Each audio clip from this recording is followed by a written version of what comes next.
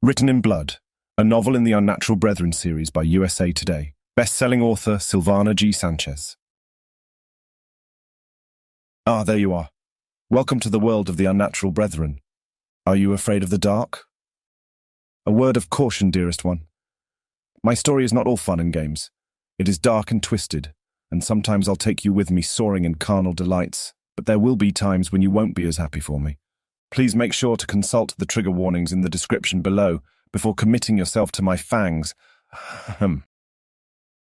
I mean, my hands. I'll give you a minute just to do that now. Are we all set then? Good. My name is Ivan Lockhart and you're in for quite the ride. Shall we begin?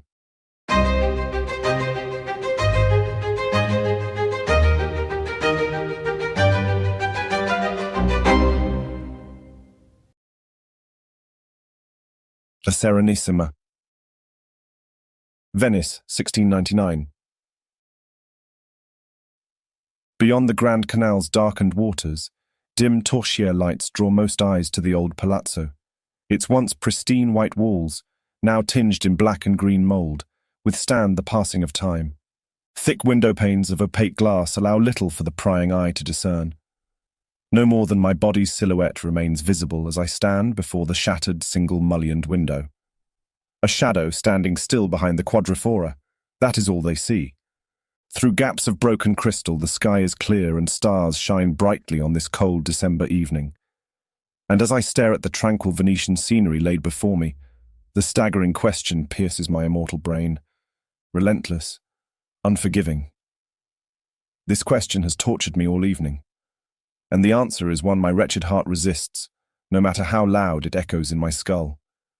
As I place my hand on the window, the coldness of the evening breeze filters through my fingers and brings ease to the unfathomable limbo of uncertainty where my mind dwells. The world outside stands on the verge of entering the 18th century, and the time's changing tides strike hard against my wretched spirit as I struggle to make sense of the horror this room withholds. I find some peace staring at the passing boats at this late hour, and listening to the canal's waters softly crashing against the palazzo's gates in a hypnotic cycle, wave after wave. The green, velvet-lined armchair appeals to me more than I thought it ever would. Exhaustion takes fast hold of my heart, and I need it. Even if the mere notion of sitting on that chair repulses me beyond description. I slip onto the seat and take one deep breath. The penetrating scent of blood filters through my nostrils and fills my lungs. The soft, lingering perfume of roses and bergamot finds its way into my lungs as well. No matter how much my mind entertains it, the reality remains unavoidable, unchangeable. But surely if there has ever been a creature capable of overcoming such a tragedy, it's me. Yes, I am nothing but blood and bones. But I'm also, in the dark, bound by blood. I'm the sublimation of the changing world, the essence of change that cannot change. Perfection assumed in all its flaws, the result of mutation and adaptation.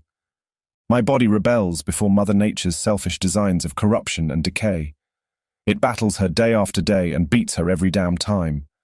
The perverseness of my nature has long been described as evil and has endured millennia, each period bearing a different name: the damned, the undead, blood drinker, shroud eater, and more recently, people refer to me as vampire. Vampire is a term I've learned to appreciate the most because it entails no relation to damnation, evil, or the nature of my means of survival. Although linguists would argue its Slavic origin, the word uber, meaning witch, but I couldn't give a damn about any linguist's opinion. I care for the meaning the word evokes per se, the one that reverberates inside my preternatural ears whenever it's thought of or pronounced by my prey. And being the devil in question, I would say that is enough to settle the argument. I'm the very core of evil for all I know, and I do not care one bit, nor do I carry this title as a burden. I'm quite happy to have become this villainous fiend, this devil that prowls in the shadows and feeds from the pits of its victims' hearts, a demon that drains the life out of their precious arteries with the sharpest of fangs. But I digress. I pride myself on being the unnatural creature that I am because, without a doubt, becoming a vampire has been my coup de grace in beating death, my old friend, my longtime companion. Death's shadow latched onto my own the day I was born. It's tempted me with its pompous lies ever since. Like a wanton whore, it lurked behind every street's corner, beckoning me with its nasty appeal, again and again, only to be rejected. All men are doomed to the grave from the minute they're thrown into the world, yes. But I'm afraid death took a rather keen interest in me from the start, as you will soon discover. Christened in the dark blood, I remain forever unreachable to the touch of death's cold and crooked fingers. Therein lies my victory. And as I sit here by the chimney's hearth, I should be happy and even ecstatic because of my triumph. But I'm not. Instead, I search within the hearth's licking flames for a thread of sanity that may bring peace to the pandemonium that broke into my life this evening.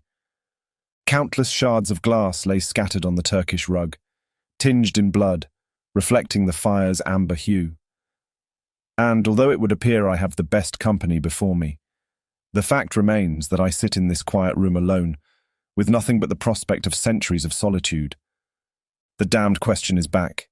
It echoes in my skull. Crushing all hopes of my survival, its ruthless fangs plunge into my wretched heart over and over again with no mercy.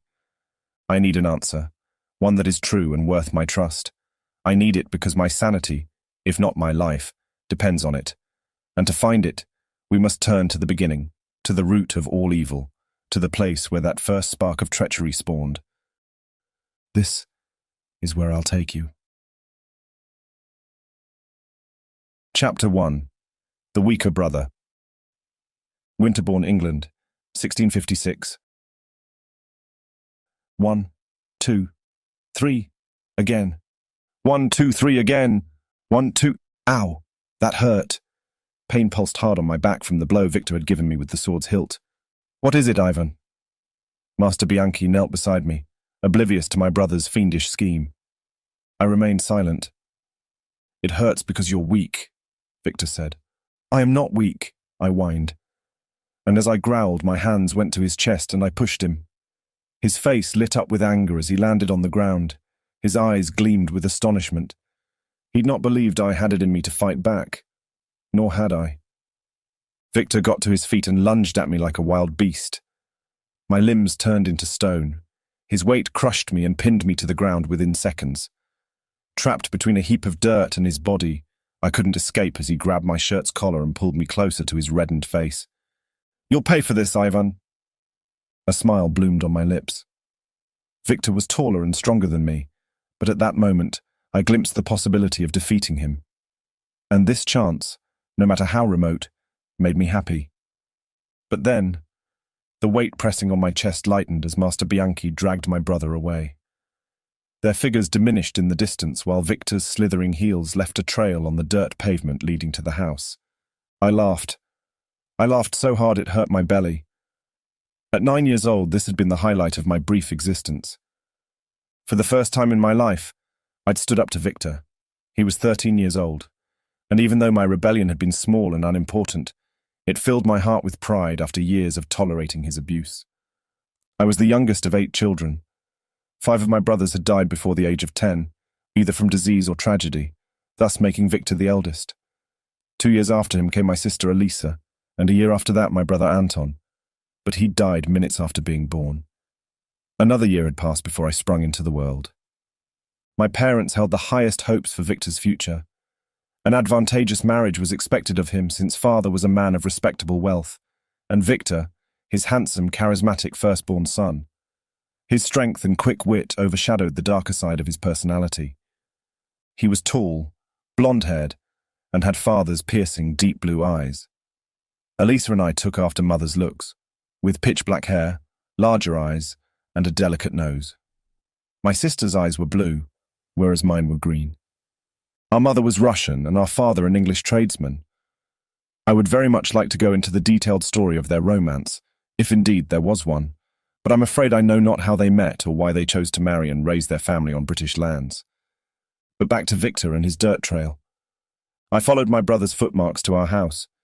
We lived in a small town a few miles outside of Bristol. Father's business was successful, and we wanted for nothing.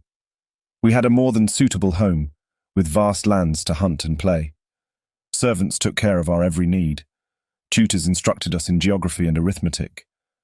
They taught us to read and write Latin and Greek at my father's insistence. Mother cared little for our academic instruction. Nothing can prepare you for life. No matter how much you strive for its conquest, it will always strike you in the face, was one of Mother's favorite sayings. And I think she said it often because she knew it drove my father mad. And then, of course, there was Master Bianchi, our fencing instructor. The Italian master swordsman now shoved my brother back into our house, shouting harsh Italian words I could only assume meant to scold him. I stopped at the doorway, noticing the rose bushes lining the entrance, moist under my fingers. I snapped a pink rosebud and carried it with me as I entered. The musela's spiraling melody twirled in the air. Elisa practiced as she did every single day, and even though she excelled in the instrument's execution, I'd listened to that song for weeks, and I wished she would learn it already and move on to another piece. The rosebud trapped in my fingers found its way over the musela's cover while I watched her play. Her musical repertoire was a vast one, though why she obsessed with that melody remained a mystery to me. "Play something else, Elisa," Mother said as she headed downstairs. "I beg of you, child." So Mother had enough of it too, had she? A cacophony of clanking pots tangled with Elisa's escalating melody, and Cook's quarrels with the scullery maid. "Come here, you senseless girl," Cook said. "You best tell me where you hid that cheese or else—" "What cheese? I know nothing of no cheese. What is all that noise?" Mother headed to the kitchen to settle the dispute. "I will not allow such behavior in my house." Her smooth silk skirt brushed my arm as she moved past me, clenched fists hanging on her sides. The harpsichord's tumbling notes faded behind me as I approached the parlor, muffled by Master Bianchi's voice. I daren't enter without Father's permission, so I remained at the door and peered inside through the crevice. "What now, Master Bianchi? I have pressing matters to look after." "I must be off to Bristol immediately," Father said. "Those damned slave traders want my ships for their loathsome dealings. I tell you, I will not have it. So, if this matter can wait—" "This cannot wait, Mr. Lockhart. Victor must be disciplined. I will not allow his dishonorable conduct. The boy must learn that honesty is the making of a good swordsman." Father uttered a brief laugh of amusement. "Nonsense, Master Bianchi," he argued. "If there's anything lacking in a fight, it's precisely that. Victor is smart enough to seize an opportunity. He must take advantage and win. Always win." My father chuckled, delighted by Victor's shrewdness. He ambled towards him and patted his head, a forgiving smile easing on his lips. Master Bianchi's head hung low as he pondered his following words. "Then I'm afraid I can no longer instruct your children," he said. My eyes flew open as I stood still in my lurking spot. Master Bianchi could not leave. This was my fault. Had I kept my hands off Victor, none of this would be happening. Before I could devise a plan to stop this madness, Master Bianchi opened the door. I took a few steps back, staring at his towering figure, unable to restrain my astonishment. My lips parted, but no sound came through. The door snapped shut behind him while he gazed down at my innocent, prying eyes. He then knelt before me and held my shoulder. "Heed my warning, little one," Master Bianchi whispered. "Take care of your heart. It's much too pure, and tainted hearts will always seek advantage over yours. You must sharpen your senses from now on, boy." He patted my back and left. My mind went blank, numbed. My young brain could not fathom the extent of this loss, and once again, I turned into stone. But this time, it was not out of fear. It paralyzed me to realize Master Bianchi's absence would change everything. Its impact on my life remained a mystery. The door creaked open. A second later, Victor stormed out of the parlor, holding his chin up with an air of triumph. As he walked past me, he shoved me against the wall, and only then did he lay rabid eyes upon me. "Tick-tock, little brother," he taunted. "Tick-tock." A twisted grin. Tick-tock. His words reminded me my days were numbered. Since 5 of my brothers had perished before reaching 10 years of age, what was to make my case any different? This awareness frightened me enough, without my brother's bothersome warnings. "Soon I won't have to deal with you anymore," Victor sneered, and went upstairs. I believed Victor's prescient words as if they were holy scripture. But far from lowering my spirits, this awareness spurred my thirst for life. It drove me to perilous lengths to learn what the world had to offer to an adventurous boy like me. The crackling sounds of crumbling firewood lured me to the kitchen. Mother sat before the oak table, her gaze fixed on Cook without an ounce of expression. She was a woman who chose discipline as the motherly language of love. Detached and calculating, she single-handedly ran the entire household and even took care of father's business whenever he went abroad on one of his trading expeditions. Her analytic green eyes narrowed as she stared at the pantry's wooden door. "Master Bianchi left," I mumbled. "He's not coming back." Mother showed no reaction to my words. "He did it again, did he?"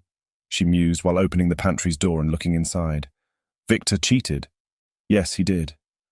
I grabbed a loaf of bread, warm and soft as it came out of the oven, smoking hot. I broke it in half with my small dirty fingers and sunk my nose deep into it before taking a bite. Mother said nothing of my bold deed, not a word of reprimand, which seemed odd at the time, but I didn't make too much of it. "I stood up to him," I mumbled with my mouth full, proud of my minor accomplishment. She closed the pantry's door and turned back.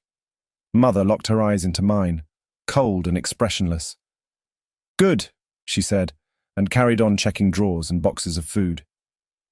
Cook seemed quite upset at her perusing about in the kitchen. Nevertheless, she offered no complaint. "He threatened me, said he would make me pay, but I don't care.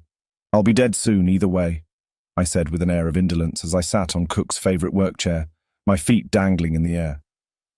Cook's eyes almost popped out of their sockets as she heard me say those words. She opened her mouth and was about to intervene when Mother glowered at Cook, urging her to abstain from offering any input. "Leave us," she commanded. Cook went to the back door, her soaked hands wrinkling her apron on her hasty way outside. Mother sat on a stool beside me. In silence, she dipped a piece of cloth into a pot filled with hot water and wrung out the fabric until it turned almost dry. She held my hands, and this warm gesture overwhelmed me because seldom had I experienced such heartfelt care coming from her. She wrapped my hands with the warm linen and gently cleared the dirt from them. First the palms, and then my fingers. "If anyone in this world can beat death, that's you," she said. Shock flew through me. "Me?" I uttered. "Why would you say that?" "Because," she whispered, "you've done it many times before.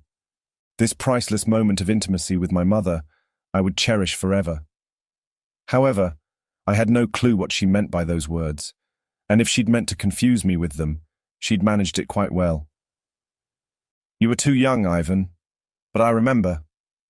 She folded the piece of linen and put it away. Mother's hands then landed on her knees, and she returned to her composed and detached demeanour. "The first time it happened, you were but 6 months old," she said. "Your brother Victor carried you outside to play. He later returned home, leaving you behind. By the time I realised your absence, 2 hours had passed, and it was nightfall. I had little hope of finding you alive. I prepared myself for the worst." She stopped, her gaze lost in the hearth. A bit of Mother's suffering surfaced as she reflected upon the loss of her children. However devastating it must have been for her, she showed but very little of her pain. As darkness grew deep, I almost gave up my search. A faint smile loomed on her lips. "But then you cried, loud enough for me to find you. Your tiny body lay trembling over a heap of snow under a tree. I took you in my arms and you fell asleep." "I was a baby," I shrugged off. "Yes, you were. And you knew when to call for me. Make no mistake believing otherwise. Your cry saved your life, Ivan," she said, raising her brow. Mother's story amazed me, and at the same time it appalled me to learn my life had been in my brother's hands at such a tender age. No wonder my other siblings had met their end prematurely, perhaps by Victor's design. I entertained the idea briefly, for I knew it was untrue. My brothers had died of disease and at childbirth, or so I'd been told. "It happened again when you were 3 years old," Mother continued. "Cook's wretched cat, Mrs. Claw, got stuck between the balcony's railings. You came to her rescue, but the creature fought through every minute, scratching and biting your small arms." She woefully shook her head. "The minute you set her free, Mrs. Claw charged against you. And as you stepped back, you slipped and fell off the balcony."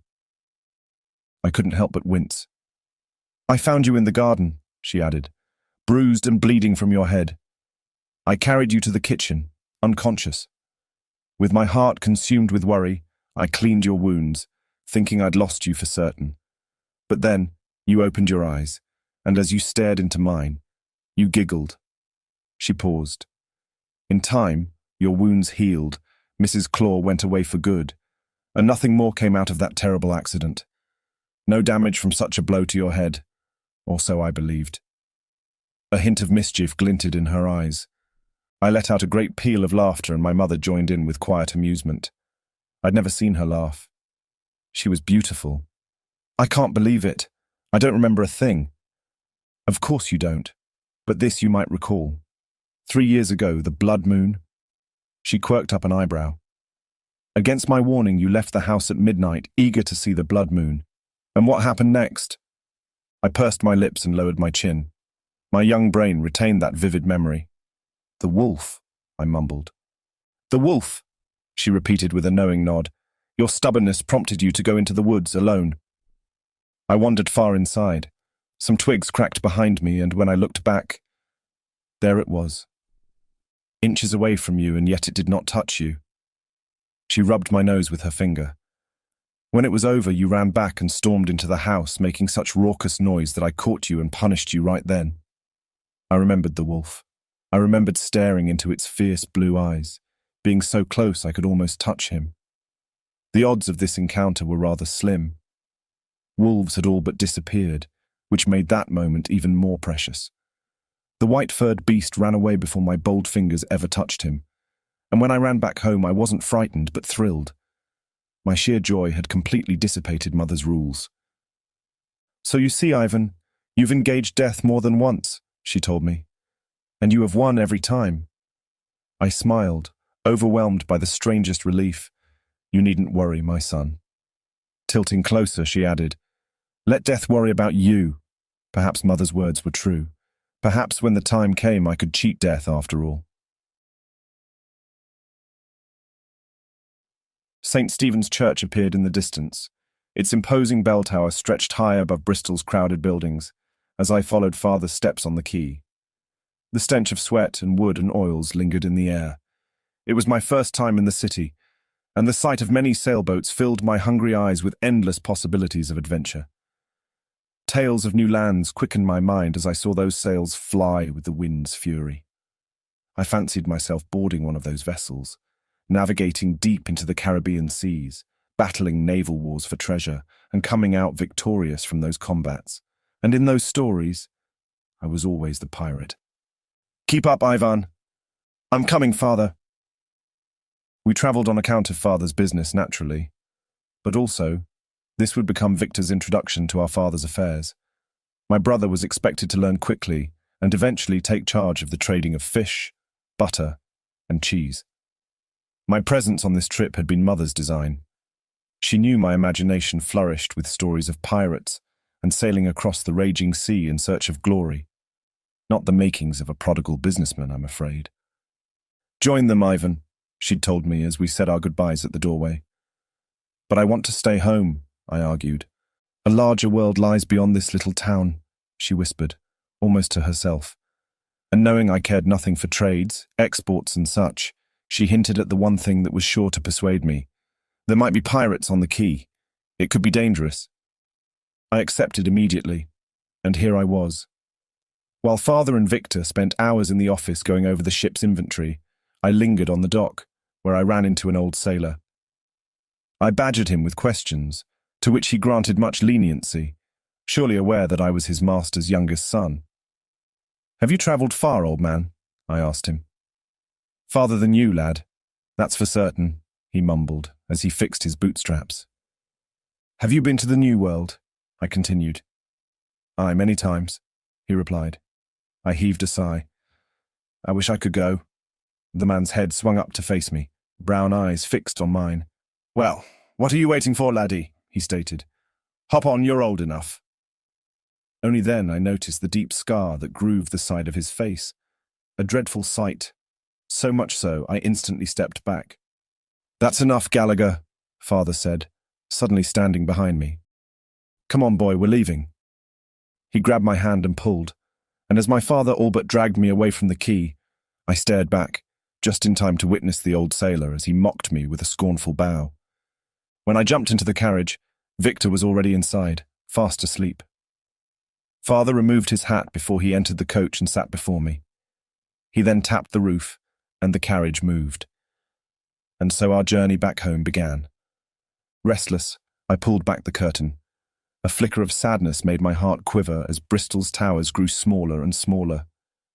"Father," I said, keeping my eyes locked on that fading view. "Yes," he replied, and his voice came drenched with exhaustion. I turned around, shutting the drape as I asked, "Can I be a pirate?" My mouth eased into a smile. "A pirate?" My father's eyes flew wide open. "You most certainly cannot be a pirate," he replied with a frown.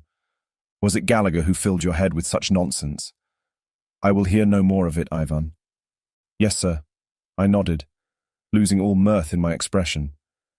Then something extraordinary happened. Father dipped his hand inside his jacket's pocket and an apple came out in his grip. He half smiled when he tossed it to me. I took it as a white flag between us, and bit hard into my fruit as I peered through the carriage's window. "Father?" I said. "Yes, Ivan." "Am I going to die next Saturday when I turn 10 years old?" As I spoke the words, I felt like the boldest creature in the world. My heart raced and my mouth went dry. Suddenly, finishing that apple gave me no interest. My father raised his brow in wonder, perhaps shocked by the talk of death coming from someone my age. "Why on earth would you say that?" he managed. "My brothers died before then," I added, tilting my head as I threw him a knowing stare. He remained silent for a moment, in which I could tell significant consideration was taking place. "I'll tell you one thing, Ivan. Your brothers died because they were weak. Nature plucked them off this good earth for a reason. They lacked the character and fortitude required to face the harsh world we live in." And there it was. Father's concept of natural selection applied to his offspring. Of course, at the time, I could not understand what he meant by those words, but I pretended to, nonetheless. "So, the answer to your question is another question, son," he continued, grabbing the apple between my hands. "Do you have what it takes to keep living? Are you strong as your brother Victor?" He pointed at him with the fruit. "Or are you weak like Anton, or any of your deceased brothers?" With a shrug, he sank his teeth into the apple. Father's answer shook the floor beneath my feet. I knew he thought me weak because I wept when suffering from Victor's abusive schemes. I had only decided to stop tolerating his mistreatment a few months ago, since I was about to turn 10 and die anyway. The days until Saturday carried on slowly, painfully so, until the dreaded day came and I turned 10 years old. Nothing happened. The following day, I counted myself as a survivor. And once it became clear to me that lightning would not strike me on my birthday, or any other day soon, the most liberating sense of empowerment overcame me. My gripping fear of death vanished as the years went on, and I realized death would not chase me down the street when I least expected it, or at least this notion concerned me less as I grew up. Life offered too many beautiful distractions for someone as curious as me. They left no time to reflect on my defiant nature against premature death. Chapter 2. The Red Fox. Uncommon as it was in these lands, it snowed. I ran to the stables to fetch my horse. Victor ran behind me. Within seconds, he gained enough speed to pass me and reach them sooner. The moment the sun's first light beams struck the skies, we gathered our gear and rode out into a vast white horizon. Armed with muskets and enough daggers, we prepared to hunt as many rabbits, deer, or whatever prey met our path. Victor was an abusive sibling, no doubt about that. But he was also my one and only brother. And sometimes we do what we must to have a good time, right? Regardless of his usual animosity towards me, I did not hate my brother. He stormed out of the stables on his gorgeous white mare and soon got lost in the glacial fields, invisible, if not for his brown furred cloak soaring in the winter wind. Victor was the eldest, and that meant he got the best of everything. The best weapons and horses, the best clothing, and our parents' undivided attention and interest. He got it all. At 20 years of age, Victor had grown much to father's likeness. 6 feet and 2 inches tall, with a lean but muscular body. He met no hardship arousing the town's female interest. Women of all ages fell for his charm. It had gotten him into trouble more than once. I had just turned 16. I gathered my hair into a low coil and fetched my black horse, Lucifer. Yes, you may laugh, but the fact remains, the name I chose scared the hell out of my parents, and by doing so, it had met its purpose. Lucifer and I galloped across the country until we reached Victor at the mountain's snowy summit. His mare was growing unsteady. Moving from side to side, it screeched a hideous cry. "What's wrong with her?" I said, annoyed by her constant neighing. "I don't know," Victor frowned. He pierced the horizon with sharp, squinting eyes. "There. What is it? I see nothing but snow for miles," I whined. "A red fox, Ivan. There by the lake," he muttered, impatient. "Come on." Victor's mare reached the lake's embankment long before I did. I dismounted and secured Lucifer's reins to a tree. I found my brother standing by the frozen lake shoreline, motionless, his stare locked on the fox's fierce yellow eyes. "You cannot possibly get him, Victor," I argued as I drew near. "We have no hounds to fetch him. This is nonsense. We were supposed to hunt deer." But Victor remained silent, unresponsive. And at that moment, it was as if I did not exist. In my brother's mind, there was only him and his prey, and the frozen lake standing between them. He removed his gloves and then spoke in a soft, almost inaudible voice. "Kill it," he said. His hand moved in my direction, stealthy as he clutched his newest hunting knife and offered it to me. The fox turned into stone, caught in my brother's menacing gaze. It shocked me. Victor, handing me his precious dagger, granting me his prey. It was completely unheard of. Perhaps this small gesture meant the end of his disdain for me. Perhaps, now that we were older, Victor and I would no longer be enemies, but accomplices in life. "Is this a truce you offer with this dagger, Victor?" My heart pounded hard against my chest. A voice in my mind instigated me to take that knife and plunge it deep into the fox's heart, forever sealing the relationship I'd always dreamed of having with my brother. "I can't," I said, to my astonishment, and his. Something stirred in my loins when I contemplated that poor creature as it stood beyond the lake, helpless. Once I noticed its legs stuck between the roots of a tree, I realized the fox's terrible disadvantage, and my brother's vicious gaze added much more to its fright. It was wrong. I couldn't do it. "Be a man, Ivan," Victor pressed. "Kill it." This time he shoved the knife against my arm. "I will not," I said with a cool, determined voice. "You are hopeless, Ivan," Victor said under his breath. He tossed the dagger at my feet and drew a larger hunting knife out of his boot, where he always kept it. With impressive skill, he turned it over with his fingers as he crouched like a wildcat, never parting his eyes from the fox. "You're not going anywhere," he whispered as he moved. "You're mine." And the creature stood as frozen as the lake when my brother lunged at it and seized it in his powerful hands. He then plunged the knife straight into the creature's heart. It whined, and that was that. A clean kill, but was it? Victor raised his prey sky high for my eyes to see, and he laughed, unable to conceal the wondrous satisfaction of his triumph. "I can't believe you did it," I mused. "I can't believe you'd make an unfair kill." Indeed, my brother surpassed all expectations. A reason for father's pride, I'm certain. He cleared the blood from his face with his hand, and then squeezed my cheek with bloody fingers. "You better believe it, little brother." Then I heard it.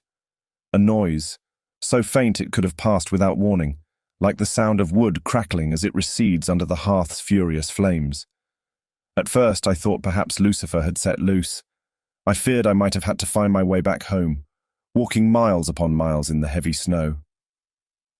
Victor was laughing so hard I bet he never heard it. With the back of my hand, I wiped the blood from my face. Victor tossed me the dead animal as if it had lost all meaning to him. The coveted treasure once gained, deprived of its value. I caught it and went back to check on Lucifer. I'd wrapped the reins tight around the tree. Lucifer was secure. I slipped the fox into my satchel and fastened it to the saddle. I heard it again.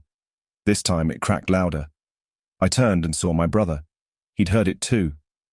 His eyes went blank with horror, and his lips parted without uttering a sound. And the next thing I knew, the ice broke beneath my brother's feet, and his body plummeted into the chilling water. He disappeared from my sight. I stopped breathing. My body froze. But something inside me triggered every muscle anchored to my bones to move, and I did, against every shocked fiber in my being. I ran towards the lake's embankment and stepped further in, only to discover floating chunks of broken ice and my brother's absence. This isn't happening. This is not real. Panic swept over me. I took one more step and loomed over the water. My desperate eyes searched for a trace of his furred cape, but found nothing. Tears clouded my sight. "Victor! Victor!" I screamed in vain. The stillness of the lake horrified me, and yet I stared at it, stunned beyond my senses. A minute later, my brother burst out of the freezing water, gasping for air with desperate anxiety. The coarseness of his panting breath shot a chill down my spine. He struggled to come to the verge where I stood. He was fighting for his life with such fury, and still I could not move. Victor's hands shook over the ice, clasping it in a maddening frenzy. He reached far enough that he grabbed my ankle and pulled so hard he dragged me with him into the unforgiving water. I shut my eyes. Within seconds, I became aware of the massive weight pulling me down. My soaking cloak, like an anchor, drove me deeper underwater. I moved quickly to untie my cape around my neck and shoulders, and as soon as I released it, immediate lightness overcame me, enough for my 16-year-old body to boost upward. It was me now, who faced the odds, whose quivering hands searched for that block of ice by the embankment. I emerged and opened my eyes, and the ruthless wind struck my face as sharp as 100 knives while I held onto that shore, that frail piece of hope. I'm not dying. I'm not weak. Those desperate seconds until I reached the shore broke into 1,000 pieces, each one slow and full of chaos. And in my struggle's pandemonium, I caught sight of him. A man. His tall figure, dressed in black garments and a red cloak, stood motionless before me as he witnessed the entire scene. My body slipped into the water, and once more, I found the strength to pull back up, and this time, I placed both arms over the lake's shoreline. I pushed my body upward and slithered out of the water like a serpent. And there I lay for a little while, my heart racing, coughing water, unaware of the freezing cold because of the rush of blood still pumping through my every artery. Then everything went black. I was out. How long I was unconscious, I do not know. But when I came to my senses and saw the lake's broken ice, my eyes filled with tears, and my heart shriveled, and it seemed it quit pumping blood to the rest of my body. On my knees I saw no signs of Victor, dead or alive. My trembling hands covered my face, which was so numb I could not feel the tears spilling. I only knew I was weeping because of my blurred vision. I would have stayed locked in this painful trance, if not for Lucifer's sudden thump on my back. Somehow Lucifer had set loose, and he remained by my side.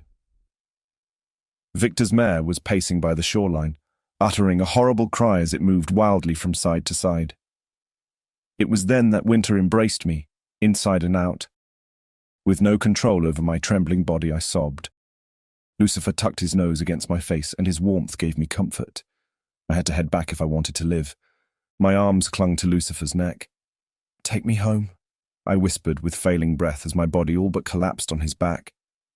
I was conscious on and off during the way back home. By the time Lucifer arrived at the house's gates, I had reached a point beyond exhaustion. My body slid off the saddle and crashed into the snow, and I embraced this moment dearly because it came as the ultimate release of my senses. Whether I would live or die remained a mystery to me, and I cared little to unveil it.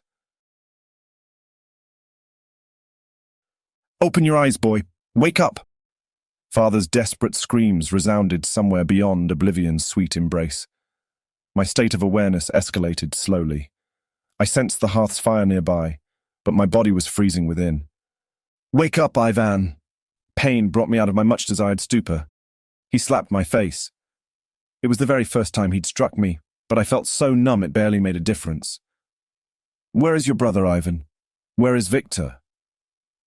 I heard the words, but it took a while for my brain to discern their meaning. Mother was sobbing in the background of this one-sided conversation.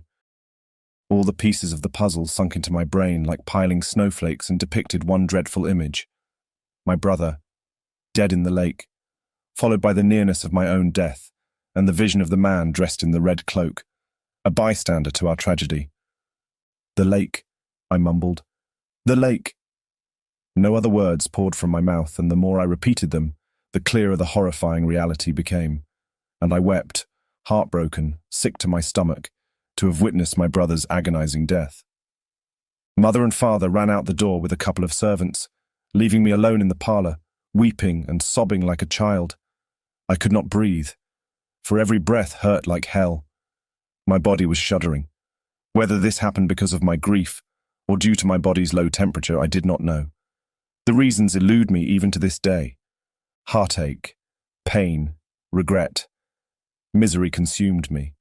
I longed for nothing more than to return to that delicious state of unawareness, that wonderful place where my mind shut off and detached from all suffering. I closed my eyes, willing to let go and perhaps never return. But the warmth of her hand brought me back. Her soft fingers touched my cheek. "You will survive this, Ivan," she whispered. "I may not want to." I tried to say the words, but no sound came through. "John, take him to my room, quickly," she ordered. Everything went black. The sight of woolen tapestries filled my eyes when I came back, embroidered tales of dragons and damsels in distress. Or was it a hunting scene? I blinked and narrowed my focus. It was the goddess Diana, stretching her bow and arrow, taking the aim at a herd of deer. "The goddess of the hunt," I mumbled. "She vowed never to marry." For a split second, the tapestry's figures moved. Diana fixed her curious eyes upon me and then turned to her prey as she stretched the bow's string. The deer stood paralyzed, frozen, like the red fox. The servant eased me onto the bed. "Leave us," Elisa said. The minute John closed the door, she ran to my side. Her deep blue eyes loomed over me. Was this a dream? Elisa removed all traces of my drenched clothing and dried my body with a washing cloth. The hearth's heat spilled over every inch of my bare body in comforting waves. She pulled the heavy covers over me and topped them off with her furred white cape. Elisa hurried about the room, but I could not make a clear image out of her. The details of her delicate face appeared only when she drew near. "You will live, Ivan. Do you hear me?" she said, indifferent to my stupor. Her lustrous hair fell down her back in locks of black waves.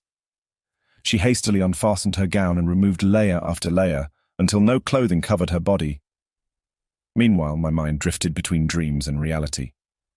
Suddenly, Elisa's body lay next to mine beneath the covers.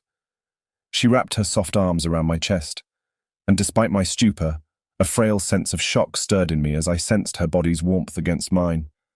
My brain shut off again, but this time it did amidst the comfort of her warming embrace and the seductive perfume of her skin. Chapter 3. Cruel Mother Nature. Darkness engulfed me for quite a long time. I embraced it with all my heart. Whether I dreamed mattered little to me. My mind was safe and detached, and somewhere far away from facing any consequence of my actions at that lake. At one point, the comforting dark veil dissolved before my eyes, forcing me back into the four walls that confined me.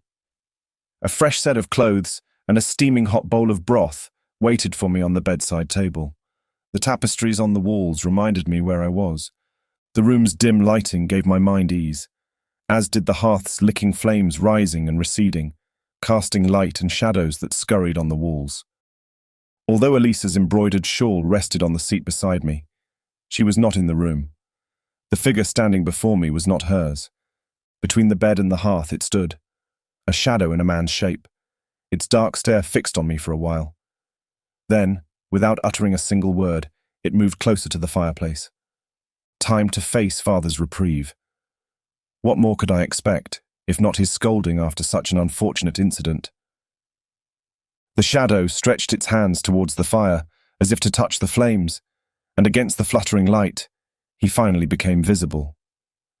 Water dripped from his wet blonde hair onto the hardwood floor while his quivering hands sought the fire's warmth. The drenched shirt shrunk against his back and elbows, as did his breeches to his legs. No signs of footwear did I see. Soon it became clear this was not my father. "Victor," I said, "is that you?" He remained silent, his eyes set on the flames. But I could not fool myself. It was him, my brother, Victor. He was alive and probably very angry. Instant apprehension washed over me. "Victor, I'm so cold," he breathed. With my heart pounding hard against my chest, I grabbed the set of fresh clothing. "Here," I said. "You can have my—" As I lifted my gaze, the blood chilled in my veins, for any trace of my brother's presence had completely vanished. I whipped my head towards the door. The only way out of the room, locked, unless he'd scurried through the window, but the latch was shut close too. Where had he gone? How many hours had passed?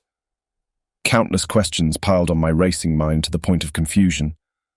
I sat on the bed, stunned as I looked back on every second concerning my brother's fate, from the moment we'd stepped out of this house to the last time I'd seen him emerge from the waters.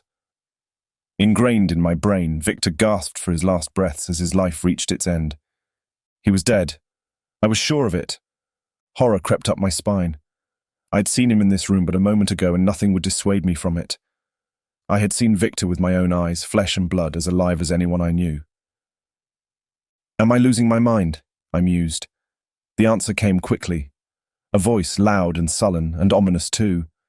This voice delivered the words I'd feared the most since my eyes opened to this room. Merciless, it spoke. "Your brother is dead, Ivan, and you killed him." Woe struck me harder than father's slap across my face. It hollowed my heart. I'd never tasted pain before, but its foulness hit my palate for the first time that very instant. Unbearable as it was, my body retched, fighting against it. No sooner had I grabbed the basin beside me than I'd filled it with a repulsive dark liquid streaming out of my mouth. After that was finished, I wept. Between sobbing cries, my spirit cracked in half and plummeted into a dark, soundless void. Had I remained asleep, nothing but silence would have embraced me. "Why am I awake? I want to sleep," I growled, and tossed the bowl of broth and vomit across the room.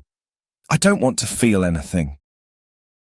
But I did feel, and it was despair. It was dark and richer than any other feeling I'd ever experienced. As poisonous ink, running through my veins, it spread across my entire being, casting a permanent trail of hopelessness on everything it touched. Something died in me then, and although my grief thwarted me from seeing it, I sensed it well enough to suffer for it. The door creaked open, a prodigious sound that tore me from this torment.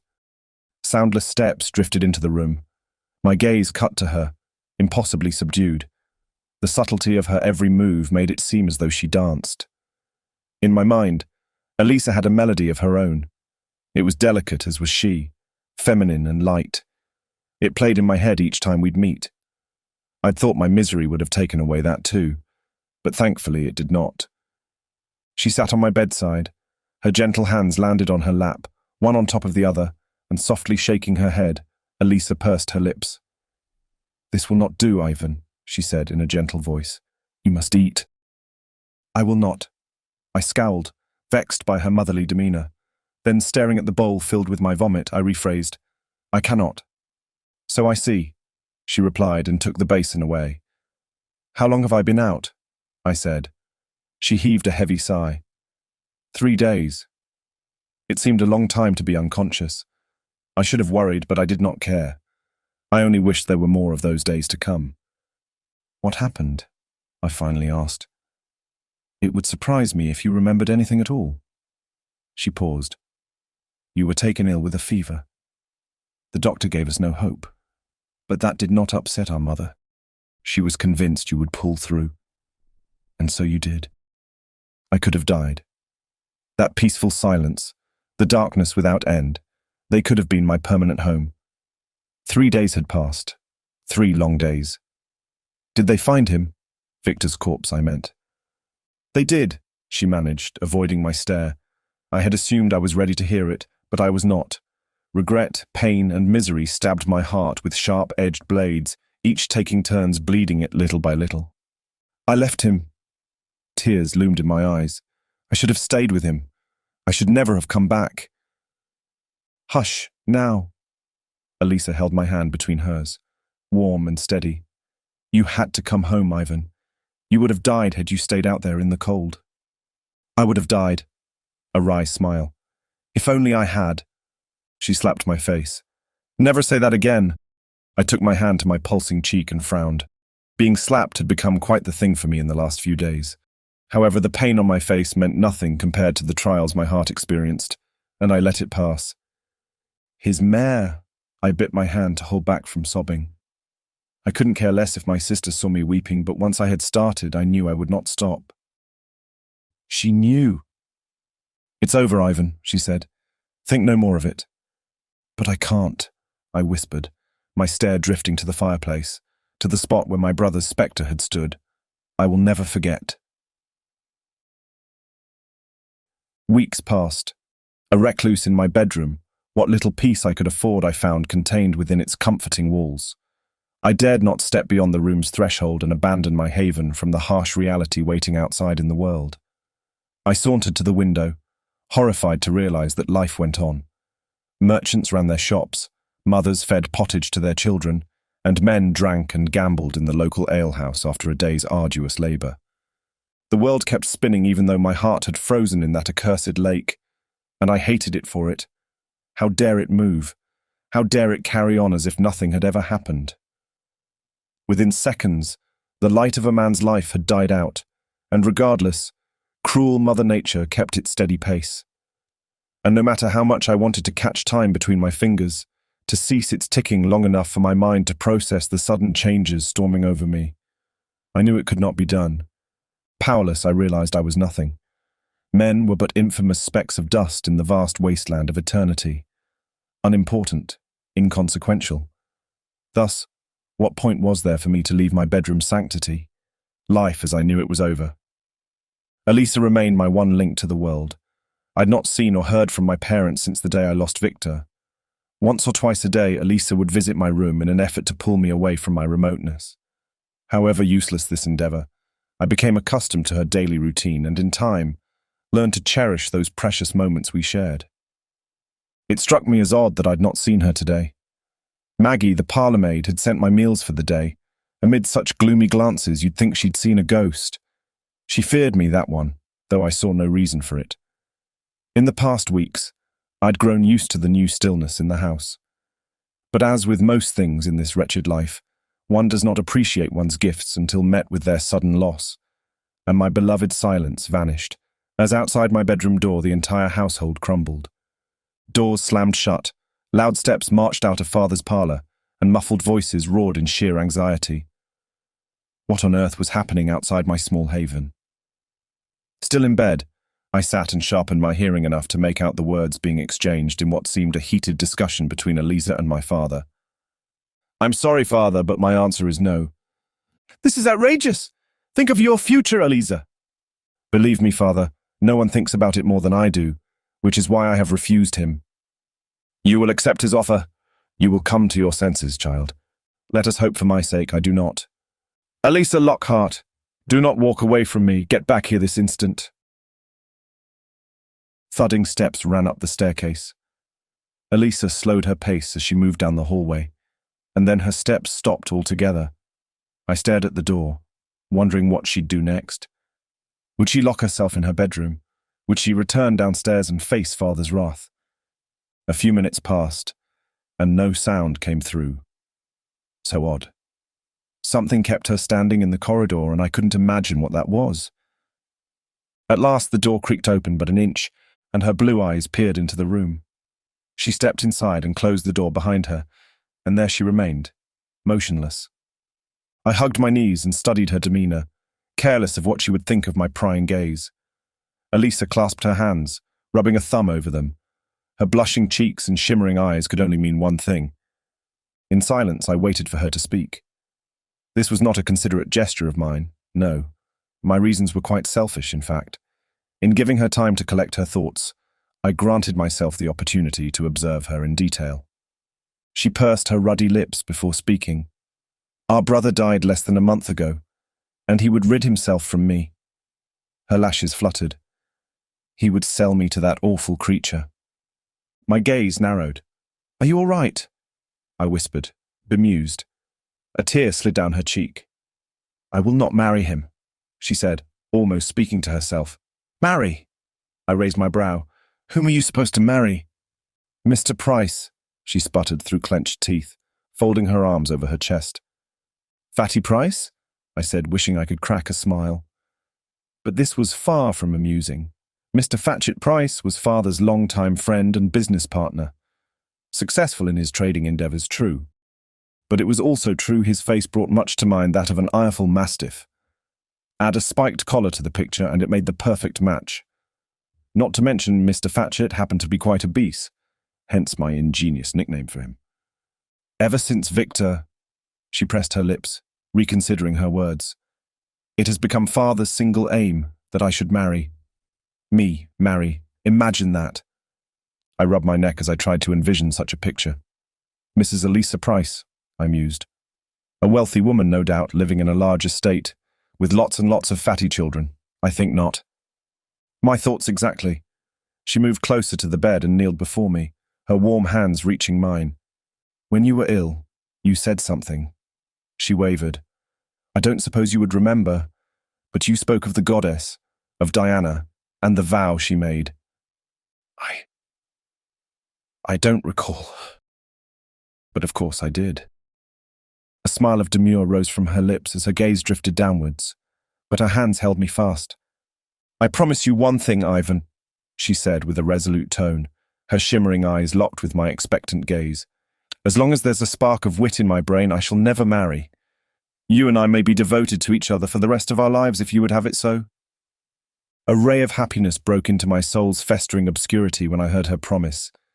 Had I had any intentions of living, I would have agreed to it, and I would have said it had not 1,000 words built up in my throat and hindered my tongue from speaking.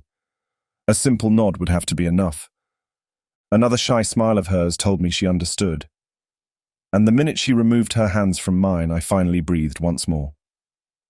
I take it you've already refused him then, I said, immediately chastising myself for my stupid question. Her eyes widened in amused disbelief. Have you not heard my refusal? She replied. Father scolded me with the entire service as his witness. Oh, that, I mumbled. I did hear it, quite clearly. How was it I had immersed myself in Elisa's world? A few hours ago I'd cared for nothing and no one, but as I thought about it, I realized it had been the exact opposite. All I cared for was me and my pain. Steering my attention away from my troubles seemed to bring ease to my spirit. Any other news? I asked, eager to put my theory to the test. Let me think. She sat on the bed near the footboard. Elisa let her long hair down and began braiding it. Oh yes. Last night, before serving dinner, Cook fainted. She fainted? I echoed, intrigued. Elisa nodded and finished her long braid, which she tied up with a blue ribbon, cobalt blue, as her gown's fabric, a shade that matched her eyes. She was about to serve dinner, that hideous porridge, remember? The one she'd make for us when we were taken ill as children. I nodded.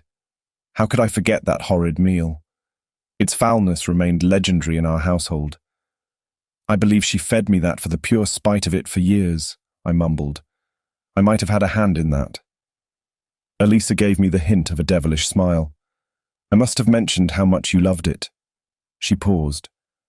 Sorry, Ivan.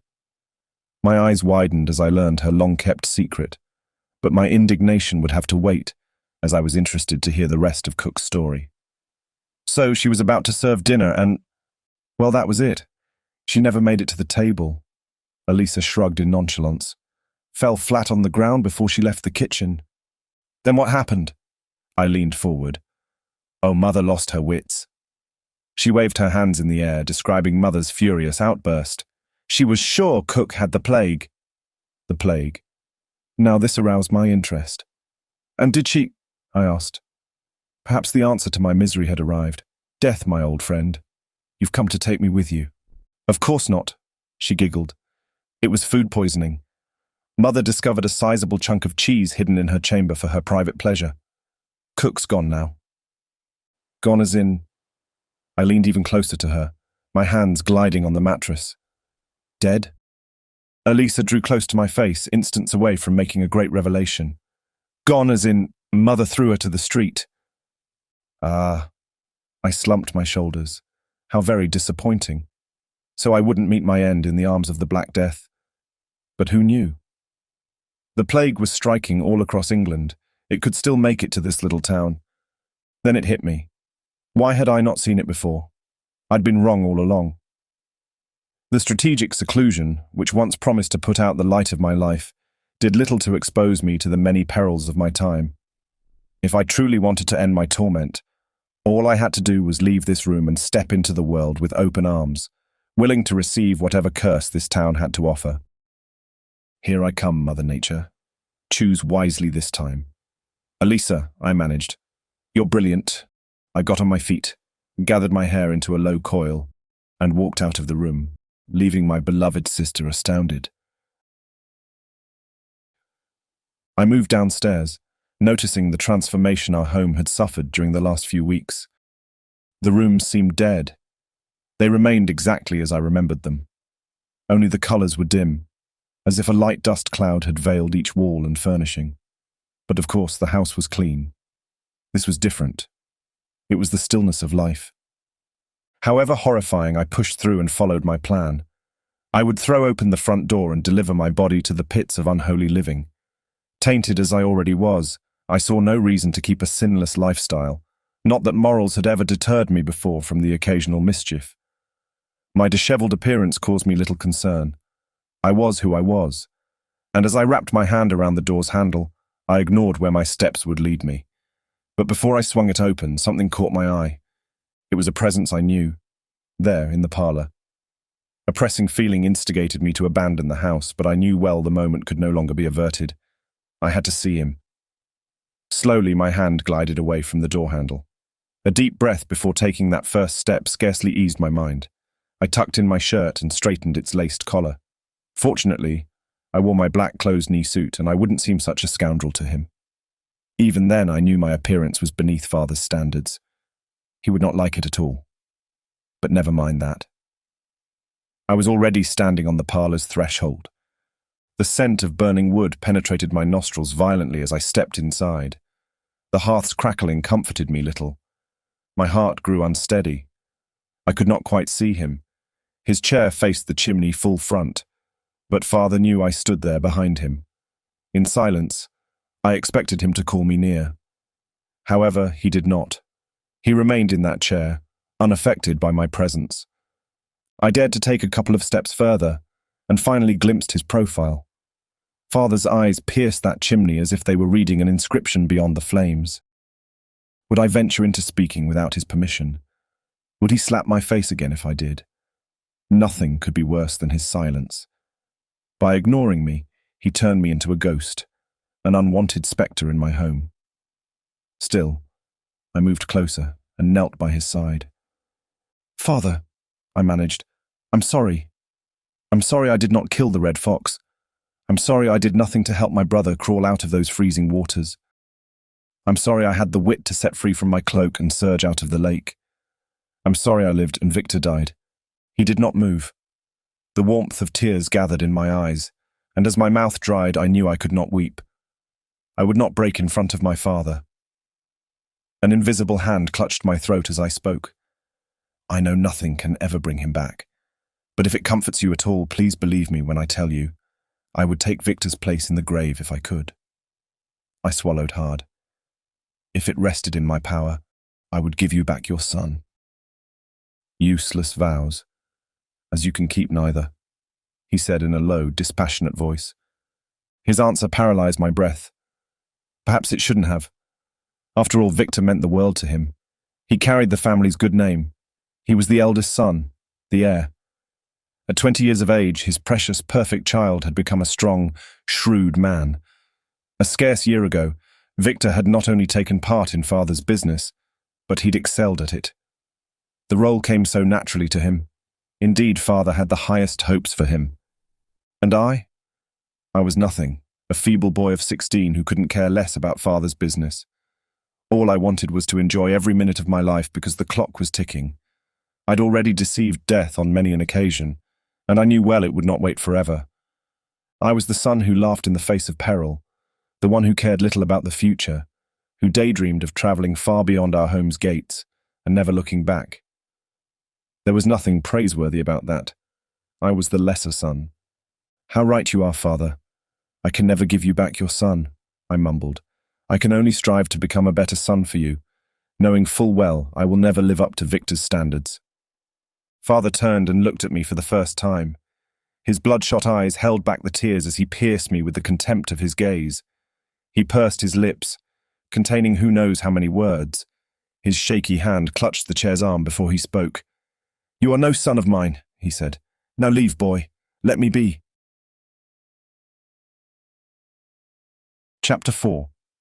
The Roads to Pleasure and Perdition. Dawn's first rays tinged the sky as I walked out of the establishment. No sooner had the signs of my drunkenness started to wear off than I'd already taken hold of another bottle of wine. Numbed beyond my senses, that is how I wanted to stay, and how I'd managed to stay for the past 8 years. I stopped at the entrance, taking in the stillness as Bristol woke up to a new day, broken by the sudden squawking of seagulls drifting from the quay nearby. "Ivan," a soft voice said, pristine as the chiming of a silver bell. Out of the corner of my eye, I glimpsed the sensuous body of the woman I'd made love to some hours ago. She was leaning against the door's jamb, waiting. "You forgot something," she added with a hint of mischief. I cracked a smile and turned. "Did I?" I replied, matching her playfulness. "And what would that be, my dearest Brigitte?" I met her at the door and leaned against the frame. My gaze lingered up her wavy auburn hair and roved over her rosy cheeks, pale freckles and pink lips. A pair of lovers, we seemed. A lady and his betrothed, meeting at the break of day, exchanging furtive glances and saying their farewells, unwilling to part from each other's arms. However dearly I cared for this image, it could not be further from the truth. She was no more a lady than I was a nobleman. Reality seeped through the veil of illusion. She was a French courtesan of London's Rosemary Lane, and I was no more than a paying consumer of her services. I'd paid in full before spending the night with her, however. What could I possibly owe her? "Well," I whispered. At once she pressed something into my hand. It was round and metallic, and as soon as I figured out what she'd done, I shook my head. No, I mumbled, opening my hand to reveal 2 gold coins. The 2 guineas I'd given her as payment. "Have I done something to displease you?" I had to ask. Why else would she return the money to me? Brigitte's green eyes shimmered for an instant, and half a smile drew on her face. "You're mistaken," she said warmly. "This is too much, Ivan." "You're worth every shilling, my dear," I whispered as I slid the guineas back into her hand. "Well, in that case," she opened her lace-gloved hand and took a coin. "You get 1 guinea too." Brigitte winked teasingly. As fast as I could, I stifled the laughter that assaulted me. I only refrained from it because she might have taken offense and misjudged my blissful reaction for that of scorn. I took the money and slipped it into my pocket. A ripple of warmth rushed to my face, flattered by someone whose expertise clearly outshone mine. "God," I said, stepping away from the tavern. "I love Bristol." I threw my arms in the air, gripping my bottle of wine. Brigitte's laughter, crisp and natural, resonated behind me as I strolled away from the house that had seen more of me in the last few days than my home. Her praise fed my vanity and gave me a reason to smile, but as I did, my happiness faded. Dearest Brigitte had been right to give me half the earnings, for she and I were equals. Both of us carried more sins than a single man could bear. A few feet away from reaching the harbour, I halted and poured the last dregs of wine down my throat. Its bitter taste dried my mouth. Unhurried crowds gathered on the wharf as they prepared for the day's activities. Sailors and merchants equipped their vessels before engaging in their journeys. Workers pulled packed cartwheels along the quay's main road, and children played by the shoreline amid crumbling wooden crates and the remains of a long-forgotten boat. A pair of youths caught my eye. Brothers, by the looks of it. The eldest dragged a boat's carcass along the muddy ground and left it on the shore. "Hurry, Danny," he said, waving his hand high in the air. "Get in!" The younger boy, Danny, must have been 6 or 7 years old. His brother's command gave him enough pause to hold his steps, but at last he obeyed and hopped into the small floating vessel. He got a good launch into the river from his brother, and within seconds, The boat drifted away from the shoreline. I followed their games from a distance, secretly captivated. "Hide the treasure, Danny," the boy said, dipping into the water. He then tossed him a small brown leather bag. "Hurry!" Their innocent laughter filled my spirit with hope and longing. It cast blissful echoes into the vacuum of my soul. And then I cherished the happiness of my former years, as I recalled I'd known that bliss once, long ago. "Jamie!" the boy wailed nervously, holding onto the wobbling bark. "The boat, it's sinking!" The children's panic permeated the air. "Stop moving, Danny," his brother said. "Jamie, I can't swim," the youth stammered. "Help me." He stood on the tilting boat. Submersion of the vessel was imminent. Its wooden planks yielded to the water, inch by inch, slow and steady. Whatever drowsiness the wine had caused me vanished in an instant. My pulse quickened, and before I realized it, I was running to the shoreline. But it was too late. The boat turned over, and the child splashed into the water, at once, swallowed by the unforgiving river. Fear seized every muscle in my body and pinned me to that shore. Tears blurred my vision as I quickly lost all hope of ever setting free from its powerful hold. My hands quivered as they reached my gaping mouth while I stared at the water, a prisoner of sheer black horror. I could not move, and I hated myself for it. "Danny!" the boy screamed, staring at the still waters in despair. Fast as lightning, he removed his shirt and plunged into the river. He swam to where his brother had fallen and searched for him to no avail. Again he caught his breath, and again the boy submerged and disappeared from view. The seconds that followed transpired painfully slowly. When Danny's head finally emerged, I gasped. The boy coughed water as his brother Jamie gripped him. He then hauled him across the water until both reached the shoreline. I watched in undiluted awe. The boy lived.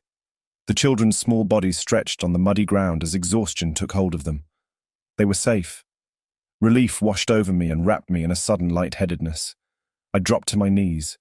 The frantic chant of seagulls swirled around me, and the world gave one quick turn. Everything went black. The humid breeze brought me back to my senses. I opened my eyes to find myself alone, lying a few feet away from the shoreline. The promising day had died long ago. I heard sails flapping against the wind nearby. The sound appealed to me like a quiet melody, reminding me of childhood dreams, rekindling my desire to discover the new world. Growing up, I'd read stories of pirates and treasures. I'd learned of conquistadors and adventurous men who'd plunged themselves into adversity, no matter how precarious the conditions of their journeys. Fate had led them to discovery, and the courage of their convictions had forever paid their rewards, engraving their names in the annals of history. Fantasies of such nature had flourished in my mind, but never once had the actual thought of leaving home crossed the threshold of imagination. Never had the choice been truly tangible. Not until my mother had opened my eyes to the endless possibilities that lay beyond our home's front gates. Then again, the revival of such youthful dreams did not answer to the sound of soaring sails, but to the overbearing load of guilt and misery that plagued my life. A journey to the new world almost guaranteed death, whether by the misfortune of shipwreck, sickness at sea, or illness gained in the new lands. Whichever the case, this was my way out, and with that thought in mind, I got to my feet and turned to the dock. Taverns and brothels came to life, flooded in torchlight, permeating the air with merry laughter and boasts of camaraderie at this late hour. The promise of ale and a woman's company lured my steps, but I resisted its appeal and followed the path to the ships instead. The men who gathered by the docks exchanged stories of the colonies that charmed my ears. A sailor spoke of women of tanned skin, soft as silk, with long black hair and sensual figures. "Pay no attention to him, boys," another said. "Tabby here fancies he's Mr. John Cabot." Resounding laughter spread amid the crowd. I moved past the small group, towards a man wearing slops and a Monmouth cap. He was on his own, silently carving a smoking pipe out of a piece of dark wood. "Are you off soon?" I said as I approached him. "What's in your eyes, lad?" he mumbled, barely parting eyes from his task. "A man desperate to finish that pipe and have a smoke," I replied wryly. The sailor's squinting eyes met mine as he released a chuckle. "All right, laddie," he said. "You've got my attention.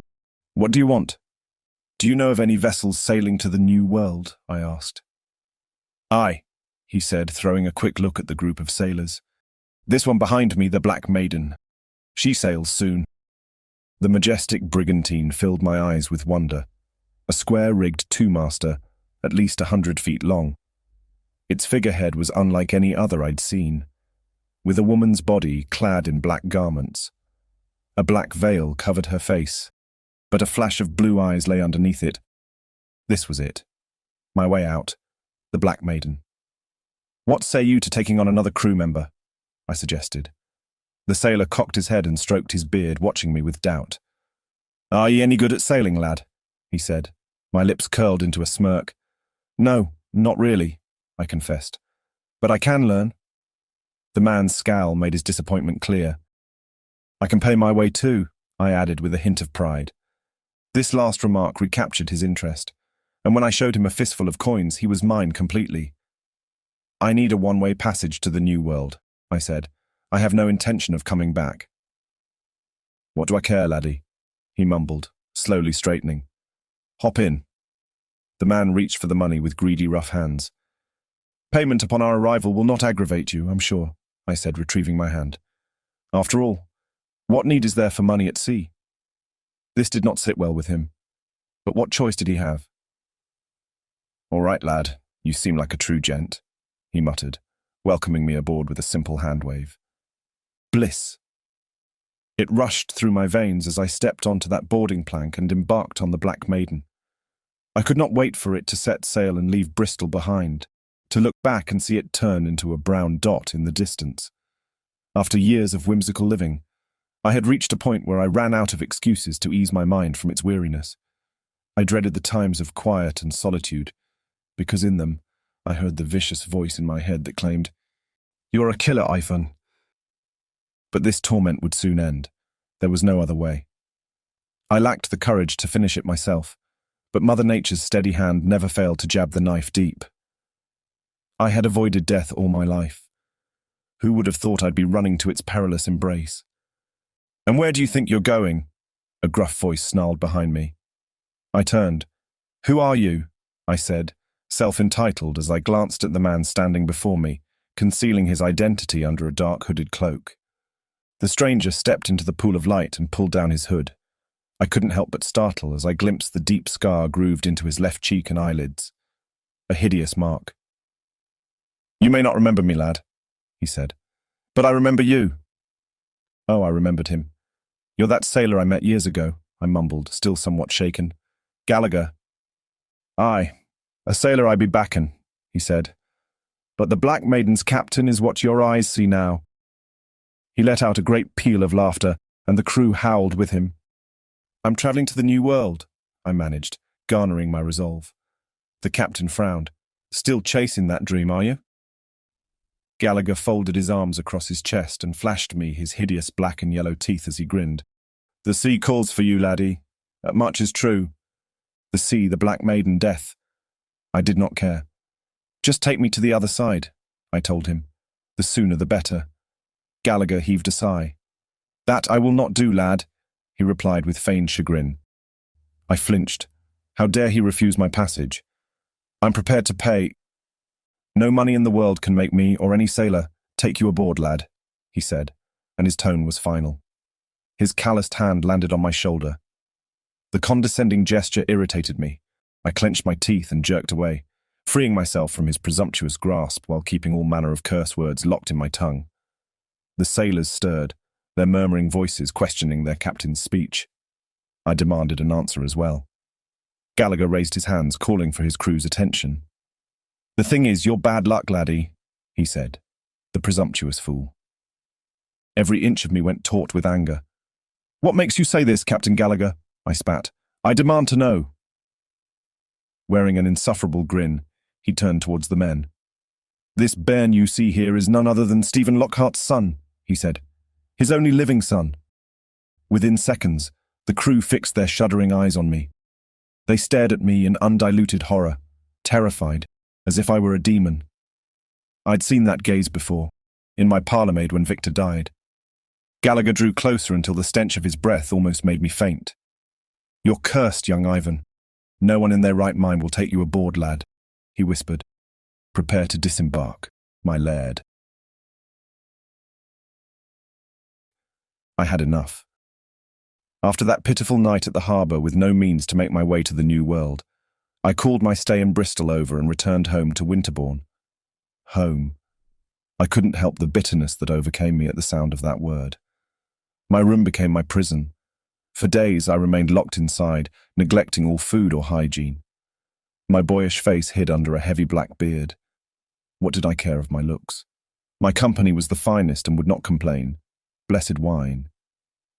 Terrorizing nightmares followed the precious hours of my drunkenness.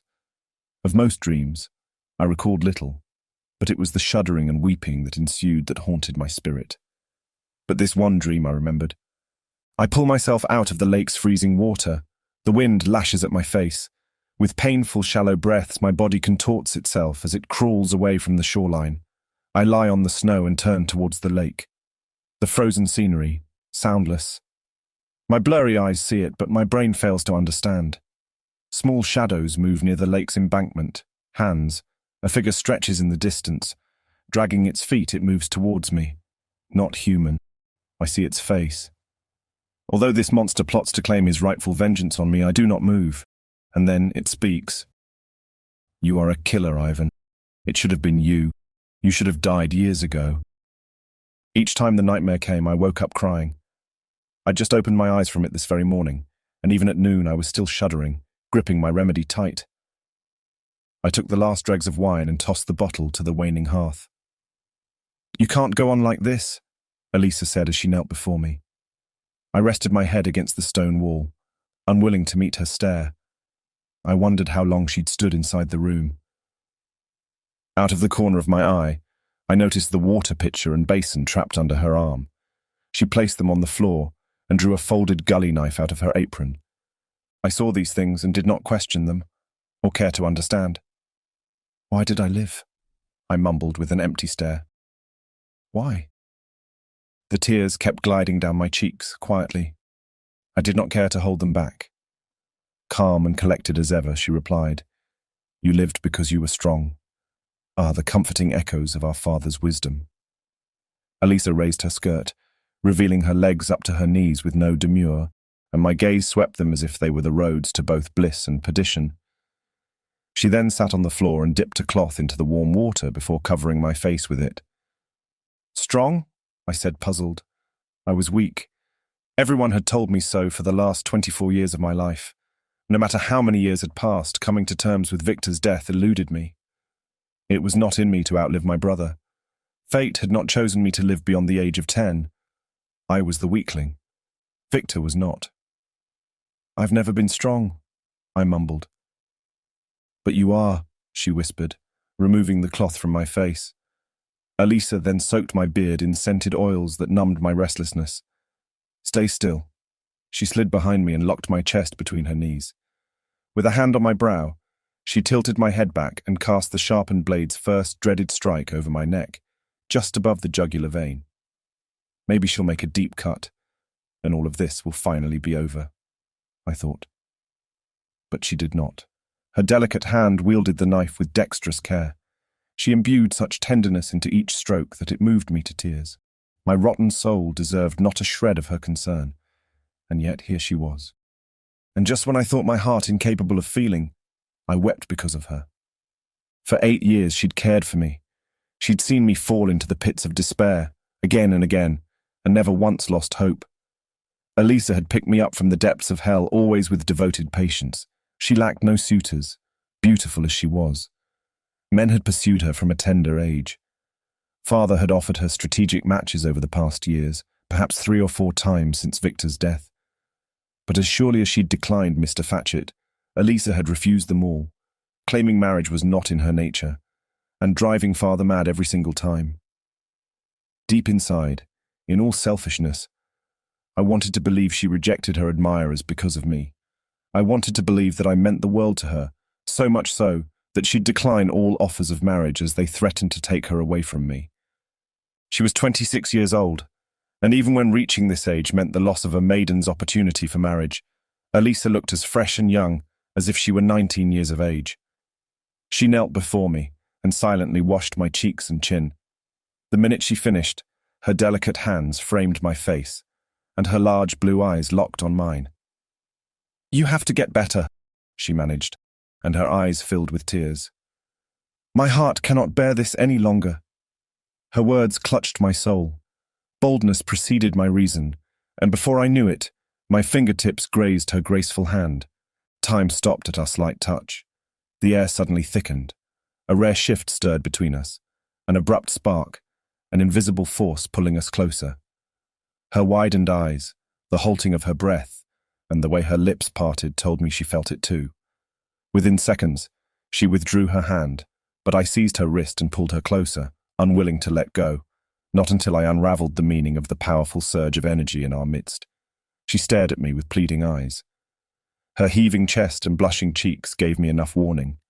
I'd frightened her. The second I realized it, I released her from my grasp, wanting to blame the wine for my visceral reaction, but knowing full well it was not true. Elisa gathered her things fast and went to the door. But before she left me to wonder about this tiny incident between us, she halted at the room's threshold. She stood there very still for a while. Minutes passed until she drew something out of her apron. A crumpled piece of parchment. Elisa turned and handed it to me without saying a word. "What is it?" I said, grabbing it tight. "I've kept it for years," she murmured, her mind elsewhere as she gripped the pitcher and basin. Slowly I unfolded the piece of parchment. It was a page, torn from a book, with a drawing of an island and below, a vast square with an extensive colonnade leading to a central church. I'd seen this before. It belonged to a travel guide.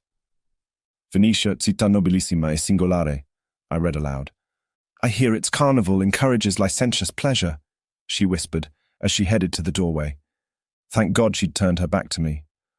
Otherwise my shock would have reached her eyes.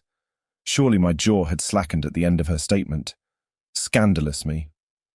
From time to time, I forgot Elisa surpassed me both in age and life experience. "Maybe we should go," she added with no inclination, and then the door snapped shut behind her. I ran my hand over my smooth beard and sat there, stupefied and in silent awe at Elisa's forwardness. "Venice," I mused as I stared at the illustration. Chapter 5. The Grand Tour. The winged lion fixed its eternal gaze on me from the other side of the page, keeping me in its thrall. For centuries, Il Leone di San Marco's eyes had looked upon the Venetian sea, a hushed witness to the vessels that swept countless tourists into the city year after year. Venice welcomed all with lavish casinos and theatres, and the promise of endless hours of bliss in the comfort of a coffeehouse dressed in damask walls. The fashionable sitter was known for cladding its guests in silken drapes, powdered wigs, and luxurious masks embedded in pearls. Mischief cloaked in anonymity. The thought shot a thrill through my being. I could only imagine what such freedom would feel like. "Easy does it. Careful now," a gruff voice said. "Don't worry, Da, I can manage," another replied. I folded the page and slipped it into my pants pocket as I marched to my room's window. From there, I glimpsed in our driveway the pair of men loading our luggage on the carriage. "Good job, son," the man said, and then patted the youth on the back. "Ivan, are you ready?" Elisa said. She was rushing down the hallway. I slipped on my vest. "In a minute." By the time I picked up my burgundy coat from the chair and put it on, her footsteps resounded on the staircase as she headed outside. The day had arrived. I'd first agreed to Elisa's offer, thinking there could be no better way to show my appreciation for her limitless hours of care. But the truth was, I wanted it more than I'd ever imagined. Father reluctantly agreed to the plan, which exceeded by far my expectations, and as soon as I gave Elisa the news, happiness radiated from her as I'd never seen. It was decided. We were to embark on the grand tour. Elisa left in my hands all arrangements concerning our travels. It took months of planning, taking up respectable lodgings, and purchasing enough letters of credit to settle our journey. Time flies swiftly when invested with purpose. Standing on the threshold, I took one last look at my bedroom and said goodbye to its sordid memories, because a year or two might pass before I ever saw its furnishings again. My heart pounded hard against my chest as I descended the stairs. I stopped in the hallway and stared through the open front door. Outside, the carriage waited. Elisa sat inside, peeping through the window. She was wearing the sweetest smile. Her gleaming joy delighted me beyond reason. It compelled me to join her fast, but before I did, I wanted to do something else. I stood in the hallway, back leaning against the wall, unable to enter the library. A quick glance gave me a glimpse of my mother as she stood before the bookcase, studying entire rows of book spines. Her delicate finger hesitated between two. She had selected each piece of writing in this room. Mother may not have had the privilege of the superior education we received. Even then, I'd never known a more passionate reader. She devoted full afternoons to devouring compendiums of history. We'd rarely spoken in the past 8 years, Mother and I. She knew of my wanderings out of town, but never asked when I returned home after weeks of absence. My father's disdain I could withstand, but her emotional remoteness truly hurt me. "I know you're standing by the door," she suddenly said. "Come inside." Mother chose a book at last and sat on a chair by the hearth. I joined her and knelt beside her. When I looked up, I met her large green eyes. Her fair face did not yet show the deeper signs of maturity. I dared to hold her hand, and Mother allowed it. She was never prone to show affection, and how could she? My mother carried secrets of her own, and sorrows that surpassed my understanding. The woman had suffered the removal from her motherland, losing her firstborn and so many other children. Victor's tragic demise was but the final blow. A single truth remained, however. Mother's expression showed few traces of her pain. She did not look a day older than what I remembered as a child. "Is this the day?" she asked with no inclination as her free hand glided on the book resting on her lap. "We leave in a few minutes," I said. "I fancy Elisa must be inside the carriage already." The corner of her lips faintly curled. I returned her smile. "She is." Mother pressed my hand and locked her stare with mine so earnestly that it shocked me. "Bear me no ill will, my son," she murmured. "I've spent half my life in silent mourning." "Please don't say that," I managed, stunned. "No, Ivan, it must be said." She nodded gravely. "I should have been there for you when he died, but I simply could not. One day I hope you'll understand. For now you must forgive me." Mother's words shook me to the core. It took an effort to push myself to speak. "It's all past," I told her. "I'm the one in need of your forgiveness." She cleared the tears that dripped down her cheeks. I'd never seen Mother weep before. For the first time in my eyes, she became human. Not the stoic figure of authority I'd always known. Witnessing such a ripple of emotion in her moved me terribly, and I wept too. Her hands cradled my face with fathomless care. "So much of me lives inside you," she said.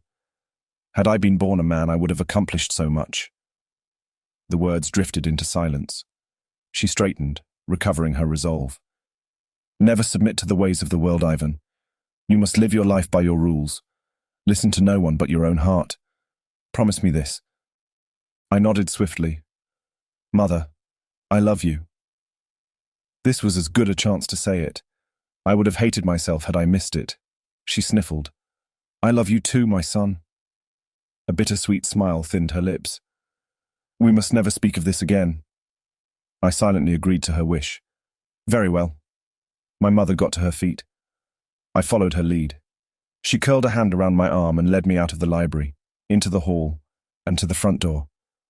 "Off you go," she added, watching as Elisa waved from inside the carriage, beckoning me to meet her at once. I refused. I would not leave until I knew my mother would be well and content with our departure, if such a thing was possible, when her 2 only living children were bound to leave the country for a year or 2. "Mother," I whispered, "I could stay if that would please you." "Nonsense," she blurted in astonishment. "It pleases me to see you go. Remember what I told you the first time you set off for Bristol. A larger world lies beyond this little town." I remembered those words with great fondness. "Travel and see the world, Ivan," she added, holding my hands. "Let us see what you make of it." In silence, I stared at the book in my hands, its words meaningless. An hour had passed since Elisa and I had taken the road to London. "That's it, you win," Elisa said, shutting her pocketbook of sonnets. I scowled in bemusement. One, I said. What do you mean? She heaved a sigh. I made it a contest to find out which one of us could hold their tongues the longest in this carriage. And well, I've given up. So you win. Her game amused me. And pray, tell, what did I win? I asked, curious to learn her answer. You get to pick a sonnet and I'll read it to you, she said, showing me her small red leather-bound edition. I cracked half a smile. Oh, surely we can think of something better than that, I said with a hint of scorn. But as soon as I noticed her slight frown, I amended my brashness with, compelling as your reading is, dearest. She forgave me with a quick nod. I know, I told her, straightening in my seat. Let us play a game of chance. I'll ask 3 questions to which you shall provide an answer with your precious pocketbook. How so? She asked, intrigued. By opening it and reading the sonnet fate has chosen, of course. A random answer. Elisa tilted her head. We must have faith in Shakespeare's work, I murmured cockily. After all, a poet's gift is to translate the heart's secret language, is it not? Since you've won the first game, I see no reason to deny your wish. Elisa picked up the book and held it readily in front of her. Good. First question, I began. Dear Mr. Shakespeare, any advice for my sweet sister at this stage in her life? Elisa pursed her lips. Such an odd question. Really? She mumbled as she opened the book. Well? With fidgeting fingers, I instigated her to read aloud the chosen sonnet. Against this coming end you should prepare, and your sweet semblance to some other give. She stabbed me with a glare over the top of the book. This game of yours is faulty. It makes no sense at all. Oh, I beg to differ. I folded my arms over my chest and slouched on the seat. I think it's quite clear. The poet suggests motherhood, and that would require, as we know, a husband. Her blue eyes grew alight with annoyance. Children are not in my plans, she murmured, nor is finding a husband. Don't be cross, dearest, I said in a low voice, watching her with dark amusement. I'm not, she was quick to answer. Disappointed in the game, that's all. She closed the book, fluttering her lashes. The second question, what is it? Now this one should be easy, I said with mild arrogance. I wouldn't want to upset you. Please do not consider me as fragile as that, she snapped. I can answer any question, I assure you. Any question? I leaned forward, narrowing my eyes. Absolutely, she said. Well, in that case, the question is this, I uttered. How does your heart regard mine? I gazed at her intently. In a flash, her cheeks burned red scarlet. Elisa's stare drifted downwards as she pouted her lips and opened the book. A frown knitted her brows. Whatever lines her eyes discovered on the page clearly displeased her.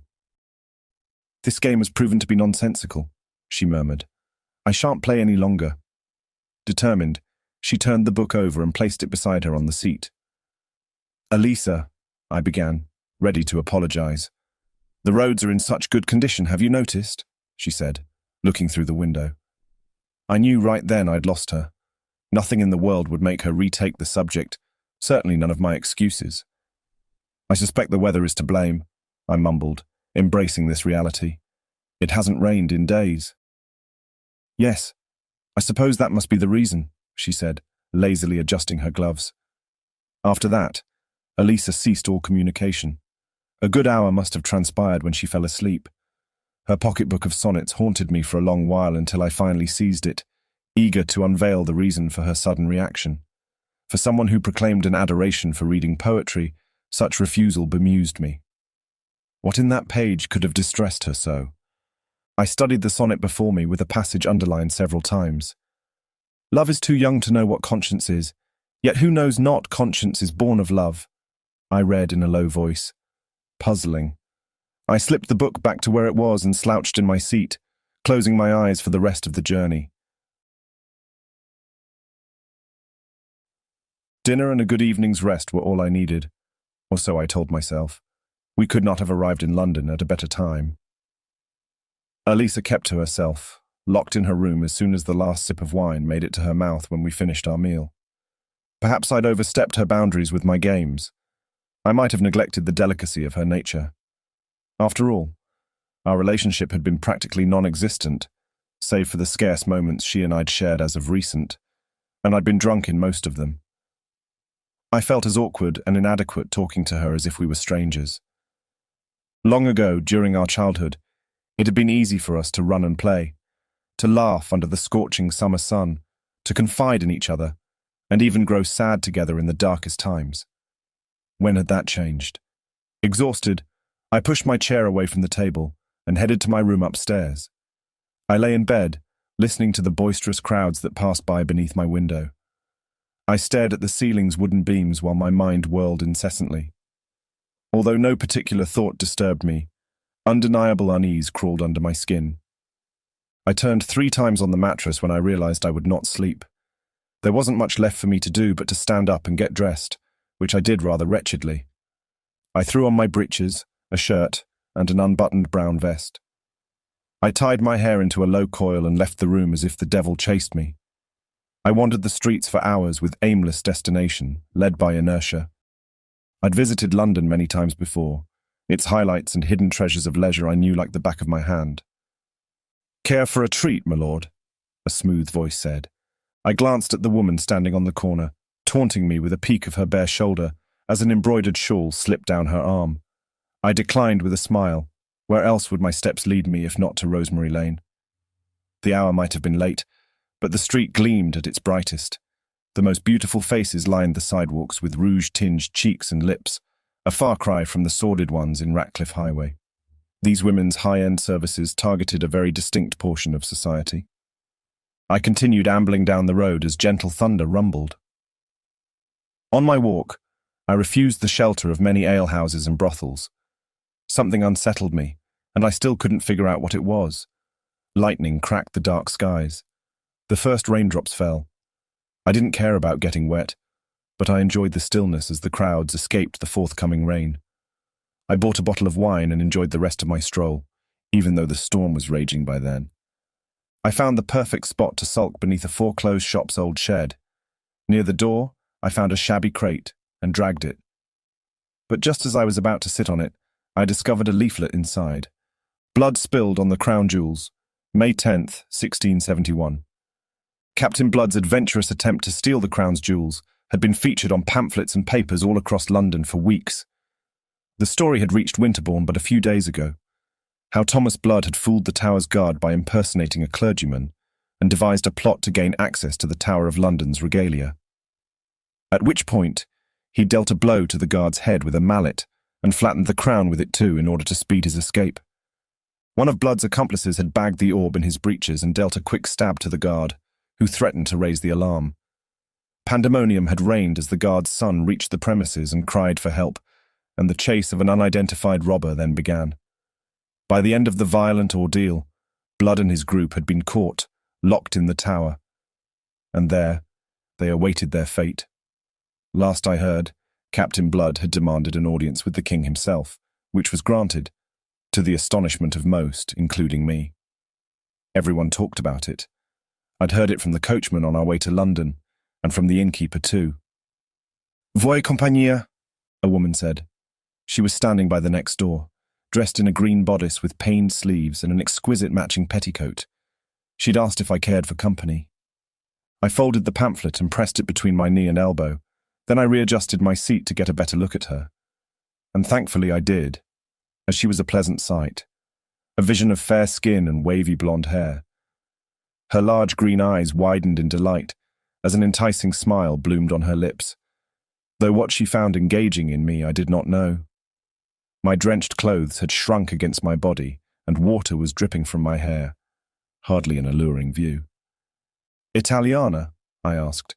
She raised her chin on a proud whim. "Venetian," she replied. I gave her a candid grin. It was a known truth that Venetian courtesans stood out from the rest. Not even the Dutch possessed such a formidable reputation in the arts of seduction. "I don't know," I mumbled. I took a swig of wine before gazing at her once more. She was absolutely perfect. A voice in my head lashed at me for even considering refusing this opportunity. Why did I hesitate? Was it a sudden spell of unworthiness? No, it was worse than that. In the last few hours, I believed I'd grown a conscience. Some feeble sense of morality stopped me from chasing carnal delights. Now that I would not abide. The beautiful courtesan crouched in front of me. She carefully pushed away the drenched locks of hair that covered half my face. "I'll take care of you, love," she whispered.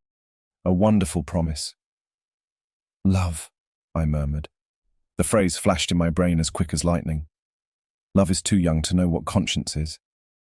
I stifled a bitter laugh. Too much wine. "Come with me," she breathed, tugging at my hand. "I'll show you what love is."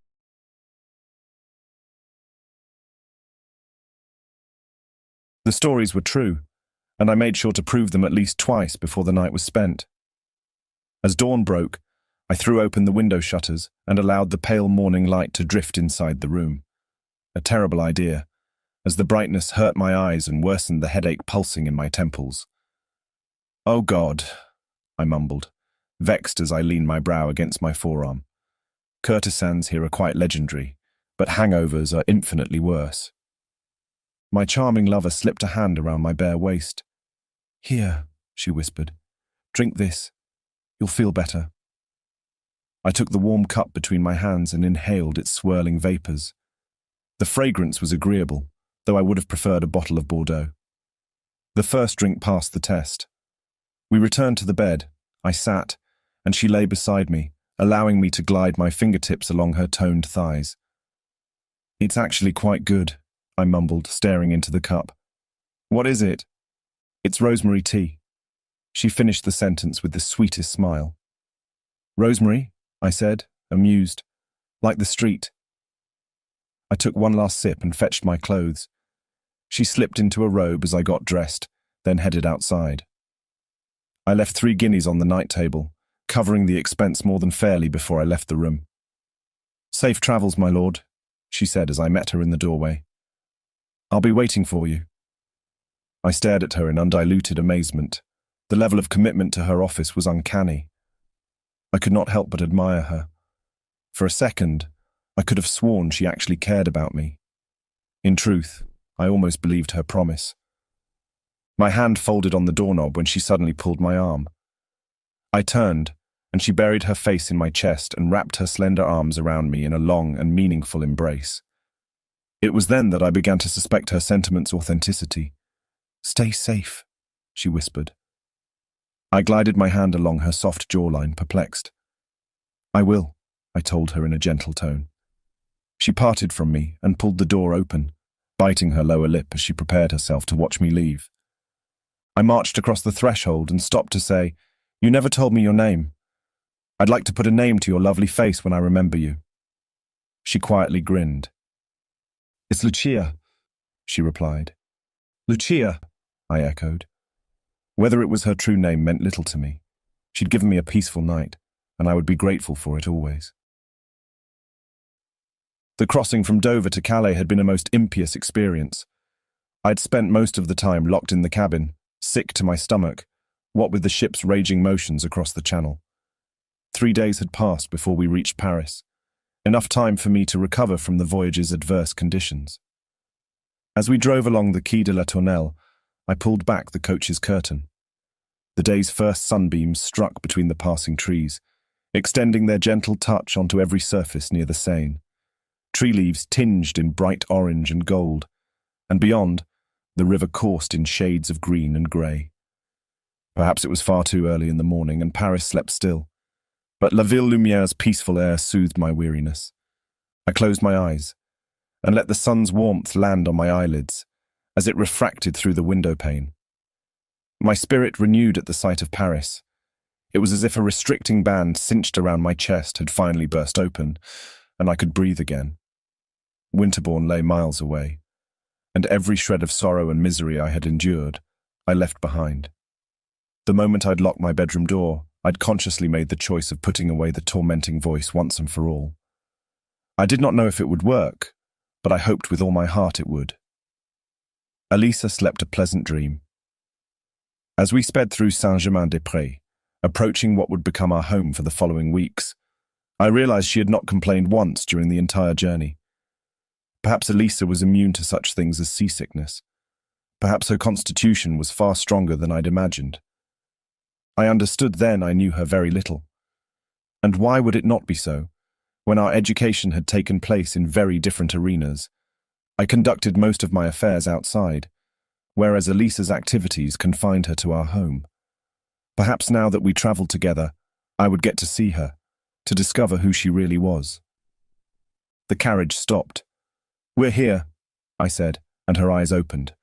The footman unlocked the door. "Bonjour, monsieur." "Bonjour," I answered, and climbed off the black Berlin carriage when I noticed the sizable mud puddle that stood between the house and the cab.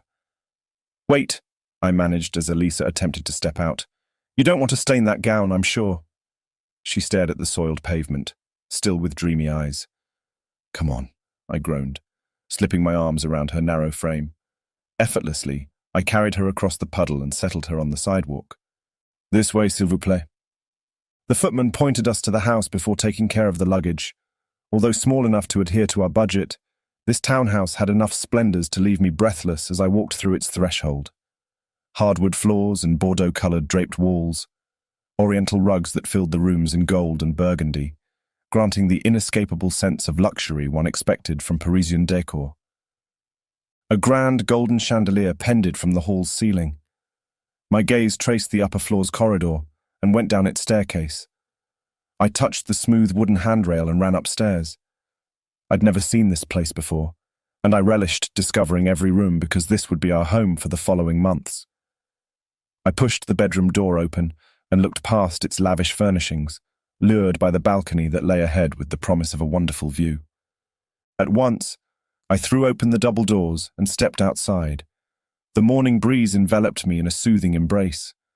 The tree-lined Quai de la Tournelle and the Seine were stunning as they lay before me. But Notre Dame's cathedral rose on the horizon, and that sight filled my eyes with tears. In that moment, all my plans came to fruition. This was real. I was here. Chapter 6. The Looking Glass. "Any plans for today?" I asked, then took a sip of my steaming Turkish coffee, a welcoming gift from our landlord. I drank it after breakfast every morning since. Its invigorating effects were well worth the strong, bitter taste. "I'm engaged for a petite promenade with Lady Cicely and her sister," Elisa said, setting down her cup of tea. "We're visiting the Place Royale." We'd been in Paris for a few weeks, yet Elisa had already developed quite a taste for mingling in society. Giddy as a child, she arranged her laced gloves over the table. "I'm astounded at how fast you've made friends with Lady Cicely," I confessed. "It's hardly any surprise, I should think," she said with nonchalance. "After all, we've shared the same itinerary since we parted from London." She took one last drink of tea, locking her gaze on the gilt-bronzed cartel clock across the room. "Oh my, is that the time?" She moved away from the table. I pushed my chair back and straightened. "Goodness," she said with sheer surprise, her widened eyes studying my appearance. "That's a new suit." I looked at my three-piece ivory silk-laced clothing. The tailor had delivered it last evening, along with another 2 suits I'd ordered a few days ago, all according to the Parisian trend. "Do you like it?" I asked, suddenly too self-aware. "Tighter breeches, I see." She raised a fine eyebrow. "Yes, it's wonderful, Ivan. Very à la mode." Elisa smiled. "I'm glad you think so." I shrugged, certain that I blushed. Elisa's blue eyes lingered on me some more. In those brief seconds, I wished I could listen to her thoughts and discover what kept her in such a daze. She then blinked, and it was as if she'd snapped out of a trance. "Oh, I must get on," she said, straightening her gown with her hands. "We'll talk later." Having said that, she left the room.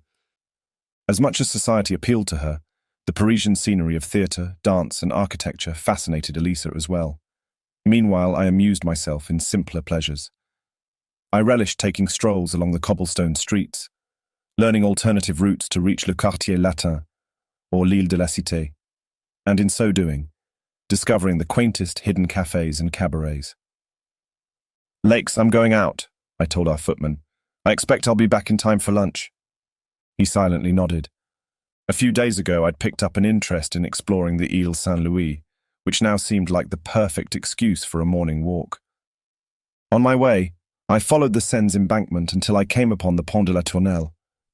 There I stopped. The majestic panoramic rendered me breathless. Laid before me was a full view of Notre Dame's east side. Its spire reached up to the clear blue sky, superb as it rose between both towers. And on its right, though far beyond, I glimpsed the Hôtel de Ville and the Pont Rouge. The towers of Saint-Jean-en-Grève and Saint-Gervais emerged in the distance. Once I crossed the bridge, towering manors lined the street, setting up an exclusive residential quartier.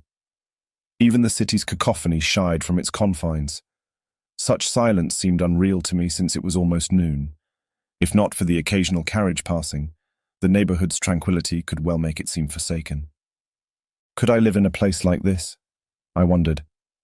I rather enjoyed the city's vibrancy, the jostling hordes in the Place Saint-Michel, crowding the small cafes even if it meant staying afoot while drinking their stimulating beverages. But this, a life of opulence and discretion, I could get used to. I made a right turn and walked up to the Saint-Louis-en-Lille church, still under construction. Its bell tower's design, shaped like an obelisk, struck me as odd. I would have ventured inside, had I something else not jolted my prying nature. It lay on the pavement, a few feet away, gleaming too brightly for a small object. Curiosity compelled me. I moved closer, took the square-shaped object in my hand and held it to eye level. A looking glass, I mumbled. It was small and simple, bound in a metallic casing in pristine condition, with no engraving to reveal its owner's identity. I fiddled with my tiny treasure, staring at my eye's reflection, amused by my discovery when I picked up the clop of horse hooves approaching. Next thing I knew, the horse shrieked in my ear. I whirled on my feet, in time to see the black Frisian shy from me. The creature shrieked again, and then bolted along with 3 other horses, pulling the carriage further down the lane. "Whoa! Whoa, stallion!" the driver cried, but it did nothing to appease the speeding 4 in hand. The Frisians galloped out of control, scarce feet from reaching the street's corner. And as I stood there, powerless before the inevitable, the carriage overturned, projecting the coachman several feet high in the air. The vehicle crashed on its side within seconds. I ran to the carriage. The horses squealed and reared, and as soon as I got to them, I reached for that youngest, inexperienced horse, the one that had unleashed the entire ordeal with its shying. With a gentle tug, I took hold of its bridle. "Easy, stallion," I said, smoothing my hand on his neck. He calmed down fast, and the others followed. I then hurried to the driver and knelt by his side. "Are you all right, man?" I asked, but the coachman gave no answer. He'd received a dreadful blow to the head. Blood gushed from his forehead and covered half of his face. I lay my hand on his chest. Was he alive? How else could I tell? The looking glass. I placed it under his nose and hoped his breath would stain its surface, but it did not. The man was dead. Not a soul passed in the street. I found myself the single witness to this tragedy. Then I heard it. A low, thudding beat, and it stopped. Or perhaps I'd imagined it. I looked around and studied the wreckage with the highest awareness. The horses had regained their steady temper. I saw no movement that could... There. I heard it again. This time louder. It came from the carriage, and in between the steady pounding I heard a muffled voice. Someone was banging on the door. It would have been impossible to readjust it. I lacked the manpower, so I did the next best thing, and climbed up the overturned coach.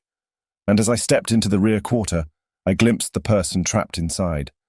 Her widened eyes fixed on mine for a second as she froze. We must have stared at each other longer than called for.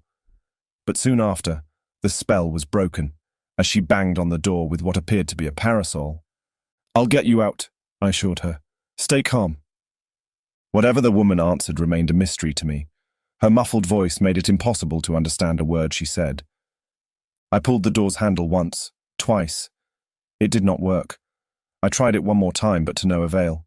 The door was stuck. I had to do something, and fast, because this woman was ready to keep hammering the door with her precious parasol until she won back her freedom. Either I would have to unhinge the carriage's door or break the window. The latter choice seemed undesirable, for it would undoubtedly add to the lady's distress. With a glance, I examined the wreckage's debris until I stumbled on a metallic rod. That would do the trick. I parted from the window and she banged on the door once more. She glared at me with a scowl and a slackened mouth, a most demanding attitude, which honestly annoyed me. What was she thinking?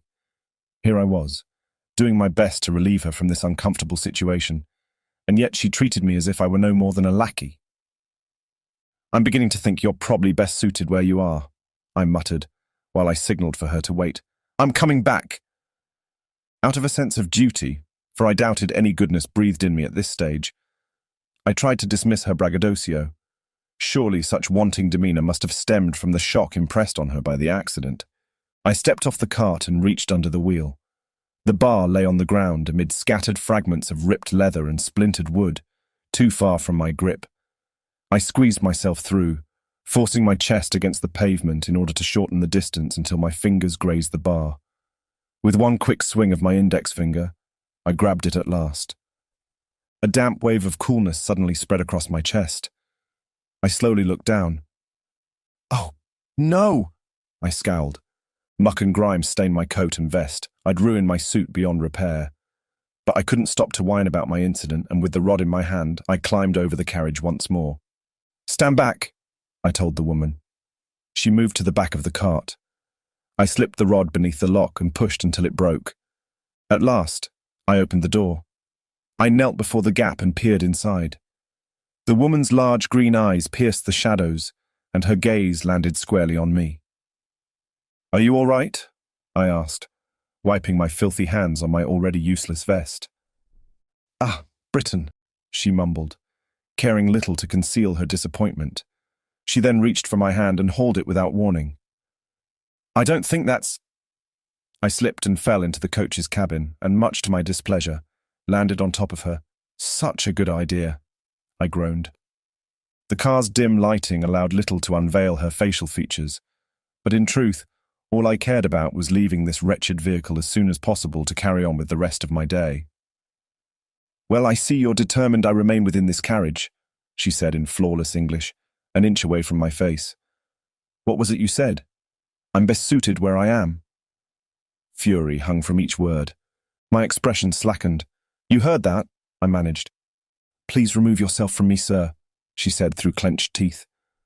I noticed then that my hand had landed on her waist, the other one on her bare shoulder. Forgive me," I murmured as I backed away. I hated to admit it, but she had the upper hand. Not that I wanted to stay mad at her, although her temper did little to atone for her rudeness. With a sore shoulder, I moved out of the carriage and offered her my hand to lift her. She accepted my help without saying a word, and once I held her, I realized that despite her slim complexion, the gown's heaviness posed quite a challenge to my strength. I sighed in the deepest relief the second her feet touched the ground. "You might want to avert your eyes from that side of the road," I said, as I leaned against the carriage, recovering my breath. "Your driver. I'm afraid it ended badly for him." "No," she mumbled. "Not Hector. I can't lose him." She fled to the coachman's side before I got the chance to restrain her. I watched her kneel before him, her figure covering the driver's bloodied face. "Ne vous inquiétez pas, vous vivrez." "Don't worry. You'll live," she said. I begged to differ. Last time I'd checked, he was not breathing, remember? The woman released the driver's hand. She moved aside, and as she did, I could not believe what my eyes saw. The man was moving. He rolled to the side. With all the calmness I was lacking, she pressed a white handkerchief against the wound on his face, and wrapping an arm around his waist, she aided him to his feet. This was beyond extraordinary. At that moment, footsteps hurried down the street. A group of men darted to the carriage and helped me turn the vehicle upright. "Mademoiselle, please allow me," a man said, offering to carry the coachman to the cart. It all happened too fast, and before I knew it, the man rested inside. While she adjusted her white kid gloves, the woman silently approached me. I vowed to myself that no matter how vulnerable she might seem as she conveyed her gratitude, I would not take advantage. I would accept her apology with humility. "You mustn't say a thing," I said as she stood before me. She flinched. "Mustn't I?" "You're most welcome," I added. "There's no need for an apology. Let us part as friends." "An apology?" she echoed, bemused. "The courtesy of my gratitude I would extend, But you are far too presumptuous to expect an apology, sir, since it is you who must apologize to me. My brow slipped into a frown. Me? Apologize to you, I snapped. Whatever for? Why, causing the accident, of course, she stammered in disbelief. A mirthless laugh escaped me. This is ludicrous, I mumbled. I did no such thing. Of course you did, she continued, adamant. That shimmering case you carried nearly blinded me as we passed you. I can only assume how distressing it must have been for the horses. Why else would they have bolted as they did? I took a deep breath. This was no game. This woman meant every word she said, and after everything I'd done for her, I knew my swift temper would take over my tongue, so with every ounce of strength left inside me, I fought to hold it in. May I point out, mademoiselle, I muttered, your stallion is quite a young horse. He's clearly unfit to pull a carriage. I resent you for saying that, sir. Stallion is one of my best, she replied with no demur. I would stay and discuss each aspect regarding the rudeness of your manners, but I fear such a feat would require most of my day, and I must take this man to the doctor, otherwise he'll die. This time for real. I wouldn't dream of delaying his medical attention, I replied, half astonished, half irked at her snobbish ways. Do you need help to drive him there? I assure you I'm quite capable of managing, she said, climbing onto the coachman's seat. Good day, sir. A quick nod and she pulled the reins, and the carriage drove away as if nothing had ever happened. Good day, I mumbled, stupefied. The walk back home gave me plenty of time to ruminate on every word the woman had said. By the time I reached the house, I was all but fuming, but mostly I realized I was hungry. I stepped into the dining room to find Elisa, flipping through a book as she drank a glass of wine. There you are, she said, setting the glass aside. As soon as her blue eyes landed on me, they flew open in sheer shock. Heavens, Ivan, you're covered in mud. You're not going to believe what happened, I roared, and shut the door behind me. Stepping closer, I noticed the empty plates on the table. Oh, I see you've already had dinner. I thought you'd be dining out, she mumbled in a daze, then rung the bell. At once, the door opened behind me. Marguerite, please tell cook that Monsieur Lockhart has arrived, and to be as kind as to send his meal. Oui, mademoiselle, the girl replied, and as soon as the parlour-maid left the room, Elisa's poised demeanour crumbled. She moved away from the table fast and rushed to me. What is it, darling? What's wrong? You seem quite flustered. Her gentle hands examined my face. I silently admired her, so devoted and tender. It had been years since she'd called me that. Darling. Are you all right?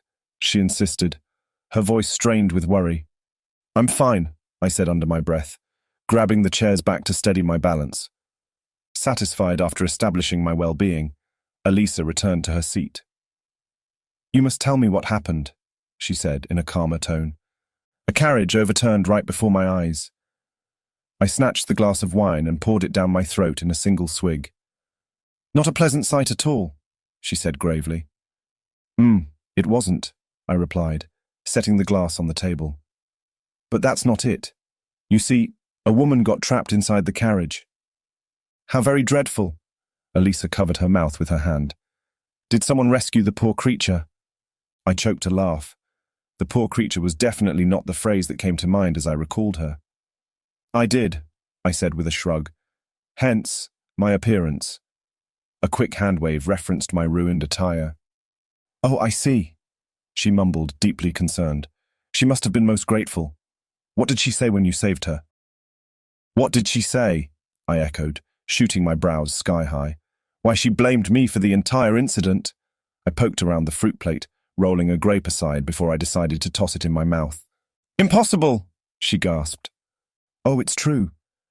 I nodded while I removed my dirty coat. The nerve of the woman. I folded the piece and laid it on a chair.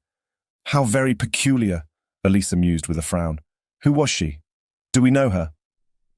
I have no idea who she is, I said, rolling up my sleeves. Some hoity-toity aristocrat, I should imagine. Annoyed, I sauntered to the water pitcher and dipped my hands into the basin, clearing the muck from my fingernails. Well, I'm sorry it ruined your appetite, she told me. I turned with a scowl. Far from it, I said as I plummeted onto the chair. Pass the bread, if you please. delicious pain mullet, round and small, light and airy, with a hint of salt that heightened its taste. One bite and all was well in the world again. But enough of my day, I said, filling our glasses. How was your promenade at the Place Royale? Not nearly as interesting as your adventure, I'm afraid, she teased with a twinkle of mischief. Lady Cicely has invited me to a salon next Friday. That's all the excitement I can convey. A salon? I said, intrigued. Isn't that one of those exclusive social gatherings that encourage intellectually stimulating conversation? I pulled another chunk of bread and jabbed it into my mouth. It is, she conceded with a nod. Lady Cicely has pointed out that my talents on the virginal should not go to waste. She believes I should benefit from attending. It seems Fridays strictly target the musical arts. Monsieur, Marguerite said, slipping my steaming meal before me. I grabbed my fork and knife. Merci, Marguerite. Food, thank you. I was famished. I agree with Lady Cicely, I said, and I see nothing wrong with this plan, save for one minor detail. Elisa dropped her knife on the table. What is it? That I'm not in it. I cracked a smile. A brief laugh escaped her. What are you saying, Ivan? You've decided to become a salonière, she taunted, carefully folding her napkin. I winced instantly. God, no. Nothing like that, I assured her. It's just that I'm afraid Lady Cicely has absorbed your time ever since we got here. I pursed my lips. What I'm trying to say, while failing so miserably, is that I would like it if you and I might share more than a meal, sometime or other. My mouth went dry. I seized the glass and took a long swig. Elisa stared at me in silence for the longest time. Finally, she murmured shyly, I would like that too. Good. I stabbed the fork into my meat. Does the theatre interest you? She blushed. The theatre sounds wonderful. Shall we seal this with a present? I slipped my hand into my jacket's pocket. Without revealing its content, I placed it on the table. Prepare yourself to see something beautiful, I told her. As Elisa leaned closer, I flipped open the case and turned it, capturing her reflection in the looking-glass. Oh, Ivan. She shook her head while suppressing a smile. Do you like it? I asked. It's exquisite, she replied, carefully examining the piece. With a slight push of my fingertips, the mirror glided towards her. Take it, I said. It's yours. While I was nestled against my window, the book slipped from my fingers and landed on my chest. For the fourth time this week, I abandoned all hopes of ever getting through John Milton's Lost Paradise. Adam and Eve would find themselves cast off Eden either way, wouldn't they? At the sound of clanking hooves approaching, I looked out the window. Lady Cicely's carriage stopped before our gates. I was in no mood to engage in conversation with her, but I wanted to know how the salon had turned out for Elisa. She'd been expecting this day with much anticipation. I crept out of my room and skulked in the hallway. Elisa, Lady Cicely and her younger sister entered the vestibule in chattering frenzy. The Baroness sung extraordinarily, I thought, Lady Cicely said. Did you have a good time, dearest? A wonderful time indeed, Elisa replied. I particularly enjoyed Miss Reinhardt's poetry reading. Miss Reinhardt reads well, the young girl said. But do you know who reads beautifully, even more so than Miss Reinhardt? Elisa frowned. I could not possibly guess. Do tell us, Esther. Mr. William Pritchard, the girl said with enthusiasm. Esther, really? Lady Cicely intervened. You've not heard the man read. No, I have not, Esther rebuffed. But my friend, Mrs. Hamill, has. She said Mr. Pritchard infused emotion into Shakespeare's sonnets, compelling all listeners to tears. Her hands curled into tight fists. He infused emotion, Cicely. Would you care for some tea, ladies? Elisa asked. The women accepted the offer and moved into the parlour, where they continued their conversation. Their clever arguments appealed more to me than Mr. Milton's epic poetry. I moved out of my hiding place and went downstairs soundlessly. I continued to pry from a distance in the hall, watching through the miraculous crevice between the parlour's ajar doors. Miss Lockhart, I so enjoyed hearing you play the clavecin, Esther said, sticking to her vigorous demeanour. Thank you, Esther, but I'm afraid it's been a most humbling experience, Elisa replied, prudent as ever. Today I've discovered the limits to my talents. Modesty does not suit you, my dearest, Lady Cicely said. She heaved a sigh as she sat on the chair by the hearth. "You played marvelously, Elisa," the younger girl said, calling my sister by her Christian name with a pretense of maturity. "Indeed, you are the sweetest," she answered with a candid smile. "The truth is, I've yet to find my way around the instrument. And on that note, I must thank you for pointing me in the right direction." "Monsieur le Duc is an excellent teacher," Lady Cicely spoke in a nonchalant tone. "Your talent could not be in finer hands, dearest." Lazily, she adjusted her gloves. "Monsieur le Duc plays marvelously," Esther mumbled. "But do you know who else plays as marvelously as Monsieur le Duc?" She straightened in the seat. "Who, Esther, dear?" Elisa asked with infinite patience. "Mr. William Pritchard, of course," the girl replied, her expression beaming with admiration. "And of this I'm certain, for I've heard him play myself." My, Esther! This Mr. Pritchard sounds too good to be true," Elisa said, widening her smile into a grin. Her mischievous gaze angled towards Lady Cicely. "A man who takes pleasure in poetry and excels in the Cliveson's execution. Can he be real?" Esther giggled. "He's quite handsome too." "Esther!" Lady Cicely snapped, and recovering her poise, she added, "That's enough, dear. What will Miss Lockhart think of you?" Elisa slipped a hand over Esther's. "Only that she's discovered a man who defies the standards of our society." She turned to the girl. "And I should envy you for it, dearest." "You must forgive my sister's enthusiasm. She's prone to exaggeration," Lady Cicely mumbled. "Please do not misunderstand me, Miss Lockhart. Mr. Pritchard does possess many amiable qualities. He truly is quite the catch." She lowered her chin, shooting up a fine eyebrow. "The elusive kind, if you get my meaning." "I see," Elisa uttered. "That doesn't bother me at all," Esther said, satisfied. "Being miles away from him must be difficult for you," Elisa began, the gentle soul. "I'm sure you cannot wait to return home and learn what Mr. Pritchard has been up to." "Oh, but he left London years ago," Esther said. "Mr. Pritchard lives here in Paris. That is why I joined Cicely and my brother Robert on their travels. It's a matter of days before I run into him. I believe I shall faint at the sight of his handsomeness." She took her hands to her chest.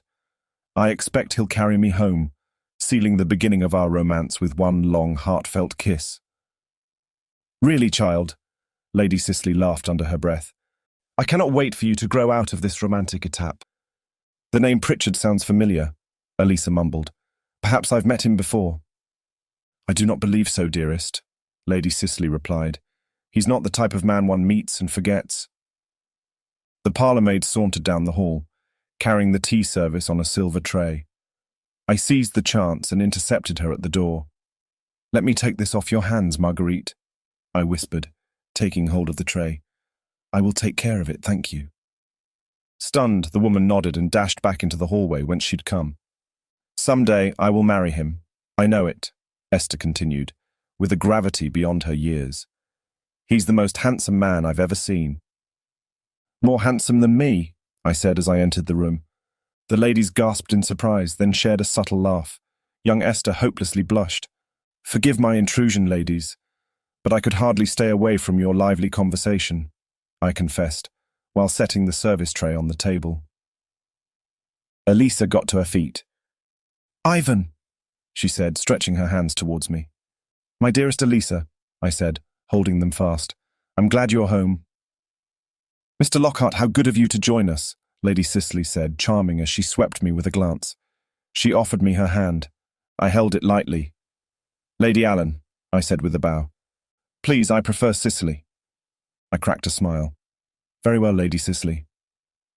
"I believe you've yet to meet my sister-in-law, Miss Esther Allen," she added. "Enchantée, mademoiselle." I greeted her with the same attention. Esther's cheeks burned red scarlet. She pursed her lips and giggled. I realized she was quite young, no more than 15. "Perhaps we might persuade Mr. Lockhart to join us for next Friday's assembly," Lady Cicely suggested. "There will be dancing." Her tone implied the thought might tempt me. Little did she know how much I abhorred it. "I thank you for the invitation, Lady Cicely," I replied, "but I'm afraid I never dance if I can prevent it." I pursed my lips. "Well then, tea has been served, and therefore my meddling in your affairs has now ended. I shall leave you ladies to your prodigious scheming. Good day." I bowed. My admission shocked them, but they hid it well. "Good day, Mr. Lockhart," Lady Cicely managed. As I closed the double doors behind me, I could not avoid overhearing their impressions. "Is he your brother, Elisa?" Esther asked. "He is," Elisa said. "Did you like him?" Her tone was warm as usual. Silence came in reply. "Why, dearest Miss Lockhart," Lady Cicely uttered. "I believe our Esther's affections have passed on to Mr. Lockhart." "Poor Mr. Pritchard," Elisa exclaimed. Laughter resounded in the room. Chapter 7. The Red Devil. Elisa and I left the Théâtre du Palais Royal dodging puddles of rain, shimmering like mirrors scattered on the cobblestone street.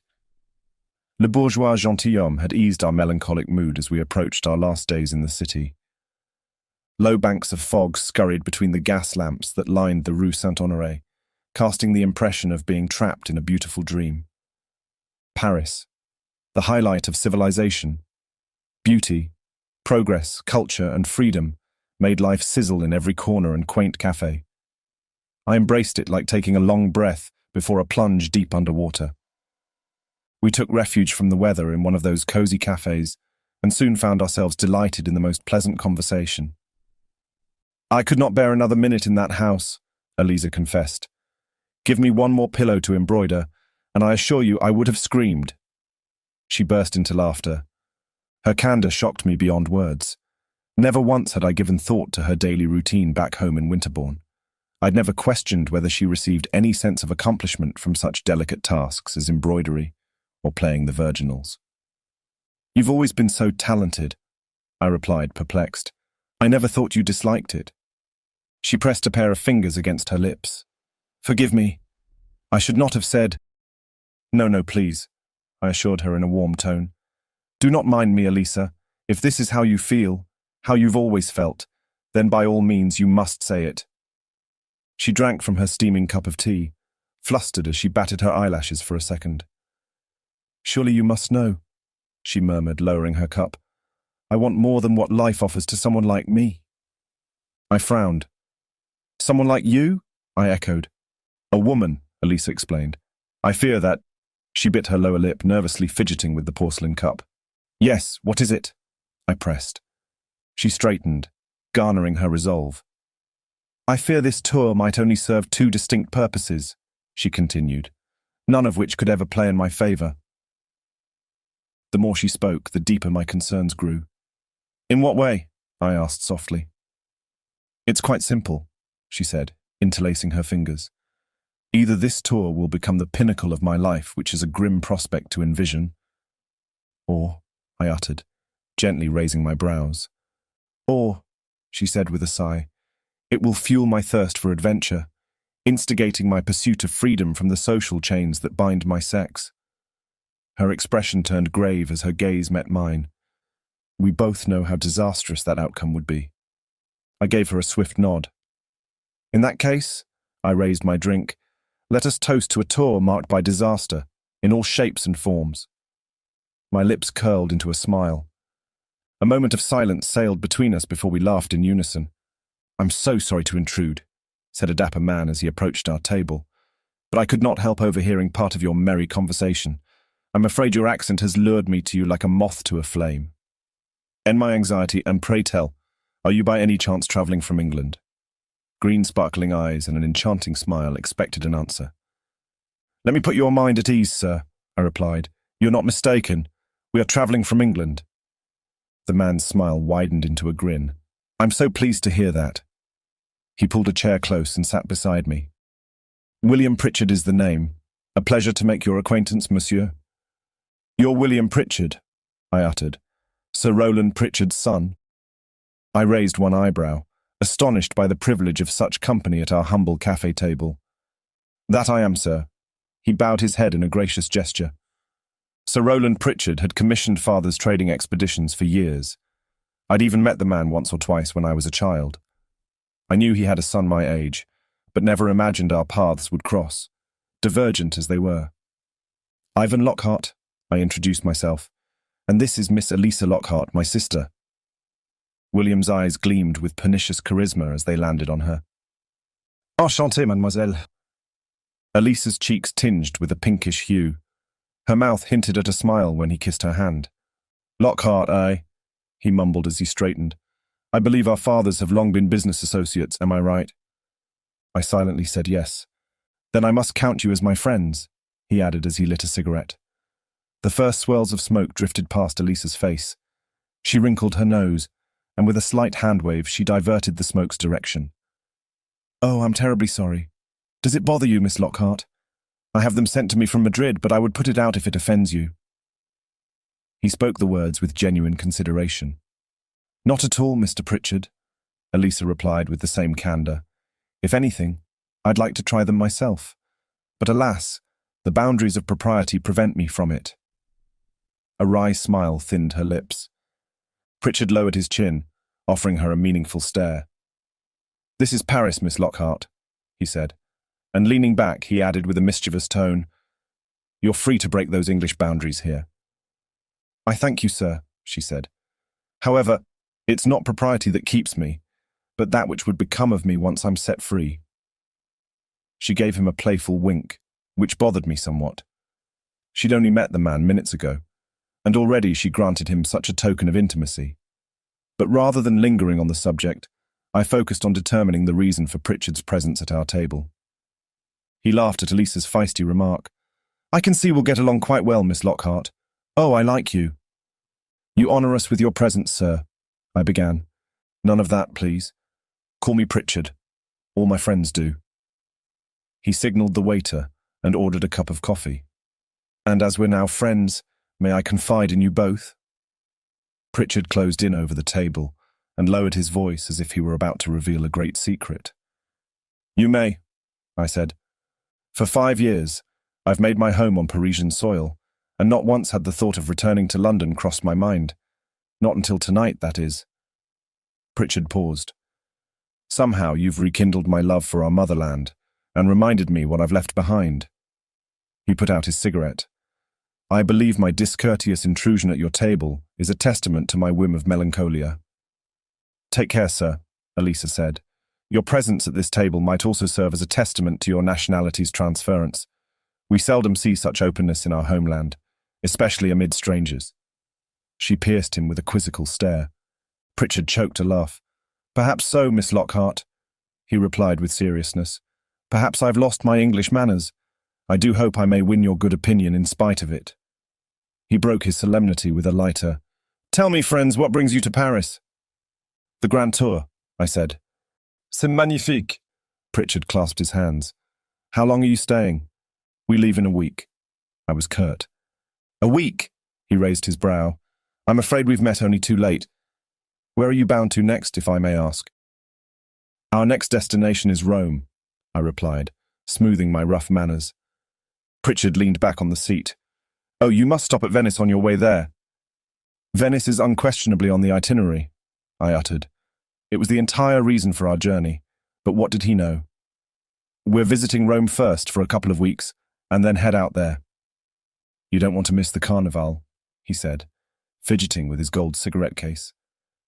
This entire thread of conversation was irritating me, and patience was not amid my scarce virtues.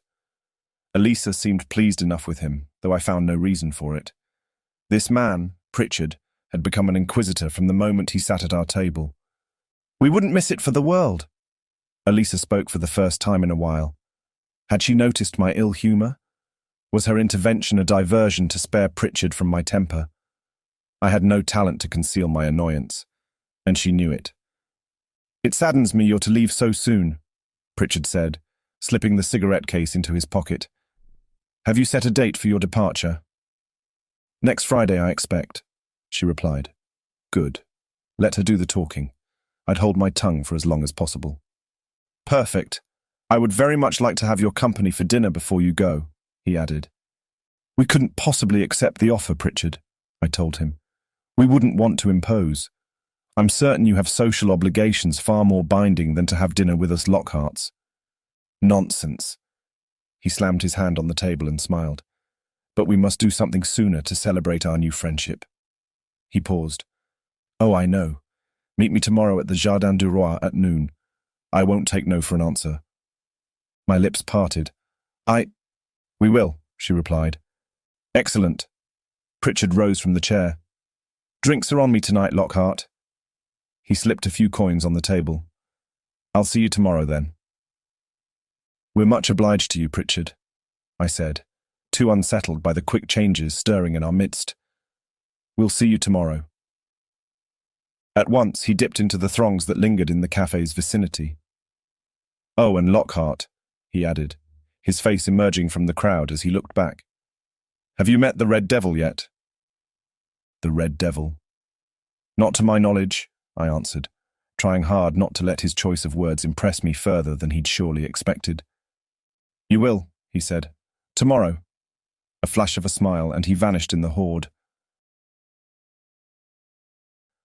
I stepped off the coach. Vast green grounds stretched everywhere I looked.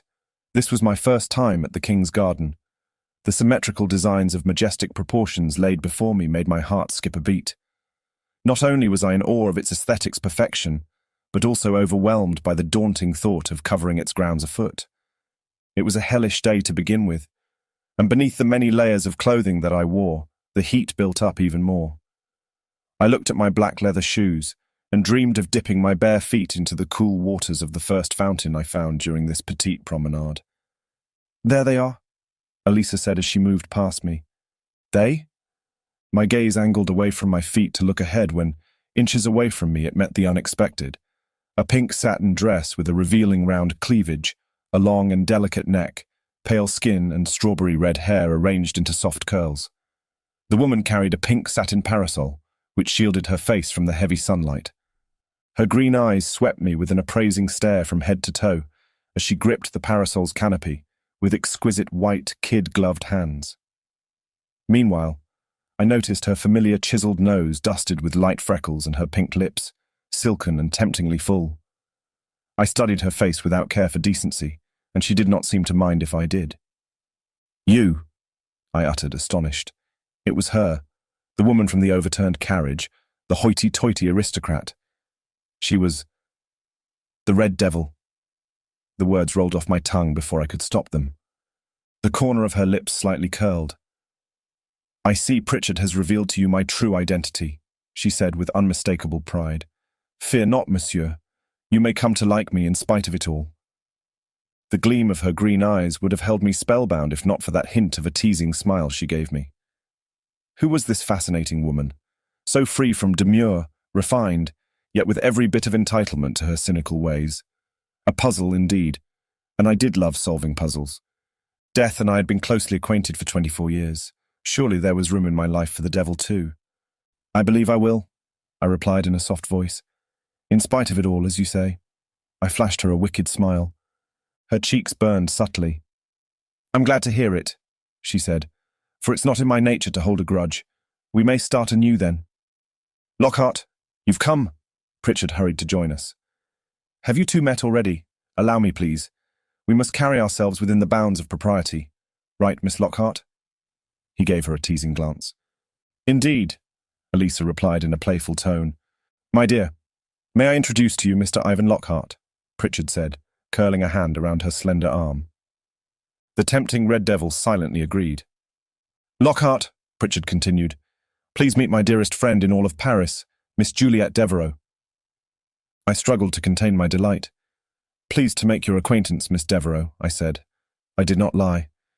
Pritchard's stare drifted skywards as a flock of pigeons soared above us across the clear blue sky. I say, what a glorious day for a promenade, he uttered, shielding his eyes with a hand on his brow. Care to join me, Miss Lockhart? The man cocked his elbow, staging the offer. Of course.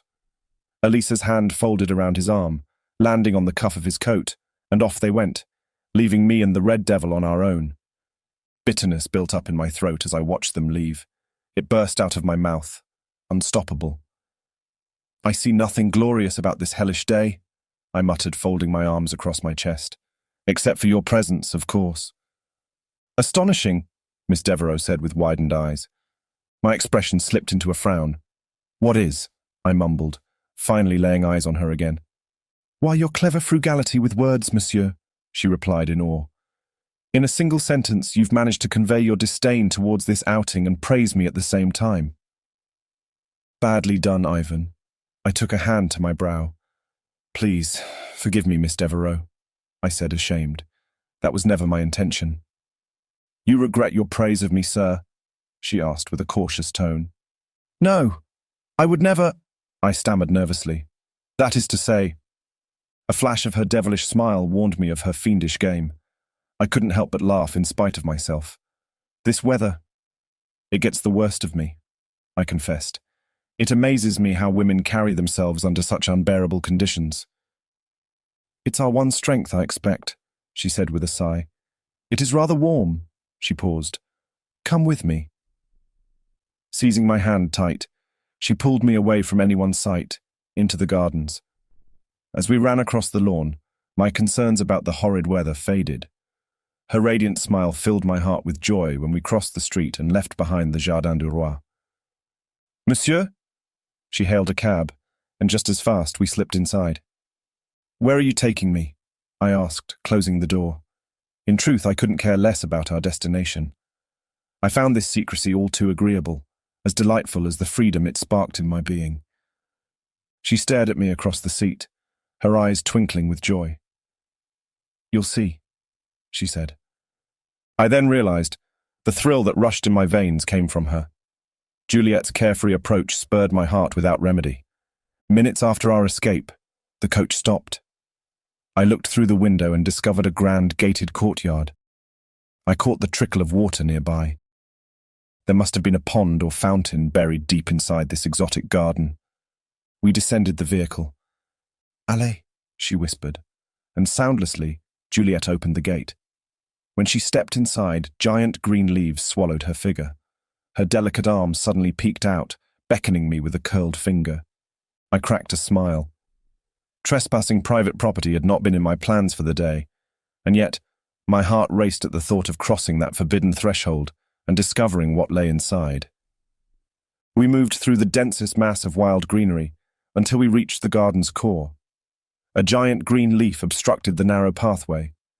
Juliet pushed it away, and the Garden of Eden was unveiled before my eyes.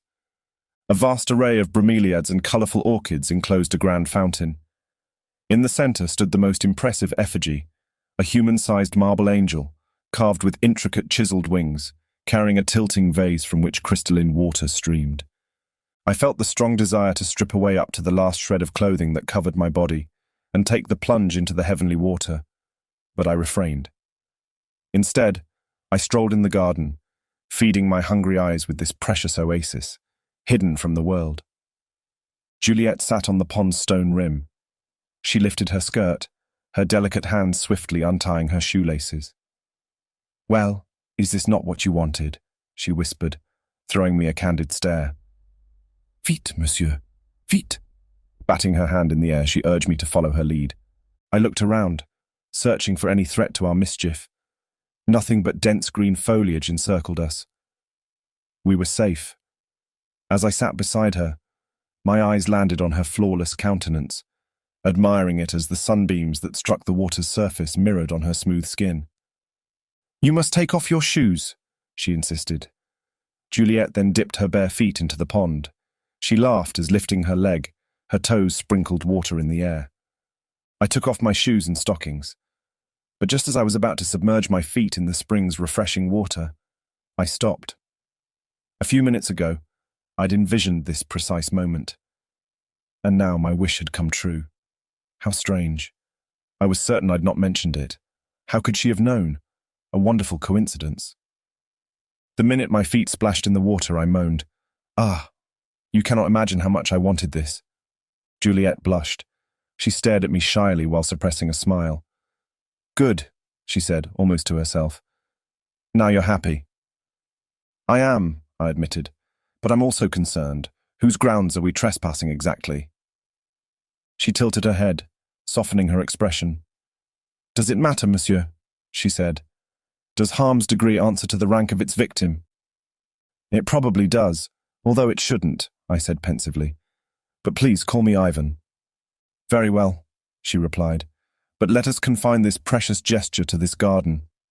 Her eyes glimmered again, a quality I had not seen before in a woman, or anyone for that matter. Finally she smiled. You may call me Juliet or Glorious Juliet, whichever you like best. Glorious Juliet, indeed, I murmured, overjoyed and already in her thrall. Hours passed. I cherished each minute in her company, enhanced only by our secret Garden of Eden.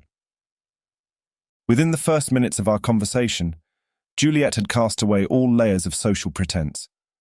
Underneath the lavishly dressed young female of 17, I discovered a free-spirited woman. Her sole intent was to dive into the depths of my soul, and for the first time in my life I opened that door, allowing her to glimpse the light and darkness that dwelled inside me. It was you who pulled me into the carriage, I said between laughs. I played no part in it. How could I not smile as I recalled her outrage when I'd landed on top of her? Oh, of course you did, she playfully rebuffed. I held out an appeasing hand. I merely acted out of the goodness of my heart, I teased, delighted by her spontaneous charisma. She charmingly flinched. Goodness? I assure you I heard every naughty word you said. Juliet dipped her hand in the water and drizzled it on my face. It was an impulse of goodness, nevertheless, I added in a more serious tone. Or at least it was in the beginning. Before you ordered me around as if I were your servant, I wanted to say. Best to avoid the subject for now. But who among us is free from evil? Surely your nickname must account for something. You're right about that, she said, slightly lifting her brows. The Red Devil must live up to its name. Otherwise, Parisians will have nothing to discuss over dinner other than the weather. It cannot be that bad. I can't believe anyone would find a single flaw within your character. I meant every word. You're too kind. Pensively, her gaze drifted. But I fear there are those who would disagree with you. She slid on her shoes, tied their laces, and picked up her gloves before standing. Well, we've caused them enough worry, I should imagine. Our point has been proven, no doubt. And what point would that be? I asked, leaning forward. Her eyes bore into mine and narrowed. That life without us would be an unbearable nightmare, she said. As much as this stunning creature fascinated me, she spoke the truth. It was time to return to the Jardin du Roi. And though it caused me great sadness to abandon this paradise and the freedom it conveyed, I put on my shoes, shackles to the sordid reality waiting outside. When we hopped into the carriage on our way back to the Jardin, I did so with renewed spirits. I treasured every minute of the journey until the royal landscape appeared in my window. Miss Devereux, I conspicuously said with a slight nod, helping her descend from the cab. Monsieur Lockhart, she replied in the same mischievous manner. Together we walked down the promenade, pretending the coolness and detachment lacking in our beings. Pritchard and Elisa soon appeared before us, too far away to realize our presence. Shall we spy on them? I told Juliet, and she readily agreed to my game. We followed them, keeping enough distance to allow us to speak our impressions without either of them noticing. Your sister is in dire need of a proper parasol, she pointed out. Why do women flee from sunlight as if it were the plague? I blurted. What's wrong with catching a little sun? Juliet started, clearly taken aback. Such a question might be undeserving of my answer, sir, she said. However, I will say that although I appreciate the sun's warmth and the splendor it grants to my gowns, I care nothing for its burning touch on my skin. After finalizing the subject, Juliet returned to our spying game. Her stare lingered on Pritchard and Elisa for a few minutes. Have you ever seen a pair more in love? She said, her voice the swiftest chant of pristine French. I'm not sure I follow. I frowned. Regardez. Look, she whispered, pointing discreetly in their direction. Pritchard and Elisa leisurely strolled along the garden's pathway. They stopped aside. As he pointed at the trees, his fingers almost brushed Elisa's gloved hand. With an unstoppable grin, Pritchard tilted towards her and pulled a lock of hair behind her ear. The realization struck me hard. I finally saw what Juliet had noted with all the sharpness and depth of perception granted by her sex. He was in love. Pritchard's stare roved over Elisa with irrevocable admiration, passion. Who knew what more his eyes concealed? How could I'd been so blind? Was it possible that she returned his affections? There you are. We wondered where you'd gone, Pritchard said as they approached us. This promenade has built us quite an appetite. Shall we eat something? We and us, His choice of words annoyed me. "No," I said curtly. Elisa's eyes widened in silent bafflement. I harumphed. "I mean, we can't join you for dinner, Pritchard. Not today," I amended. "We're already engaged with the Foresters." "What a pity," Juliet said softly. "It is," I mumbled. Without a doubt, Pritchard had overstepped his welcome into my family. He and Elisa extended their farewells, exchanging smiles, whispering short phrases in each other's ears. As they held hands, my stomach churned. Distraction came only when Juliet's hand landed on mine, softening my clenched fist. "I look forward to seeing you again," she whispered. "I as well." The words rolled off my tongue without thinking while I tried to unravel what I'd just witnessed between Pritchard and Elisa. What was that all about? Dinner with the Foresters? Elisa slammed the parlour's door behind her. She wouldn't deign herself to make a scene in front of the service. Humorless to entertain her childish tantrums, I turned to the desk. I'd neglected our correspondence for the past few days. Hastily, I reached inside the drawer and gathered bills, invitations, and a particular personal letter. I tore open the envelope, and holding the parchment against the window's light, I began to read. "And who are the Foresters?" she pressed, planting before me, both hands cinched to her waist. I'd only witnessed such behaviour as a child, when Mother grew upset after one of my mischievous games. Elisa's inquiry would not stop until satisfied with an answer, so I braced myself for the worst. But I wouldn't give up on this fight so easily. "Bertrand Forrester, my dear, is our landlord." The spite in my voice sailed unhindered. I raised my brow as I finished reading the letter. "And he's written to say he'll arrive today, and would very much like to dine with us." So you see, I did not lie. If ever there'd been better timing to win a discussion, I did not know of it. Elisa scowled. Furious, her gaze drifted across the room, seeking the means to rekindle our discussion. But she knew she'd lost the argument, and frustrating as it must have been for her, she huffed and left the room. I heard nothing from her for hours. Evening set when Leeks entered the parlour and announced Mr. Forrester's appearance. "Mr. Lockhart, how good of you to receive me upon such short notice," Mr. Forrester said as he sauntered into the room. "I'm sorry to have come so late. My journey took longer than expected. A broken wheel on the carriage, you see." Bertrand was a man of heavy build, with a robust voice and pinkish cheeks. He wore a powdered white wig and dressed according to Parisian fashion's former trends. Ruffled sleeves, small cravat and a flat lace collar, breeches baggy enough to stir confusion as to the whereabouts of his legs, and a luxurious embroidered waistcoat. He carried his coat on his arm, fanning himself with a sleeve. "Dreadful heat today," he said as he cleared tiny drops of perspiration from his brow with a laced handkerchief. "Very true," I replied. "But come, you must be hungry." I opened the door and escorted him to the dining room. "I'm actually quite famished," he said as we moved down the hallway. "Much obliged, sir." It surprised me to find Elisa already settled in the room. I'd figured she'd keep to herself, as usual whenever we quarrelled. I was happy to make the proper introductions as we sat at the table. "Your visit comes to us as a blessing," I told Bertrand, as I threw her a wicked glance. "Indeed, I dare say it's been my salvation." Her features stiffened. I assumed she'd not forgiven me for spoiling any plans Pritchard had in mind. Even so, I regretted nothing. Bertrand let out a great peal of laughter. "Come now, good sir, it cannot possibly go as far as that." "What news have you of England?" Elisa asked, undiluted dissatisfaction hanging from each word. "Shocking news, I'm afraid," Bertrand replied with a grave expression. "I assume you've heard of Captain Blood's failed attempt at stealing the royal regalia."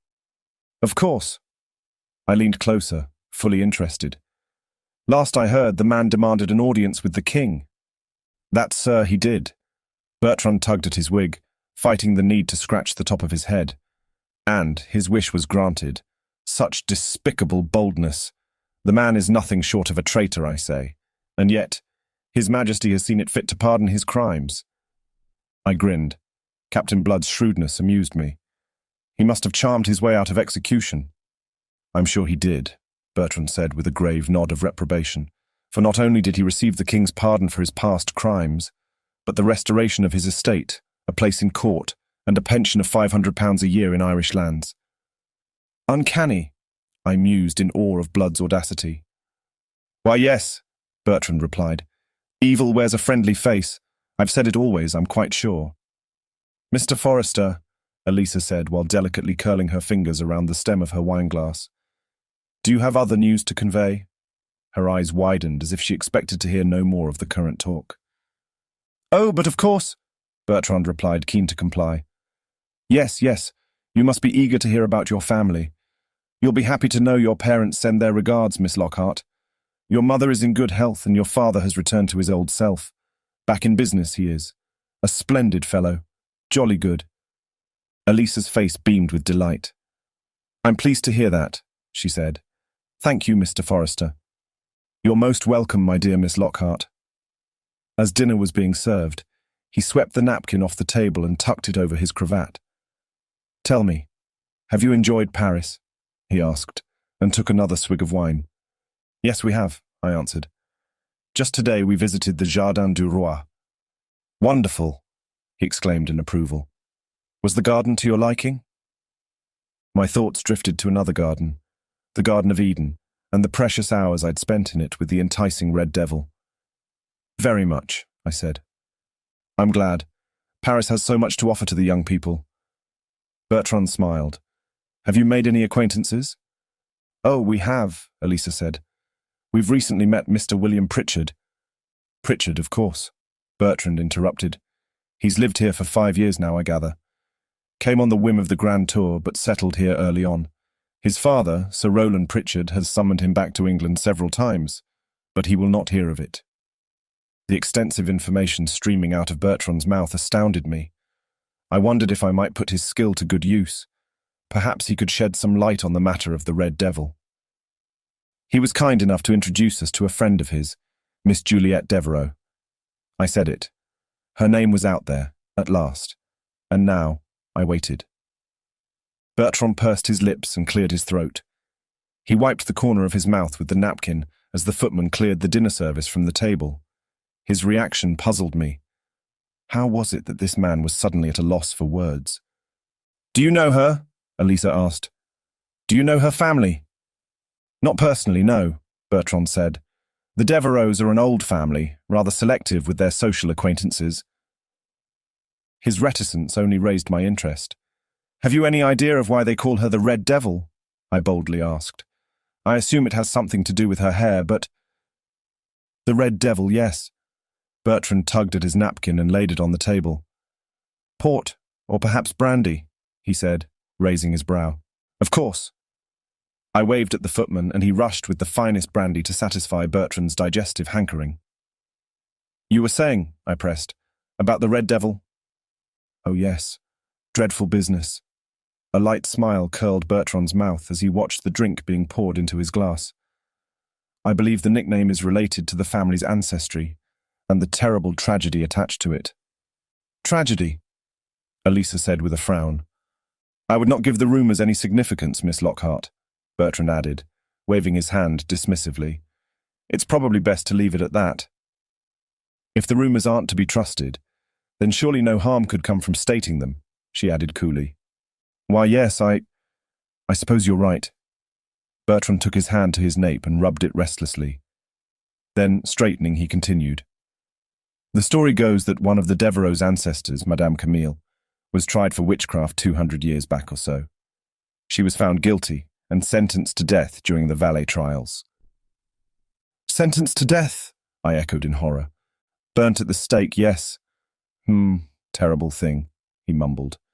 The lady in question had red hair like Miss Devereux's, from what I gather, which is why the infamous nickname passed on to her.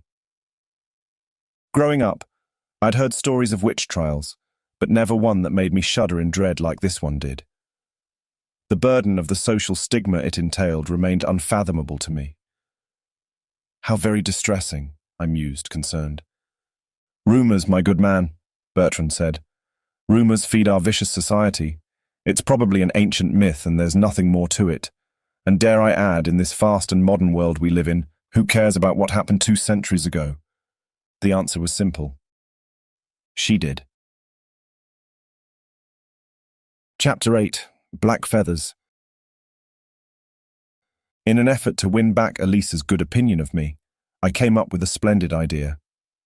Days ago, I'd received the most coveted invitation to Madame Bonmaison's annual charity event. In her letter, she called it un dîner entre amis, a dinner amongst friends, though she clearly was pursuing her friends' pockets on behalf of the Hospital General's housing for the poor. The Parisian elite thrived on such functions. It had been the sole topic of conversation for the past 3 weeks, and it would continue to be so for weeks to come, by the looks of it. But that was not all. In her message, Madame Bonmaison had been kind enough to remind me that as part of the evening's main event, she would have the honor to introduce us to Laetitia Leone, a prodigious opera singer coming all the way from Venice only to delight us with her superb interpretation of the most prominent musical arias. Now, as fate would have had it, I'd met Signorina Leone a few nights ago. Needless to say, I'd found her mesmerizing from the start, and not solely because of the reputation that preceded her name. The corner of my lips curled as I recalled her bright blue eyes. Although I had an interest in music and appreciated the wondrous talent of any soprano, I knew Elisa's sensibilities in this area exceeded mine by far. She'd be ecstatic the minute I told her I'd received the priceless invitation. I waited for the clearing of the dinner service before I made the announcement. "I have good news," I began in an offhanded tone, as I folded my napkin and slipped it on the table. "Oh?" Her brows softly lifted with an air of indolence. "What is it?" she asked, setting aside her fork and knife. She dabbed the napkin on the corner of her mouth. "Madame Bonmaison has requested our presence tomorrow evening at her charity event," I said with the same nonchalance. Elisa's expression slackened, and instant joy washed over me as I witnessed it. "I've already accepted," I added, and quirking up an eyebrow, I said, "Happy?" She heaved a sigh, collecting herself into a marble sculpture. "You should have consulted me sooner," she said in an icy voice. "I'm afraid I cannot attend." I started, taken aback by her response. "What do you mean by that?" I snapped with a scowl. "Elisa, this event is the talk of the season. You yourself mentioned it to me weeks ago. I expressly remember you saying how much you longed to listen to Laetitia Leone's interpretation of Dido's lament." Every inch of me went taut with fury. Why was she doing this?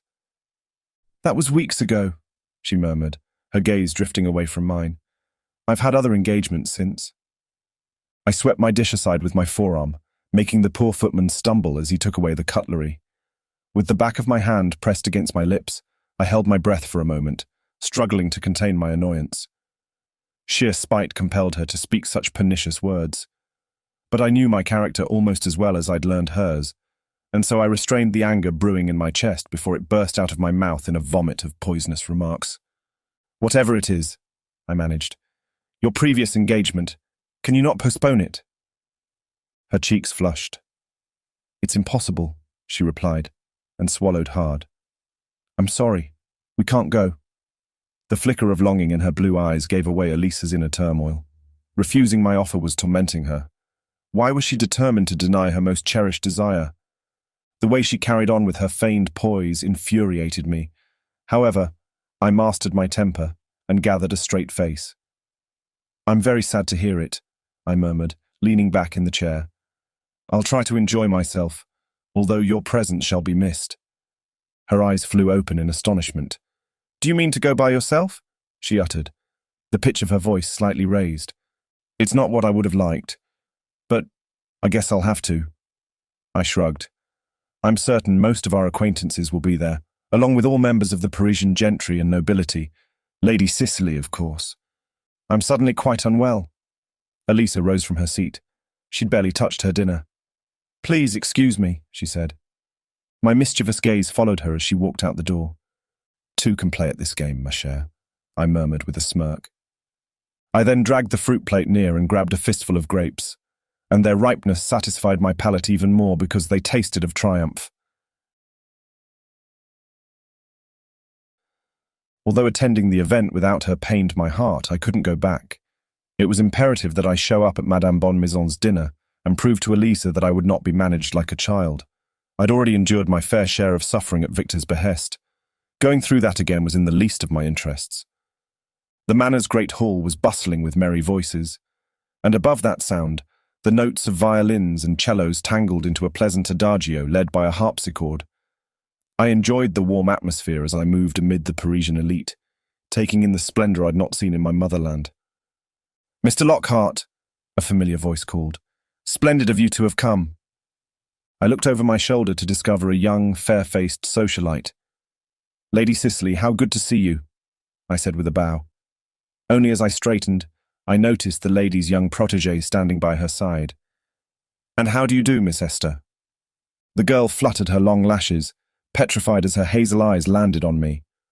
"Lord Allen is engaged in conversation with Monsieur Bonamazon, I'm afraid," Lady Cicely said, and looking behind me, she added, "I don't see Miss Lockhart with you. I hope she fares well." A hint of concern hung from each word. "She's a tad under the weather," I lied. "Nothing too serious." Miss Esther sighed heavily. "She must regret not being here," she said, sipping on a glass of sherry. My gaze cut to hers. "Oh, I'm sure she does," I said, the corner of my lips curling into a mischievous smirk. Then, straightening my expression, I rephrased, "I mean, Letizia Leone is her favorite singer." I gestured the significance with a slight hand wave. "I'll send her your regards."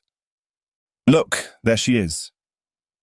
Esther's gaze drifted to the grand room, where the virtuous singer prepared for the night's main event. "She's beautiful." Of course she was. "We must take the best seats," Lady Cicely said with a hurried tone. "Mr. Lockhart," Esther breathed, her doe eyes fixed on mine. "Yes, Miss Esther," I replied, slightly leaning forward. "Would you sit by my side?" she secretly said, folding her delicate hand around my arm. "It would be my pleasure," I assured her, accepting her gesture. We scurried through the crowd into the grand room, where I led both ladies to our front row seats. Within minutes, all guests filled the chamber, until the cacophony of chatter died out. Not a sound stirred in the room when Letizia Leone appeared at the end of the hallway. A goddess of song, draped in a gold brocade and black velvet gown with a plunging neckline. Tight blonde curls hung from both sides of her middle-parted hair, with heavy long locks rippling down her back. Most intriguing was her chosen mask for the evening, a black velvet colombina, ornamented with silken black feathers and rows of glittering diamonds lining her eyes. "She performs in mascara," I mumbled in sheer awe of the singer's beauty. "Every time, Mr. Lockhart," Esther whispered. "That is a strange hairstyle," I spoke into her ear. "What's it called?" "It's the hurluberlu," Esther replied. "The talk is it may catch on. You dislike it. Perhaps I'll like it once it catches on. But for now it eludes my understanding of good taste," I finished with a teasing smile. Oh, the cynic I was. I could have cared less for the hairstyle. Nothing could have lessened Letizia's beauty. "Then I shall never wear it," Esther said with a flick of her lace fan. As Letizia Leone reached the center of the room, she stepped onto a raised platform. The musicians set at her sides patiently waited. A warm ovation lifted from the crowd, and Miss Leone bowed in gratitude with hands crossed over her chest. When she straightened, stillness prevailed once more. The first notes of the harpsichord struck, and Letizia Leone's extraordinary voice speared through the silence like a beaming light cracking the dark. Dido's lament summoned Elisa to my mind. Her favorite aria, and she was missing it. A bit too gloomy for my taste. A story of heartbreak, where Dido's lover Aeneas abandons her, and devastated by the rupture, she plunges a knife into her chest and dies as his beloved sails away on the horizon. "Remember me," she begs. Closing my eyes, I envisioned Elisa singing in her room early in the morning. She'd always been prone to such somber, melancholic tunes. The passion in her singing had brought me to tears more than once. As my eyes opened, the room froze with Letizia Leone's enchanting voice. It was almost magical, the way not a single soul dared to move, save for one person. I couldn't help but notice, in the farthest row behind the singer, the woman attempting to leave the room. She sauntered to the door and creaked it open, and as she was about to escape, her golden gown's trim got stuck on the jamb. Frustrated, the woman bent down and tugged at the hem to become free, and as she lifted her chin, I caught a flash of glistening green eyes. A standing ovation enveloped me as the melody came to an end. The crowd stirred in a frenzy, Lady Cicely and Esther did not linger and approached La Femme en question. I seized the chance to disappear in the horde and chase the woman who'd left the room seconds ago. I followed the clank of her footsteps down a long and narrow corridor, scarcely lit with the moonlight that beamed through the lining tall windows. Finally, I reached the end of the hallway and walked up to a door. With my pulse racing in eager excitement, I pushed the door open. There was darkness, and in the darkness, a soft citric fragrance filled my lungs. Little by little, my eyes adjusted to the scant light and discovered the faint flicker of torchlight outside, which I caught through a wall made of glass and iron. This was an orangery. I moved along a pathway, lined with lemon and orange trees and columns of stone, and found her at the end. She was leaning against an oak work table, holding an apple in her gloved hand. The second our eyes met, Juliet's lips curled into an enticing smile. She was the embodiment of mischief. Back in the Garden of Eden, I'd thought her Eve's incarnation when, all this time, she'd been the serpent. "It seems we're destined to meet each other in gardens," I said, closing the distance between us. "Good evening, Mr. Lockhart," she said, setting the apple on the table. "May I know the reason for your skulking?" I asked, genuinely curious. "I do not skulk," she replied, pouting her plump lips. "I merely needed the fresh air and— Where is Miss Lockhart?" Juliet tilted her head. "She couldn't come," I managed, strangely unsettled. A smirk tugged at her lips. "How very fortunate," she teased. Or did she? I stifled a laugh and inched close enough to whisper in her ear. "That's quite vicious, even for you." Her cheeks burned red scarlet. "Is it vicious to rejoice in having a dear friend's company for oneself?" she asked. "Perhaps not," I replied with a slight frown. "But then, you have a most convincing way of painting good on evil." Juliet raised her brow in wonder. "Do I?" My phrasing amused her. And then the dreaded phrase came. "We should go back. Would you not mind being seen with me?" "Seen or not, I would be happy to walk by your side," I said, offering her my arm.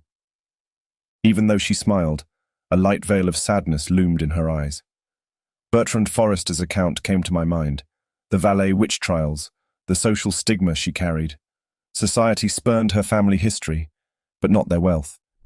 Once we returned to the grand room, Letizia Leone had finished her presentation. The crowds jostled in the chamber, making it impossible to cross to the other side. "Mr. Lockhart, there you are," Esther said, shaking her closed fan in the air. Decidedly, her delicate figure plunged into the aristocratic horde and squashed its way to where we stood. "I thought I'd lost you." I gave her a warm smile. "I'm glad you found me, Miss Esther," I told her. "Have you met Miss Juliet Devereux?" I gestured towards my company. "This is Miss Esther Allen." "Enchantée," Juliet said with a brief curtsy. Esther grinned. "How do you do, Miss Dever?" "Come away, Esther, dear." Lady Cicely's hand clamped her shoulder, all but dragging her protégé towards her. "I'm terribly sorry, Mr. Lockhart. Lord Allen is expecting us. We must leave now." Her bulging eyes stabbed Esther with a glare. "Adieu, Mr. Lockhart." Lady Cicely barely amended the rudeness of her manners by acknowledging Juliet with a swift nod. And within seconds, both ladies disappeared in the crowd. Lady Cicely's ill behaviour came to me as a shock, but as I gradually noticed the spiteful glares that surrounded us, I began to understand. Lords and ladies wrinkled their noses at Juliet and watched her with disdain. Even then, no distress fleeted across her face, but surely such irrational displays of disapproval must have hurt her. My lips parted, meaning to address the situation and strip away any importance to it because it was complete folly. Why should anyone judge her by her family's past? It was only out of fear of wounding Juliet's sensibility that I held my tongue. I carefully held her arm. "Come, Miss Devereux," I said. "Let me take you to your carriage." A brief smile thinned my lips. Her features softened. "There's something I must do before we go," she replied, leaving me absolutely dumbfounded. Juliet beamed with joy as we left Bonamaison Manor behind us. We sauntered towards the front porch in undiluted bliss when the evening's cool breeze picked up her red locks of hair and ruffled the black feathered mask cinched to her face. The sparkling diamonds clashed with her green eyes, precious jewels themselves. "You did it," I told her, delighted beyond measure while I contemplated her. "Letizia Leone's mask is yours." "Unfathomable," Juliet declared in astonishment. Crisp laughter escaped her and captivated my heart.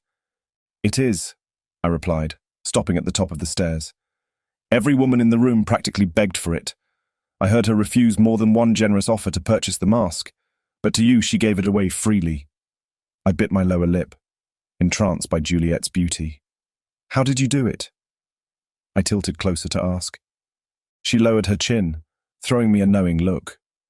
"You know perfectly well I had no hand in it," she answered. "It was all you. You charmed her, monsieur, and what woman would not fall for your enchanting smile?" Warmth rose to my face. Thankfully, Juliet spared me from any further shame as she descended the steps. I was following her, when she suddenly tripped, and faced with an imminent fall, I swept her in my arms, fast as lightning, a hand around her waist, the other holding her bare shoulder. "Are you all right?" I breathed, inches away from her sweet countenance, close enough to steal the scent of roses from her skin. Weightless in my hold, her eyes bored into mine. Juliet's lips barely parted, but she spoke no words. A swift nod was all she managed in response, and I needed nothing more. In this heavenly nearness, I struggled to fight back the wish to kiss her. In another time, in another place, it might have happened. I cared for her too much to subject her to more gossip. "Perhaps it might be best," I whispered, gliding a hand near her face, "to remove the mask." Juliet blinked and silently agreed. My hand eased along her nape, reaching for the mask's black silk ribbon. With a gentle tug, the knot dissolved, and although I found endless delight in keeping her in my hold, every second of this closeness challenged my limited self-control. My fingers glided down her soft jawline of their own accord, and as I slipped them underneath the mask, my breathing hitched. I took the mask off and helped her on her feet, and once she stood on her own, I stepped away fast and I could breathe again. "Merci," she said in a low voice. I swallowed hard, clenching my fists tight as I fought back the need to touch her. "You're welcome," I managed, unable to hold her stare, at least not for a while. We walked down the remaining steps and reached the driveway, where Juliet's carriage circled around as soon as the coachman spotted her. "Shall we meet at the Luxembourg Gardens next time?" I said. Despite my racing pulse beating hard in my throat, I cracked a smile. "It seems only fitting." My suggestion amused her. "That entirely depends on the day of your departure," she replied, fidgeting with the soprano's souvenir. "We leave this Wednesday," I was sad to say. "There's no telling when you'll return," she stated, her gaze locked on the approaching carriage. "It could be months, I'm afraid." I hated myself for saying it, for allowing this wonderful night to take such a sullen turn.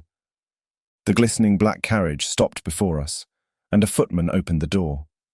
I displaced the man, offering her my hand as she stepped inside. "Then you must come back soon," she said, while setting the mask on her lap of golden silk. When her gaze found mine again, she added, "Return to Paris. You're welcome to stay at Devereux Manor." "I will," I replied with a nod, and at that I closed the door. As I faced the driver to signal his departure, I discovered Hector in the flesh, and unlike his Roman counterpart, he was alive and well. "Walk on," he said, and the red devil vanished from my sight as the carriage pulled away. Chapter 9. The Secret. As I drove back home in the carriage, the bitter sweetness of our farewell travelled with me. For days I'd looked forward to our trip to Rome, but as of this evening, I no longer felt the same. Part of me yearned to stay in Paris and discover what would come out of pursuing my friendship with Juliet Devereux. Spending months distanced from her, with the possibility of losing what scarce bonds we'd forged, was a thought that made me restless. An aura of mystery enveloped her, and it had nothing to do with her family's ancient history. This was something else entirely. All I knew was that part of me resonated with her, and my failure to pinpoint what that was puzzled me beyond belief. Perhaps this riddle kept me in her thrall. "Stop here." I knocked on the carriage's roof, Eager for some fresh air, I stepped off the carriage at Quai de la Tournelle and walked home for the remaining streets. Vivid images appeared before my mind's eye, multiple scenes of recent memories. Each one of those frames belonged to Juliet. I could not escape the gleam of her green eyes and her uniquely enticing, mischievous smile. The moment I caught her in my arms remained engraved in my mind, and the thrill it had awakened in me quickened to life as I summoned that recollection. She overwhelmed my senses. I growled as my spirit rebelled against the thought of leaving Paris. The wistfulness of our farewell lingered close to my heart, dangerously so. It was too soon. I needed time. The cosmic dust would settle at some point. Besides, another matter at hand required my attention. I hoped Elisa and I could settle our disagreement and focus on the promising adventures lying ahead of us. Could I ever win her back? Ever since that Pritchard fellow had stepped into our lives, I could feel her growing farther from me with each passing day. Most of all, it frightened me to recognize that the tear between us might be real, and perhaps nothing could mend it. But I wished with all my heart I might be wrong, and that there could still be a chance to save our affection. As I looked up at our home's frontispiece, I noticed the oddest thing. A carriage stood at our home's gates. My brow slipped into a frown. The minute I crossed the street, the carriage drove off. "How very strange," I mumbled, opening the door. The footman greeted me as I entered. "Bonsoir, Lex," I told him under my breath, handing him my coat. "Is Miss Lockhart awake?" Lex straightened. "Miss Lockhart has just left, monsieur," he replied in a stern voice. I started in dismay. "What do you mean, she left? At this hour?" I scowled. "Where did she go?" "I don't know, monsieur," Lex said as he closed the door, "but I believe Miss Reinhardt's carriage came to pick her up." "Miss Reinhardt," I mumbled, thinking back to her acquaintances. The name sounded familiar. Yes, Miss Reinhardt, from the salon meetings. They were friends. "At what time will she return?" "She did not say, monsieur," Lex answered dryly. I couldn't ask him to foresee the future. The man was practically useless to me, at least in this instance. "Very well. Thank you, Lex," I said, dismissing him with a quick hand wave. Desperate, I stormed into my bedroom. "Miss Reinhardt picked her up," I stammered. "At 10 o'clock in the evening. It's entirely inappropriate. What is she thinking?" Every artery in my body throbbed as I paced my room in circles, mad as a wild mastiff. Why would she do this to me? Going away without notice, without leaving word of her purpose or whereabouts. It was most unusual, completely out of Elisa's character. Lex had mentioned no luggage. It would be safe to assume she'd not run off. But how could I be sure? Had she any intention of coming back? What if she'd left with Pritchard? My mind whirred with incessant worries. Perhaps I'd truly lost her, and this time, forever. My breathing hitched. The sole thought of being left without her was unbearable. Tears rimmed my eyes, as fear and frustration took over my heart and toyed with it at their will. A tide of fury washed over me, and with a swing of my arm, I swept away the objects on my writing desk. It made no difference. I growled and dropped to my knees, raking my quivering fingers through my hair. Elisa was determined to cause me grief. And tonight, she'd played her cards to perfection, hurting me more deeply than I could have ever imagined. Uncertainty was by far a worse punishment than pain. Tears streamed down my cheeks when I slowly raised my face, my gaze leveling with my bedside table's door. I reached for it and pulled it open. Inside, I found the bottle of Bordeaux I'd hidden there, just in case. I opened it and took a long swig, right there and then. After a second, I crawled to the balcony and leaned against the railing, my empty stare fixed on the desolated street, hoping to spot her, if in fact she returned. I took another drink, allowing the wine's rawness to burn my throat. "Where are you?" I growled through clenched teeth, and closing my eyes, I fell asleep. My eyes opened as midnight struck on the clock downstairs. The bottle lay empty in my hand. I was alone in my room, not fully awake, but my senses sharpened as I heard horses' hooves clopping nearby. I leaned closer, in time to see a carriage emerge out of the thick grey fog and stop in our driveway. The second the door opened, I glimpsed a gown's blue silk skirt, peering through the crevice. Elisa stepped out of the vehicle, concealed in a black hooded cloak. She turned to say farewell to someone waiting inside and walked into the house. At once, I scrambled my limbs and shot to my feet. I dashed to the doorway, a million thoughts colliding in my mind. But just as I reached the room's threshold, I halted. I pressed a hand against the jamb and tilted forward, taking my brow to the door. Against every fibre in my being, I refrained from running downstairs. What would I say or do? I was drunk. Any words to cross my lips would seal my doom. All I cared about was knowing she'd returned. Nothing else mattered. For now. Elisa's light footsteps resounded down the hallway as she approached her bedroom. I swallowed hard, and gently I opened the door. In silence, I leaned against the jamb, folding my arms over my chest. All I wanted was to see her. Elisa whirled around slowly, pulling back her hood as she faced me with wide, glistening blue eyes. No defiance dwelled inside them, but sheer dread of what my reaction might be. Her subdued demeanor shot a blow through my being and disarmed me.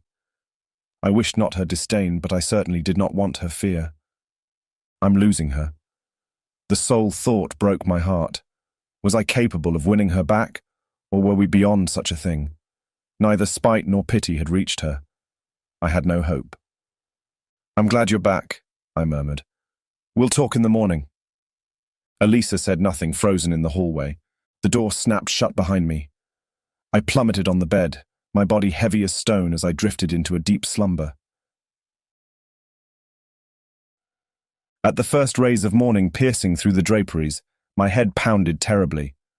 I sluggishly reached for the bell and called the parlour maid. Within seconds, she appeared in my room.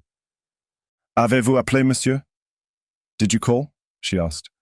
I rubbed my eyes. "Oui, Marguerite," I said in a groggy voice, regretting every moment of this sickness. "Bring me wine, more wine, I wanted to say, breakfast, and tea.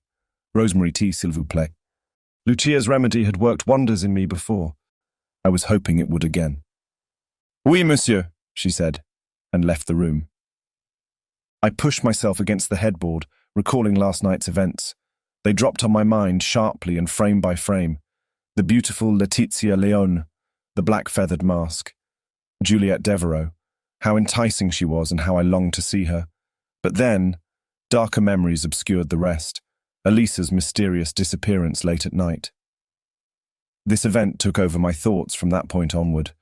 Marguerite quickly returned with my breakfast and a steaming pot of rosemary tea. I forced the drink down my throat and pushed myself to eat and wash up before heading downstairs. By the time I arrived at the hall, my headache and most of my ailments had vanished. I prepared myself for a chaotic day, what with the myriad formalities required as we reached the end of our stay in Paris. I not only had bills to pay, including our servants' fees, but I had letters to send, and arrangements to settle to ensure our journey tomorrow. If father could see me now, I mused with a mirthless grin as I entered the parlour. "The mail, monsieur," the footman said, offering me a silver tray with a small pile of letters. I heaved a sigh and snatched them on my way to the desk. "Thank you, Leeks." I plummeted on the chair, ready to send word of our travels to our landlord in Rome, advising him to expect our arrival. "Parchment," I mumbled, dipping my hand into the drawer. When I pulled it further, something seemed amiss. But what? I shook my head and grabbed a sheet of parchment when it dawned on me. The money I kept stashed away for emergencies was gone. 20 louis d'or. I frowned. No one but Elisa knew where I hid that money. No one but her could have taken it. But certainly Elisa's impeccable morals would prevent her from committing such a shocking deed. Righteousness and virtue were the pillars of her personality. There had to be an explanation. Although, what about her secret rendezvous last night? Why would she risk everything, her good name and reputation, for anyone? This was not the woman I knew. Laughter outside the window broke my train of thought. I pulled back the drapes to find Elisa, sitting in the garden chair. She smiled and nodded, a cup of tea in her hand. Such happiness radiated from her as I'd seldom seen. I looked at the person across her and... oh, it was him. What was he doing here? Pritchard sat on the chair opposite hers. Although I could not make out the details of their conversation, he kept her captivated with it. It stung. William Pritchard painfully reminded me I'd lost my ability to make Elisa smile. It shouldn't matter as long as she's happy, I mumbled as I shut the drapes. But my words failed to convince me. Bothered and disconcerted, I returned to the desk and resumed my tasks. As I finished the letter, Pritchard and Elisa's voices had moved to the hall. "She's positively furious at herself for not getting that mask," Pritchard declared with a hint of amusement. "For the life of me, I can't understand why she wanted it that much." "Poor Cicely. She mustn't fret about it," Elisa said. "I'm sure she meant to please me. You see, I told her I fancied having Letizia Leone's mask as a souvenir." "Now that explains it," he replied. "Too bad Cicely failed. I hear Miss Leone has already gone back to Venice. Perhaps you'll have better luck there." Elisa heaved a sigh. "Perhaps... Ah, there you are, Lockhart." Pritchard peeped into the parlour. "Pritchard." I rose from the seat, and left with no other choice. I met him at the doorway. "What brings you to our home this early?" He pushed the door open wider. "I've come to invite you to dinner tonight as a farewell treat," he stated. "The Allens will be there, of course, and sweet Esther as well, so you can expect to have fun." "I thank you for the invitation," I told him with no inclination. "But as you can see, I'm swamped with errands, preparing for our journey. I'll do my best to join you, but I'm afraid you must spare me if I cannot attend." "Come on, Lockhart." He patted my shoulder. I could have bitten his hand off. "There's always a lawyer to take care of these things. Would you not agree?" "I would, Pritchard, if indeed I had one to rely on," I said, gently patting his hand off my shoulder. "Unfortunately, I do not, and I'm afraid these days an honest lawyer is as difficult to come by as a virtuous putain." Pritchard quirked up an eyebrow. "A rather harsh comparison. However, I can't disagree," he murmured. "Well, I must be off." He finally stepped back. "Hope to see you there, man. Thank you for the tea, Miss Lockhart." "Goodbye, Mr. Pritchard." Elisa clasped her hands, watching as Leeks escorted Pritchard to the entrance. As soon as he left, she straightened her gown and turned away, heading towards the stairs. "Elisa," I began. She halted mid-stride. "I do not wish to quarrel with you," she replied matter-of-factly without looking back. "Neither do I said under my breath, ambling after her. "But surely you can understand why I'd be concerned after last night." "I can," she uttered. "And surely," I continued, "you can see why I'd want to know the reasons for your straying from home so late, as well as your whereabouts." She bowed her head. "I do." I walked around, planting myself before Elisa as I added, "Then tell me, where did you go last night?" She lifted her gaze and replied astern, "I cannot say." I started. "What?" I blurted out. All right." I pursed my lips. "Breathe, Ivan. Why can't you tell me?" "I promised I'd not speak a word," she said in a low voice, looking down at her clasped hands. I inched closer. "And to whom did you make such a promise?" Tears loomed in her eyes. "I cannot tell you." My patience ran out. "You must tell me," I demanded, seizing her wrist. 20 louis d'or are missing from my desk's drawer." A glower hardened my expression. "Did you take the money? Why, Elisa? I must know." The first tears rolled down her blushing cheeks. "You're hurting me," she cried. "Please, do not torture me with questions I cannot possibly answer." She squirmed in my unforgiving hold. "Let me be." Bewildered, I released her from my grasp. This was not how I'd hoped the conversation would go. She fled upstairs immediately, and I couldn't blame her. "Monsieur Mirabile is here to see you, monsieur," Lake said. I released a sharp exhalation. "Send him in, please." Sweeping a hand across my brow, I decided to cast off the gloom from my face. "Bonsoir, Monsieur Lockhart," a voice said behind me. I whirled around, at once spotting the old man standing before me. He was holding a case with both hands, wrapped in velvet, with as much care as if he carried a newborn child. I could not help but smile. There could have been no better timing for this. The man's sole presence washed away my inner turmoil. "Please, come in, Monsieur Mirabile," I said, leading him inside the parlour. He gave me a brief nod, and as soon as we entered, he said, "This belongs to you." Monsieur Mirabile opened the case. He removed the velvet cloth, and he set it on the desk before me. My eyes flew open, astonished by its beauty. "It's perfect," I managed. "I designed it according to your specifications," he added proudly. My smile widened into a grin. "It's just as I wanted," I murmured. "A true work of art, Monsieur Mirabile. I must congratulate you." The master jeweler bowed in appreciation. "Please, monsieur, this is only the casing," he said, instigating me to open it. I did as he said, astonished at what lay inside, and just as my fingers glided to retrieve the piece, Elisa's footsteps resounded in the hall. I shut the lid fast and covered the case with the velvet lining. She peered into the room, changed into a different gown. "I'm off to—" The words drifted into silence. "Oh, I didn't realize you had company." "Bonsoir, monsieur," she curtsied. "Bonsoir, mademoiselle." Monsieur Mirabile bowed. "Excuse me for a second, monsieur," I said as I moved around the desk. I strolled across the parlor and slid the door shut behind me. "What is it, dearest?" I spoke in as gentle a manner as I could manage, hanging to a frail thread of hope that we might still solve our differences. My warm demeanor did not surprise her at all. In fact, she seemed relieved. Anger never lasted long in me, and after years of sharing the same roof, Elisa knew this aspect of my personality quite well. A grudge, however, I could hold for years if I set my heart on it. Elisa's secrets worried me, but I would get to the truth eventually. Secrets always had a way of revealing themselves. It was only a matter of time before they did. "I'm off to Lady Cicely's," she said, "and from there to Pritchard's dinner." She paused, wavering before she added, "Have you decided to come?" "I'm afraid I can't, dearest," I told her. "You can see how busy I am at present." I pursed my lips.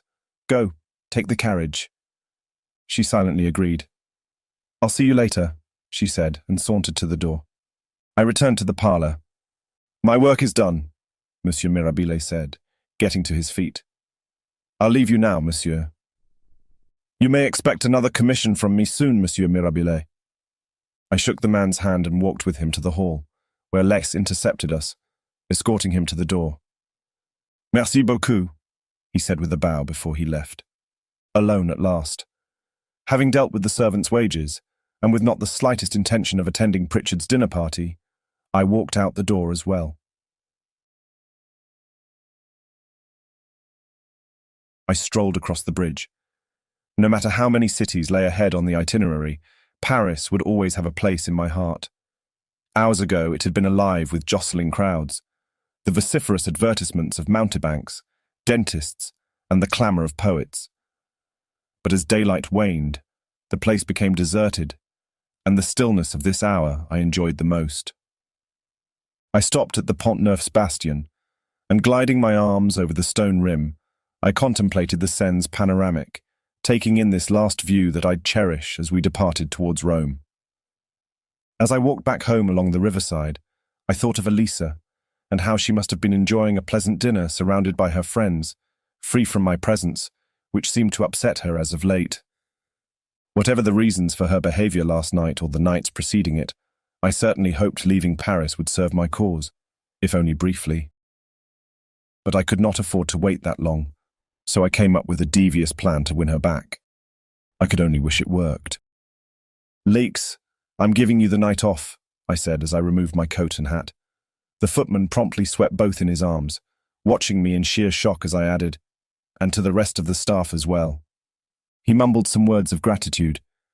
"Will you take your dinner upstairs, monsieur?" he asked. I said no, and headed to the stairway, ready to set up the backdrop of my plan when Lex called me. "Yes, Lex," I answered with a slight frown, eager to get started with my preparations. "There's a man waiting for you in the parlour," Lex said. "Monsieur Bellard." My brow creased even further. "It's a tad late for someone to call," I mumbled, vexed as I gripped the wooden handrail. "Oh, well, I'm in a good mood. I guess I'll see him." I reached the parlour within seconds, and as I opened the doors, a gust of warmth enveloped me. The burning hearth crackled and sputtered, and next to it a man sat on the chair. He shot to his feet as soon as he saw me, holding a hat over his lap. "Good evening, Mr. Lockhart." He spoke in English with a heavy French accent. "Forgive me for arriving at such an inconvenient hour." He was a tall, lean man, of no more than 27. I strolled further inside. Excuse me, Monsieur Ballard, I began, tilting my head. But do we know each other? He laughed under his breath. No, monsieur. He shook his head. We've never met. My name is Le Duc Bellard. You might be better acquainted with my wife, Madame Bellard. His brown eyes met mine expectantly. I'm terribly sorry, I murmured. I've never met the lady. Le Duc's lips curled into a half-smile. You might be more familiar with her maiden name, he added. Miss Eliza Reinhardt. Miss Reinhardt, I echoed. Yes, of course. Forgive me, I believed she was unmarried. Until last night she was, Le Duc candidly replied, fidgeting with the rim of his hat. We were married then. I gawked at him, unsure about the point of this conversation. He intrigued me, however, so I sat on the chair opposite him. Congratulations, I told him, hoping to hear more. Thank you, monsieur. Le Duc bowed his head with genuine humility and returned to the chair. I'm afraid our wedding circumstances were rather peculiar. He cleared his throat. I flinched at his candor. I can't see why this should be of my incumbency, sir, I said, holding out an appeasing hand, hoping he would reconsider. It does concern you, monsieur. Le Duc nodded. Please, listen to what I have to say. Very well, I murmured, lightly unsettled. You see, I'd known Eliza for a very long time, he explained. We first met as I became her tutor at playing the harpsichord. Le Duc paused. After some time, we both realized how much in love we were with each other. His mouth eased into a warm grin. L'amour, monsieur. Ah, mais oui, I replied, softly raising my brow. L'amour. 4 years ago, we became secretly engaged, Le Duc continued. You see, Monsieur Reinhardt would never approve a liaison between his daughter, une dame de la société, and me, a humble tutor from Lyon. I see, I murmured, nodding as I straightened. The point is, monsieur, Le Duc proceeded, 3 days ago we learned Monsieur Reinhardt had promised Eliza to another man, a duke. He smiled, unable to believe his luck, I'd say. I was willing to break the engagement if it pleased Eliza, but she was determined to fight for our love. His eyes shimmered. Last night we eloped and got married at Saint-Gervais. My expression slackened as I glimpsed the end of this story. Your sister, Miss Lockhart, Le Duc said. She was kind enough to serve as witness to our matrimony. He paused. I'm afraid we came to her unannounced and in a hurry, too late in the evening. Surely you must have noticed. Go on, I said, instigating him with a swift hand wave. Eliza and I are set to leave the country, monsieur. Le Duc rubbed his nape. But today, as our carriage was taking the road, Eliza confessed to me your sister's most generous and noble deed. Bellard extracted a velvet bag from his pocket. I believe this belongs to you, monsieur, he finished, offering me the small purse. I took the bag and poured its contents into my hand. My mouth gaped in astonishment. 20 louis d'or, I whispered. I did not know she'd given this token to Eliza. As my wife tells it, Miss Lockhart had hoped to gift us a good start in our new life together with her gesture, seeing that Eliza had no dowry to offer, nor the support of her family, Le Duc said, lowering his gaze in shame. I turned the coach around the minute I learned this, assuming the money must be yours, and therefore it should be restored to you. I took a hand to my mouth. I've been such a fool, I mused, stunned at how I'd wronged Elisa. With a blink, I turned to face Le Duc again. I'm most grateful for your honesty. I slipped the gold coins back inside the bag and pulled its laces shut as I rose to my feet. But I disagree with Miss Lockhart, I continued. This money by no means is a helping hand for a young couple in love. Le Duc straightened and stood before me. This, monsieur, is a wedding gift. I stretched my arm and placed the bag in his hand. Please accept it, along with our best wishes. The corner of my lips curled into a brief smile. Le Duc's eyes flew open in sheer shock. Monsieur, he uttered. I'm sure your wife awaits, I added warmly, showing him the door. The man grinned. Merci, monsieur, he said, shaking my hand. Thank you both. He nodded, beaming with joy as he strolled to the doorway where Lex met him. Chapter 10. The Breath of Life. The ticking of the clock resounded in the darkened hall. The door creaked, and so did the hardwood floor, as Elisa reached the staircase's landing. She raised the candle in her hold, flooding her face in its amber light. She found me sitting on the steps, where I'd waited for the past half hour. She threw me a quizzical look, her hand fastening the railing. In silence, she tilted her head, watching me intently. "Good evening," I finally said. "I didn't expect to find you here," she answered, her voice cold and detached. You've been avoiding me for a while now." Slowly I got on my feet. Her expression stiffened. "I want no more quarrels with you, Ivan," she said in a cautious tone. My hand glided on the handrail and slipped over hers. "My feelings exactly," I whispered, pressing it warmly. "Come." I led her upstairs, and as we stood at the end of the corridor, I pushed an oak panel on the wall, revealing the entrance to the servants' stairway. Without saying a word, I signaled her the way in. "Where are we going?" she asked, bemused. "You'll see soon enough." My fingers grazed her bare shoulder, gently prompting her inside. Elisa stepped into the passage, lighting the way upstairs as I followed. At length, we came up to a door. Wearing a suspicious frown, she looked back at me. "Go on," I said in reassurance. Elisa pushed the door open, and at once, a gust of icy wind lashed into the passage. She crossed the threshold carefully and stopped in awe as the night's Parisian landscape unveiled before her eyes. The city lights glimmered on the horizon, flickering like stars hanging at the reach of our fingertips.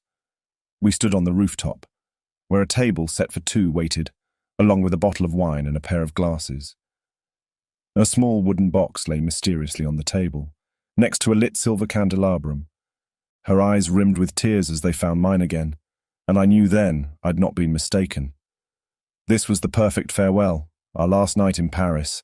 It appeared I'd finally found a way to Elisa's heart. But I wouldn't be so bold to assume her forgiveness. Not yet, at least. "Ivan," she managed in awe, "this is the least I could do after everything you've done for me," I earnestly said. Her lashes fluttered with confusion. "I have done nothing," she assured me. I grabbed the chair and dragged it back, offering her a seat. Elisa sat, unable to part her bewildered blue eyes from me. Tonight not only marked the end of our stay in Paris, but it was the true beginning of our journey. "Elisa, I was dead," I sternly began, and my throat clenched. "And you've given me the breath of life." I poured the wine to the brim of our glasses. "For this, I will cherish you always. Santé." Moved by my words, she lifted her glass and took a swig. "But I thought," she managed, "last night—" "I was wrong," I confessed, folding my hand over hers. "But now I know what you did. I know everything about your kind deed towards the Bellards. You must forgive my outburst. I was worried." She started. "How did you find out?" Elisa breathed, still in shock. "I received a visit from Monsieur Bellard," I explained, returning my hand to the stem of my wineglass. "He rushed to restore the money you'd given them as soon as he learned of it." A brief smile tugged at the corners of my lips. "Quite an honest man." Instant sadness surfaced on her face. "Oh, don't worry," I hurried to say. "I didn't take it. I gave it back as our wedding gift to the happy couple." She sighed, relieved. "Thank you," the words sailed through her lips most heartily. "Your sinless heart never ceases to amaze me," I mused, and meeting her stare again, I added, "Please, tell me I'm forgiven." "There's nothing to forgive," she whispered. My spirit soared at her assurance. "I have a gift for you," I said, slipping the box before her with my fingertips. "What is it?" she asked, intrigued. I softly arched my brows and said nothing, delighted, as I watched her pull the case closer, studying its enameled surface. Framed in gold filigree, 2 miniature portraits lay painted on each side of its lid, hers and mine. True to detail, they faced each other with a discreet glance. Upon our arrival in Paris, I'd secretly commissioned the work of Monsieur Mirabile, a respected Italian jeweler. "Ivan, it's beautiful," she managed in a daze, carefully studying the case. "Your gift waits inside," I said. "Open it." Elisa slowly raised the lid. Inside, she discovered a black velvet purse. I grabbed the candelabrum and placed it closer as she poured the bag's contents into her hand. Her eyes instantly flew open. It's too much." Pending from her hand, The pearl choker's sapphire brooch glinted with an ethereal sparkle. A bed of diamonds hugged the precious gem that matched Elisa's eyes. "Do you like it?" I asked. "How can I not?" she uttered. Her expression slackened in wonder as she contemplated the exquisite piece of jewelry. "It's the most splendid thing I've ever seen." "Shall I?" I suggested, pointing at the choker. She silently agreed. My fingers faintly quivered as I held the necklace. Blaming the wine would have been folly. As I drew closer, Elisa's fragrance filled my lungs. Roses and bergamot, her favorite perfume. Her soundless pupils devoured me as my hands met on her nape. When I inched closer, her minty breath landed on my face. I could have sworn she listened to my racing heart. A warm wave washed over me, compelling me to move even closer. A breath apart from her silken lips, I fastened the necklace and quickly pulled away. "It suits you," I managed in a low voice. Without a doubt, Elisa's beauty complemented the necklace, and not the other way around. "I'm at a loss for words," she whispered, her cheeks tinged in a rosy hue. "You mustn't say a thing." If the power rested in me, I would have stopped time right then and relished her presence. "About Pritchard," she said. "Please," I said, a lightly raised hand begging for her silence. "Tonight belongs to you and me, and no one else. We leave for Rome tomorrow, and after that—" "My Venice," she added in delight. "That's all I want you to think about," I said. A teasing smirk twisted the corner of her mouth. "I'm afraid you've made that an arduous task," she said, amused. "This evening remains to be outshined by any other." "Is that a challenge?" I asked, quirking up a brow mischievously. I swept my wineglass off the table, and as I took the drink to my lips, my mind whirled with a dozen schemes to keep her in my thrall. Chapter 11. A Promise in Rome. My eyes filled with wonder as we crossed Largo di Tito and discovered the Colosseum looming over the horizon. The towering structure stood amid heaps of dirt and wild grass, a precious jewel of history, blooming from the earth, jaded by the sands of time. 3 weeks had passed since our arrival in Rome. That brief period sufficed for Elisa to become fast friends with other grand tourists, most of them ladies of great wealth travelling from Spain, England, and France. I'd managed this morning to snatch her for myself after breakfast, hoping to avoid the scorching midday sun for a petite promenade. "This walk has drained the life out of me," Elisa declared, and her blushing cheeks proved her words true. "Are you really going to faint?" I teased, and immediately amended with, "There's a cafe just ahead. Do you feel up to the challenge, or shall I carry you?" I cracked a smile. Vexed at my amusement, she scowled. "I refuse to suffer another minute of this torture," she rebuffed, closing her parasol and softly punching my arm with it. And I would never complain, because I cherished every bit. Playfully, I recoiled from the canopy. "I'm the one being tortured," I uttered between laughs. Unable to clear the grin from my face, I called a passing coach. We took the ride to the cafe, relieved, as we sat at the table. She would have plummeted on the seat had she not thought it distasteful. Always playing by the rules. I'd have to put a remedy to that. "Green tea, please," she ordered as the server approached. "Quite an expensive taste you have," I murmured, shooting up an eyebrow. "A glass of red wine for me will suffice." She pursed her lips, fidgeting with the napkin over her lap. "I doubt your preference for wine has anything to do with its cheaper value." Elisa gave me a swift nod, satisfied with her witty remark. I heaved a sigh, slouching in the chair. "A man has no better thing under the sun than to eat and to drink and be merry," I quoted, locking my hands over my nape. She gawked at me, puzzled. "Where have I heard that before?" she asked. I couldn't help but smile. "Master Bianchi," I replied. "He said it all the time. Do you remember him?" "Barely," she dismissed, and straightening, she added, "But tell me, have you fallen in love with Rome as much as I have?" Elisa leaned forward, waiting for my answer. My brow slipped into a frown. "I've given a great deal of thought to the matter," I said, "and I've decided Paris is the city for me." She flinched in disbelief. "Why would you say that?" A smoking cup of tea appeared before her, and her gaze locked on its swirling fumes. Does Rome disagree with you? No, of course not, I replied. Indeed, I find its antique appeal quite endearing, but Paris has charmed me forever. I paused. I fear no matter how much I may travel, I'll always return to its beckoning arms. I care little where we go, as long as we travel, she said in a blurt. In this tour, I've discovered fathomless freedom. Her stare became empty. I cannot possibly go back home. She shook her head. I know what you mean. I reached for my drink. Sometimes I find it hard to believe we're truly here. I laughed under my breath. I still haven't gotten over the fact that Father would agree to this excursion. How could I not laugh? For the first time in years, I was genuinely happy. Happy to leave behind England and its dreadful memories. Happy to travel and discover new lands. Thrilled as I drank a glass of wine in the Eternal City, with Rome's ancient hills as our wondrous panoramic. And most of all, elated to share this adventure with her. Without question, Elisa had been the key instrument to the shift in my heart. She alone had won Father's financing for this journey, as well as his blessing. But then, he would have done anything to rid himself of my presence. How did you do it? I finally asked, and taking my drink's last swig, I waved at the server, asking that he pour me another. How on earth did you convince him? I leaned forward on the table. Elisa's lips thinned into a proud smile. I simply reminded him that, her eyelashes fluttered, the Grand Tour was the perfect opportunity to broaden our horizons. I raised my brow, holding my tongue for as long as I could, until I answered, Elisa, I must say, your answer is most troubling.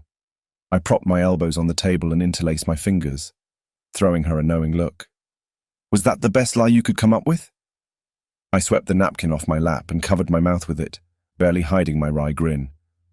You're a terrible liar, I blurted. Oh, how I laughed. The more I laughed, the more she stiffened. Honestly, Ivan, sometimes you can be so rude, she said under her breath and turned away, concerned someone might have heard my last remark. Well, boo-hoo. I'm sorry, I said, recovering my aplomb, but you should have told me the truth in the first place. I finished with a shrug. If you must know, she said, inching close, seeking confidence. I told Father I had my mind set on meeting my future husband on this tour. She paused. He agreed to it immediately. My expression slackened in astonishment. Of course, Father would have agreed to that. My sweet Elisa, a devious mastermind, capable of concocting such a vicious ploy. Who would have thought? Brava, I clapped. There might be hope for you still. Oh, how you enjoy teasing me, she murmured, holding her cup of tea. Stifling my amusement, I raised my glass and took another swig. How would I ever do without you? I whispered, slipping my free hand over hers. A dark thought crossed my mind at that moment. What if she'd meant every word she'd told our father? What if, contrary to what she showed, Elisa truly meant to find a husband? A life without her was a grim prospect indeed. The threat of loneliness built up inside me, tightening my chest.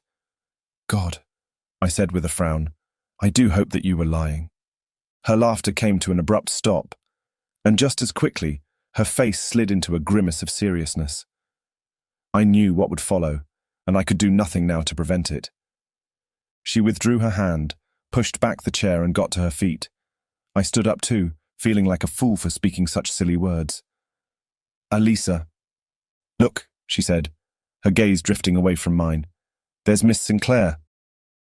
Within seconds, she recovered her poise and waved to her friend as she approached the table, along with a pair of young ladies. They greeted each other. Introductions were made. But all the while, I knew I'd wronged her. And I also knew my words would have a greater impact than she'd ever dare to reveal.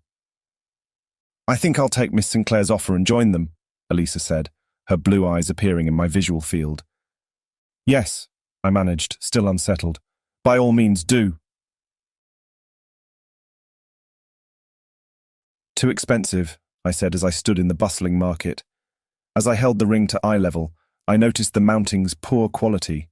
The stone, however, was genuine, and its condition acceptable. I was a merchant's son, and such details did not escape me. Yellow topaz. I could have it set on a respectable piece of jewelry. Guarda, guarda, Look, the girl said. She took the ring and slipped it on my finger. Mi piace tanto come ti sta. I really like how it looks on you. I glanced at the pearl necklace and the several pairs of earrings displayed on the ground over a scrap of brocade. I'd first come here lured by La Fontana dei Quattro Fiumi, the central piece of the Piazza Navona. But as I'd moved closer to appreciate the colossal sculptures, the gem's yellow shimmer had caught my eye. My gaze cut to the girl. Judging by her clean-brushed hair, trimmed fingernails, her clothing quality and composed demeanor, I was certain she was no trader. Resolved, I handed her the ring. I don't believe you're a tradesman's daughter, I told her. Her restlessness confirmed it. Come, I said, packing her jewelry into the piece of brocade. I'm taking you home. The girl did not protest. She led me through the hurried crowds, through narrow streets, until at the chime of bells, I turned to discover the Pantheon before me. A treasure, buried amid countless shops. The Pope had recently added both bell towers designed by Bernini.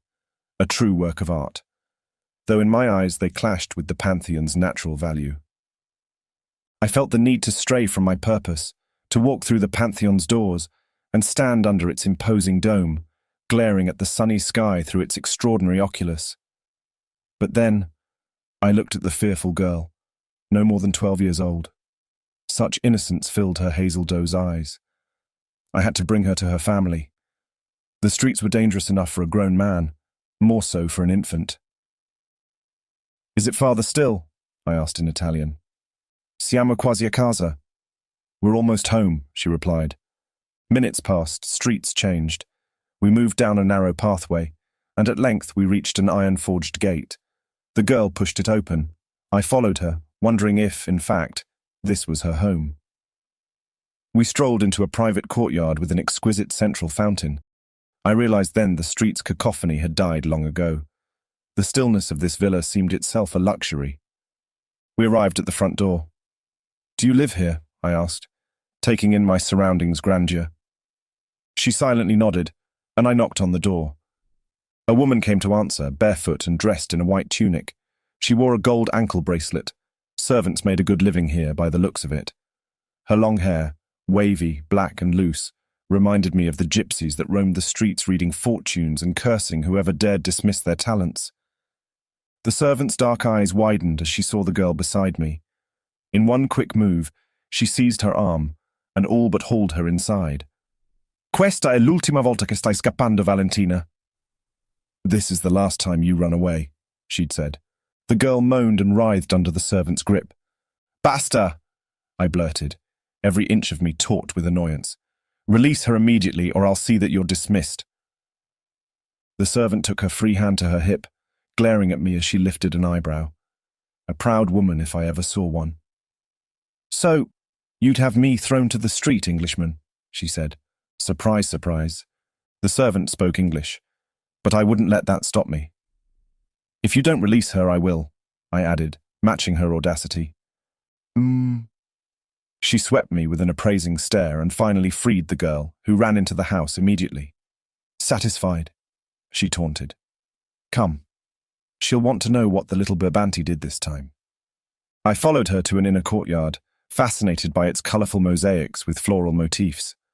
Wait here, she curtly said, and left me standing in the atrium, enclosed with Corinthian columns and an open ceiling that spilled sunlight into the central basin.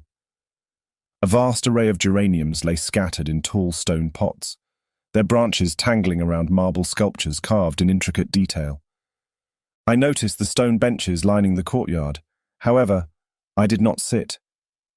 Out of the corner of my eye, I glimpsed the girl, Valentina, peeping behind a column. When I faced her, she smiled at me. I winked back. The second I heard voices approaching the atrium, Valentina disappeared. Buonasera, a woman said, clad in a fashionable green dress and a matching hairstyle, the home's mistress surely. Sarah, I replied, noticing that the servant girl refused to part from her mistress's side. When her eyes met mine, I tilted my head, silently suggesting she remove herself from the courtyard.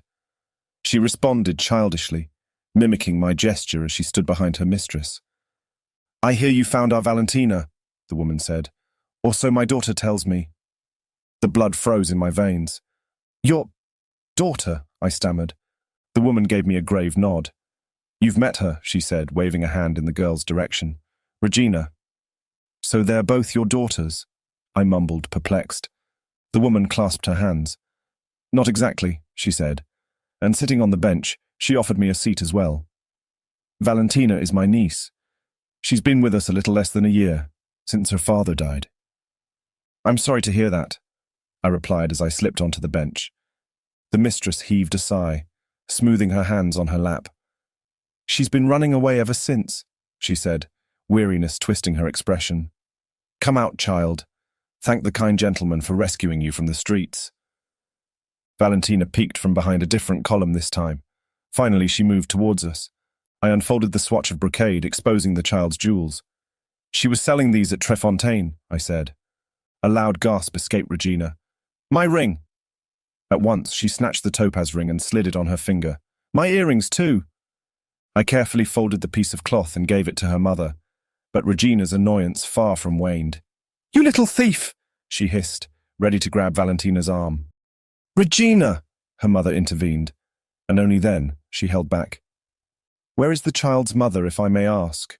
I said, trying not to snap at the vicious Regina. Regina, in Latin it meant queen, but truly she was a tyrant. "My sister," the woman said, genuinely aggrieved. "The fool claimed her husband lived. She travelled to Venice looking for him. I've heard nothing from her, and that was 5 months ago." "Venice?" I mumbled, staring at the child's hazel eyes. They seemed familiar. "Yes, Venice," the woman echoed, annoyed.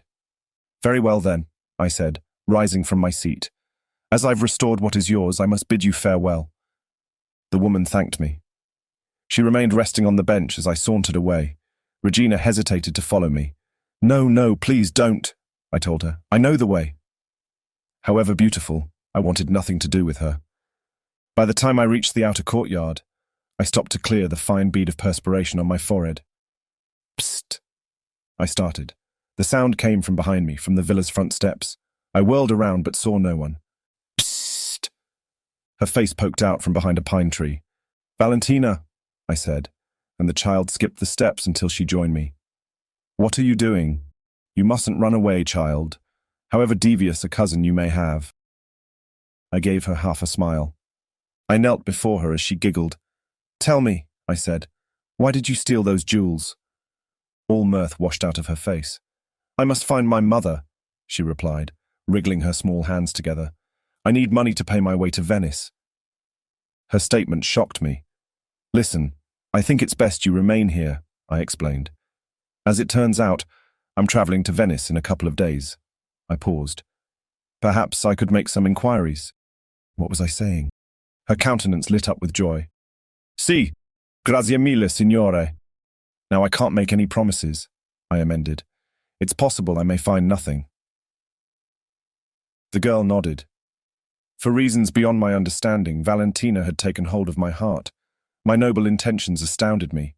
Who knew I had it in me to play the part of the hero? "I'll need to know your mother's name," I said.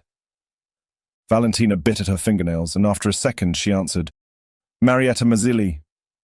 "And your father?" I continued. "What's his name?" "Rinaldo Bianchi," she replied. "Bianchi," I echoed. A chill ran down my spine, nearly knocking me off my feet. Slowly I regained my composure. I dreaded having to ask, but the question had to be posed. "Is it possible that your father was a master swordsman?" The girl's face lit up.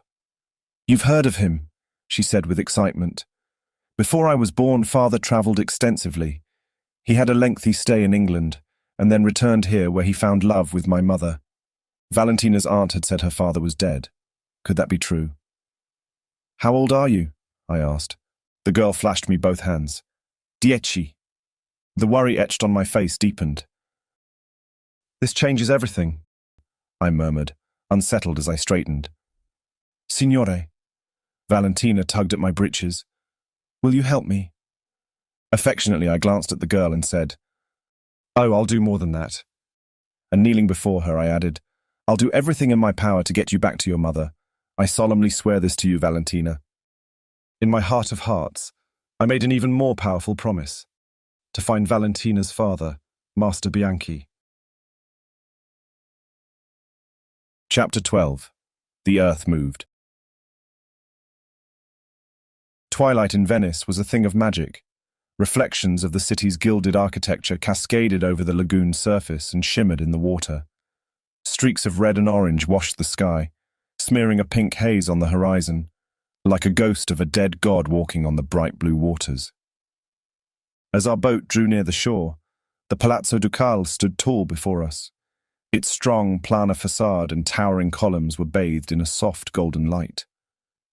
"Venice," Elisa breathed, holding my hand tight, her glimmering blue eyes locked on the Colonne di San Marco and its vigilant winged lion. "Yes, dearest," I said. "Your Venice, La Serenissima Repubblica di Venezia." A simple piece of parchment torn from an old travelling guide had unleashed this entire venture. Elisa had kept it for years before revealing her secret wish to me. Today the dream was no more. It vanished the second we stepped off the boat and touched Venetian soil. Part of the illusion remained, however: the roads to pleasure and perdition. That moment remained engraved in my memory. Each time I summoned it, the warm blood rushing through my veins reminded me how forbidden true paradise could be. A gust of freezing wind enveloped us as we strolled down the Riva degli Schiavoni. Nothing could have prepared me for the overwhelming experience as we turned and stood in the middle of the piazza. I discovered myself insignificant, surrounded by architectural wonders. In front of me rose the beautiful facade of St. Mark's Basilica, with its 5 impressive arches adorned with shimmering mosaics and gold leaf. To my right was the bell tower, Il Campanile, soaring 300 feet high above me, and behind it, the Doge's palace colonnade stretched out along the gorgeous vista we'd just seen. Framed between Il Colonne de San Marco e San Todaro was the breathtaking view of the tranquil evening sea in Venice. A vast piazza lay before the basilica, surrounded by the towering buildings of the Procurata. Flights of doves circled the darkening sky, and the earth moved. It undulated ever so slightly, up and down.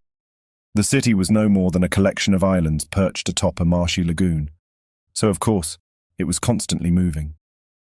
Despite my childhood aspirations of becoming a pirate, I'd realized the sea did not agree with me at all. I stumbled against the nearest object I could find and leaned against it, trying to keep my balance. "Are you all right?" A woman spoke in the distance. A gentle hand landed on my shoulder. "Ivan, breathe. Take one deep breath, and then the next." "I will be," I managed. "Just give me a minute." I never knew freedom could be so intoxicating. A few months in, the Grand Tour had taught me one powerful truth: embracing the world required great courage. It was a daunting experience, unparalleled by any other. Not 1,000 books of history and geography could have prepared me to face this harsh reality. All I knew, and I knew it well, was that I could wake up one morning and find this city gone, replaced by an impenetrable darkness. And so, I craved to take it all in with long gasps of air, no matter how overwhelming. Perhaps this was the reason for my sudden seasickness.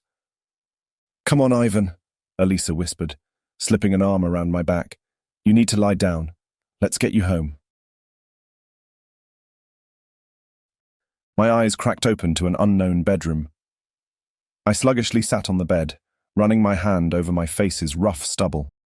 The memories dropped into my mind's eye like the first drops of rain.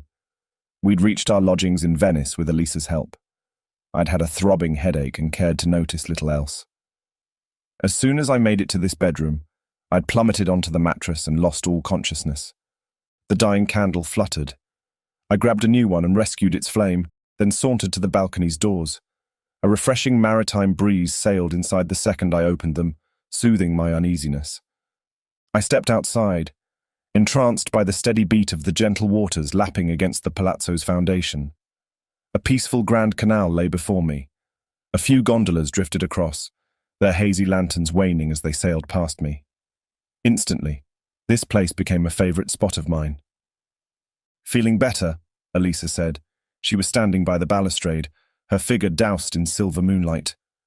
"I think so," I said, checking in with myself. The sensation of being weightless stayed with me, only faintly. The ground still shifted below me. "I thought you might want some wine," she said, lifting a glass in her hand. "You thought well," I said, shooting up my brows.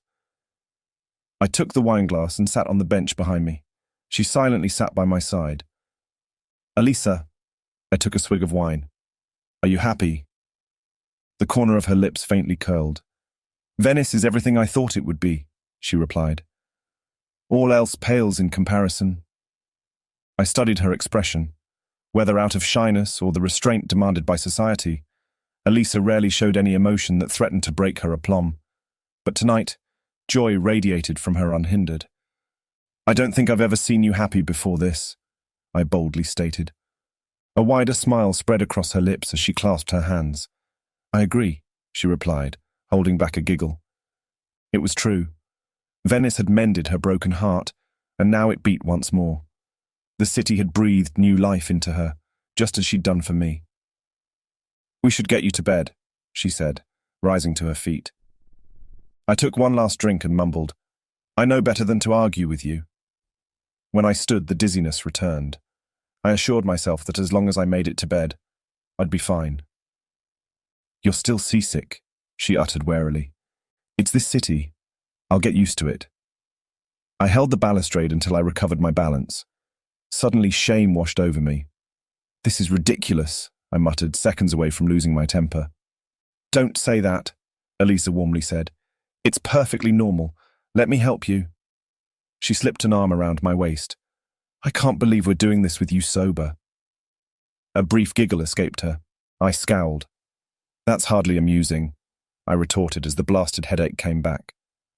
When we crossed the threshold, the breeze rushed into the room, putting out the candlelight. In the dark, my dizziness grew stronger. I tripped on the rug and stumbled, pulling her down with me as I fell on the bed. A stray beam of pale moonlight caught her bewildered blue eyes as she lay on top of me. Her nearness unleashed every shred of indecency resting dormant in my being. My heart jolted into a wild gallop, and my breathing hitched as her breath's warmth caressed my lips. The roads to pleasure and perdition. The air between us grew thicker, charged with an invisible yet tangible energy that pulled me closer to her. With every ounce of my being, I knew how wrong this could be. But in that swift moment of blissful promise, I did not care. I would risk everything for the taste of her kiss. But as those thoughts crossed my mind, the extraordinary happened. With eyes boring into mine, and without uttering a sound, her body's weight yielded against me, her mouth instants away from brushing my lips. Before I knew it, my fingers reached her face, skimming her porcelain skin. I froze on the brink of forbidden delight. Time stopped, but it resumed the second she inhaled and slipped away. "I'll see you tomorrow," she stammered, standing near the bedside. Each step she took back pained me like a dagger plunged into my chest, and for the first time in months, the cruelest misery crept back into my soul. It was late. I overslept. With haste, I slipped into my dark green satin jacket as I dashed downstairs and skipped steps on the last flight, gliding a hand on the railing. When I stumbled on the landing, a tall and slender man was standing by the water gate, a statue dressed in gold and royal blue livery. The footman's stare fixed on a ghost, I assumed, standing far ahead.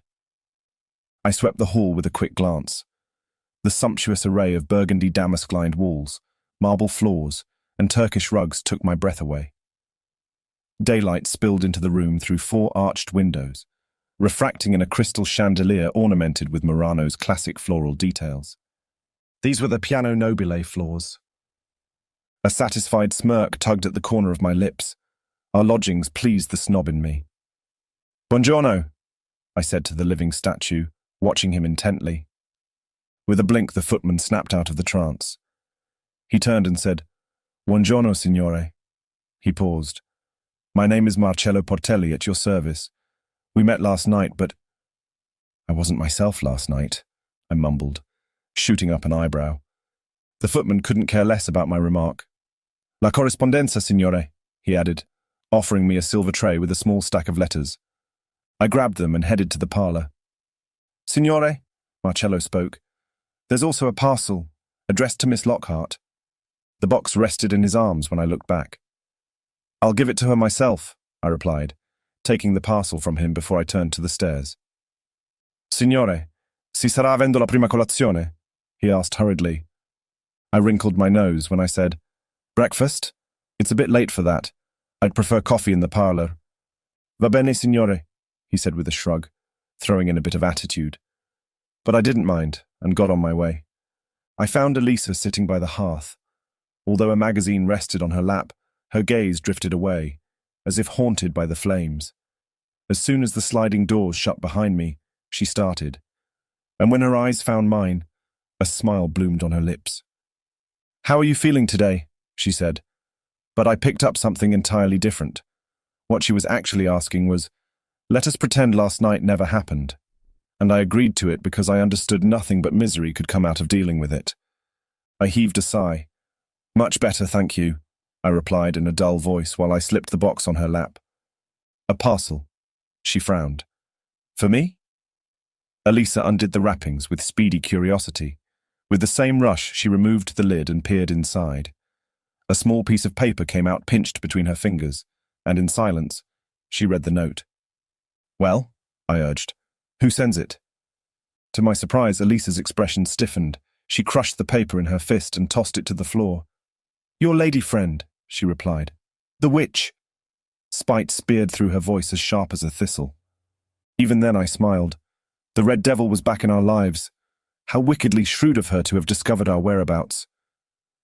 Elisa's vexed demeanour did not change as she ripped apart the wrapping, and looking inside, she uttered a flat, "It's a parasol."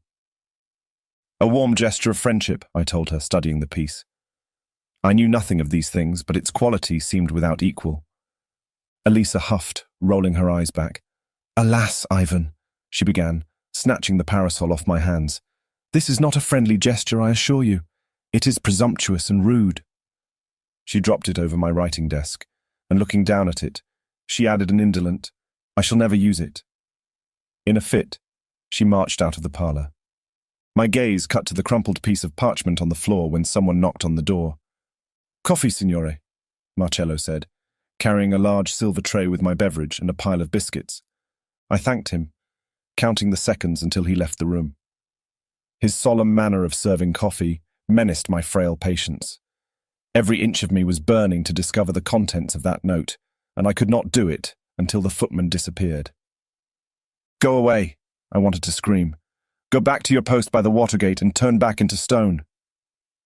When he finally poured the coffee, Marcello bowed, and raising his thick, dark eyebrows, he asked, "Will you need anything else, signore?" I shook my head. "You may leave." Just as the door snapped shut behind him, I plunged to the floor, clawing at the rug until I snatched that mysterious note. On my knees, I straightened the parchment and read the brief lines written by Juliet. "Dearest Miss Lockhart, enjoy it as much as you can. With a sister's loving affection, Juliet Devereux." I stifled a laugh.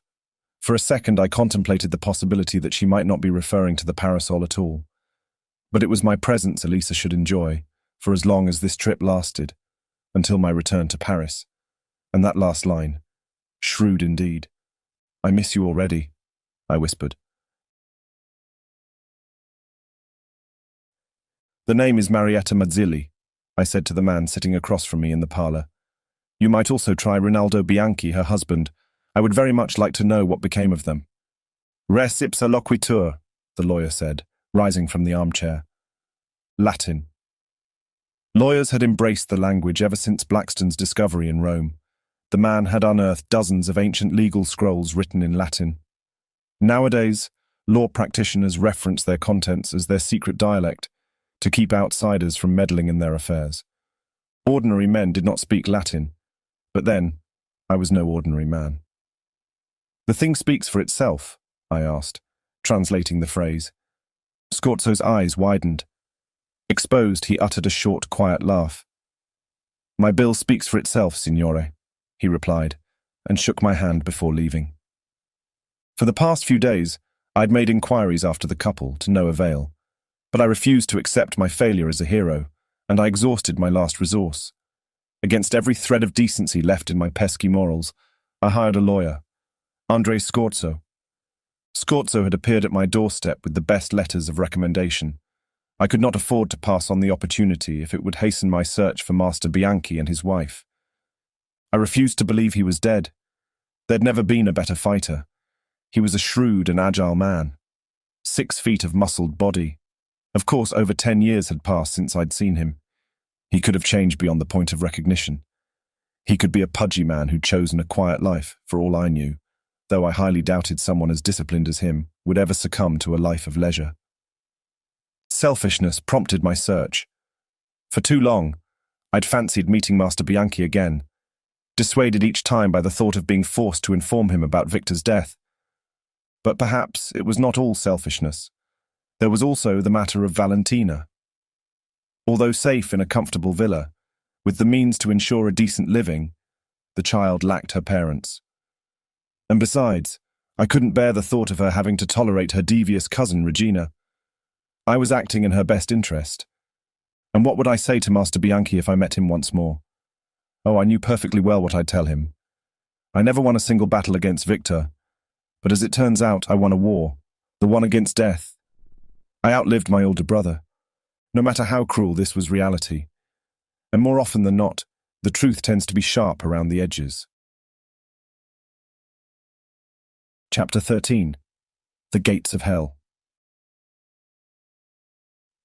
King wins, 8 loses, the card dealer announced. Unbelievable, I mumbled. Tightening my jaw, I tossed the cards on the table.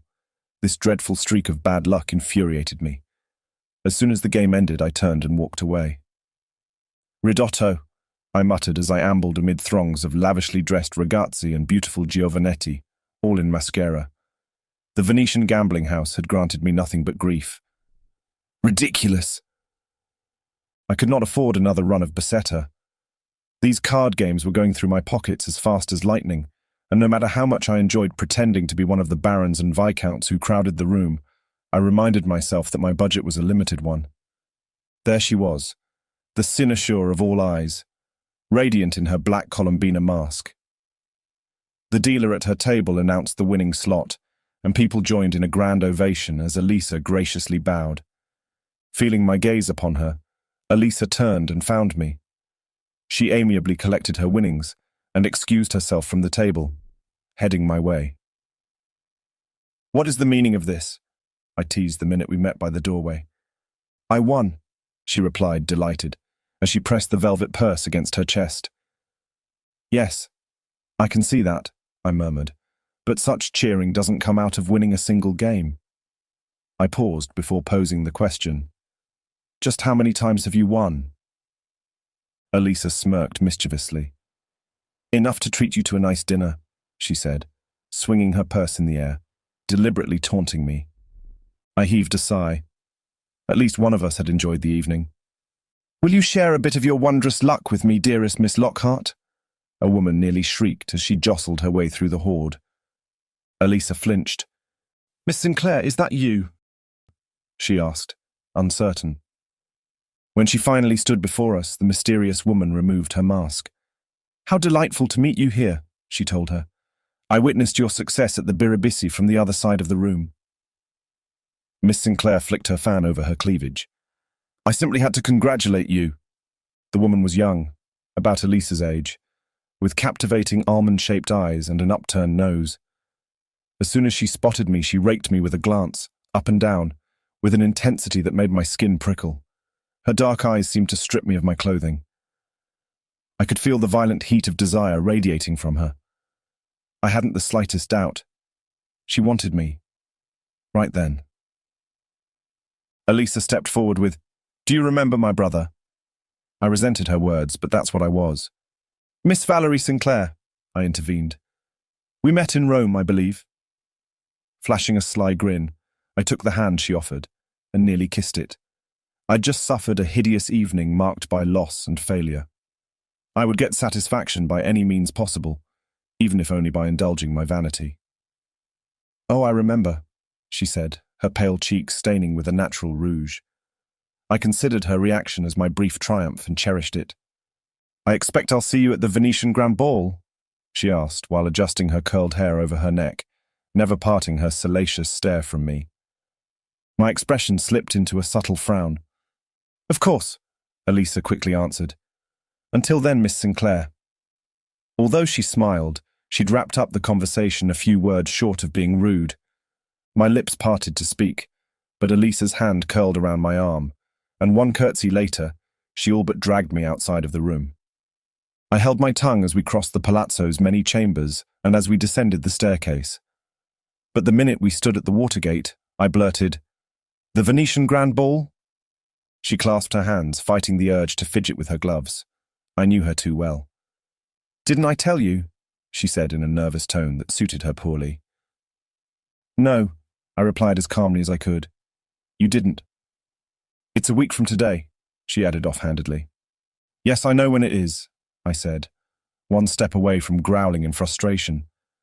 "But I noticed no invitation in our correspondence." "I'm afraid I took it," she cut me off, and her tone was final. I should have been concerned, or at least curious about the reasons behind Elisa's secretive deeds, but consumed by my miserable streak at the casino, I was not. I'd lost more ducats than I cared to count. "Fine. It doesn't matter," I said under my breath, my head hanging low. "What is it?" Elisa gently lifted my golden Volto mask enough to peer into my eyes. "Did you lose at one of those card games? The Basetta?"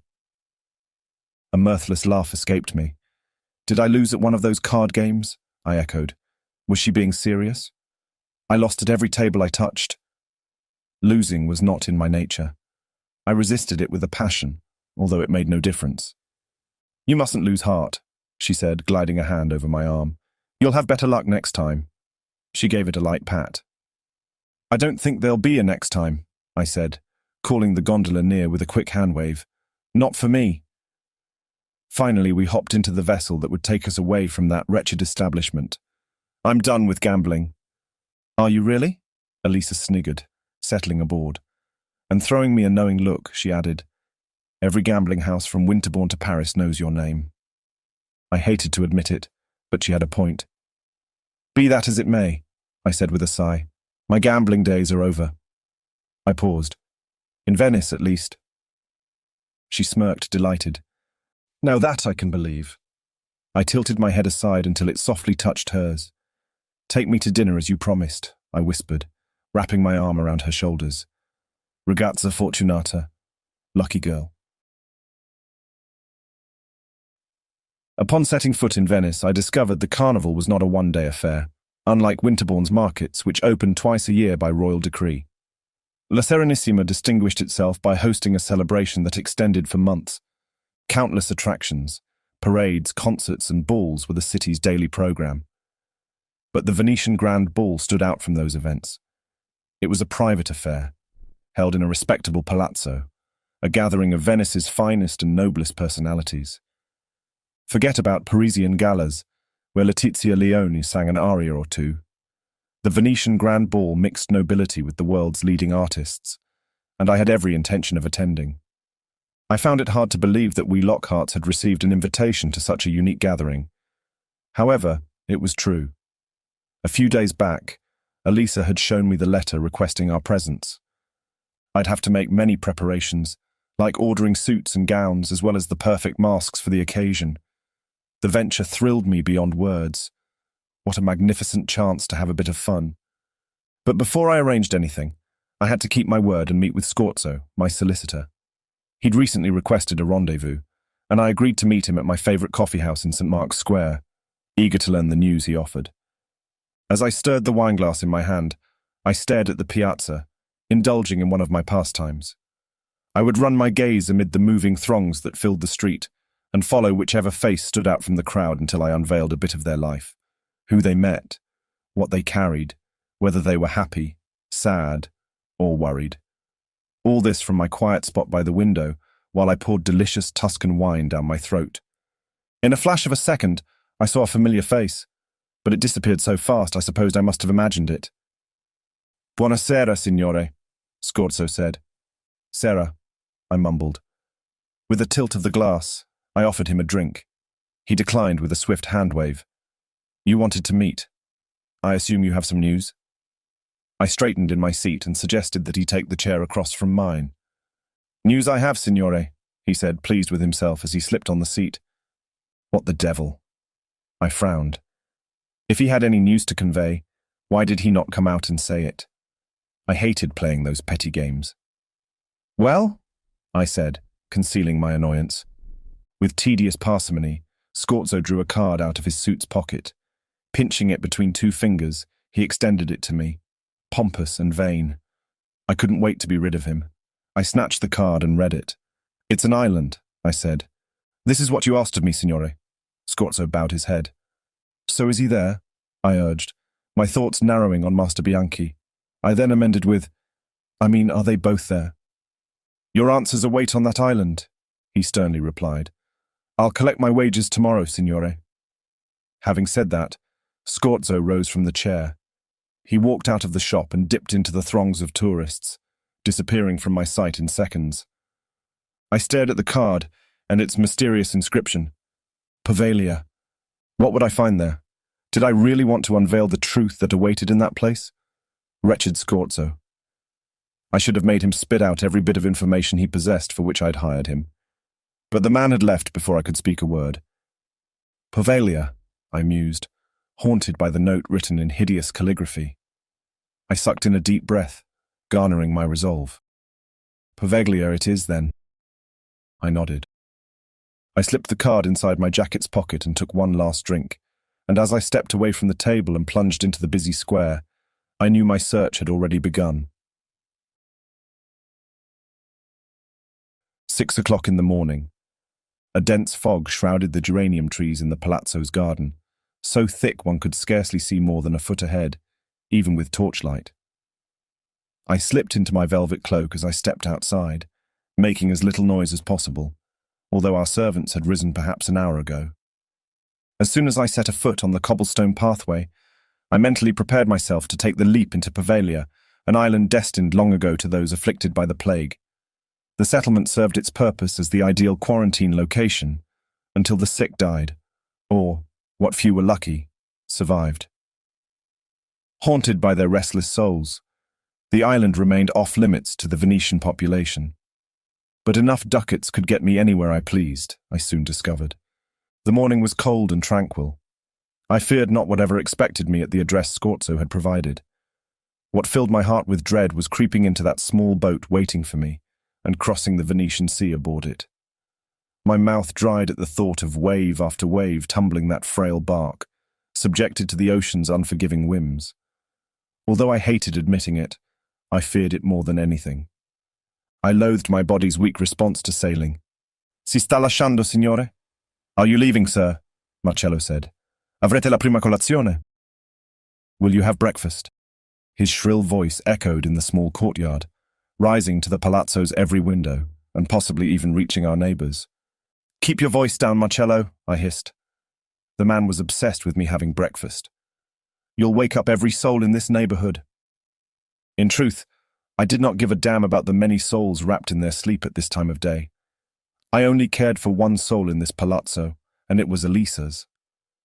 My sole reason for leaving this early comprised escaping her objections against my plan. I winced as her pale, slender arm reached out when she opened the window. Ivan, is that you? She asked. Damn you, Marcello. You've spoiled everything. Yes, it's me, I replied, defeated. Silencio. An old man nearby silenced us. I'm coming down, Elisa said with rising apprehension. Don't move. I trudged all the way back across the garden and waited by the door. Within minutes she appeared in the corridor, wearing her nightgown underneath a lavish silk robe, which she closed as soon as the freezing morning breeze met her at the doorway. Which is it? She said in a flat tone. Have you just arrived, or are you leaving? She quirked up a dark eyebrow. I'm leaving, I answered with no inclination. May I ask where you're going so early in the morning? She said, folding her arms over her chest. You may. I nodded swiftly. But you might not like the answer. Her eyes slightly narrowed. Let's find out, shall we? She challenged. I heaved a sigh. All right, I said under my breath. I'm off to Poveglia. Her brow creased as she spoke. Poveglia? What's in Poveglia? I shifted uncomfortably as I considered how to respond. I inhaled deeply and met her gaze, my lips twitching as I forced myself to answer. "Possibly, Master Bianchi," I said softly. Her eyes widened in shock and she gasped. "Ivan, you cannot be serious." "I am," I replied firmly. "Scorzo gave me the address. He told me my answers await on that island." She shook her head, nervously wringing her hands. "You can't go there. The place reeks of death." "Who is this man, Scorzo? What do we know about him? He could be a thief, a killer." She paused for a moment, trying to compose herself, though she still seemed visibly distressed. "I don't like this, Ivan. It's dangerous." "I'll take my chances, dearest," I said, adamant. Elisa's shoulders sagged with resignation. She raised her chin, rolling her eyes. "You're as obstinate as you were when we were children. There's no stopping you once you've set your mind on something." I snickered and replied playfully, "If you're so familiar with this side of my character, then why go through this entire battle, sweet Elisa?" "Then you leave me no choice," she stated. "I'm coming with you." "That is out of the question," I mumbled with a scowl. Her expression immediately stiffened. My hand warmly glided to her shoulder. "I'm only telling you this because you would have noticed my absence," I assured her, aiming to appease her temper. "I wouldn't want you to worry." "Liar," she said through gritted teeth. "You're telling me this because I saw you." Her finger pointed upward, to the tall window in the stone wall. "Wretched Marcello," I muttered. "What if something happens to you?" she asked. "What if you don't come back?" Fear strained her voice and shone in her eyes. "Then you'll know where to find me." I paused. "Really, Elisa, there's no need for such worries. Please be assured nothing will happen to me. This is Poveglia, not the gates of hell." I shrugged. "I promise I'll be back before you know it." With little else to add to the discussion, she followed me to the garden's watergate, where the boatman waited. I stepped into the wooden vessel and grabbed onto its sides. "Be careful," Elisa whispered, concern creasing her brow as she watched me go. With my heart thumping as the oars glided through the water, we drifted away from the gate into the canal, sailing towards the island where Valentina's fate had already been written, and perhaps my own as well. Chapter 14. The Island of Death. It haunted me from a distance. Swathed in a thick veil of fog, with but a few old trees looming above, the island appeared desolated and dead. An overwhelming sense of despair washed over me as we reached the shore. Thousands of men, women, and children had been condemned to live the last of their days here, infected by the plague. Dragged away from their homes, here they suffered their agonizing illness, shunned by society, exiled from everything they knew, and held dear.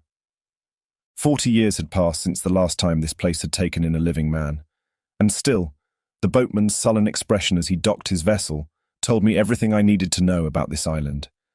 Its wounds ran deep, throughout decades of broken families, lost loves, countless tragedies, and let us not forget about those chosen unwisely and thrown into the pits of disease for no legitimate reason. I'd struggled to find someone who'd venture into this place, since stories of furious spirits haunting the island abounded. It took me more money than expected to secure the boatman's promise of a round trip. Still, he offered no guarantees, and he might set sail as soon as my figure diminished in the distance. I risked everything being here. My very life was at stake. Elisa had every reason to despise me for undertaking such a foolish pursuit, but I would not rest until I knew what had become of Master Bianchi. The minute I learned of this location, I knew that death, my old friend, had a hand at play. Perhaps the island would lead me to the Bianchi's graves. Perhaps to nothing. Scorzo had voiced no explanation. These thoughts followed me as I moved past the muddy shore and stepped into the ruins of an old abandoned settlement. Deprived of all life, the stillness of time cast its veil on every nook and cranny. I'd seen this stillness before, when I'd ventured outside my bedroom 8 years ago and faced what had become of my home after my brother's death. The same bleakness tainted every surface. Through streets infested with high-grown grass, I moved further into the core of this village with every certainty that if ghosts truly existed, I'd surely find them here. Then again, perhaps ghouls and ghosts did not exist. Perhaps only emotions transcended the tread of time. Extreme pain, suffering, and anxiety clung to these walls with sharpened claws. But then I remembered the spectre of what had once been my brother, standing by the hearth. "I'm so cold," he'd said. A chill rushed down my spine. That moment had been real as this forbidden island. As I moved into the central piazza, I tried to spare my eyes from the hideous sight of the charred floor, soiled decades ago by human remains. A heap of logs left in a hurry lay beside shreds of clothing, tattered and long forgotten, placed in a wicker basket tossed on the cobblestone pavement. The stench of burnt flesh permeated the air. This square had been used to incinerate the dead, and without a doubt, dozens who still breathed had unwillingly surrendered to the pyre's flames, cast into their burning final resting place amid the chaos and confusion of despair. If I looked with all intention, I'd soon come across the mass grave sites where thousands lay buried. The very earth where I stood had rekindled itself upon infested, rotting corpses dating back to the Roman Empire. The plague had been around this part of the world for the longest time. In unexpected waves, it came and went. Perhaps it would soon disappear from the face of the earth, but who knew? Evil endured. It fought for permanency. A sudden rush of anxiety took over me. Sorrow touched each corner of this island. Its every stone exuded anguish and a deep sense of doom from what transpired long ago. After so many years, it lingered. It was almost as tangible as the presence I'd sensed following me for the last few minutes. As I stood in the middle of the piazza, I whirled around searching for this face, this pale and translucent figure, fixing its empty eyes upon me in a macabre stare. Nothing. Complete desolation. I was beginning to wonder if Scorzo's alleged discovery had been no more than a ruse, a ploy to complete his task and collect his wages, and possibly then move on to another scheme. A low bank of fog scurried towards me with a gust of wind, dissipating quickly. There, on the other side of the piazza, a dark and sullen figure. Several feet away from me, half hidden behind an arched column in a smaller courtyard, it waited. It did not move. Dressed in a torn black gown, stained with weeks-old mud and dirt, she stood before me.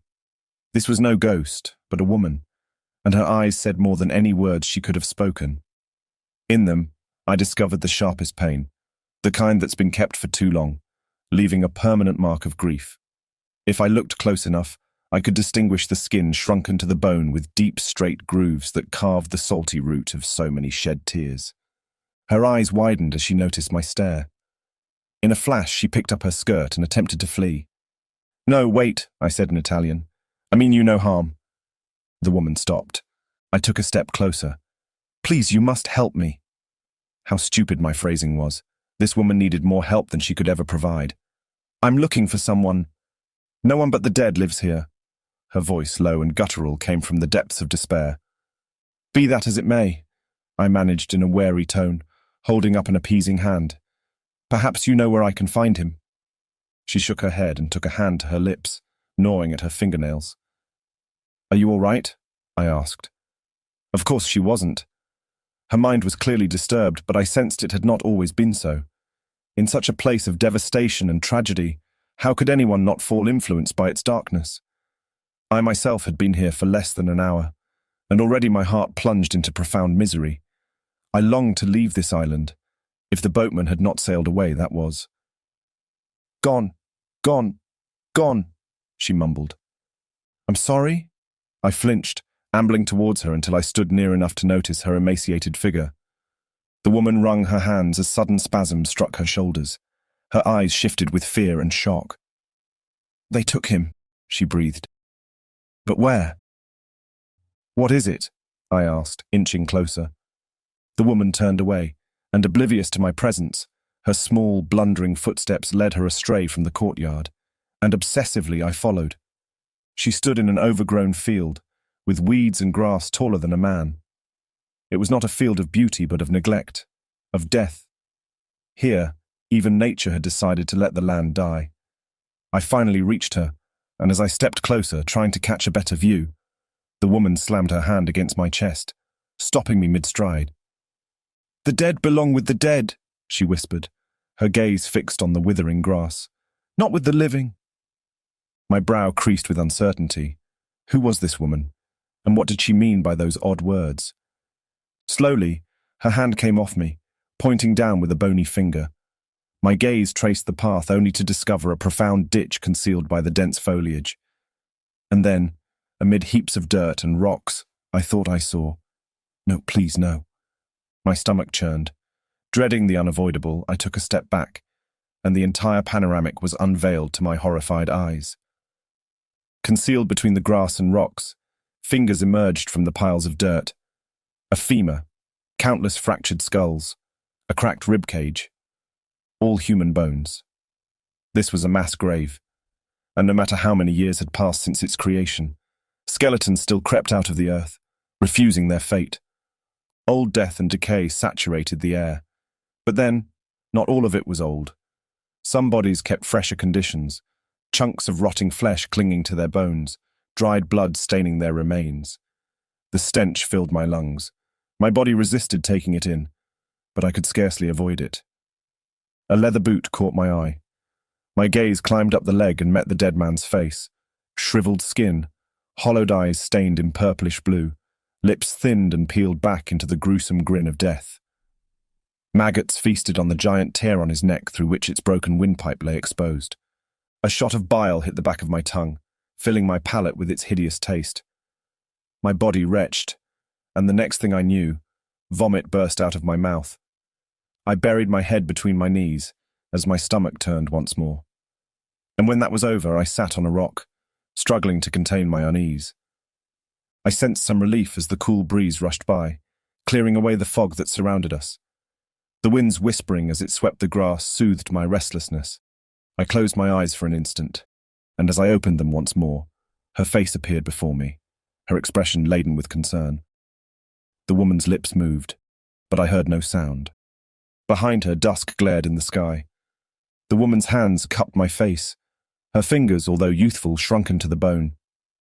"Must leave," she said, as my gaze narrowed on her mouth. "We must leave before they come. Where is your boat?" "More wine," I groaned. No sooner had the glass landed before me than my quivering hands seized it. My mind whirled, stuck at the harrowing scene of that mass grave. So many rotting human remains hurled by the earth. I'd never expected to come across such a gruesome discovery. A few old bones, perhaps, but certainly not that. With my senses hindered, I'd somehow remembered the way back to the shore. Fortunately enough, the boatman had kept his promise. He'd been waiting for me, astonished, as he discovered I'd brought the woman with me. There wasn't enough wine in the world to make me forget what I'd seen and felt on that accursed island. I would never go back, and nothing could convince me otherwise. "Signore," the woman spoke. I blinked. I'd forgotten all about her. She was sitting across from me, dining on fish and stew with a ferocious appetite.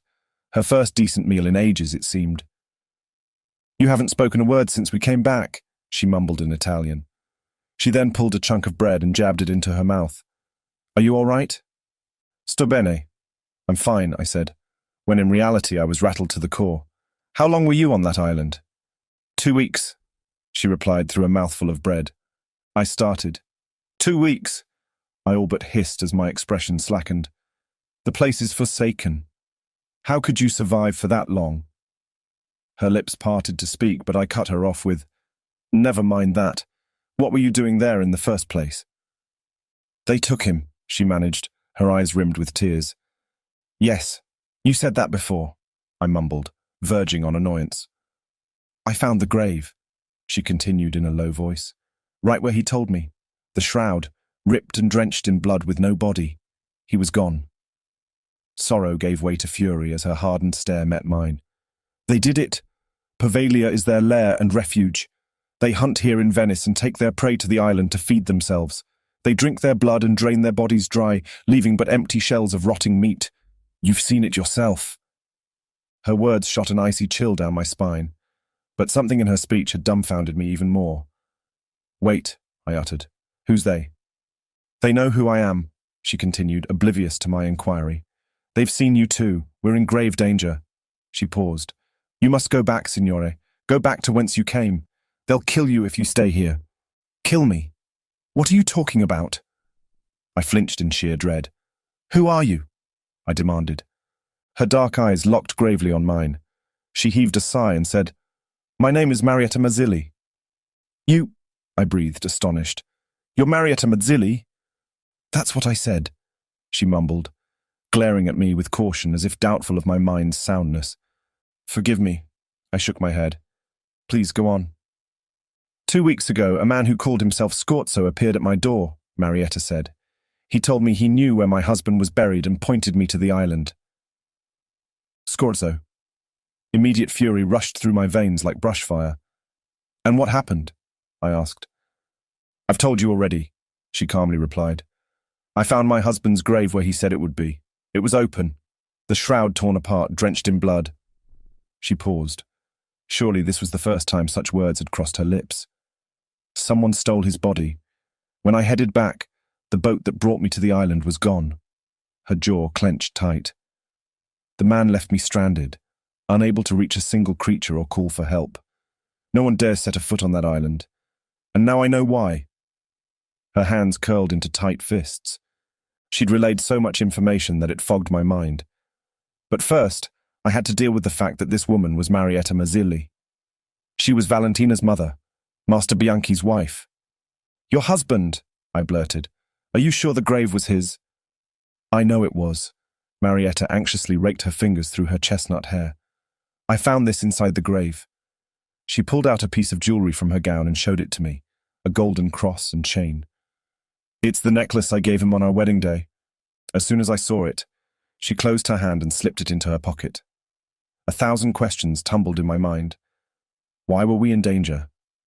Where was Master Bianchi? Who were they? These men who wanted us dead? Marietta's stare strayed from mine. "I must find Rinaldo," she mused, determined. "And you," she added, facing me again. "You must leave Venezia." "Who are these men you talk about?" I finally asked. "Have you seen them commit these unspeakable crimes? They should be arrested. You must come forward to the authorities." "They are not men," she said smoothly. My blood froze. "What are you saying?" I managed, half in dread, half in anticipation. "Sarti mangiatori," she replied. I frowned. "Shroud eaters," I said, puzzled as I translated the term. "What are they?" Marietta took a long swig of wine. "There used to be men, long ago, but now they're creatures of darkness." She spoke with grim conviction. "They kill and feed off human blood. Signore, you must leave. I would have left months ago if not for my Rinaldo. If he's dead, I want his body. I must give him peace in holy ground." "And what if he's not dead?" I whispered, unsure of my following words. "What if he's part of this group, these shroud eaters?" Marietta clutched her wineglass and finished it in a swig. "Then I better find him," she replied with icy resolve, "so I can kill him myself." Gooseflesh shot up my arms. "I've warned you, signore," she said, rising from the seat with haste. "Leave Venice at once." With that, she dipped into the crowd, quickly disappearing. That night I did not sleep. Haunting faces lurked in the shadows of my bedroom, or so I thought. But even more terrifying were the myriad concerns racing through my mind. Marietta Mazzilli's story made my skin crawl with fright, but I could not ignore the traces of insanity in her behavior. Indeed, grief and loss will often drive us mad. It all came down to this. I couldn't trust the woman, and clearly she was unfit to look after Valentina. When morning broke, I forced myself to carry on with my daily routine, but looking past the emotional toll Poveglia had taken on me proved itself an impossible feat. As I stared at the sliced blood orange on my breakfast plate, all I could see was a rotting chunk of flesh infested with maggots feeding off human remains. "You've not been yourself since you returned from the island," Elisa began as she poked about her fruit plate with a fork. "Nonsense," I mumbled, unwilling to look her in the eye. "What came out of it?" she coolly asked, setting down the fork. "Did you find him, Master Bianchi?" "I did not," I said, lightly shaking my head. "It was all a lie." "I knew it," Elisa stated. Satisfied, she folded her napkin and slipped it on the table. "That solicitor, Scorzo, stopped by yesterday while you were gone." She paused, measuring my reaction, but I gave her none, so she continued. He collected his wages and disappeared in such a hurry that I just knew something was off. A frown creased her brow. The man seemed so agitated. He said something about leaving Venice, I think. Anyway, thank heavens you returned safe and sound. Yes, I breathed in a gloomy tone. It was unthinkable to share with Elisa even the slightest impression of what had transpired in Poveglia. I'd spare her mind from such horrors. Our masks arrived yesterday, she added in a more amiable voice. For the ball? Elisa stared at me expectantly. Wonderful, I said with no inclination. You've barely touched your meal, she said, leaning forward. Are you sure you're all right? My jaw clenched tight. I'm fine, I retorted, annoyed by her insistence. I'm out of sorts, that's all. The corner of her mouth quirked up in a teasing smirk. I know what you need, she said, determined. Elisa's sheer conviction caught my interest. Oh, do you? I replied, shooting up a brow. And what would that be? The words sailed through my lips in the warmest challenge. Chapter 15. A Face in the Crowd. The deep rumble of thunder spread across the evening sky as the first drops of rain splashed onto the pavement. Everyone around us scrambled to take refuge from the quick-moving storm, and we followed suit, rushing down the street in a desperate attempt to stay dry. We should go back, I told Elisa as we turned into a narrow calle. We can't, she retorted, annoyed by my suggestion. You promised me you'd come. My expression slipped into a frown. When did I ever agree to die from a cold? I snapped, resounding thunder muffling my voice. Elisa whirled around, throwing me a glare. No one's ever died from a cold, Ivan. Perhaps not a cold, then, but something worse. Shroud eaters, for instance, I mumbled to myself. The sole thought shook my entire being into alertness. As we walked into a modest square, I glanced at our surroundings. Men and women hurried about. None seemed to be assati mangiatore. But what would a shroud eater look like? I did not know. Do you hear that? She asked. As I looked into Elisa's eyes, I heard the sweet strains of a classical concerto coming from inside a theatre. Its notes sailed into my ears like strings of diamonds, ever so delicate, as the violins and cellos soared with each crescendo, wrapped by a gentle harpsichord accompaniment. Let's go, she said, grabbing my arm and nudging me inside. Instant relief overcame me when we stepped into our private box close to the stage. Somehow, Elisa had managed to claim a privileged spot in the theatre. I wondered about it for a while until I decided it made no difference. We were here, the doors locked behind her. Elisa sauntered towards me, dressed in fashionable dark blue and gold brocade, with locks of black hair framing her face. The air became laden with her perfume, roses and bergamot, softly intoxicating me. Enclosed in the theatre's obscurity, the darkest thoughts flashed through my mind. Against my will, I envisioned her wearing nothing but the sapphire necklace that hugged her neck tonight. One kiss, one searing moment of blissful eternity would suffice. My face burned. I forced myself to look away from her and fixed my gaze on the proscenium. When the music died, a round of applause lifted from the audience. The heavy velvet curtain cracked in half and drew to the sides, revealing a woman clad in a striking gold gown, standing center stage with her back towards us. Behind her, a lavish scenery rolled into position. Opera, I whispered in her ear as I clapped. Elisa's expression brightened with joy.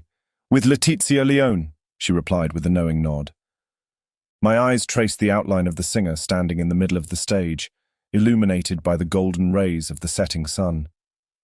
She glanced at the crowd and flashed them a smile before opening her mouth and flooding us with an angelic voice. As she sang, I closed my eyes and felt as if the sun itself were serenading us. I unfolded the evening's program and read Giassone, a New Opera by Francesco Cavalli. My heart sank, knowing I'd have to remain in the same room for the next 3 acts, so close to her. I couldn't bear to look in her direction, knowing I could never act on my feelings for her. The thought of sitting through the show in such a state of emotional torment was almost too much to bear. If only this had been a performance by the Commedia dell'arte, perhaps I might have distracted my desires. Their improvised plots required great wit and talent, and always kept me on the edge of my seat. But perhaps I enjoyed them so because they resonated with my life. Pantalone, the old greedy merchant, reminded me of my father. No matter how wealthy, his craving for riches met no satisfaction. Arlecchino, the devious servant with a mischievous nature, could be none other than me. Colombina, the woman whose fair heart surpassed her fathomless beauty, met the traits of my beloved Elisa. And if I had to choose someone to play Il Capitano, that pompous and vain creature, it would have to be Pritchard. Despite his arrogance, Il Capitano was a coward. And although the crowd favoured him, Colombina and Arlecchino always ended up together. I blinked. The opera carried on. I clenched my hands into tight fists, struggling to keep them off of her. These forbidden whims clouded my judgment. I could think of no other way of escaping this misery than playing the game, my favourite pastime. I moved closer to the railing, my gaze roaming across the theatre, searching for a subject worth studying. Choosing one, I moved on to another. I kept this on for a long while, until I realised the third act had begun. As I continued the game, I noticed a young widow in the box across from ours. She wore a black gown, black cap, and veil. Several men fluttered around her like incessant bees. I found her story quite tedious and unoriginal, so I moved to the box beneath hers. A wise choice, as the man who sat in it wildly intrigued me. His was the one face in the crowd worth studying. The man's gaze fixed on Letizia Leone as she interpreted Medea's aria, a heartfelt song that was moving him to tears. As the melody nearly ended, and the opera with it, the mysterious man got to his feet. He was tall and lean, with a muscular build. A towering presence, with chestnut hair and hazel eyes. Bianchi? My stomach dropped. It was impossible. Bianchi was dead. The Shroud Eaters had stolen his body. It was the only explanation. And yet, no, I wanted him to be alive, so much so that my eyes tricked me into believing that person could be him, even when my brain knew better. I hated to admit it, but I'd never seen his body. All I had to rely on was Marietta's story, and she hadn't seen it either. Bianchi could be alive, and that slim chance spurred me to my feet. I had to see him. Elisa's head swung up as she glared at me in sheer disapproval, along with many others. Honestly, I couldn't care less. All I cared about was catching up with that man before the opera ended. A second too late, as the doors to his box swung open, and he got to his feet ready to scurry outside. I darted through the doors and hurried downstairs, my heart beating hard against my chest in restless anticipation. By the time I reached the gallery's hallway, a horde spilled into the corridor. I jostled my way through, studying each face, discarding every man I passed in a frenzy when I crashed against someone. Flustered, I faced this person. "Forgive me, sir," I said with a slight bow, my stare drifting away, lest Bianchi were to pass beside me right then. "Make nothing of it," the man replied with a raw Irish accent, while he straightened his dark blue velvet jacket. "We're men in a hurry. Ain't that the truth?" He was tall and strong-boned, with small but piercing blue eyes and freckled pale skin.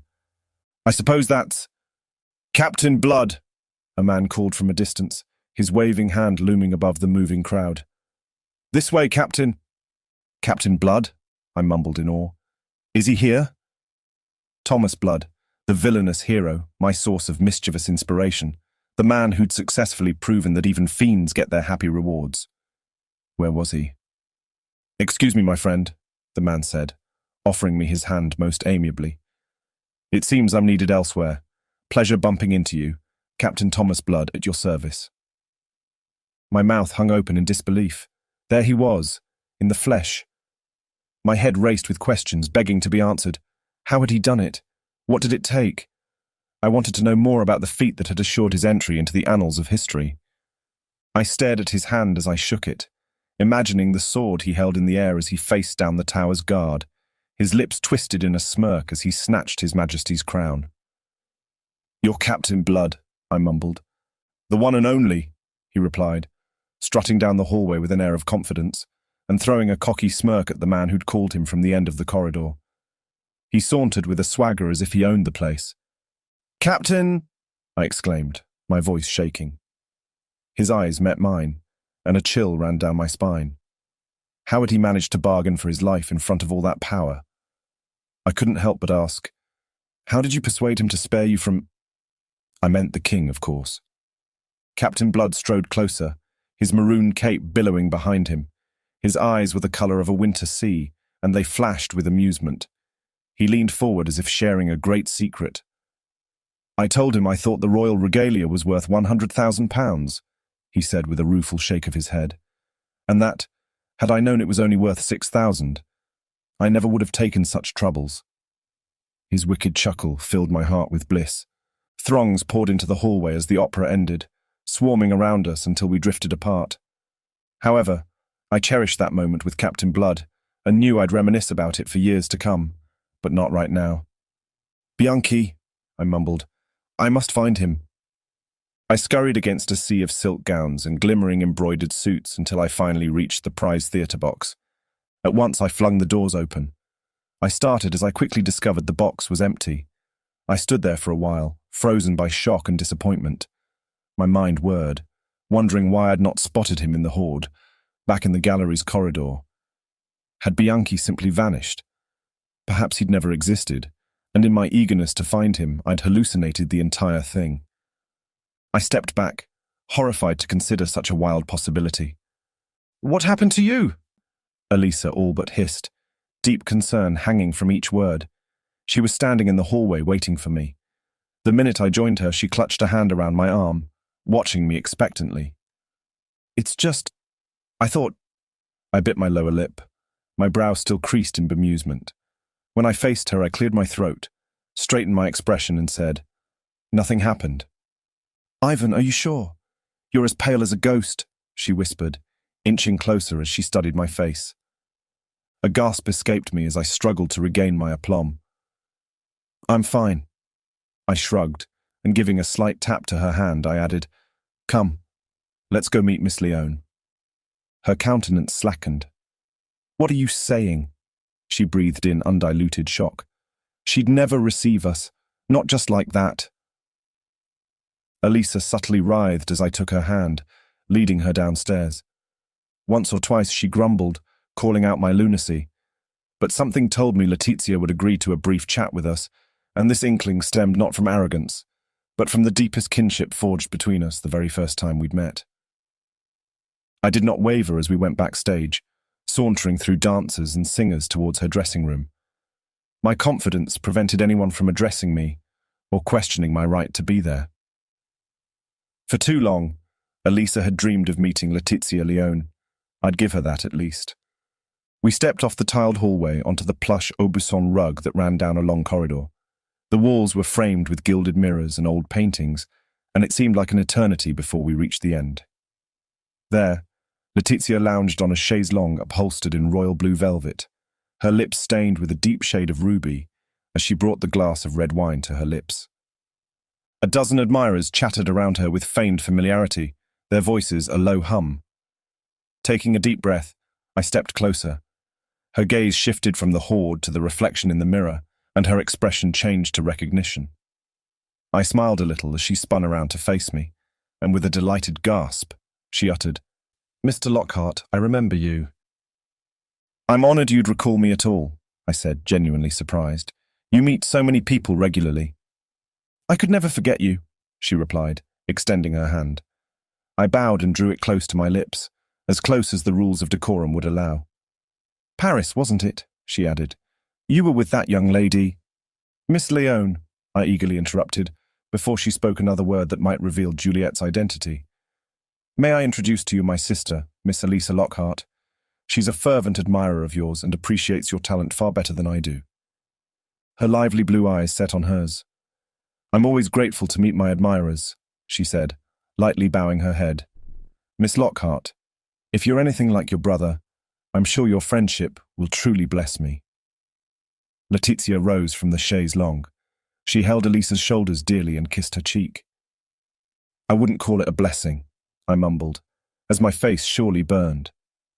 She looked at me with a glint in her eye, a sly smirk tugging at the corner of her ruby lips. "Well, we shall see about that, won't we?" she purred, her tone laden with mischief. "Now tell me, Mr. Lockhart, will you deprive me of yet another mask?" I cracked a nervous grin, unsettled by Elisa's watchful eye on me. Not long ago, she'd declared her disdain towards Juliet. If she discovered the coveted black-feathered mask lay in her care, all hell would break loose. "I only agreed to your friend's request in Paris because of you, you know," Letizia said softly, a hint of a smile playing at the corners of her mouth as she bent down and scooped up a wriggling puppy. She tucked it gently into her arms, and it nestled into her chest, content. My eyes widened discreetly. "Do not speak another word, Letizia." Each sound to cross her lips was a nail sealing my coffin. Elisa frowned, her gaze shifting between us. "Didn't you know, my dear?" Letizia said, noticing Elisa's confusion. "Your brother managed the unthinkable. He persuaded me to part from my mask and gift it to an admirer." Her attention returned to the pup as she stroked its head with fondness. "Quite extraordinary," Elisa mumbled in a dull tone. "Of course it is," Letizia said with unmatched enthusiasm. "But leave it to Mr. Lockhart." A handsome smile of his, and I was at his mercy. "Miss Leone indulges me with such a compliment," I intervened, desperate to finish this conversation. Elisa quirked up a skeptical eyebrow. "Does she?" she said. "Tell me, Miss Leone, who was the lucky recipient of your mask?" Letizia fed a biscuit to the spoiled pup. "Why, that beautiful redhead," she mumbled. "The name escapes me, I'm afraid." "I'm sure I've caught it," Elisa replied with no inclination. "Miss Juliet Devereux, perhaps?" I plunged my hands into the depths of my pants pockets, lamenting my ill-conceived plan. "That's the name," Letizia uttered. "I see no reason not to show the same affection to your sister. What do you say, Mr. Lockhart?" She swiveled on her feet, reaching for a scintillating golden mask embellished with golden feathers. "Would you like to have the mask I wore this evening, Miss Lockhart?" Elisa's eyes glistened with joy. "I'd be most grateful," she said, keeping her enthusiasm at bay. She did an amazing job at it, too. Had her knuckles not whitened as she clasped her hands, I never would have guessed it. The second the mask landed on her hands, Elisa released a brief gasp. "Thank you so much, Miss Leone," she said, a drizzle of excitement spilling in her voice. "Oh, don't thank me, my dear." Letizia eased the pup to the floor, angling her gaze towards me as she straightened. "Thank your charming brother." A flicker of annoyance crossed Elisa's face. She pursed her lips, but pleased with her present, she extended her farewells and left the dressing room, carrying the mask like the most treasured trophy. "That was extremely generous of you," I told Letizia, as the group of sycophants finally scattered. "How can I thank you?" Her face inched close to me, her lips seconds away from kissing mine. But as the distance between us narrowed, Letizia faintly turned away, and her kiss landed on my cheek. "Keep in touch," she breathed, slipping a card into my hand. I flipped the card as we parted, reading the address written on it. "I'm sure I will," I replied. Flattered, I took the card to my smirking mouth and picked up the scent of lavender. A silver tray filled with an assortment of biscotti, from traditional almond to raspberry-infused varieties, glinted in the morning light. The aroma of the freshly baked treats permeated the air, but gave me little delight. Behind the massive arrangement, Elisa's cobalt blue eyes fixed on mine, stirring a wave of unease through my being. The parlour-maid had served Elisa's choice of tea. She'd poured me a cup, although after last evening's risky encounter with Letizia Leone, a glass of red wine enticed me more. Elisa had not crossed words with me since. The silence in the room quickly became unbearable, interrupted only by the nefarious ticking of an old wall clock. Bored out of my wits, I grabbed an almond biscotti and jabbed it into my mouth. "You've lain with her, haven't you?" Elisa blurted. I almost choked, coughing once and again until I spat the biscuit into my napkin. Elisa's unexpected forwardness astounded me. "What?" I harumphed. "What are you talking about?" "You mean, who am I talking about?" she amended with the same coldness. "Because, of course, we have two choices, Miss Leone and Miss Devereux. But who knows? You've probably slept with them both." My expression slackened. Who was this woman sitting across from me? "Elisa," I managed, too astonished to find the words. "What on earth has—" Her stare drifted to her lap. "You got her the mask," she said through clenched teeth. "You knew how much I wanted it. Still, You got it for her. Juliet, I mumbled. This was all about her. Or was it? She stabbed me with a glare. Yes, Juliet, she snapped. Listen, I knew nothing of your desire for that mask, I rebuffed just as fast. Had you bothered to tell me, I'd have done my best to get it for you. And may I remind you, you sought not my confidence in this matter, but Lady Cicely's. How do you know this? She managed, stunned. I heard you mention it to Pritchard in one of his insufferable visits, I said with a scowl. You've got the mask now. Is that not enough? I tossed the napkin on the table and rewarded my fit by pushing my chair back and leaving the room, lest this inquiry were to carry on. It's not enough, she breathed, defeated. Startled, I halted in the doorway and looked back. How was it not enough? What more could she want from me? My lips parted to voice these concerns when the doorbell rang. Miss Valerie Sinclair, Marcello said as he stood behind me. To see Miss Lockhart. My hand glided down the door's jamb. Send her in, I said under my breath.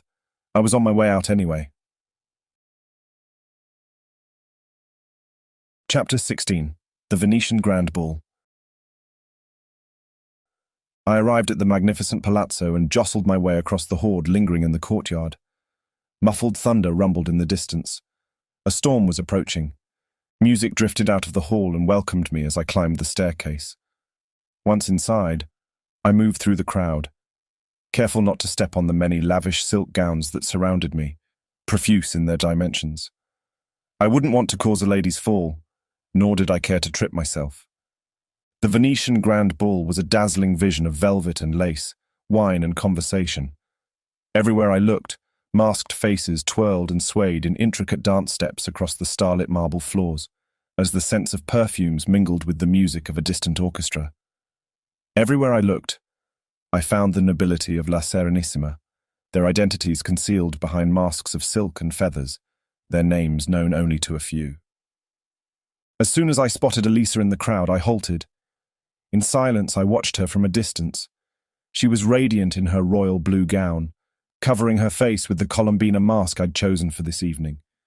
Miss Sinclair and her friends had brought her earlier, eager to plunge into the carnival's elite event.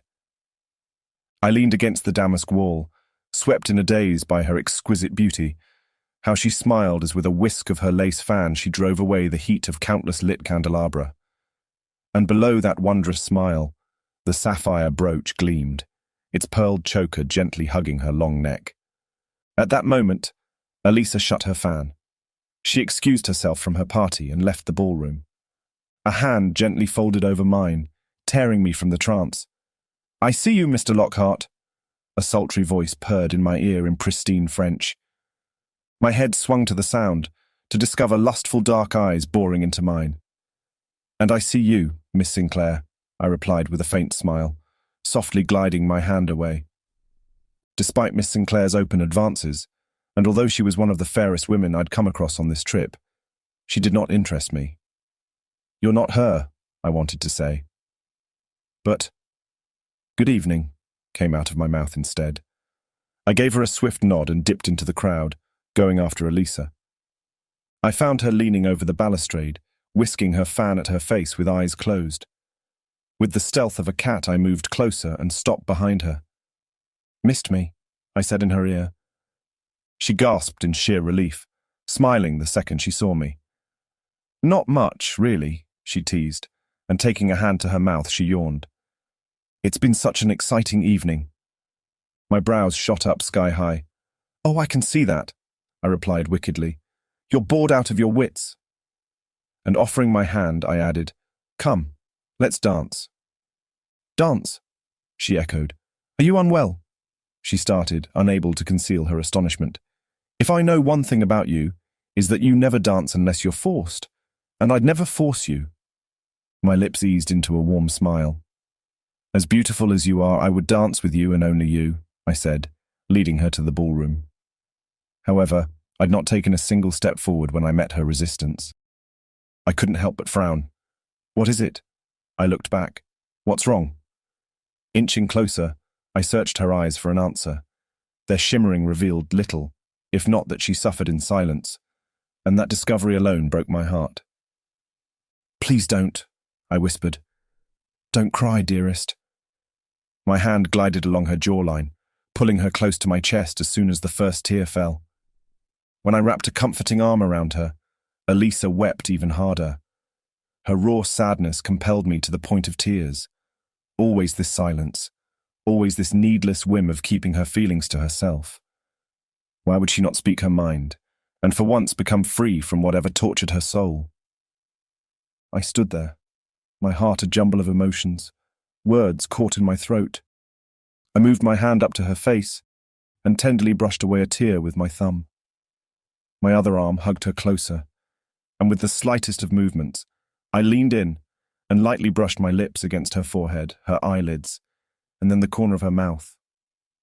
Her breath was warm and sweet on my skin, and she didn't pull away when I pressed my lips gently to hers.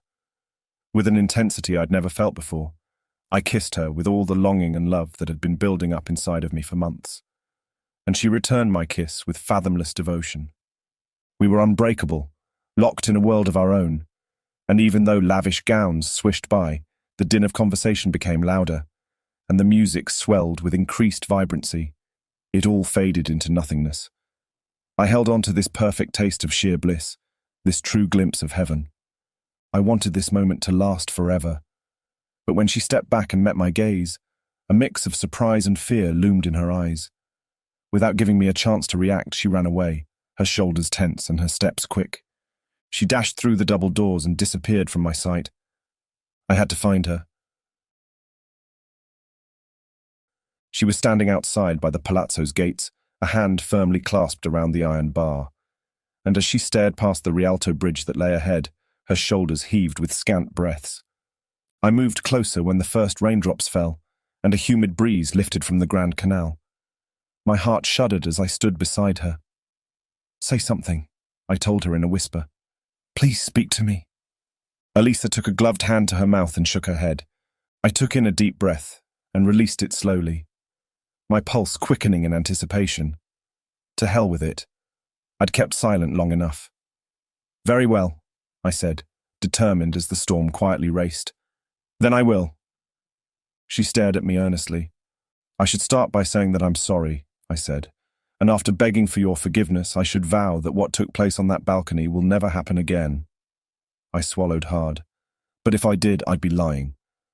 Her expression slackened in dismay, and she was then as beautiful and frail as I'd never seen her. "I am not sorry, Elisa," I told her firmly, "and I do not want your forgiveness." As my eyes bored into hers, I reached for her hand, and our fingers interlaced out of their own accord. "I want more."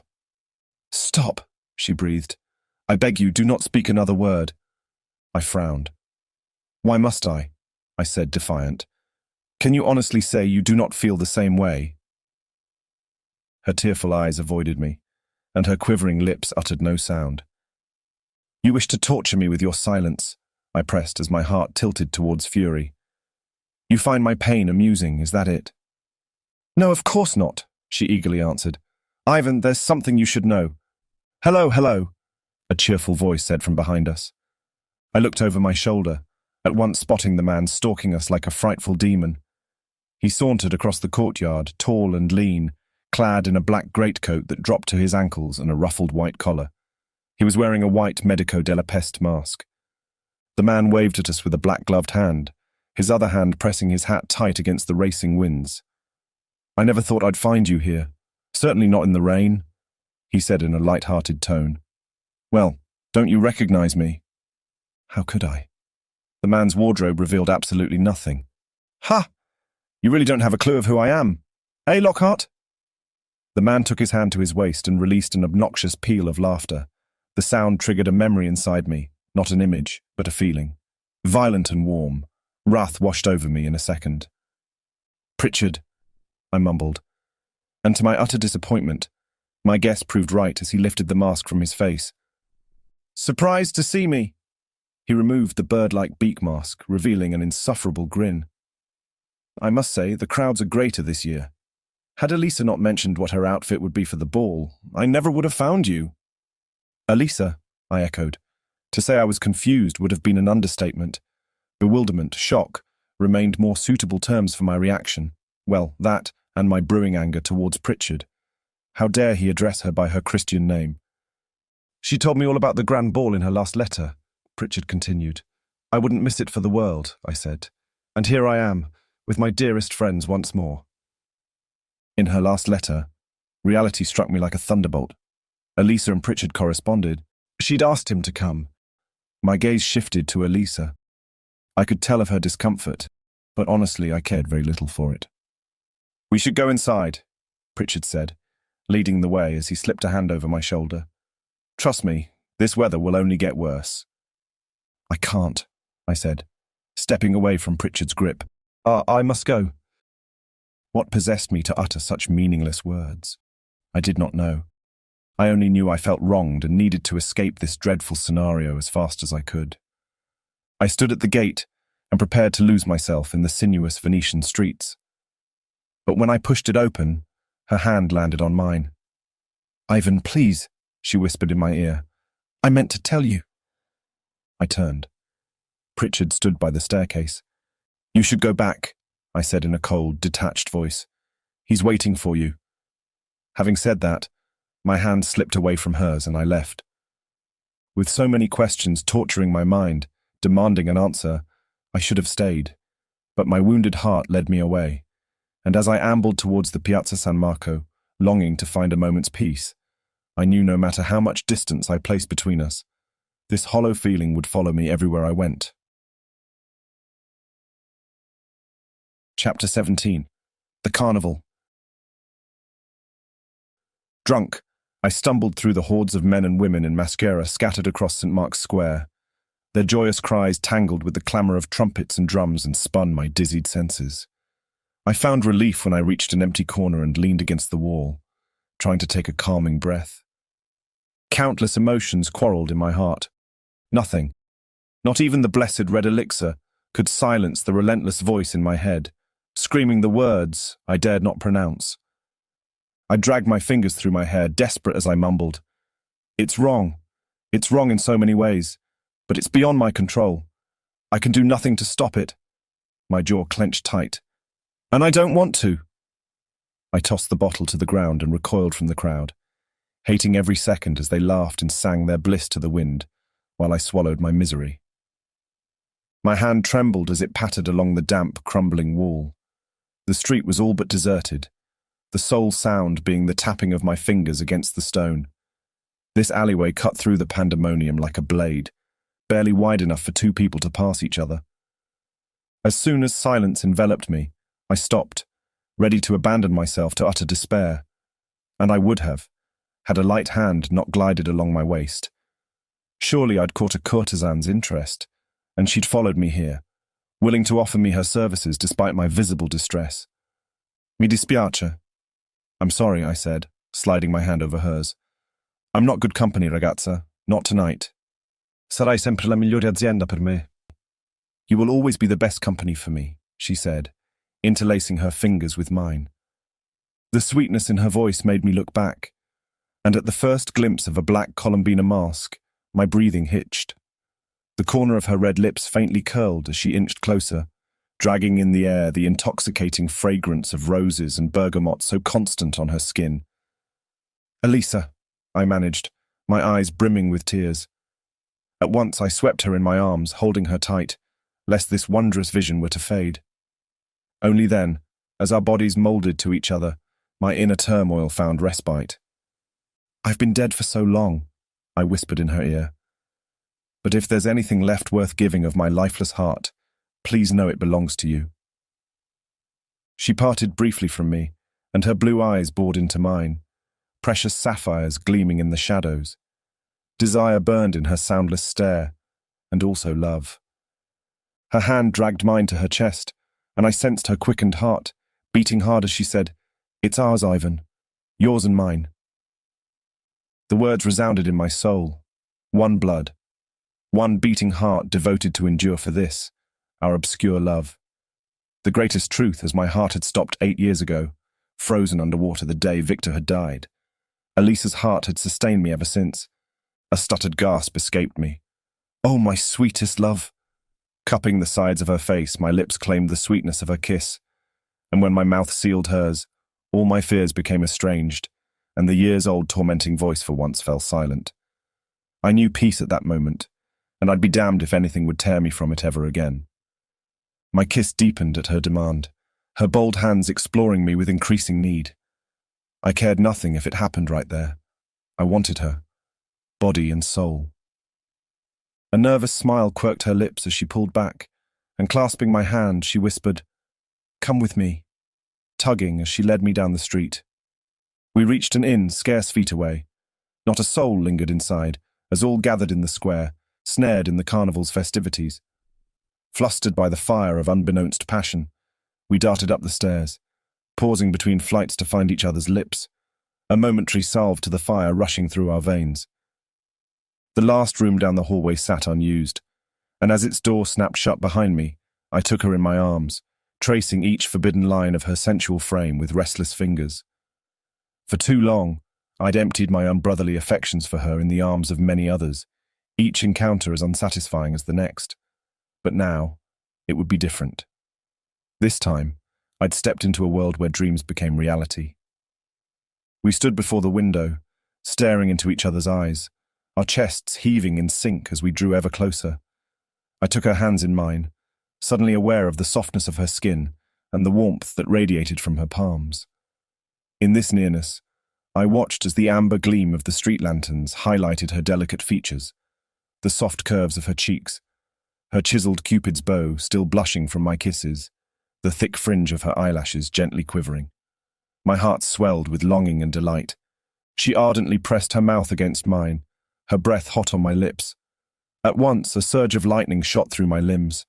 Her heart thumped hard against my chest as our tongues spun in wild abandon, fueling the lust within us.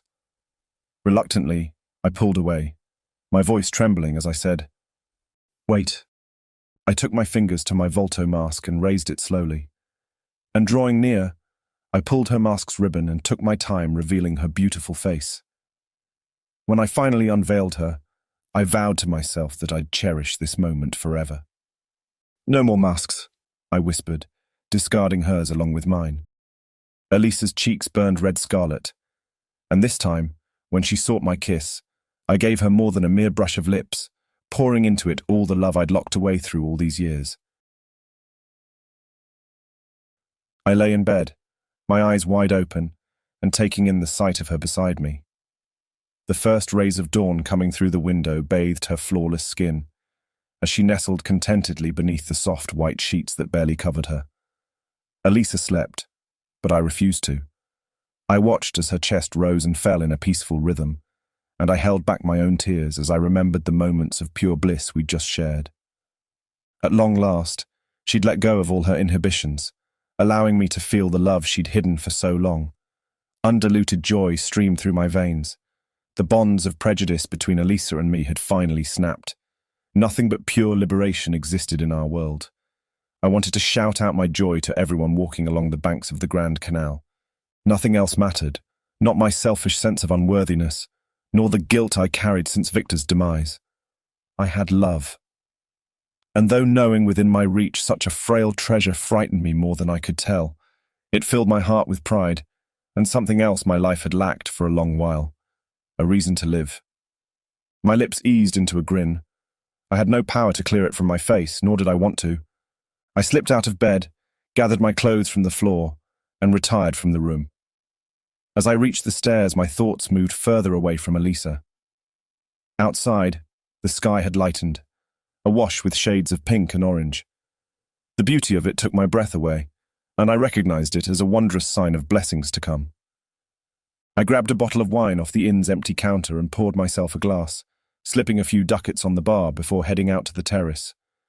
The air was tolerably cool, and I sat in silence, watching as the sun rose above the canal.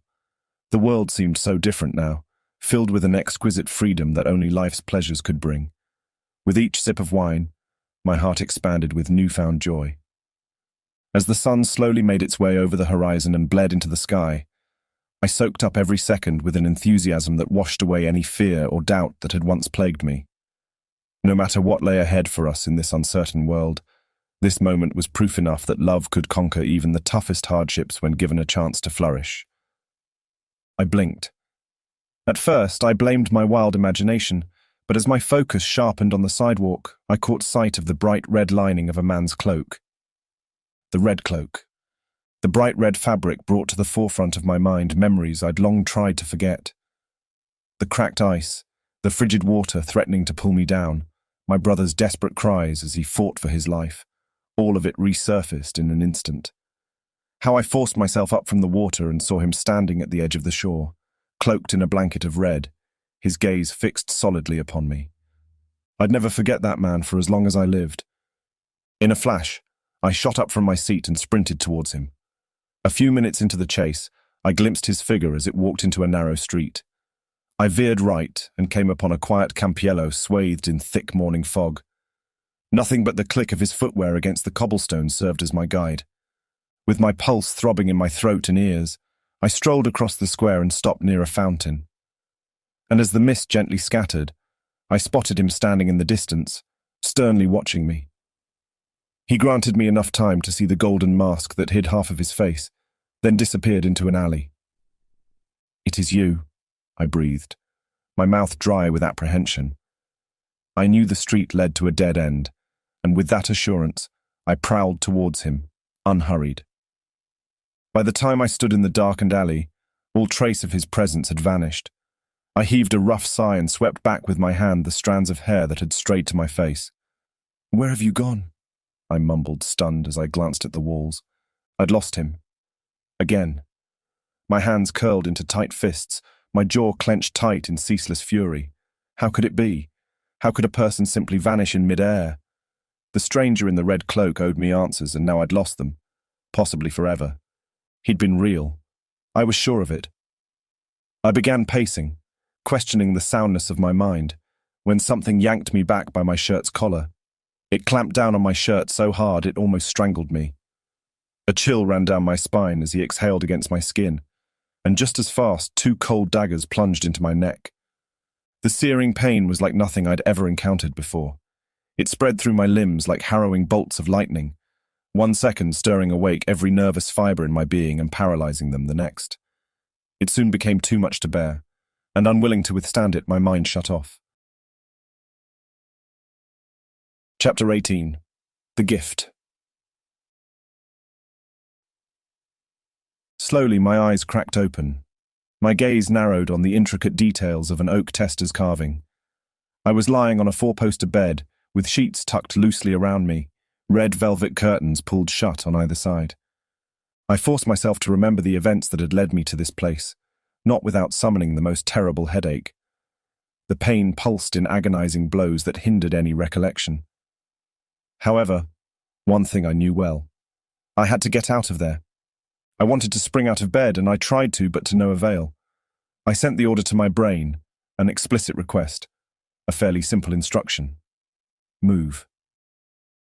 Even then, my arms and legs did not respond, weighed down by the heaviest fatigue. At one point, I gathered enough strength and managed the strenuous task of pushing my body up and leaning my head against the headboard. A terrible mistake, as every inch of me hurt as hell. My body begged for respite. I drifted in and out of consciousness. Despite my exhaustion, I forced myself to stay awake, as if my life depended on it. I cautiously opened my eyes, taking in my unfamiliar surroundings. Beside the bed stood a wooden table with a full water pitcher and an accompanying glass. The window had been tightly shut, keeping out the morning light. I continued to glance at the room, searching for anything that could unravel the confusion in my mind. That's when I saw him. His silhouette was immersed deep in the shadows, sitting in the farthest corner from where I lay. A stray beam of light leaked into the pond of darkness where he skulked. I caught a glimpse of Victor's eyes, their surface glazed, like frosted glass. Not a speck of life gleamed inside them. Sharpening my focus, the rest became clear. His damp blonde hair smudged against his brow, his long bony fingers dripping water as his arms rested on his knees, his clothes tattered and wet, sticking to his limbs. Sheer dread cut through me. "What do you want from me?" I blurted, petrified with horror. Victor did not move an inch, nor did he speak. He just sat there, his empty stare fixed on my weakened body. "You see him," a smooth voice said, "don't you?" My gaze angled to the sound and met warm hazel eyes looking down at me. He's come for me, I stammered, quivering in fear. Because I killed him. The words came out in the faintest whisper laced with apprehension. Can you see him? I managed, turning my tearful stare at Victor's menacing spectre. Crouching like a wolf he was, ready to pounce on me without warning. I can't, the man said under his breath, regret hanging from each word. And yet he's here. He paused. Look at me, Ivan. Not an order, a benign request. Stunned beyond hope, I did as he said. The man stooped until our eyes leveled, and then I saw his youthful face, taut and strong, his weathered skin, pale with faint wrinkles in his brow and eyes. You were there, that day in the lake, I mumbled, a frown creasing my brow. Who are you? Who I am is not important, child. He leaned closer, studying me with genuine concern. The man radiated kindness and protection, the warmth I'd dreamed of discovering in my father for years. What matters is whether you want to live. I should have shuddered in response, but his demeanor far from frightened me. His sole presence filled my heart with peace. Not even Victor's spectre troubled me now. Am I dying? I breathed, bemused. The question struck hard into my core. For years I'd escaped death, becoming more than proficient at avoiding its lethal touch. But since my brother's demise, I'd craved it more than ever. I'd welcomed death with open arms, longing for the plague to sweep me from the hell my life had become. And now I'd reached the end of the road. And Victor was here to collect my soul and claim his rightful vengeance. He subtly raised his brow and asked, Do you want to die? Yes, with all my heart, I wanted to say. But then Elisa's smile flashed in my mind, her cobalt eyes brimming with tears of ecstasy last night, as we'd lain together for the first time. I'd never known such bliss to be possible, or attainable, and the words rolled out before I could weigh them any further. No, I said, shaking my head. I need to live. I can't die now. Not when I'd found meaningful happiness in my life. The man's lips curled with faint delight. Then I can make him go away, he said in the same low, steely tone, his sharp stare cutting to my brother's ghost. How? I uttered, desperate to be free of him. As my eyes set on Victor once more, shock streamed through my veins, but not fear. Not as I saw his skin, shrunken to the bone, nor as I noticed the faint blue hue staining his lips. Was it possible for me to cheat death, even now, when it sent my deceased brother as its emissary? With fingers cold and firm as marble, the stranger pulled back the loose strands of hair that strayed to my face. You must drink, he whispered, inching closer. Drink, and you will never die. You will never be as he is now. He then slashed his wrist with his sharp nails, spilling crimson blood over my dried lips. My lips parted, welcoming this dark elixir. At once it filled my mouth with all the richness of wine, but surpassed any I'd once tasted when I swallowed that first drink. Fathomless warmth and delight flooded my being, wave upon wave. I did not want it to end, and grasping his arm in brazen greed, I drank more from this precious stream of bliss. Its leaded tang coated my palate, and I moaned as it scurried down my throat. With a child's selfishness, I craved it. Even if it killed me, I'd take up to the last drop. For I knew then what true ecstasy could be. My eyes brimmed with tears when his arm freed from my grasp. That's enough, he said, the smoothness in his voice soothing my yearning. I glanced at the damp corner of the room and saw Victor, sitting in that wretched chair, watching me with glazed eyes. But this time, he smiled. His crooked grin shot shivers down my spine, and I clenched my eyes tight, praying that his ghost would vanish in mid-air. But it didn't. I cringed against the headboard, wiping my tears with the heels of my hands. He's still there, I stammered. I see him. Wariness gave way to fury, as an infernal tide burned me inside out. It radiated through me like molten lava rushing in my veins. No emotion could evoke such harm, such unbearable spasms in my body. I groaned in seething pain and turned on the bed, clutching my knees close to my chest while I cried, What's wrong? What have you done to me? The dark blood, he replied, impassible. It's healing your body, Ivan. Do not fight it, it will be over soon. I had no choice but to endure it, Ripples of excruciating pain washed over me for a while until they finally subsided. Minutes passed and they stopped altogether, and it was as if they'd never existed.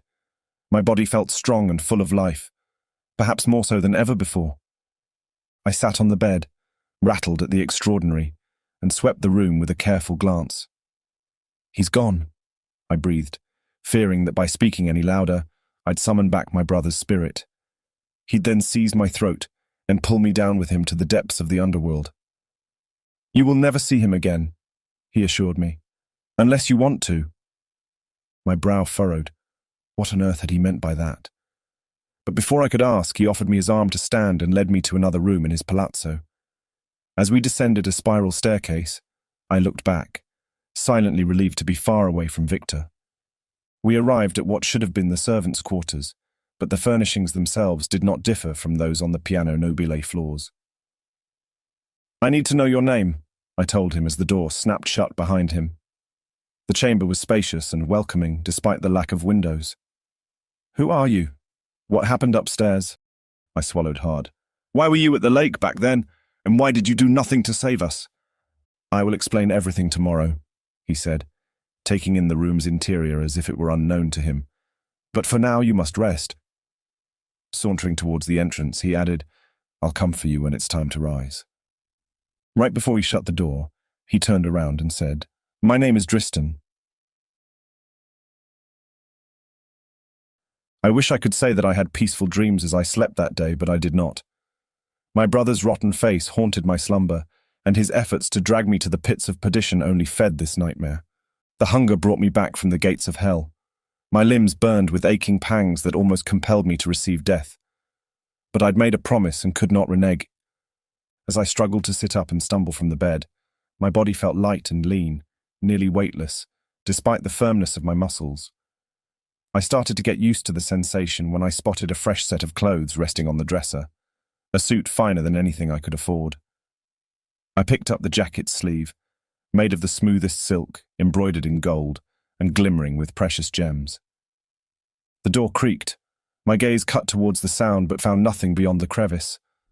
I washed up and changed quickly, desperate for anything that might stop the throbbing spasms of my hunger. Returning to the spiral staircase, I headed to the upper floors. I did so warily, reminded of the grim scenario where my brother's spectre hunted me, and the mysterious moment when Dristan had cut open his wrist, offering me his healing blood. That dark drink had gifted me the sweetest ecstasy, and I wanted more of it. I arrived at an indoor garden, led by sheer instinct. Above me, an elaborate glass dome revealed a dusky sky, awash in shades of red and purple. If I focused enough, I could glimpse myriad stars twinkling in the distance, even though nightfall lay hours ahead. I started, stunned at the sharpness of my vision. I'd never known such clarity before. Dealing with the pulsing ache, I strolled across the jungle, locked inside the greenhouse, coming up into a spacious library. I sauntered inside with resolute confidence, knowing I'd finally arrived at my destination. It became clear to me then, as I picked up a presence in the room, that someone had summoned me unknowingly. A call, so subtle, I'd scarcely understood it myself. It came from the old man kneeling in front of the bookcase. He was dusting off the weathered spines, sliding them back into the shelf, listless and miserable. "I can't go on," he said. The words did not sail through his lips, yet they resounded in the room, as loud as his stagnant but powerful heartbeat. My hunger worsened by the second, his throbbing veins spurring my need to relive the bliss of Dristan's drink. Every inch of me craved his warm blood, coating my throat in one ceaseless taste of paradise. I stood behind him on a thought's whim, moving so fast it made me dizzy. In one quick move, I snatched his collar and stabbed my fangs into his neck, eager for that precious stream to soak my palate. He did not fight as the blood shot into my mouth, filling it with comforting warmth, or as I drank draughts of his blessed elixir, striving to match the ecstasy I'd known before. And although it failed to replicate its pleasure, it satisfied my dark desire and silenced the pain I'd endured since I'd risen. I refused to end this drink, gorging on it even as his body failed in my arms. And when it finally gave no more, I stumbled to my knees, weeping in dismay. I crawled against the bookshelf in sheer agony, and leaned my head back, the old man's body lying limp on my lap. "Do not shed your tears for him, Ivan," a comforting voice said. "He was old, tired of living." Dristan stood in the doorway. Watching me with fathomless care, he strolled towards me. "I killed him," I managed, clearing the tears from my face. Dristan sat beside me on the marble floor, building up my confidence with such a slight gesture. "You did," he said offhandedly. "You'll have to do it again if you want to keep living." I took a hand to my brow and clenched my eyes. "It's not that," I confessed, barely shocked at my lack of guilt. "He died too quickly." Tears rimmed my eyes again. The richest laughter escaped Dristan's lips, dark and sensual. He then dropped an affectionate arm over my shoulders. "Well, in that case," he dearly said, "you must pace yourself, child. In time you'll learn." I turned to face him, instantly marveled at his handsome beauty. His hazel, deep-set eyes glinted like precious amber gems, and his lips were smooth and full and quirked up enticingly. "What is this curse?" I cautiously whispered. "Am I a demon or a spectre like my brother?" Dristan's expression hardened. "You are no such thing," he sternly said. "If anything, you're blessed." I released a stuttered gasp. I'd hardly call a life of killing a blessing. But he carried on, shoving away the old man's corpse as we settled on the ground, making ourselves comfortable. Dristan's aloofness around death should have horrified me, but I was much too enthralled by him to care. "For too long, I've searched for someone deserving of this gift, an heir, if you will," he explained, studying me with an appraising stare. "And then I found you, struggling in that frozen lake, clinging to the shoreline with an insatiable thirst for life as I'd seldom seen before." "You call this a gift?" I uttered. Dristan heaved a sigh, relaxing his back against the bookshelf. "Soon you'll discover the dark blood favors us with skills that surpass human expectation," he said. "From this day on, you'll remain untouchable to death, and you will never age again." He rose from the floor, offering me his hand. I took it and straightened, following him as he roamed into the greenhouse. "There's no limit to what your eyes will see in the forthcoming centuries," he said, his voice resounding in the vaulted room. I strolled beside him, watching him in silent fascination. "Fire and daylight are as lethal to us as your fangs were to poor old Giacomo," Dristan added, clasping his hands behind his back. As we moved amid the fragrant, overgrown foliage, I strived to grasp how much my life had changed. Unfathomable, the prospect of living past a century whilst preserving my youth. "There's something I must show you," Dristan said, leading me down the spiral staircase. Hopelessly, I drifted after him. The man lured me beyond reason. I would have placed my life in Dristan's hands, and I had. And as I listened to his words of counsel, I soaked up his knowledge with a thirst rivaled only by my lust for blood. We stopped at the end of a narrow passageway. He pulled aside an old tapestry hanging from the wall, unveiling a secret door. Dristan pulled out the key from his vest pocket and unlocked it, increasing my curiosity tenfold. He moved inside, lighting countless candles in the room, and as the amber radiance grew aflame, a vault of wondrous treasures filled my eyes. Open trunks lined the walls, displaying precious jewelry, bars of gold and coins. A modest writing desk stood in the center, crammed with stacks of documents. My father was a wealthy man. Riches far from astonished me. However, I had never stood before such a vast fortune. And thus, with the wonder of a child, I pried at the room, careless if that would change Dristan's opinion of me. "I keep many vaults like this one," he began, "hidden in the many layers I possess around the world." He met me near the desk, gliding his firm hand along its carved edges. "This one is yours now." I blinked. "Mine?" I said, taken aback. Dristan nodded. "And so is this," he said, handing me a sheet of parchment. My gaze skipped along the heavily ornamented handwriting and narrowed at my name on the bottom of the page. Barony Ivan Lockhart. "Baron," I uttered, confused. "Yes," Dristan quietly replied. "Your name is written in Il Libro d'Oro." The Golden Book of Venice, a privately published directory of nobility. I stared at the title in sheer shock. "But how did you—" This is my inheritance to you, Driston continued, gliding a reassuring hand over my shoulder. It will ease your transition as you step into the world as the vampire you are now. Vampire? He removed a gold signet ring from his finger and offered it to me. I can't accept this, I mumbled in a daze, studying the ring in Driston's grip. Its surface carried a familial crest of a two-headed falcon with flared wings and a pair of crossed swords behind it. I will hear no more of it. Driston left the ring on the table and raised an open hand, silently shutting the door to that conversation. I have something else for you, Ivan, he added. Something worth more than this entire wealth. My brow creased into a frown. What is it? I asked. Driston took a small chest from the desk and carefully opened it. He placed in my hands the red felt bag lying inside. I could have cared less for propriety and poured its content in my palm. A small silver flask rolled outside, too small for such intricate engravings adorning it. I glimpsed an inscription buried in the work. Per Driston. For Driston, I murmured, puzzled. He gently nodded. I've kept it for centuries, and now it's your burden to carry, he said, fatigued. I don't understand. I pressed, tangled in a web of mysteries. What is this? His face lit up with genuine surprise and even amusement. The source of us all, child, Driston said. And recovering his aplomb, he added, This flask contains the blood of our forefathers, the first blood drinkers to roam this earth. To any vampire, drinking from this elixir would mean achieving immeasurable power and proficiencies beyond your understanding. I cut him off with, Why haven't you drunk from it then? Driston rubbed a hand along his strong jawline.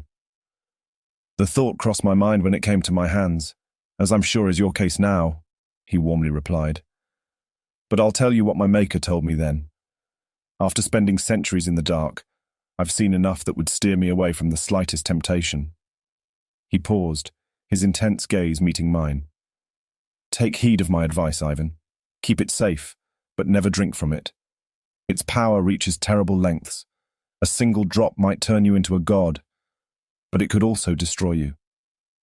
He'd spent centuries in the dark, he'd said, and yet he looked not much older than me. Don't worry, Driston, I said, slipping the flask into my breeches pocket. I'll do as you say. The corner of his lips curled in delight. I know you will, he assured me. His mouth then eased into a smirk as he sauntered to the window. Tonight, I must leave you. I trust on my return to discover in you the powerful vampire my heart envisions. My stomach turned at the news. I drew closer to him, but halted in the middle of the room, stunned and taken by anxiety. Have I disappointed you? I finally asked. Why else would he forsake me mere hours after sharing with me the very core of him? Driston sat on the windowsill, and from there his stare met mine. I'm certain that day will never come, he said, charmingly confident. Then why must you leave me? I demanded, marching towards him. Driston, don't go. My hand folded over his, which swiftly glided away and slipped along my jawline. Remember my warning, dearest fledgling, he breathed, watching me in wonderment. Enjoy your new life in the dark. He heaved a sigh. I expect great things from you. He then leapt off the window into the thick night. I gasped and quickly peered outside. Not a soul roamed along the street below, and the canal's waters stirred as peacefully as usual. Driston was gone. Alone, an orphan in my newly found darkness. I cried myself to sleep. Chapter 19. Dark Lullaby. A lullaby echoed through the palazzo, a sweet, incantatory voice that could not be ignored. The twilight gloom descended upon me as I followed the song, drawn out of Driston's chambers and into the night. A strange force compelled me. I was determined to find the source of the mysterious music. I wandered across the Venetian streets, blending with the hurried throngs as yet another tourist. But I knew well I was not. At length I reached a dead end. The song came from a home's last-story window.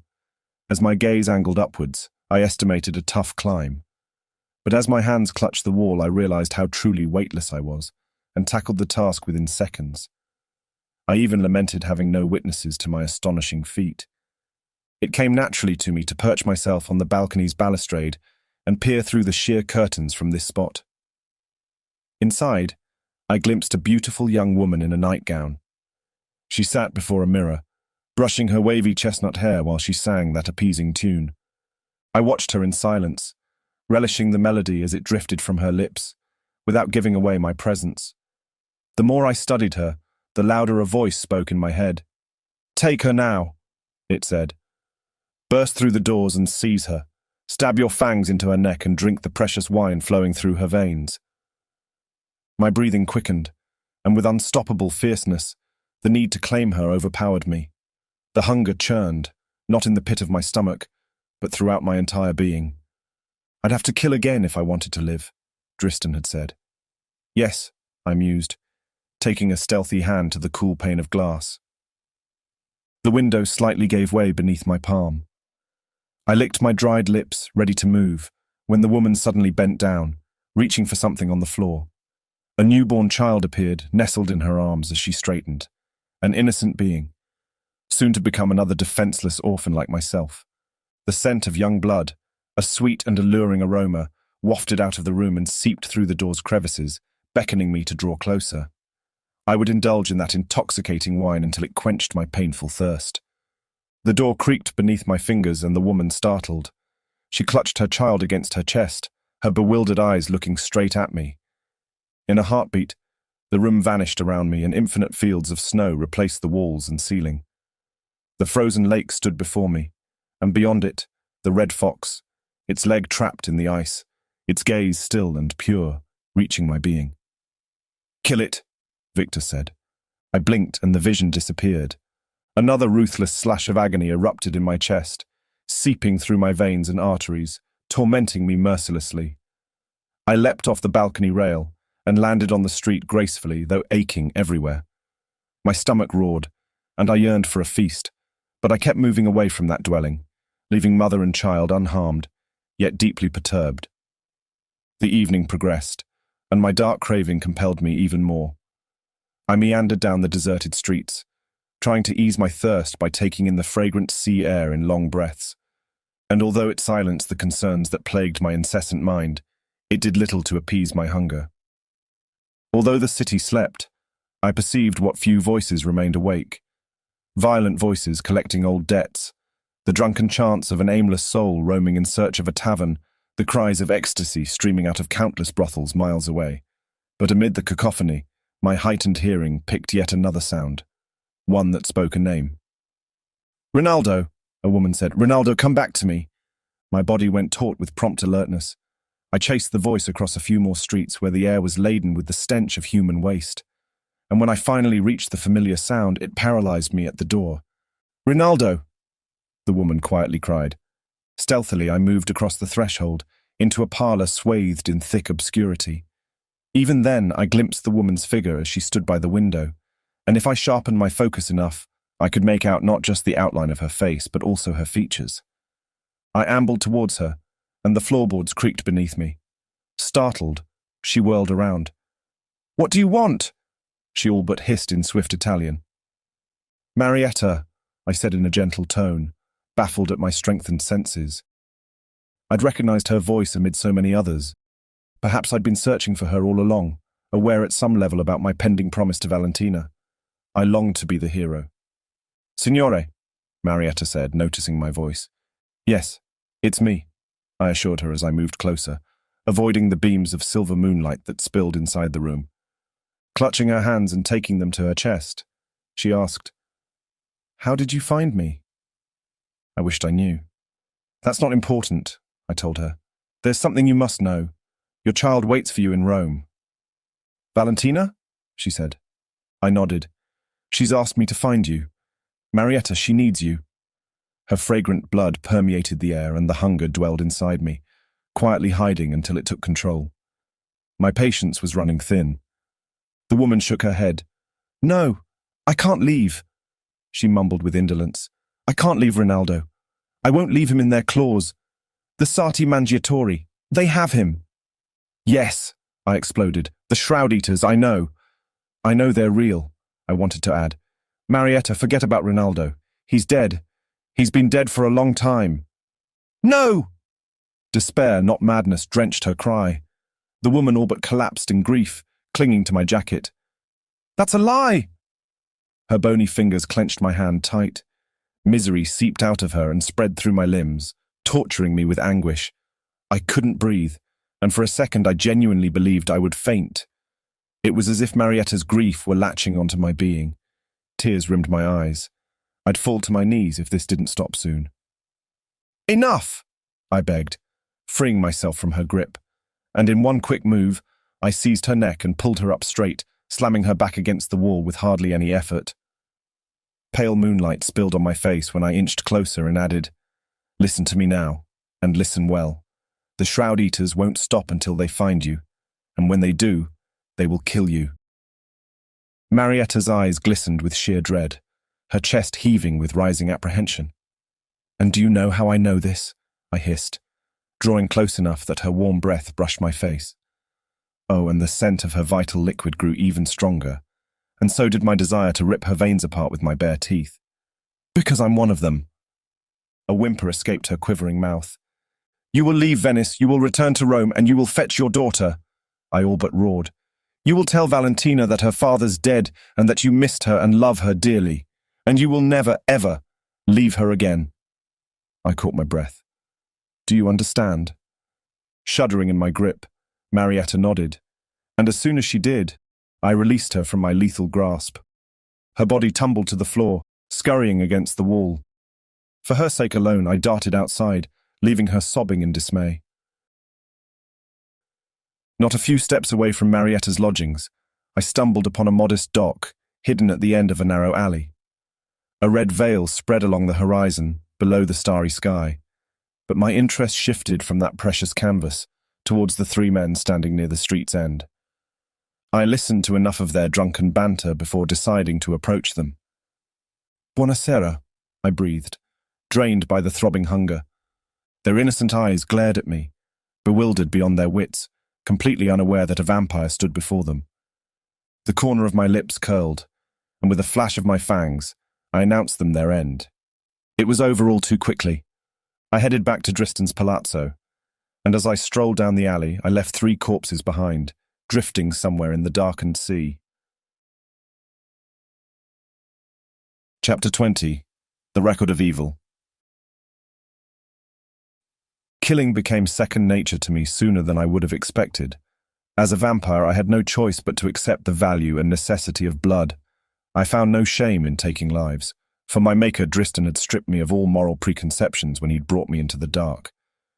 He'd given me the gift of unrivaled peace and pleasure. That dark drink satisfied my hunger in more than one way. I developed a taste for hunting my prey in the most forlorn alleys and fed off them with a gargantuan appetite. By nightfall, I'd finished 3, bought a fashionable set of clothes, and strolled along the Grand Canal on my way home. It was as I reached the palazzo's gates that a realization hit me. I must have been away for days, too ensnared in taking my first steps in darkness. Truth be told, I'd had a wonderful time, save for the night when Dristan left me. But what about Elisa? I doubted she'd enjoyed these days as much as I had. How could I have been so stupid? I all but hissed, mad at myself, as I stood at the doorway. My hand reached for the handle, and I'd not laid a finger on it when it slightly swung open. Every inch of me stiffened in alertness. The stillness in the house gave me fair warning, but I hardly knew what to expect. Resolved, I grabbed a candle and darted upstairs, so fast that it made me woozy when I halted at the landing. The next flight of stairs, I ascended more carefully. I headed towards Elisa's room. Surely my absence had caused her unimaginable pain, and as I stood at her door, I had an inkling she'd not hesitate to show me just how deeply I'd wounded her. The door creaked open, and I'd not yet planned the speech by which I'd beg her forgiveness. All I knew was that I had to see her once more. I stood frozen in the doorway, my gaze fixed on the white sheets draping the empty bed. Every piece of furniture was washed in the same hue, except for Elisa's dressing table. My mouth went dry as I moved forward with hesitant steps. On the otherwise empty tabletop was a single object that could both lift my spirit to the heavens or plunge it into the dark abyss. The pearl choker. I picked it up with trembling hands, a chill settling into my bones. It was the only sign of her departure, No note, no letter, no nothing. A searing pain surged through my veins. She was gone. I crumpled to the unforgiving ground in anguish. My heart thudded against my ribcage, begging for an answer I could not possibly provide. Had I truly lost her? All thoughts merged into a stifling fog as I surrendered to the sorrow of this cruel truth. The floorboards beneath me groaned, a rustling echo. I snapped around, ready to pounce. My gaze sharpened in the dark, making out the emerald silk of a woman's dress and the ivory linen wrapped around her arm. Fear drained her face from all color as I stepped forward, wielding a ray of light. What secrets did she keep?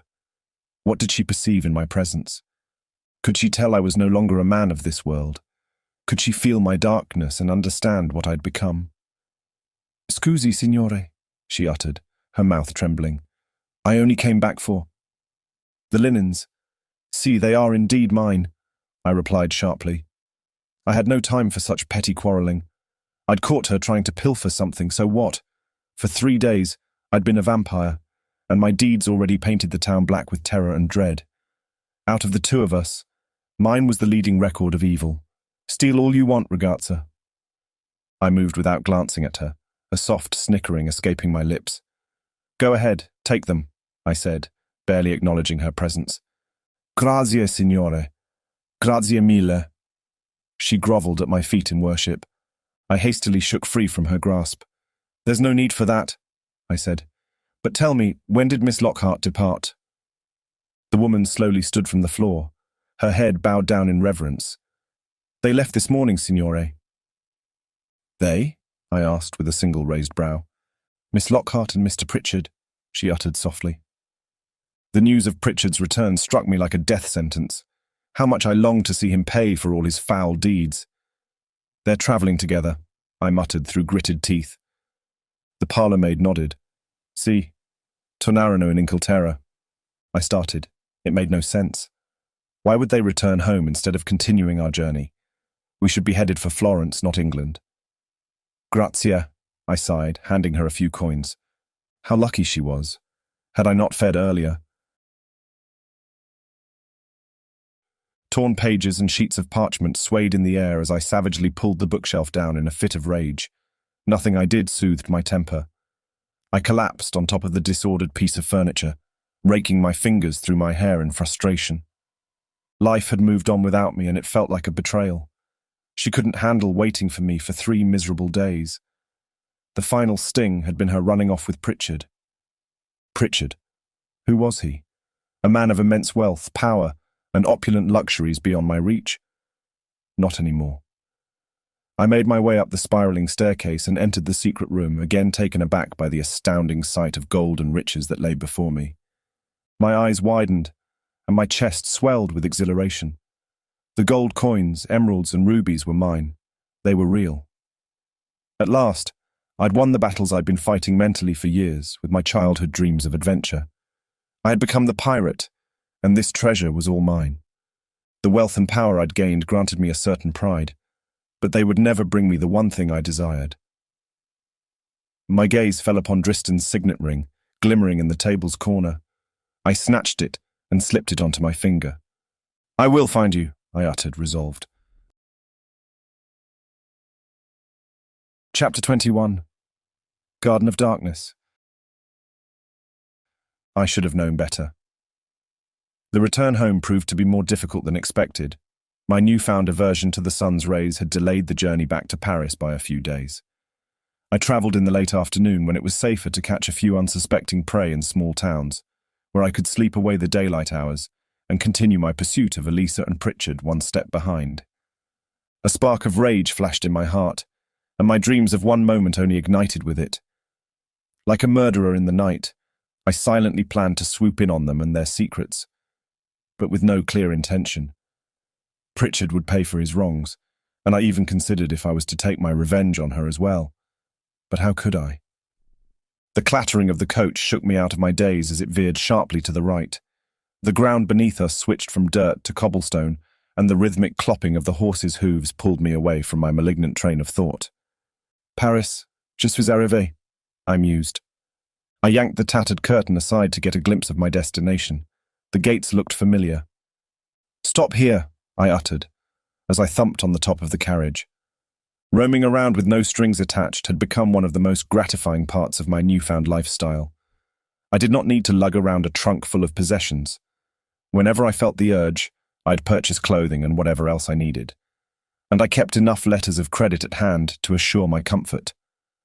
My pockets held a few coins, just enough so that their weight wouldn't be too much of a burden.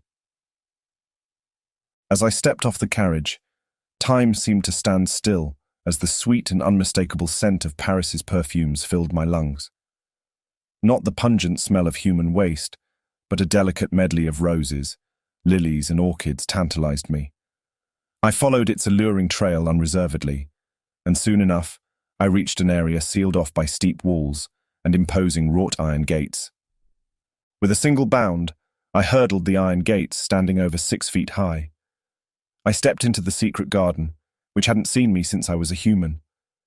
I remembered it clearly, that warm summer day. The sun shone through the verdant canopy and filled the air with a calming heat. Reflections of its brilliant rays glinted on the pond's serene surface like shattered mirrors, and its soft melody lulled me into a state of deep serenity. The pond's waters lapped gently against the rocky banks, and I felt my heart swell with joy. Every detail of that day remained embedded in my memory like a glittering gem, as if time stood still. It had been a tame jungle, yet I found myself unable to recognize it now. Gone were the symmetrical designs of bold vegetation and exotic blooms that glowed in red, yellow, and purple.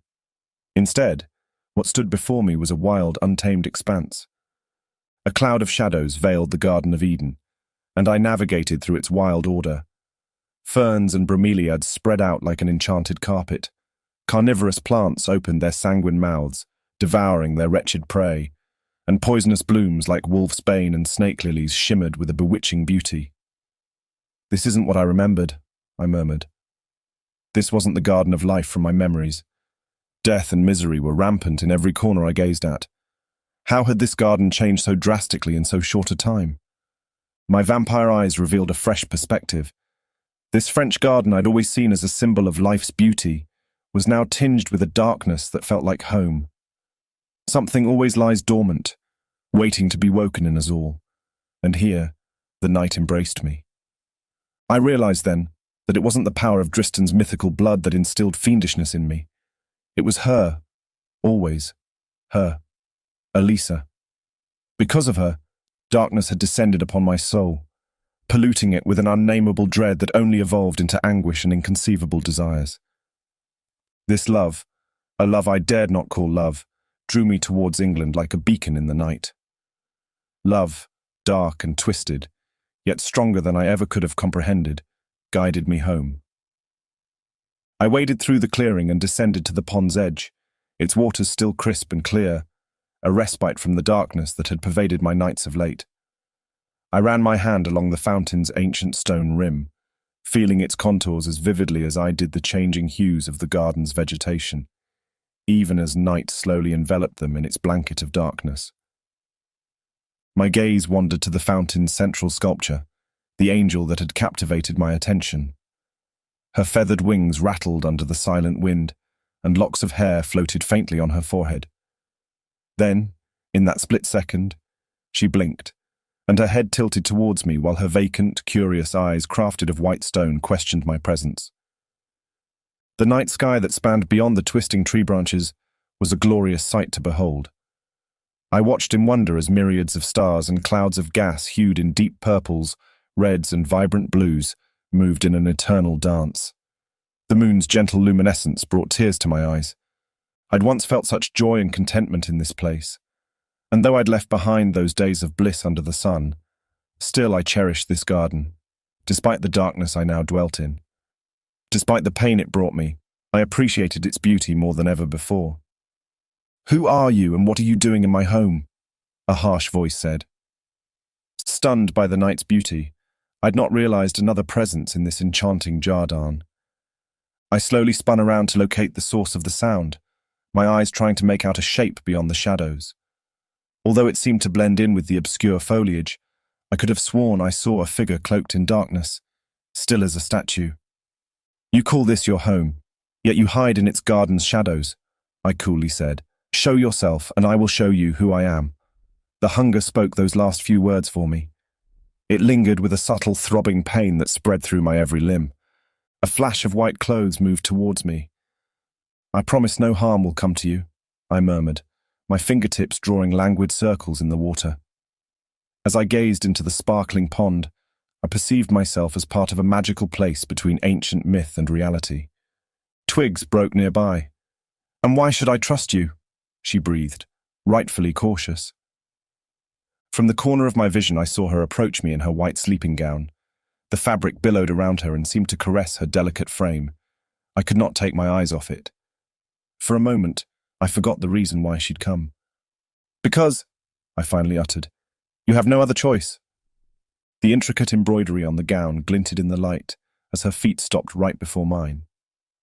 Upwards my gaze went, over each detail and pleat of the luxurious fabric, until I found myself spellbound by her mane of fiery red hair.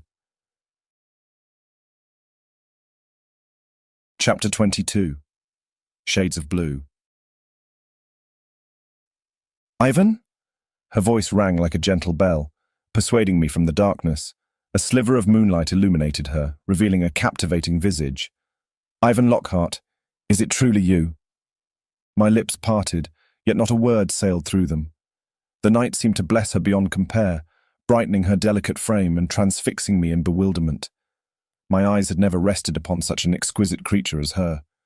A pale shade of blue tinged her porcelain skin. The evening sparkle kissed her tender, rosy lips. Her captivating eyes, vibrant emeralds, shifted with a liveliness that rivaled the garden around us. When she swayed towards me, her sparkling ruby strands tumbled over her shoulders. Her every move struck me as ethereal, a graceful dance as she sat beside me. Juliet, I managed in sheer awe. As I spoke her name, her eyes bored into mine, reading the darkest truths in my corrupted soul. I swiftly turned away, fearful that I'd face in her the look of horror in my Venetian parlour-maid. Unthinkable that I'd become such an appalling creature in Juliet's eyes. Do my senses deceive me? I murmured, confused. Is this a dream? I'd never expected to find her here, and certainly not at this hour. Every inch of me went taut the minute her soft hand glided over mine, instantly spilling her warmth over my stone coldness. It is no dream, Ivan, she whispered in a soothing tone. I'm here. Her sole touch unleashed a tide of emotion that washed over me, so overwhelming that tears rimmed my eyes. Contrary to when I'd sensed Marietta's despair, Juliet's affection soothed my restlessness and rendered me breathless. In that instant, I was hers, subdued by her charm beyond repair. You live here? I stammered, forcing myself to set my eyes on her again. I do. She slightly nodded, her lips curling into a gentle smile. In one bold move, her free hand glided along my strong jawline, a delicate thumb stroking my cheek. My heart jolted, undone by her genuine care. Juliet, Glorious Juliet, she whispered with a hint of delight. She bit her lower lip, and tilting her head, she added, Remember? How could I possibly forget? I replied. The sight of her ravishing beauty completely disarmed me. Her long, wavy red hair cascading from her shoulders resembled a curtain of the purest fire that illuminated her with the regality of an Amazonian goddess. A single raindrop glanced itself to my hand. The droplet quivered on my skin as if summoned there. I watched, mesmerized, as one by one more raindrops joined it in the fountain below, their ripples forming concentric circles that spread lazily outward. It's beginning to rain, Juliet declared, and gripped my hand, leading me through the unruly jungle, past the whispering trees. When the path opened up in front of us, I could see the manor far in the distance, standing tall and proud. We hurried towards the majestic building, but the heavy rain pushed us off our way, forcing us to take shelter in a nearby folly. The rain pelted against its stone walls and echoed across its arched ceilings, like 1,000 drums pounding relentlessly. We stood face to face, so close that we shared breath. My pulse quickened, untamed, as darkness whispered in my ear, tempting me to savor the vital liquid that flushed her flawless face. Shall we run for it? She purred, her voice soft as a whisper yet full of audaciousness. Her emerald eyes sparkled mischievously, but I could not move. I shook my head, and my voice escaped me amidst the thunderous noise outside. Standing so close to her was like standing at the edge of oblivion, dangerous for both of us. "It's only a bit of rain," Juliet said, shaking her locks of hair to rid them of the drops that clung to them. "We couldn't possibly get any wetter." "It's not that," I managed, struggling to bring myself to tell her the truth. If ever a woman deserved honesty, it was her. "I once told you Devereux Manor would welcome you always," she said with a warm smile. "Now, are you ready? Go." She laughed, wild, untamed, the rain crashing down all around her. I watched in awe as she spun around, no care or worry given to her state of dress or her bare feet. She was free in ways never possible in the glare of day and propriety. I walked slowly, cherishing each second as I made my way towards her, capturing this precious moment that only night could bring. Firelight illuminated the austere maid's parlour, where Juliet and I perched. She'd changed into a coarsely woven apron and dried wet tendrils around her face with a tattered cloth while sitting by the hearth. The air was laden with her silent sadness, hanging between us like fog. She likely felt ashamed of the hidden truth about her lineage and their past, the one who was condemned and martyred in the Valais trials. But those rumours meant nothing to me. I cared nothing for whatever societal disgrace they instilled in her, and I wished she would know that. I longed to offer her a safe haven, a place where she could lay her concerns to rest. I leaned closer to speak these words in confidence. "Juliet, you must know." "You may speak louder if you wish," she said, discarding the cloth. "There's no one home but you and me, and my parlour-maid, of course, but she sleeps." "You're alone," I uttered, perplexed. "Why is that?" Flustered, Juliet held my gaze. With a heavy sigh, she forced a semblance of calm. "My family ventured to Amsterdam," she said.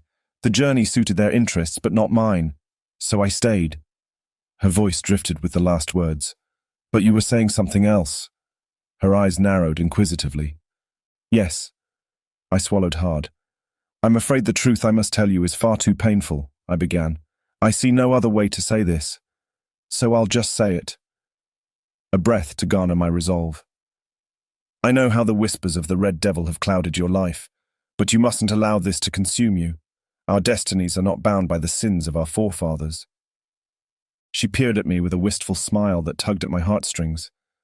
"Ivan." "Yes?" "Do you recall the time we fled from the Jardin du Roi and I guided you here?" She paused for a moment, and I nodded in remembrance. "And can you remember when I brought you to the pond, and we dipped our bare feet into its cooling waters?" My mind immediately floated back to that scorching summer day when she proposed this venture. It was a mastermind act of ingenuity, as if she had preordained it. "I'd thought of nothing else from the moment I arrived at the Jardin du Roi," I confessed. "It was such a hellish day. It seemed almost uncanny when you suddenly suggested it, as if you'd somehow—" "Read your mind," she added with a knowing look. Ice skittered down my nape as I grasped the implication. "What do you mean, Juliet? Are you saying you sensed my longing the day we met? Are you saying your family's legend is true?" Uncertainty coursed through my veins like a torrential river. "It is true," she declared. "We Devereux have been practicing the craft for ages. We're one of the oldest bloodlines of witches that managed to survive the trials." She took a deep breath, carefully measuring my reaction. "That day at the Jardin du Roi, your thoughts were too strong, and I caught them with ease. I'd not planned on reading your mind, you understand." Her words froze me. Still, I pushed myself to speak. "It was true then, what they said of your ancestor in the Valais trials, that she was executed for being a witch." Her silence seemed louder than before, and I could feel my voice slowly slipping away. "No, the gods be praised," she said, relieved. "Camille outlived them. Carrying a babe in her womb, she denied her captors the satisfaction of killing 2 innocent lives." The atmosphere in the room cracked with tension as I finally asked, "Are you a witch, Juliet?" Her response was the chill of a winter night. "I am." She stood and silently moved the armchair beside me until it was close enough for all the secrets of the universe to be whispered in my ear. I felt her skin brush against mine as she took my hand, her nails softly grazing my palm. Juliet's voice, barely audible yet articulate, filled the space between us. "I have been truthful with you, Ivan," she uttered in a trembling breath. "Now it's your turn." My words failed me. "I don't understand," I croaked out, my throat dry. "Last time I saw you," she waveringly said. "Well, I find you are much changed," she rephrased, her voice laden with sorrow. "Did it happen in Venice?" My chest constricted, squeezing my heart until I thought it would burst. Her words were a shard of ice tearing through my core, stirring dread into the depths of my being. I sprung off the seat, ready to flee this manor and leave behind its wondrous Garden of Eden, but her grip on my hand tightened, her sheer will anchoring me to the ground. "Juliet, I cannot bring myself to answer your question. I have no heart to break yours." Words eluded me. I lacked the strength to speak the truth and the harshness to conjure a merciful lie, so I chose silence. She lazily rose from the chair, and meeting my gaze, she said, "Ivan, I know." Her fingers interlaced with mine. "I see the change in you. It's as clear to me as daylight." A shallow breath escaped her mouth. "How many dawns have come and gone since then?" Her small hand cupped the side of my face, her gaze fixed upon my own with a look of pure devotion. Not one drop of censure or trepidation resided in the depths of her eyes.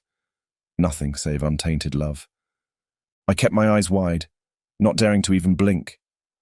I would not let one tear fall, or else the floodgates would open, and all the emotions that I'd so carefully kept at bay would pour out.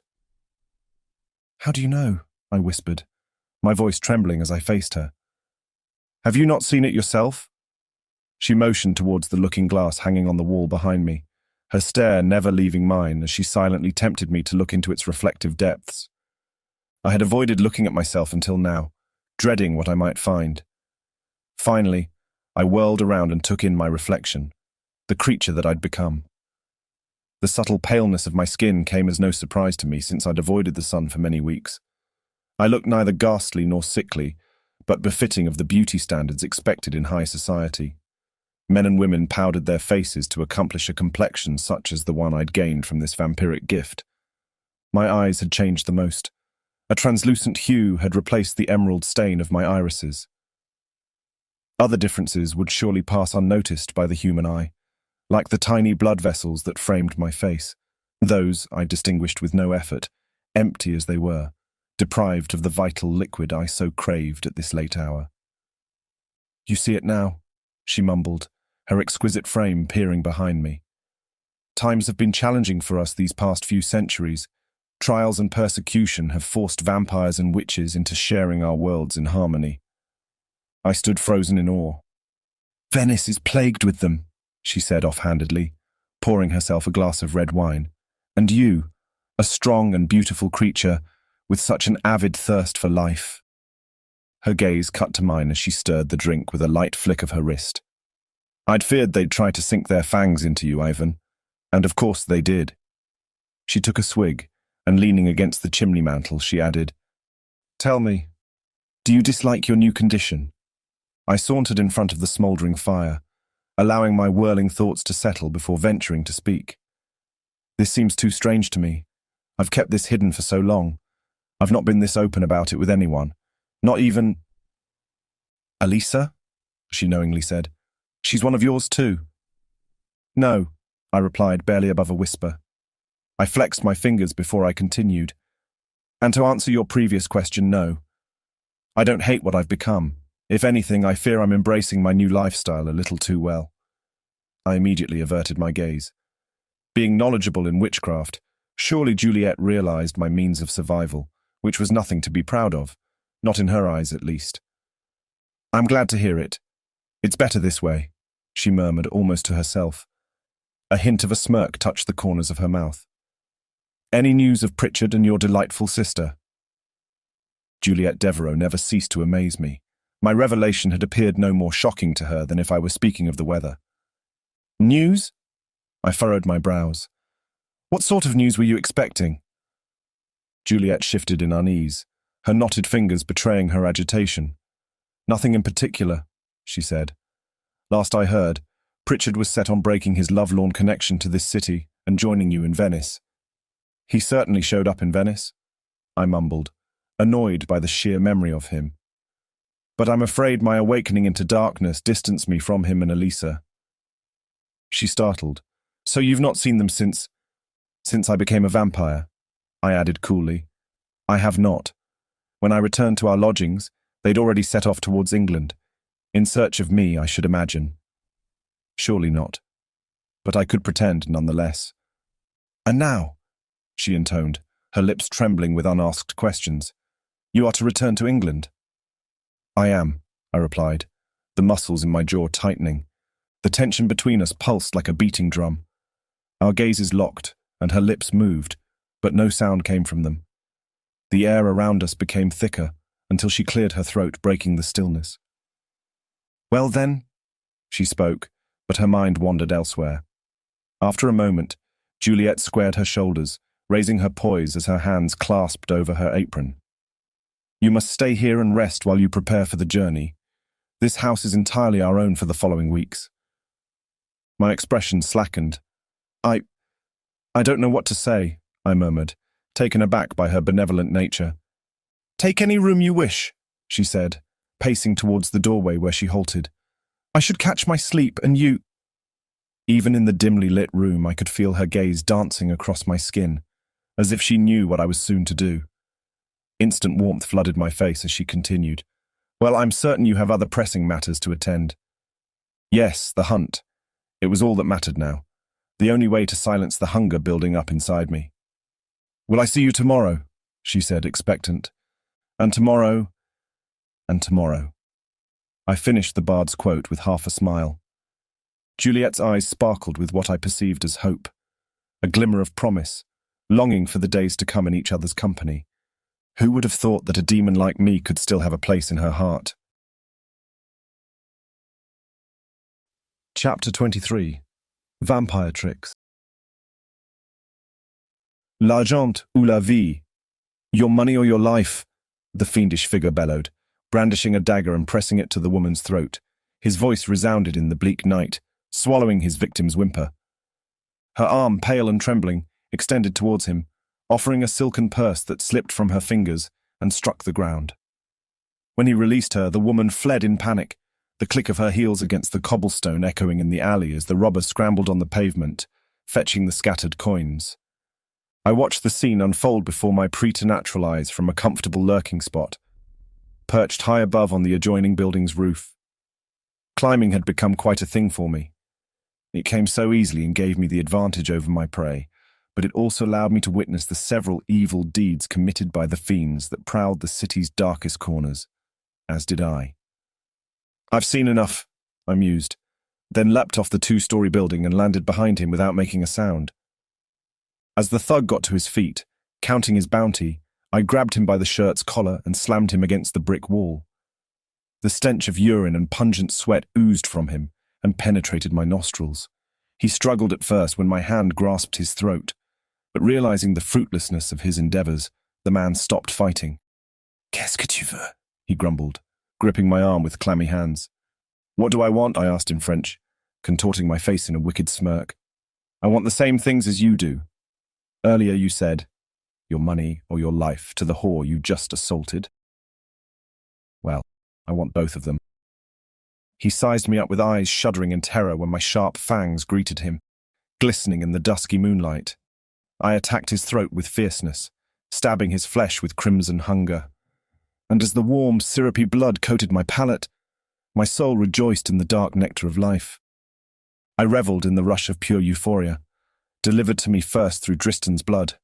Eagerly, I chased that high with each kill thereafter, but never found it.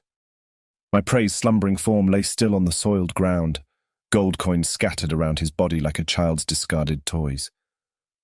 The thunderous bell of a nearby church rang out, a stark reminder to return to Devereux Manor swiftly. I wiped my hands clean with my blood-filled handkerchief before throwing it atop his corpse, and, in case you were wondering, yes, I took the money. For want is next to waste, and shame does sin ensue. Juliet's parlour-maid opened the door. She gawked at me with a mixture of shock and disbelief. What was it that had frightened her so? I glanced down at my attire, mud-caked and dishevelled, yet not a single drop of blood to be seen. Ah, of course. Good evening, Mart. Bashfully, I wiped my shoes clean on the gravel outside before entering. Bonsoir, monsieur, she said in a trembling voice, offering me a folded piece of parchment as her eyes lingered upon my form. Mademoiselle left this message for you. The message was thrust upon me with such urgency that it wasn't until I had already started up the staircase that my mind began to race. Suddenly, I heard an insistent voice call out from behind me. Monsieur! I halted in my tracks. Yes? Mademoiselle said everything you need is set up in your bedroom. Good, I said with a hint of trepidation lurking beneath my words, as I still couldn't fathom what this ominous message might entail. Moments later, with a quivering hand, I opened the cryptic note and read its contents. Meet me at Maison Lefebvre. My bedroom door creaked open, revealing a sumptuous wardrobe. There, upon the plush chair that sat before the vanity, lay the stunning ensemble, a stately suit of royal blue with golden embroidered flowers embellishing the cuffs, collar and placket, a gilded vest to match, plus sheer stockings and slick leather shoes. Juliet knew precisely what I would need for our venture to Maison Lefebvre. She would have me looking my best. I quickly discarded my gauche garments, washed up, and preened in front of the looking-glass. The man I saw in its reflection satisfied me plenty. My cheeks were kissed by delicate pinkness, an exquisite contrast to their usual pallor. Even my eyes seemed to sparkle. It was clear that the hunt had been an overwhelming success. The thought of Mart's reaction to my new self brought a smirk to my face as I made my way downstairs. Marthe, is the carriage ready? I asked with poise. Oui, monsieur, she replied brightly, her inquisitive gaze raking over every inch of my form as she stood by the door. Surprised to discover the charming Baron hiding underneath those muddy rags, I wanted to say. But I kept my mouth shut. The shock in her dark eyes as I stepped into the carriage was enough to fill my heart with joy. I knocked on the hood and said, À la Maison Lefebvre. I had been waiting with bated breath to see Juliet again ever since my arrival last evening. Parisians knew how to throw the most sensational balls, and judging from the outfit she'd chosen for me, I assumed that tonight would be no exception. Splendor and grandeur went hand in hand where these social gatherings were concerned, a reflection of their high caste status within society. Flickering torches led the way to the manor's entrance. At length, the carriage stopped, and a black and gold attired footman opened the door. I stood before the imposing manor, an awe-inspiring sight that almost rivaled Devereux Manor's magnificence. I slipped my card to a second footman at the entrance, and when the double doors swung open, a loud cry of, His Lordship Baron Ivan Lockhart, resounded in the air. Instantly, all eyes were upon me. I crossed the threshold, convinced that Juliet had planned this moment with great care, intending to make my entry as impressive as possible. I would not disappoint her. The manor's grandeur was blinding, illuminated by the soft glimmer of candlelight that cascaded through every corner. Heat rose quickly, emanating from the guests and the sconces placed around them. A feast for the eyes lay everywhere I looked. Satin, brocade, velvet adorning the walls with stunning hues. Ornate golden-framed mirrors graced the ballroom's walls, while a sizable crystal chandelier beamed down on us all. Golden candelabra shone upon every surface, their searing wax dripping over the expensively crafted enamelled furniture. Such opulence, exclusive for nobility, was enough to attract envy from all. But I stood there as one of them, my newly earned title commanding a certain level of respect. These things should no longer astound me. My senses detected Juliet's presence long before my eyes could. I was already closing the gap between us when I glimpsed Juliet in the parlour beyond the ballroom. I stopped at the threshold. The smoke of cigarettes swirled in the warm air and tangled with the perfumes of sandalwood, roses and jasmine, weaving amidst the Parisian elite. Juliet sat at the table, her emerald gaze locked on her hand of cards as if her life depended on it. Bonsoir, mesdames. Monsieur, I uttered as I stood beside her. Her gaze drifted away from the cards and met mine. She laid her hand face down on the table, a smirk barely visible. Bonsoir, monsieur le baron, Juliet teased in a knowing tone. Voici Jacqueline. Ceci est l'homme mystérieux dont je vous ai parlé. Mon ami, le baron Ivan Lockhart. I listened as Juliet introduced me to her friend Jacqueline as the mysterious man she had mentioned earlier. Allow me to introduce Madame Jacqueline Lefebvre, our gracious hostess for the night, she added. The woman extended her hand, and I took it in my own. Enchanté, Lord Lockhart, she said with a smooth French accent that made my pulse race. I almost brushed my lips against her gloved hand as I replied in perfect French. The pleasure is all mine, Madame Lefebvre. I must thank you for the esteemed invitation to your lavish ball. A blush of pleasure spread across her fair skin, and I was taken aback by how young she was. No more than 23, and already a married woman in society. So innocent yet filled with presence. I dare say I pride myself on organizing the most splendorous balls Paris has ever seen, after the King's, of course, Madame Lefebvre purred. I do hope you have a pleasant time, Lord Lockhart. I'm sure I will, Madame, I replied, gracing her with a slight bow of my head. Allow me to introduce you to Lord Louis Grenier and his wife, Lady Marguerite Grenier, Madame Lefebvre said. Enchanté, Madame, Monsieur, I said, allowing my lips to curl into a smirk as I bowed. I must beg to steal our baron for a moment, Juliet said, as she rose from her seat and cosily clasped my arm. He's in desperate need of a thorough exploration of the grounds, Jacqueline. I shall graciously provide him with it, with your permission. As long as you bring him back to me unscathed, my dear Juliet, I will allow it, Madame Lefebvre said with a wicked smile. Juliet held me fiercely as we strode through the parlour. No word sailed between us until we stepped out onto the terrace. Baron, she murmured into my ear. It seems you failed to bring up your aristocratic title last night, my lord.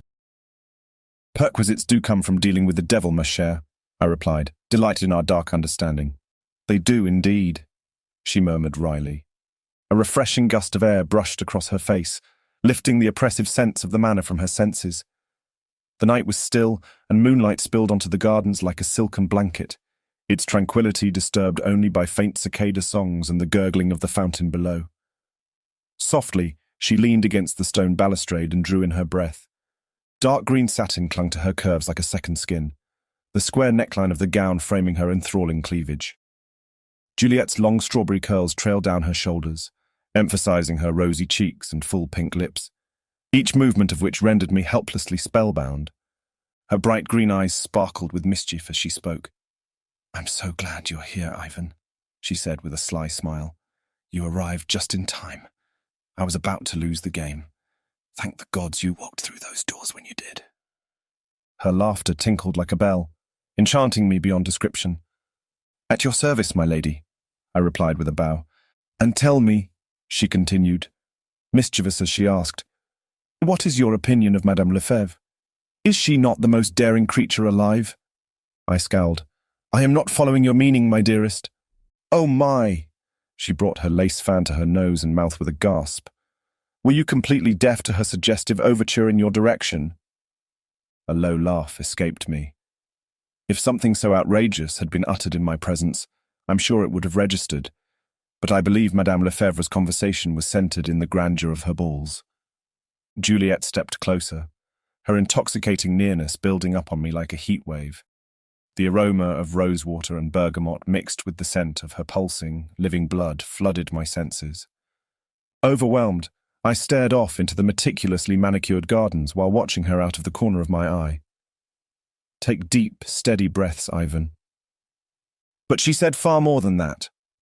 In an instant, she stood in front of me. No. You didn't listen to her thoughts, did you? She asked, narrowing her gaze.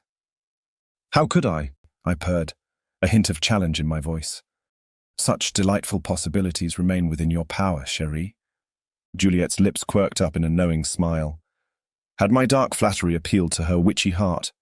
But you're mistaken, Ivan, she explained. Your immortal nature grants you access to a world of knowledge, amongst many other, shall we say, tricks. I savoured her bewildered expression as I watched her every move. Vampire tricks. Oh, how tantalizingly delicious. I spread my arms wide and arched my brows in anticipation as I leaned forward. Indulge me further, Miss Devereux. How can I tap into the most coveted vault of secrets? I'll show you, she murmured, her gaze sweeping across the terrace. Let us practice upon that unsuspecting couple standing by the doorway. Do you see her? Yes, I replied, my gaze locked on the woman ahead. What do you see? My vision strained as I sought to make sense of her face, the elegant arch of her brows, the deep pits of sorrow that seemed to deepen with each syllable uttered. She's speaking to her lover, I whispered in awe. Go deeper, she pressed on. What more do you see? Using my extraordinary sight, I watched the lady in restless fascination. Her lips moved like a beautiful red flower in the wind, hypnotizing me with her sound. A sinister smirk came across my expression as I reveled in her speech. But then something unexpected happened. I heard her too. The noise was crisp and clear, leaving me befuddled and dumbstruck. When would this incessant chatter end? She's talking about ribbons and the weather, I winced. Good, Juliet crooned, voice smooth like honey. Now I want you to ignore her words and focus on her eyes instead. What is she not saying? Concentrate as sharply as you can. I shall. My interest in this odd mission was piqued. I zeroed in on the woman's expression, ignoring all else. I muffled the woman's voice, allowing it to fade into nothing. With my hearing blocked off, I opened my sight and stared deeply into her eyes that told me more than any words ever could. Her thoughts and emotions shone through her gaze like starlight, and what I heard sank deep into my soul like a blade. In that moment, I knew why Juliet had asked this of me. An invisible door inside me swung wide, and through it, I saw past the deception to the real truth. Ce pauvre imbécile. Je veux juste l'épouser pour venger ceux qu'il a fait à mon père. My heart raced at the shock of discovery. Despite the sweetness of her words, the woman sought vengeance, marrying that man who'd slain her father, and her facade of innocence was merely an illusion. My eyes widened in awe. The discovery of my vampire abilities amazed me and only added to my mounting curiosity. I ached to test them further. Madame Lefebvre, my next target, stepped onto the terrace. The moment she did, the air around me seemed to cool drastically. I knew this was my cue. What is it you want from me, madame? My piercing gaze tracked her every move as she conversed with an older man. Then I felt it again, the invisible door opening and taking me inside her mind. When will he ever give up? This is turning out to be a torture session. I shall find someone more suitable. I feel my cravings have evolved. Perhaps a baron would do. I feared my cravings had evolved too. Noble blood might taste sweeter than that of mercenaries, whores, and thieves. Madame Lefebvre sensed my presence and abruptly ended the conversation. She slithered towards me, her long dress swaying in a hypnotizing rhythm. Ivan, what did you do? Juliet snarled as she clutched my arm firmly. Nothing, I whimpered. You called her here. Her eyes narrowed in anger. I fulfilled your request, and I heard her wicked thoughts. You would never believe it. I stiffened as the woman drew nearer to us, her gown coyly undulating with each calculated step. Madame Lefebvre's eyes sparkled so devilishly that I feared even I might succumb to her allure. Splendid, Baron, she thought as her smouldering gaze met mine. I could have you for dinner. Perhaps I will, or perhaps I would.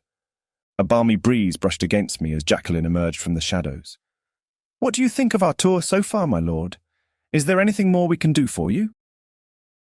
My pulse raced as I spoke. It has been an enjoyable experience. Thank you for having me, and Juliet too, of course. A minuet's enchanting melody drifted in the air, like an unhurried lover's caress. Ah, another dance, Madame Lefebvre cooed. Her eyes glowed with delight as she added, Must indulge me, my lord. Minuets are my passion.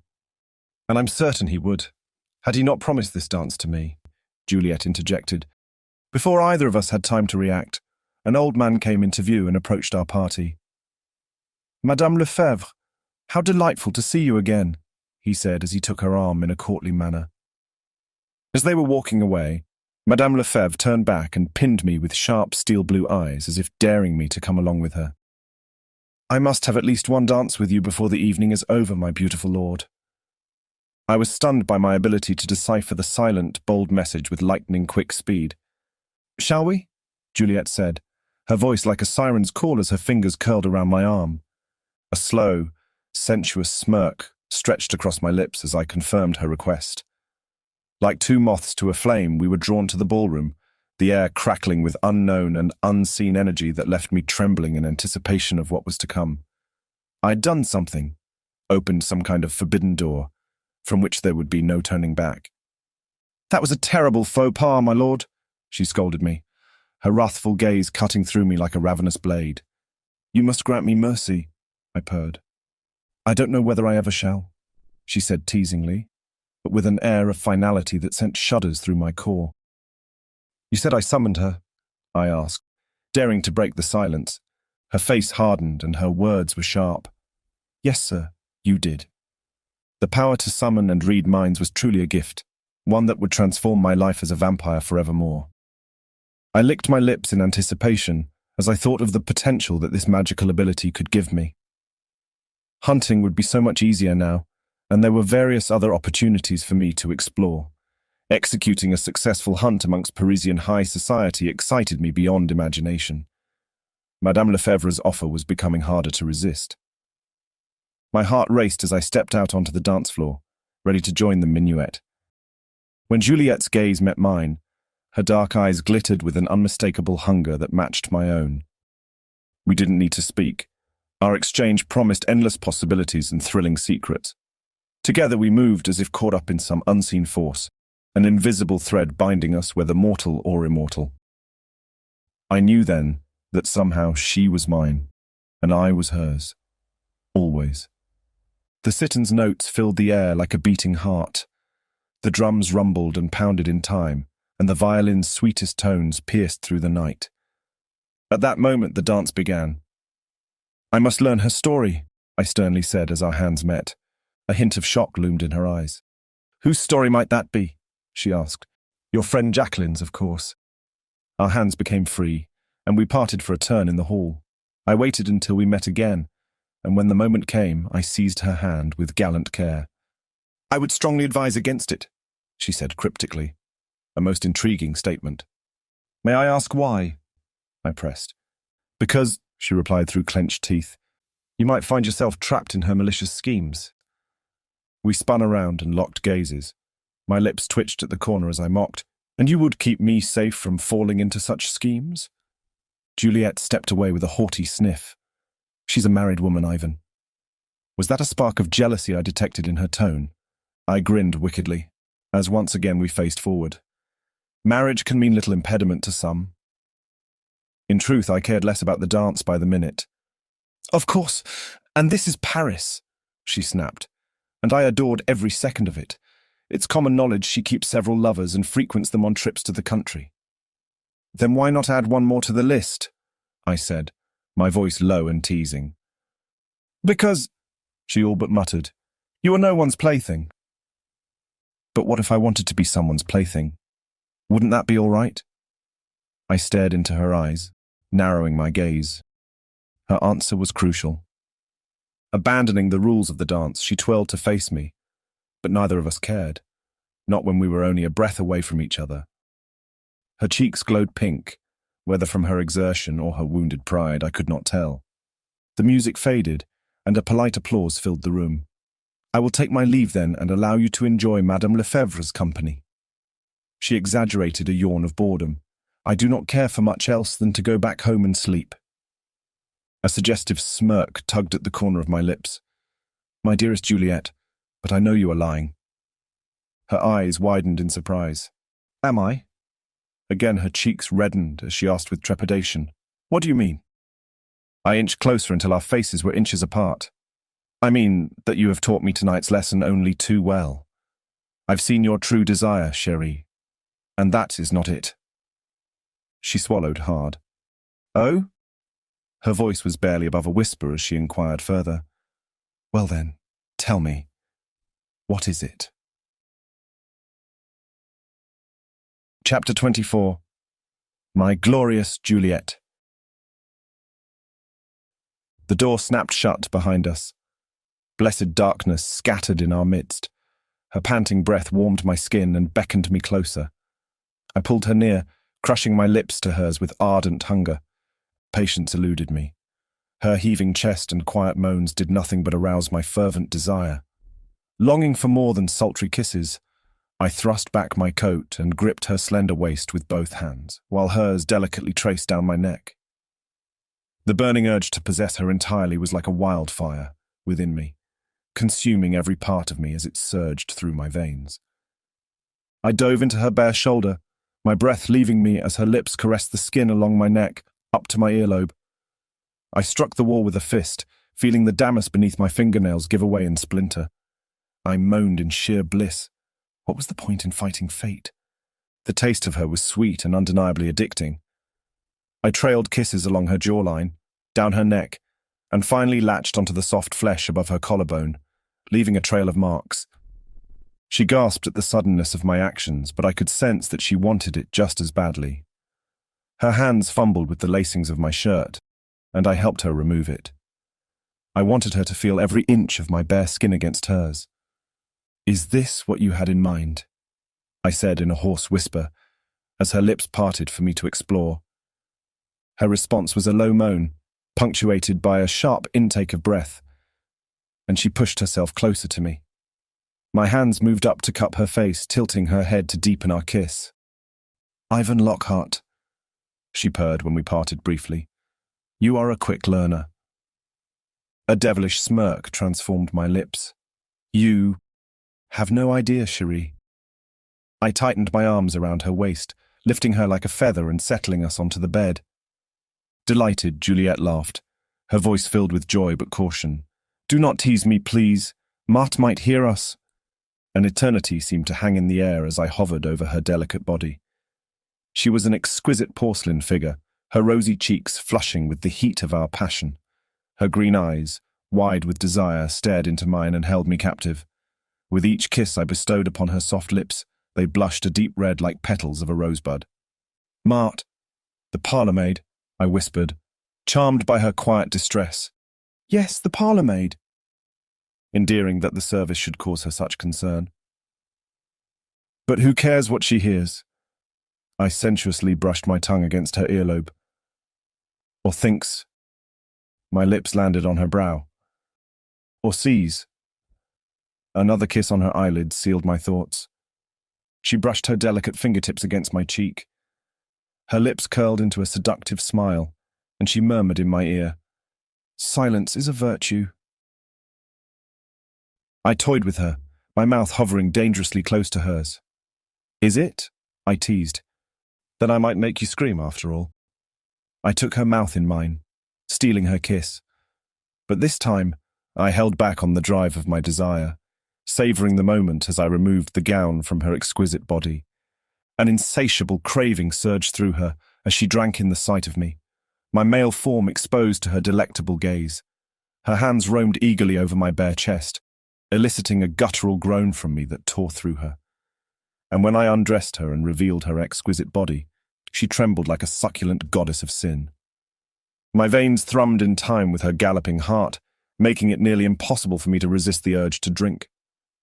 The tantalizing thought of indulging my appetite as both a man and vampire at once set me on an almost frenzied edge. The hunger, dark and consuming, bled through my veins. I opened my mouth wide and felt the sharp points of my fangs press against my lower lip.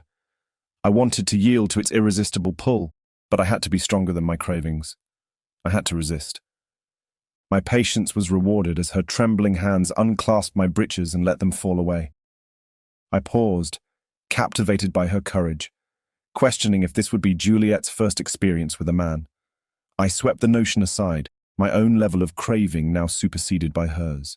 With each inhalation, I sank further into reverie, allowing my ardent wishes to overtake me. "Do you trust me?" I whispered, savouring every second of her nearness. She nodded, her eyes fluttering shut in anticipation. "Yes," she murmured. I gently pushed away a stray lock of hair from her face, lost in a daze as I contemplated her extraordinary beauty. I pulled her closer, capturing her luscious lips with mine. Our tongues intertwined in a passionate embrace, and I lost all sense of reality as I poured my soul into the kiss. An intense hunger pulsed through me, and I struggled to keep my inner beast at bay. It was so hard to resist the impulse to ravage her, and yet I found strength as I stopped myself just before the point of no return. I wanted Juliet to have the best of what life had to offer, and this moment needed to be special for both of us. My hands ran over her body, exploring every inch as I tried to redirect my energy towards something else, something less heated and more pleasurable. I could feel her heartbeat racing against my chest as I caressed her curves, and I wanted to draw out this moment until the end of time. My lips kept up their silent prayer, dancing along her skin and lightly brushing each delicate curve. I lingered in the places that made her gasp with pleasure and whispered my own devotion as I worshipped every inch of her body, honoring her to completion at least thrice before I moved on.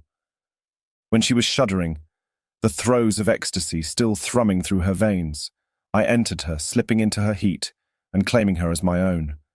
Her body shook with pleasure, and I marveled at the power of her inner goddess emerging from within her. A possessive feeling surged through me as I balanced between pleasure and pain, desire and restraint, trusting that she would feel the same desperation I did as we finally reached our combined climax.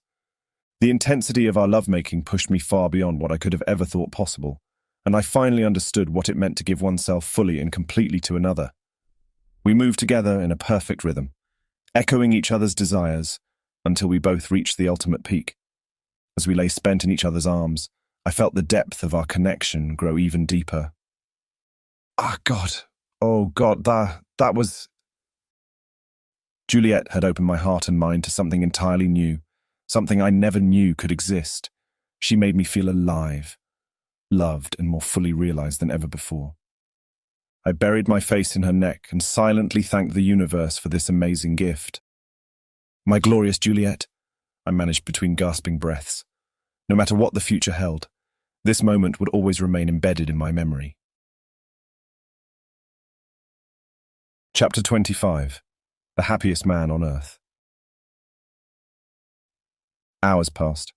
My eyes fluttered open, and I saw her lying next to me, her delicate arm wrapped around my chest, holding on to me as if we were drowning in each other's love. She slept a peaceful dream. Sleep is a most vulnerable state. I could have ended her life right then, but of course I never would have dared. Juliet was too precious to me. Her company mattered more to me than seeking my accursed thirst's satisfaction. I could not understand it. Much to my surprise last evening, I'd fought off the pulsing need for her vital liquid. Even when I'd lain with her in rapturous harmony, appeasing all my bodily desires, I still felt incomplete, but somehow I was willing to let that pass, at least for now.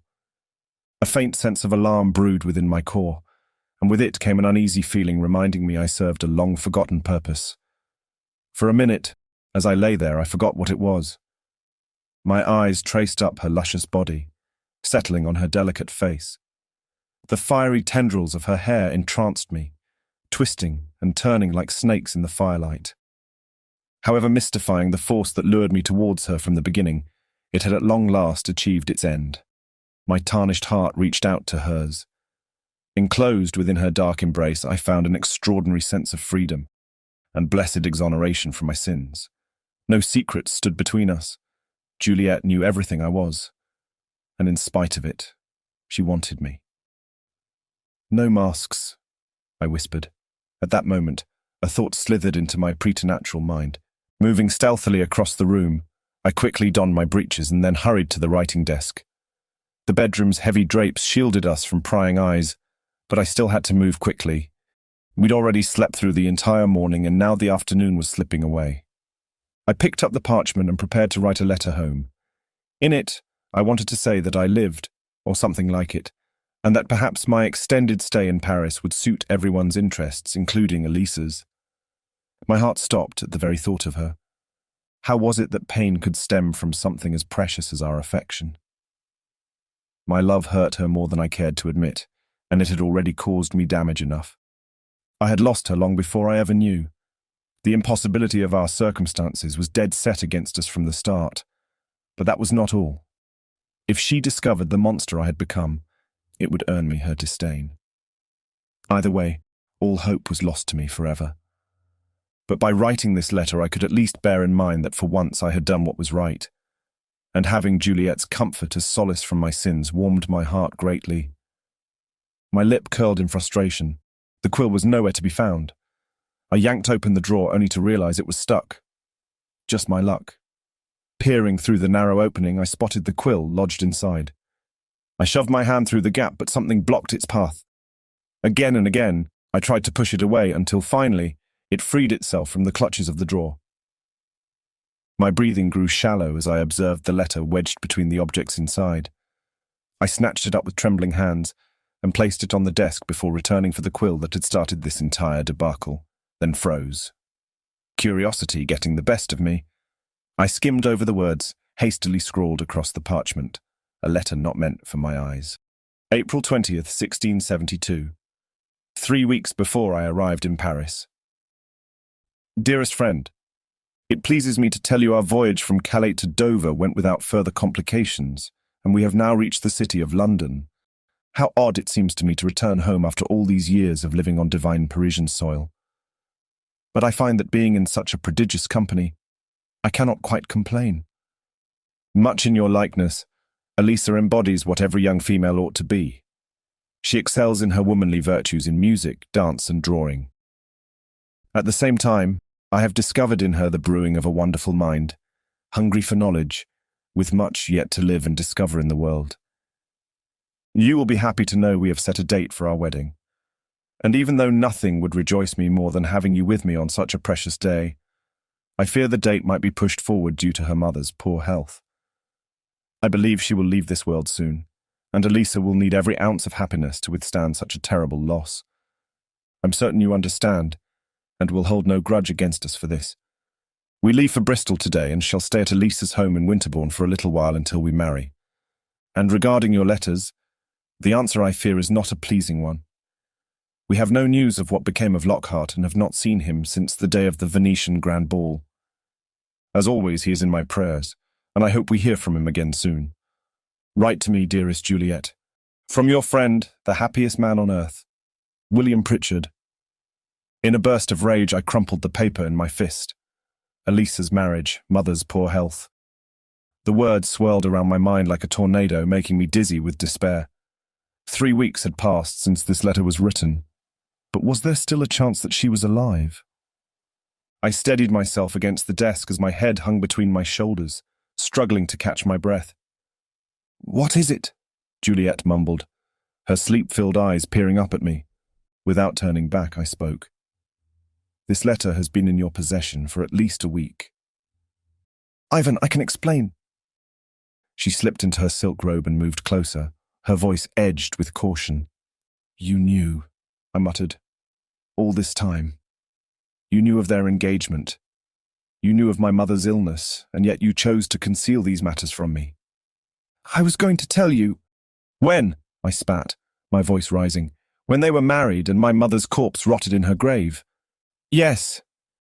Her answer astonished me, and still I could not tell whether she spoke the truth, or if this was yet another lie bursting from her wounded pride, merely intended to hurt mine. "Tell me now, do you even know the consequences of what you've done? Do you have any idea how deep your betrayal goes?" I all but hissed. "I strongly advise you consider your words, Juliet, for they may be your last." Like a serpent, her poisonous hand slid around my nape, and her luminous green eyes ensnared me in their powerful enchantment. "Darkness streams from you, unlike any other creature I've ever known," she mused. "There are forces in you, terrible and devastating forces, capable of unleashing hell itself onto those who would dare oppose your whims. Yet, however lethal your touch might be, I find myself drawn to you more than I care to say." Her delicate fingers ran through my hair, and I shuddered at her icy embrace. How is it that within such soundless shades of obscurity, I can see beauty? Her voice spilled like silk, warming my insides and stirring a raging desire within me. I wanted to leave it all behind and take her in my arms for passionate kisses, until the truth sank in. All the secrets she kept had been unforgivable, and I needed to know why. My patience quickly vanished as I growled, "Why would you keep this from me?" "Why is it, do you think, that your heart spoke to mine?" she whispered. "Perhaps our souls share the same shadows." "Enough of these games, Juliet!" I sprang forward with purpose, snatching her delicate neck in my grasp and forcefully pinning her against the wall. My fingers sank deep into her flesh, sending a clear warning. But it was her unwavering stare and the defiance in her eyes that paralyzed me. Every gesture admitted guilt, yet, instead of begging for forgiveness, she reveled in her crime. "I will not ask this again. Why did you do it?" Pain, fury, the need for revenge. Mixed emotions flooded my chest. But it was her betrayal that hurt me the most. Juliet's challenging expression then faded along with the blood from her face, and for once, I caught a glimpse of the woman I knew, young and vulnerable, now desperate as she witnessed her illusions vanishing as soon as sunset. "I did it. Because I love you," she said softly, unwaveringly. Love? How dare she appoint it with such wickedness? I just shook my head in disbelief and kept my mouth an inch away from hers. "You are nothing but a fiend," I whispered. "That is what we are, my love." Her voice was cold and resolute, echoing in the shadows around us. Rage flooded through me as I yanked my hand away. "Was it all a lie?" I growled, my voice echoing off the walls. "Was it magic that drew me to your arms? Some sort of spell?" Juliet's lips trembled, and she crossed her arms over her waist, her silvery gaze boring into mine. "No," she whispered, tears swimming in her eyes. "It was not." "I must leave at once," I mumbled and spun on my heel. "Take the carriage to Calais." I whirled back around. "No!" I shouted, fire flaring in my veins. "I want nothing more from you." Juliet pursed her lips as she held back her tears. Her suffering stirred the one feeling I had left in my heart: compassion. Even though learning the truth of her deception had wounded me deeply, a desperate ache built inside me, demanding I take her in my arms and vow never to let go. However, I refrained. "Forgive me," I said, barely able to keep my voice steady. "I cannot stay here a minute longer. Because if I do, I risk losing my heart to you once more." Chapter 26. The Curse. "Vite, I'm in a hurry," I ordered. "I don't care if you must drive all night and day. Just get me to Calais before the sun rises." "Oui, monsieur." With an urgency that could set a raging fire, the six-in-hand drove away from Devereux Manor. I had little time to reach my destination before sunrise, but I did not care. I shut the window drapes and focused my attention on Juliet's deception, fueling my hatred for the remainder of the journey. Unfathomable that she had deceived me for so long. I had even considered a future with her in Paris, a sanctuary from the chase of Elisa and Pritchard's trail.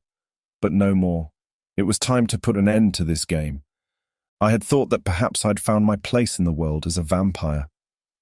I had naively thought I could trust Juliet since she and I were kindred in this unnatural realm between myth and reality. How wrong I was. And even when I longed with all my heart to cast her away from my life, I knew it could not be done. In our mere weeks together, she had captivated my heart and sunk her fangs deep within my soul. In spite of it all, I could not deny she had been the one to open my preternatural eyes, showing me what true gifts lay within my vampiric power. And somehow, I sensed there was much more left to learn from her. Juliet's heartbreak had been far from insincere. Her feelings for me were true, I had no doubt, but the reasons for her conduct eluded my understanding. Had she chosen to conceal the truth from me out of pure selfishness, or perhaps thinking she might spare me from the pain of its discovery? Whatever the reason, she had questioned the strength of my heart, treating me as if I were a child, and that I could not forgive.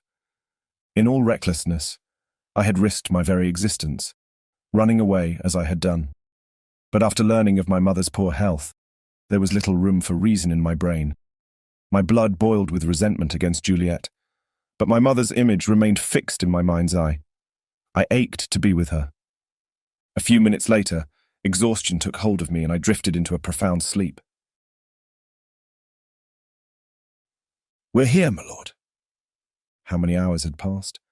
And how many horses had been changed en route? I did not know. I only knew the moon peeked off the cloudy twilight sky as I drew the curtain back to ascertain being safe from the perilous sunlight. Determined to secure passage quickly, I stepped off the carriage and moved to the quay. I would make use of every vampiric resource in my aid. Merchant ships prepared to sail, yet a single vessel stood above them all. The moment I caught sight of it, I almost laughed. I recognized the ship's figurehead, a voluptuous woman dressed in black garments, and the striking blue eyes behind its sheer black veil. "The blasted black maiden," I said under my breath. "Unbelievable." "Oh, the options for travel were plenty.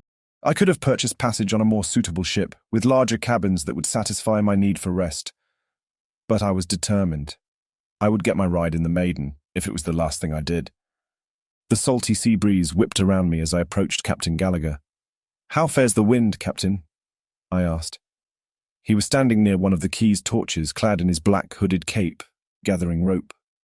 The man took a step back, failing to recognize me. Shaved beard, hair combed back and tied in a low coil, dressed in the finest Parisian laced silk suit. I was the complete opposite of the man he had met a year ago in Bristol. Well, there was that and the fact that I was a vampire now. "The wind fares fine," he grumbled, still trying to figure out who I was. "And the sea," I added. "Does it fare well for travel too?" "It fares mighty well." I moved a few feet closer so he could catch a better glimpse of my face in the warm torchlight. "It's you!" His eyes widened as he exclaimed, "All fancied up, but it is you. Lockhart's lad." "I am indeed." I inclined my head in humble acceptance. "And where is the maiden headed towards now?" "Brazil," he spat out with a haughty smirk. "We set sails at dawn." "The colonies," I raised my brow in wonder. "Portuguese-owned, if I'm not mistaken." "Aye, with loads of sugar for your teacups," he mocked. It became clear to me then. The choice was in my hands. In my power lay the opportunity to fulfill up to the last one of my childhood dreams. And this time, no one, not even Captain Gallagher with all of his smugness, could stop me. The answer was simple. "I can't help you cross to the new world, laddie." I inched closer and locked eyes with his. "Oh, I'm not heading that way," I whispered. My nearness set his nerves on edge. "I'm bound to England," I continued, "and you're taking me there." My voice rang with authority. His eyes widened in surprise, and a spark of heated recognition ignited within his brain. The rope clattered against the deck as it dropped from his trembling hands. "We depart this very night," I added firmly. "Yes, my lord," he stuttered, bowing in submission. My gaze swept over the swaying sails as night descended. The soft, melodic roar of the vast ocean surrounded me, and I knew a strange calmness. Seldom had I been allowed on the quarterdeck, reserved for the most honoured officers aboard this ship. But my vampiric charm could not be denied, even by admirals. Enthusiasm coursed through me as I stepped onto the Black Maiden, ready to set sail for Dover. The sea breeze blew through my hair, and all around us was the tranquil hum of nature's beauty. No dizziness, no sudden malaise. The sea suited me just fine tonight. "Gallagher," I said, gripping the railing tightly. "Aye, laddie," he replied. In that moment, something occurred to me. Something I'd pondered since our last conversation. Profound curiosity seized me, and I couldn't help but voice it. It seemed strange to me. "You once said no one in their right mind would ever take me on board here due to being Stephen Lockhart's son?" The captain's gaze shifted away, hesitant to answer. Sensing his unease, I drew upon my uncanny powers to peek into his mind, yet knowing how much more enjoyable it would be to converse with Gallagher, I swallowed my temptation. "Aye, I did." My throat constricted, my heart racing with fear. "You told me I was bad luck," I continued. "What did you mean by that?" Gallagher fixed his hard stare on me before turning away. He stroked his beard and bit his lower lip. "You will tell me, or else," I pressed. He sighed heavily, a crease deepening between his brows. "I'm fixed between the devil and the deep brine." My stomach clenched as a sense of dread filled me. "I'm afraid you are, Captain." The air around us thickened until I could barely breathe. "Everyone knows of your brother's tragic fate," he began with hesitation. "They say I killed him," I spat out, rage bubbling through my veins. No, not that. Just that you had been with him when—" He raised a hand to appease my rising temper. When he died," I finished for him. "Yes, I was with him. What of it?" My heart sank in my chest, but I forced myself to keep a mask of indolence. He leaned closer and his tone dropped to a whisper. "They say you've been cursed ever since, lad. That darkness chased you after his death, and everything you touch falls victim to its power. I scoffed. That's folly. Look at what happened to your father, laddie. He had a bad run for some time. Poor soul, broken and disheartened he was. Yes, but that was grief, and he's doing much better now, I hear. Aye, he's got back his wealth, but not without consequences, laddie, not without consequences. I furrowed my brow. What are you talking about? Gallagher heaved a sigh. Don't you know, lad? He started. He changed trades. Your father deals in slaves now. My stomach turned at the thought. Father, who had always been so righteous in his beliefs and had declared his hatred for slavery, he would never dishonor his morals in such a way. It cannot be true, I mused out loud. But it is, Gallagher said with a solemn nod. It's the cost of his riches, lad. His wealth came with an unbearable toll on your mother's health. My tongue seemed to have thickened with the weight of unsaid emotions. The day Sorrow dropped anchor in your harbour, I shifted directions, the captain added, and here I am, a successful buccaneer. You certainly are, I replied. Every fibre of my being yearned for me to sink my teeth into his neck and end his life there and then, but I knew it would bring down upon me the wrath of every sailor on this boat. Let him live, for now. Chapter 27. The Beast. Hunger as I had never met strained my every limb. I reached London with such bloodthirst that it overpowered my senses. Randomly I strolled street after street, my blundering footsteps led by acute desperation. Pain delivered heavy blows, one heartbeat after another. Every blood vessel in my body constrained and pulsed, demanding the dark, blessed drink that would deliver my damned body from its accursed starvation. The stench of rotten food and soiled streets warned me of my whereabouts. Drury Lane. The Theatre Royal had long closed its doors, and the scum of London society lingered in its corners. Amidst whores and beggars, I found myself at home. I followed the street with lagging steps while capturing the scene of misery surrounding me. A couple of hours earlier, I would have caught sight of the drastic mishmash of mortals as the theatre doors released the public to the street. Pristine velvet meshed with tattered rags, expensive perfumes entangled with the stench of poverty's fumes clinging to their languid bodies. Give us some love, eh? A voice purred, winding her fingers around my arm and leading me into the shadowy alley. My lips were a hair's breadth away from the girl, and my hand steadied her face so I could see my reflection through her unmoving, unblinking eyes. In an instant, I felt the weight of her thoughts. Her days were spent selling flowers in the marketplace, but even that meagre income failed to make ends meet. Sadness lingered like a fog in those grey eyes, a sadness born of a life of despair, one that was far different than what she had expected, and one she had no escape from. I know nothing of love, I whispered, but I can give you something even better.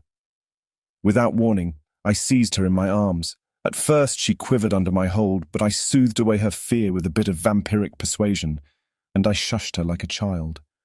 The moment my fangs pierced her carotid artery, and the sweet nectar of life burst into my mouth, I knew I would not stop until I drained from her veins every last drop of her young blood.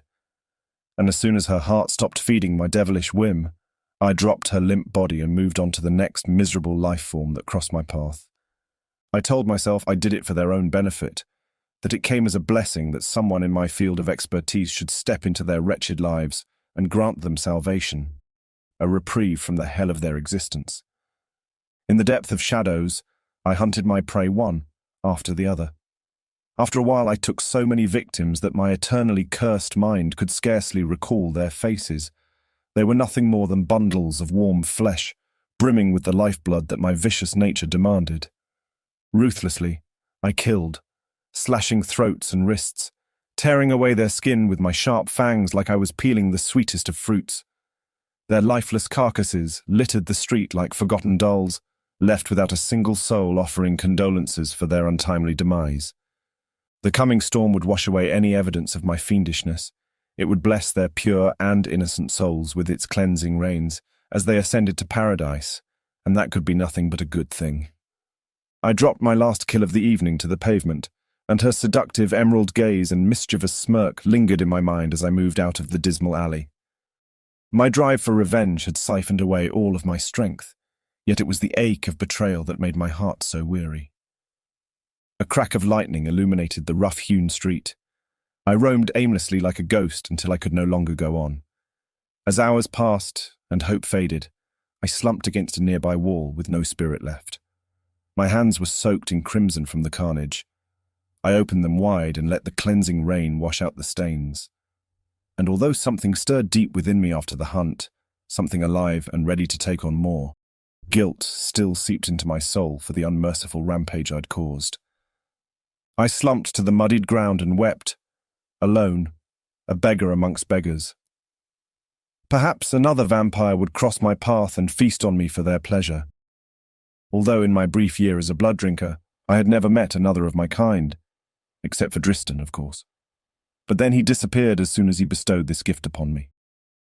There was the legend of the Sarti Mangiatori, but I had never seen one during my stay in Venice. My desperate cries were lost beneath the booming thunder. It was at this perfect moment that I realized how out of place I was in the world. Through many hardships, I had come to understand that love eluded me like no other creature because I was no longer human. The romantic liaisons I had as a vampire taught me how fragile and fleeting it could be. This love was cold and knew its limits. It was callous and guarded. It was selfish and controlled by fear. This was the love behind Juliet's betrayal, the force that drove Elisa to her sudden engagement to William Pritchard. I realized then the foolishness of my delusion. Such a belief that love could exist in either heart was folly. It had been just a dream and nothing more.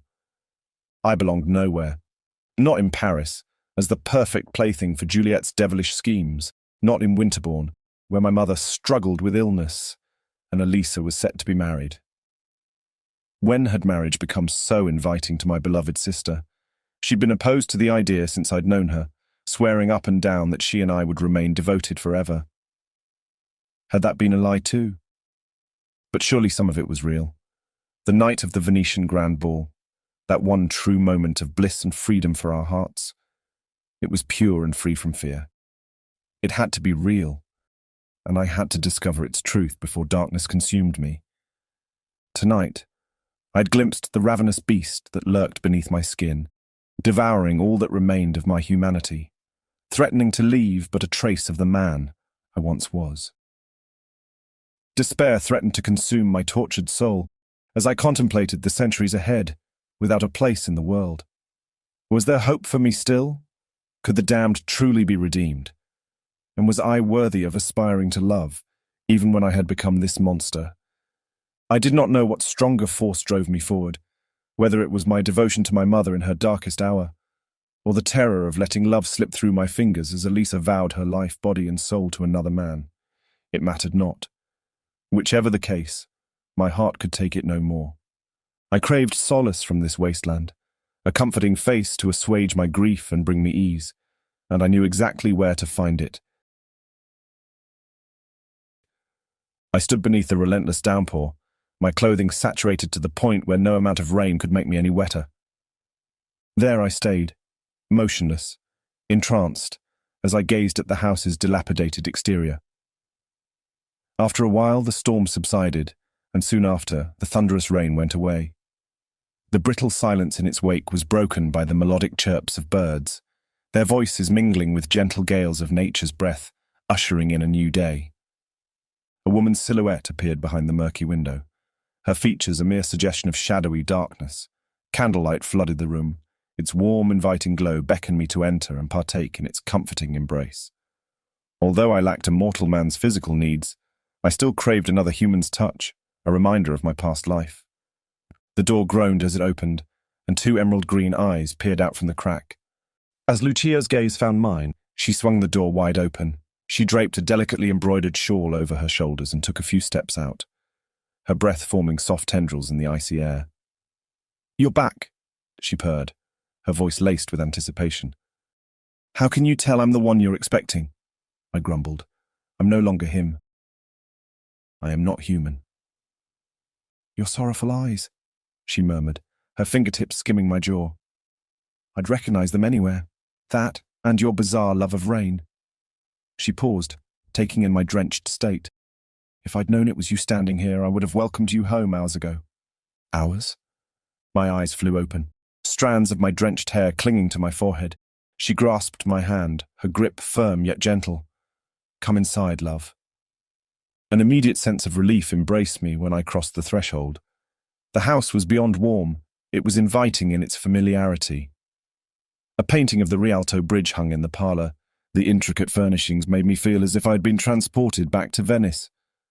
The hearth's flames lured me closer while she moved towards the window. Suddenly, she opened the shutters, inviting in light from outside. "No," I raged. "Close them. I detest the light." "As you wish, my lord." At last she sealed out the morning light and welcomed back my beloved darkness.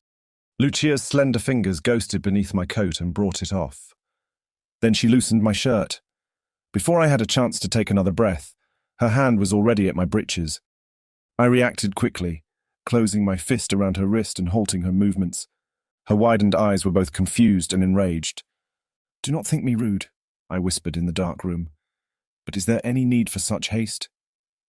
"There is, my lord," she said haughtily, the same arrogance that I had noticed a year ago when we first crossed paths. "I would have you at your best, not hindered by a cold." I almost laughed out loud. A cold? Did immortals even suffer from such everyday illnesses? "Bene, va bene." "All right," I said in a low voice, striving to soothe her seething temper. My attempt worked, because a smile bloomed on her lips. "How far did your travels take you?" She tugged my shirt free of my waistband and unfastened the closure of my breeches. I took a seat in the chair by the hearth. "Paris, Rome, Venice." The mention of her homeland held a fond pleasure in her gaze. "Tell me about Venice," she murmured as she knelt before me. "Did you find it pleasing?" "I'm not certain that I did," I replied quietly. Her eyes met mine in an unyielding gaze as she asked, "Something troubles you, my lord?" "It's change," I said under my breath, my mind full of the relentless ebb and flow of life that refused to bow to my will. It has crept into my life, relentless, unwavering, and I cannot control its pace nor its direction. A wolfish grin spread across her delectable lips. "Everything's always changing," she purred as she gently eased my clothing from my body and removed the last thread. Lucia stood before me in all of her stunning glory, her ethereal gown cascading off her curves like a waterfall. Trying to fight change is as futile as denying me. Her soft hips pressed against me as she settled upon my lap, her inviting heat soothing away my frenzied thoughts. We spent hours lost in each other's passionate affections, until pleasant exhaustion swept us away into the deepest slumber. In the early afternoon, I summoned a carriage. While Lucia lay sleeping, I deposited a generous sum onto the dressing table and slipped out of the bedchamber. Winterbourne lay but a few miles away. Though I was an outsider, I had no choice but to take the road home, even if it was one I wished to avoid. I dreaded entering my beloved mother's sick room. However, this moment could not be delayed any longer. A knock on the roof signaled the start of my journey. Chapter 28. Winterbourne.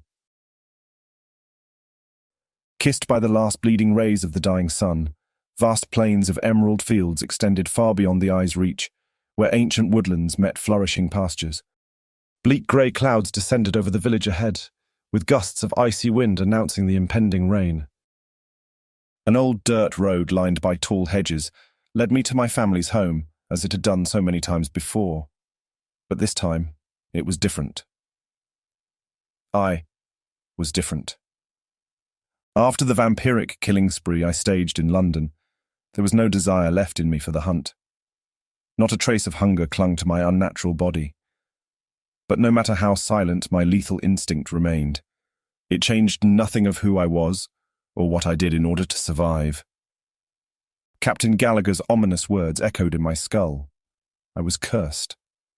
Everything I touched tarnished beneath my rotten fingers, and the painful reality was that even though they were but ridiculous rumors devised by people's ignorant superstitions, they also happened to be true. I was damned. I was in liaison with the devil, a very particular kind of devil, a most enticing one with strawberry red hair and piercing green eyes, and everything I touched did wither. Perhaps this was the reason Dristan had chosen me, amongst so many others after centuries of fruitless search. I had every means to become the blood-sucking, night-prowling, vicious killer that I was. Everyone had seen it clearly from the start. Everyone. But me. Realizing this made me question my entire motives for being here. I had to face reality. I was no longer human. I was damned and corrupted, and the embodiment of everything that was dark and malicious, which Elisa was not, and could never be. What could I possibly offer to her that was worth taking? The answer came quickly. Nothing. At the end of the steep dirt road, the town was an imminent destination. I came to terms with it right then. I would not interfere between her and Pritchard. I would only seek whatever precious time I had to comfort my mother in her last breaths, hidden away like a phantom in the shadows. No one needed to know of my presence here. No one would even recognize me in this small town.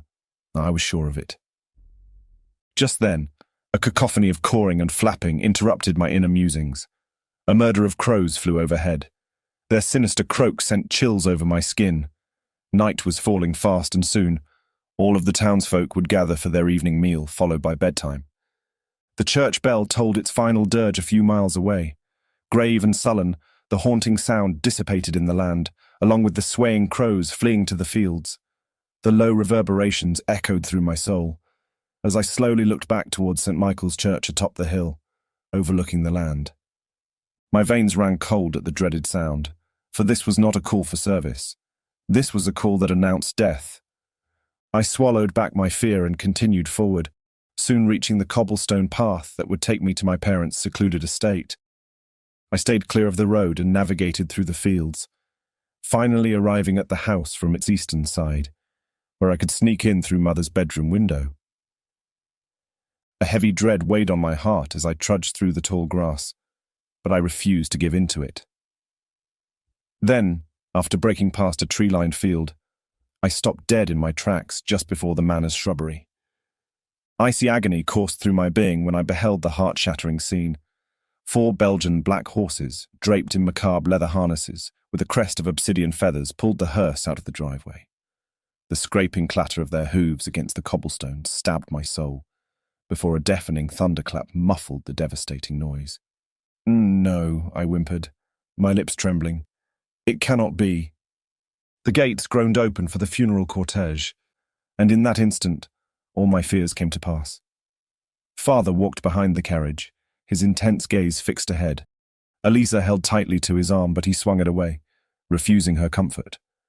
William Pritchard was quick to take her arm around his. I was too late. Mother was gone. My fragile heart shuddered in fluttering spasms that hindered my breath, my world crumbling in a single moment. I hoped being an immortal creature would spare me from feeling such pain, but it did not. My spirit shattered into 1,000 pieces, each one a sharpened dagger piercing my body through and through. Grief overwhelmed me, my knees buckling beneath me and crashing on the lawn. Unable to go after the funeral procession, defeated by death itself, I cried out as I buried my face in my hands like a helpless child. By the time I got on my feet, the night had crept up on me with a frigid chill. I trudged forward, dark clouds hovering in the distance. Lightning split the heavens and lit the way like torchlight. The soft rustle of tree leaves whispered in the wind as if to soothe my soul, though it did little good. I walked for miles with a heavy heart before I reached the cemetery. As soon as I spotted her grave, freshly covered with white roses, the first raindrops began to fall. A dark desire stirred within me as I knelt before her resting place. Should I yield to this powerful whim, any dregs of my humanity would be lost to me forever. And yet, I had to see her one more time. What more stopped me from fulfilling this unholy wish? My gaze fixed on the sky, a dreary grey like my ever-darkening soul. The stars were gone, lost in the void of misery that had become my life. Would God judge me harshly for what I was about to do? A wry smirk spread across my face. Let's find out, I mused. The first layers of earth were easy to remove, but when the rain poured harder, a murky swamp formed inside the gravesite and hindered my every effort. My skin was slick with mud, my garments soaked, and my emotions bubbling beneath the surface. But still, I clawed my way downwards until at last I reached the casket. Exhaustion crept up my limbs, a result of the immense energy exerted and the grief that resided within me. Although I had fed enough to sustain me for a week, my vampiric thirst was never truly quenched. I could feel my strength fading away into nothingness, and soon I would need to hunt again. The coffin felt like an anvil as I dragged it up the side of the pit, my strength almost completely depleted. Thunder muffled my anguished cries, and my tears blended with the endless pour of raindrops streaming down my face. Disturbing the dead was a great sin indeed, but my soul was already damned. No petty morals would stop me. My hurried fingers unhinged the casket's lid in desperate agony. With slow but firm determination, I pried open the coffin. The second I glimpsed her face, my body collapsed. "I should have reached you sooner," I whispered brokenly. Pale and peaceful, Mother slept the final dream, and there was nothing that I, the bloody vampire, the immortal devil, could do to bring her back. After years of eluding its loathsome touch, death's vengeance had finally caught up with me. Humiliation coursed through me like poison and unleashed my rage. I could not accept this defeat. Not now, not ever. What good is having such unnatural power when everything I hold dear is doomed to perish? I clenched my fists and slammed them on the muddy ground.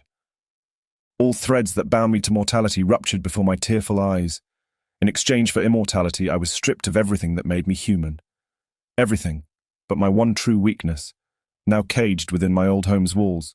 Someone who would be snatched from me the second that she married. I had to see her. To hell with everything else. "I will do as you once told me, Mother. I will bravely accept this new life and follow the rules of my own making. Never worry about me again." I sobbed. "Just like you taught me, I will always abide by my heart's desires." The pit's walls, softened by the flooding rain, crumble over me as I stand in the grave. Another blow of muddied land pours inside and buries my body quickly. Immobilized by this horror, I struggle to become free from my earthly prison. But the more I fight, the more it discharges its oppressing weight onto me. It crushes my chest and restricts my breathing. This is it, my last breath. "I don't want to die!" a voice in my head screams. My ear-piercing shriek filled the air, and I was jolted awake from my nightmare.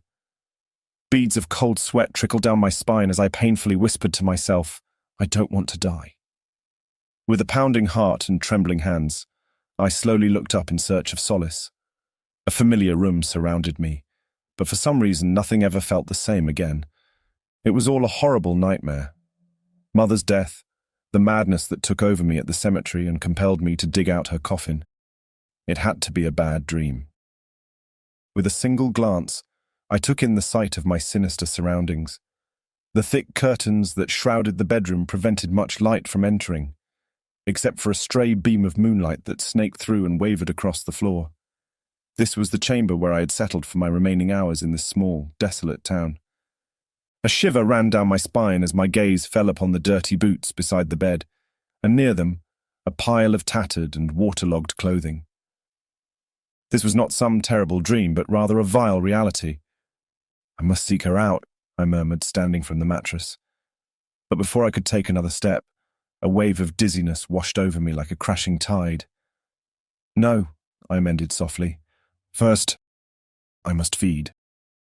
Finding a decent victim that would satisfy my dark needs caused me no hardship. After all, I knew every alehouse, brothel, and gambling house in town. And once that was taken care of, my body returned to its immortal integrity, all but my grieving heart.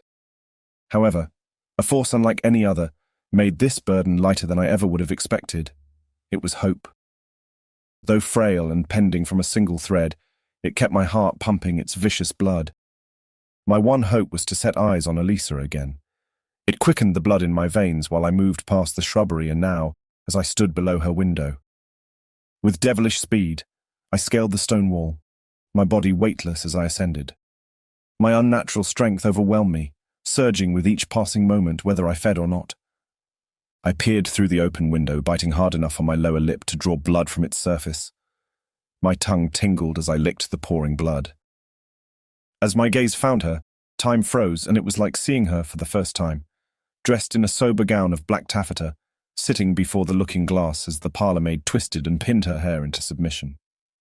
Her porcelain complexion and forlorn face told me her grief ran deep, the loss of our mother only being one chapter in her story of anguish. Was I one of those painful memories, one that kept her up at night, or was it something more like longing? Was it wrong that I relished thinking it was? "Will that be all, miss?" the parlour-maid queried in a lilting voice.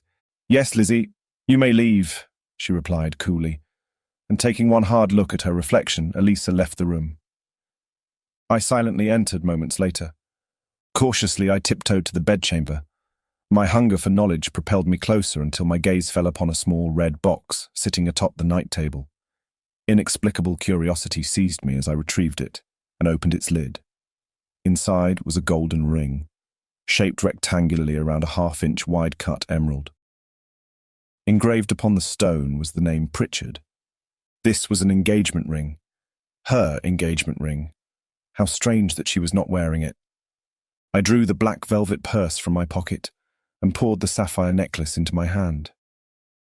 "Nothing would please me more than to discover which one you would prefer," I whispered. Footsteps thundered through the hall, and I knew Elisa had returned.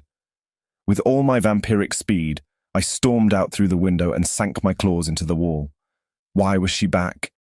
Elisa rushed into the room, her hands rummaging through each drawer of the dresser. The second she felt the delicate fabric of the embroidered shawl, she grabbed it and draped it over her arm. "I could have sworn I closed this window," she mumbled, moving closer until a shudder rooted her in place. Then it hit me. My hands were clinging fast to the stone masonry.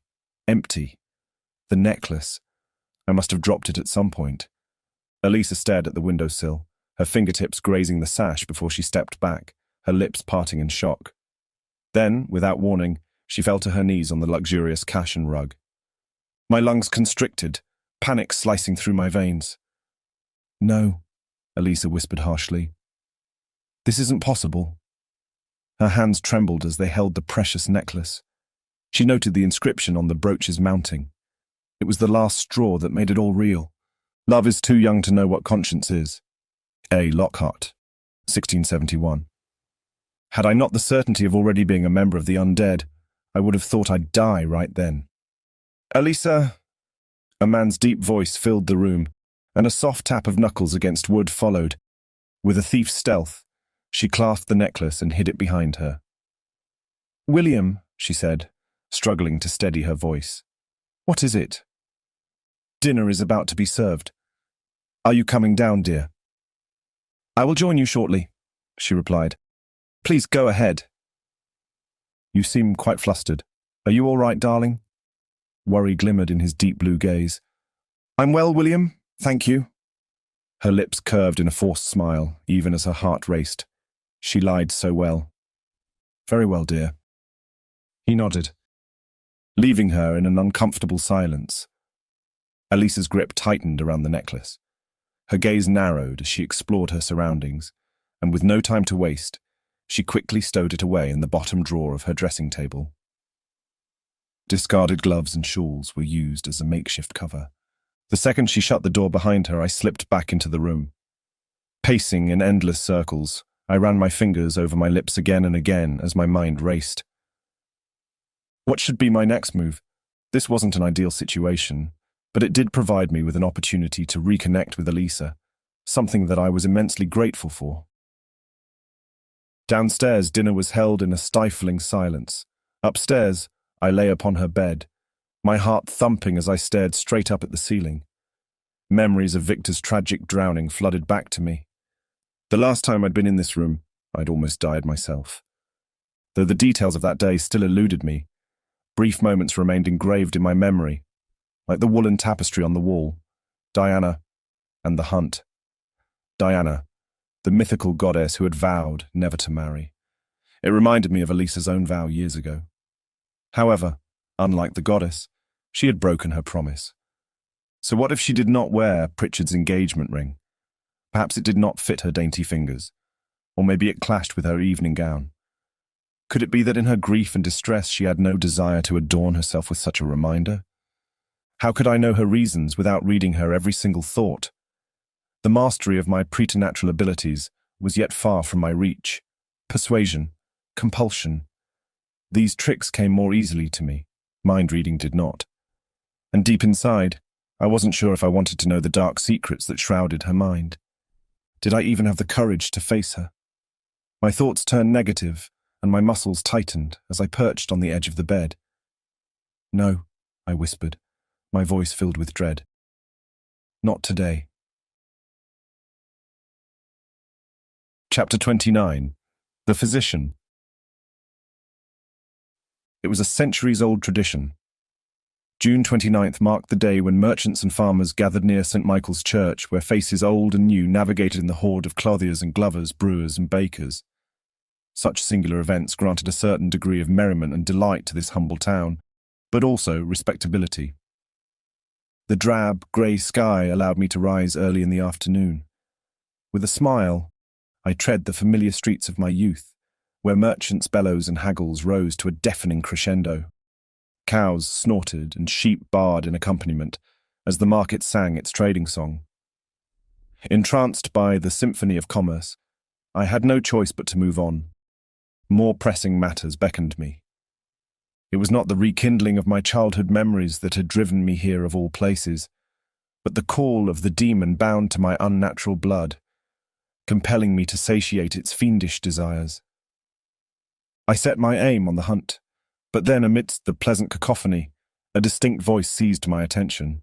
Garbed in black breeches and coat, taut and short of stature, the man's heavy moustache and beard all but buried his face over an old white ruffled collar, and his sharp blue eyes, though small, gave away a sense of great wit. A barrel sat before him with a wooden board perched atop it as a makeshift table, where flasks of ointment spanned every shape and shade imaginable. "Gentlemen and ladies!" His voice boomed through the throng like a cosmic clarion, drawing all eyes and ears. "You, who care for your family's health and well-being, gather round if you please, and listen to what I have to say." The man seemed larger than life with his piercing stare and his bravado, an immovable force of nature, amidst the teeming crowd of anxious women and children. I studied him warily from the perimeter, uncertain yet fascinated by the promise of healing he delivered. Could he truly cure those suffering from distempers and maladies? Or was this just another charlatan who sought to capitalize on desperate people's naivety? "I stand here before you with nothing but my best intentions to heal you from those distempers and maladies that afflict you and your families. I'll have you know that I'm no charlatan who ventures to profit from good-hearted people in need of assistance. Oh no, I'm no mercenary apothecary who deals with faulty remedies and mixtures, but a well-known physician, allowed by the king himself to travel the country and help those in need. The name is Giovanni Abbattiello. Come to you, have I, from the proud city of Venice. Today I bring you hope. Enclosed in a packet much needed in every home, and costing just threepence apiece, I bring you the cures for the most common ailments from which you should prepare. Distempers and fevers, jaundice and gripes, tales of astounding recoveries have followed my footsteps through Scotland, Ireland, Italy, and France. Of course they had. The man was a mountebank, a charlatan. He travelled the world, not to help its suffering citizens, but to dodge the streams of furious victims that, too late, uncovered his lack of real skills. I should have moved away then, but I found his tale most entertaining. His lies even stirred me from my hunting scheme altogether. And last of all, this packet contains my cordial pills. Known to fortify decaying nature, they lighten the spirits and bring joy to those who take them. Pestilence, pimples and pains of gout, they cure all curable diseases and align all distempers. He reached for his coat's pocket and extracted a small golden flask. But this is the jewel that your eyes want to see. Bravo! With almost magical ability, the villain kept the crowd captivated with his every word, and the desperate audience watched in rapt attention. Even a few pickpockets used the moment to their advantage, stealing wallets and jewelry from unsuspecting spectators. This I have here is the rarest of elixirs. Tincture of gold, the purest your eyes shall ever see. What does this do? A woman hissed, her voice as dry as the desert. Giovanni held the flask aloft and a hush descended upon the gathering. His gaze shone with mystery and wonder. This, he murmured, is the fountain of youth. One drop will grant you eternal life, free from the chains of mortality and aging. Oohs and ahs gushed from the spectators' lips. I myself became intrigued. That was a serious statement. On behalf of my immortal kin, I felt compelled to speak out. "And have you taken it, sir?" I challenged. The masses abruptly snapped their heads to stare at me in shock. Giovanni's cheeks stained pink. "No, signore," he murmured, his eyes twinkling with mischief. "I have not." Raising a defiant brow, I asked, "And why is that?" He pursed his lips. "I'm but a humble man, signore. This elixir is only fitting for kings. But even they do not dare to drink from this tincture." He turned and addressed the crowd. "Its power is so great that terrible things might befall he who drinks it. Threepence the packet! That's what you need. Take it today, for tomorrow my travels lead me to Portugal." A frenzy of ravenous hands snatched up the apothecary's bogus remedies like candy. In a mere 10 minutes, his satchel was picked clean. It was amusing to see humans so enamored by what they could not understand, but who was I to judge? After all, I was an immortal creature beyond comprehension myself, myth made flesh, as it were. "You're a clever man," a man said in a husky whisper.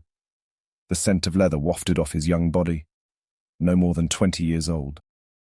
Dirt and sweat clung to his hands from whatever task his father had set him to do for the day. "Am I?" My fingers brushed over his shoulder as I drew closer in the shadows of night. The stables were just ahead, and I was determined to lure him there with me. If I hadn't been so starving, I would have let him go, but it was too late. My hunger was growing by the second. The poor boy didn't stand a chance against me. Bad luck to him. He lay on a bed of straw, finally succumbing to the dreamless sleep. I made sure his last moments were filled with peace and contentment, as evidenced by the soft expression and faint smile on his lips. As one final treat, I slipped into his hand a bottle of wine. There, the perfect guise of blissful drunkenness.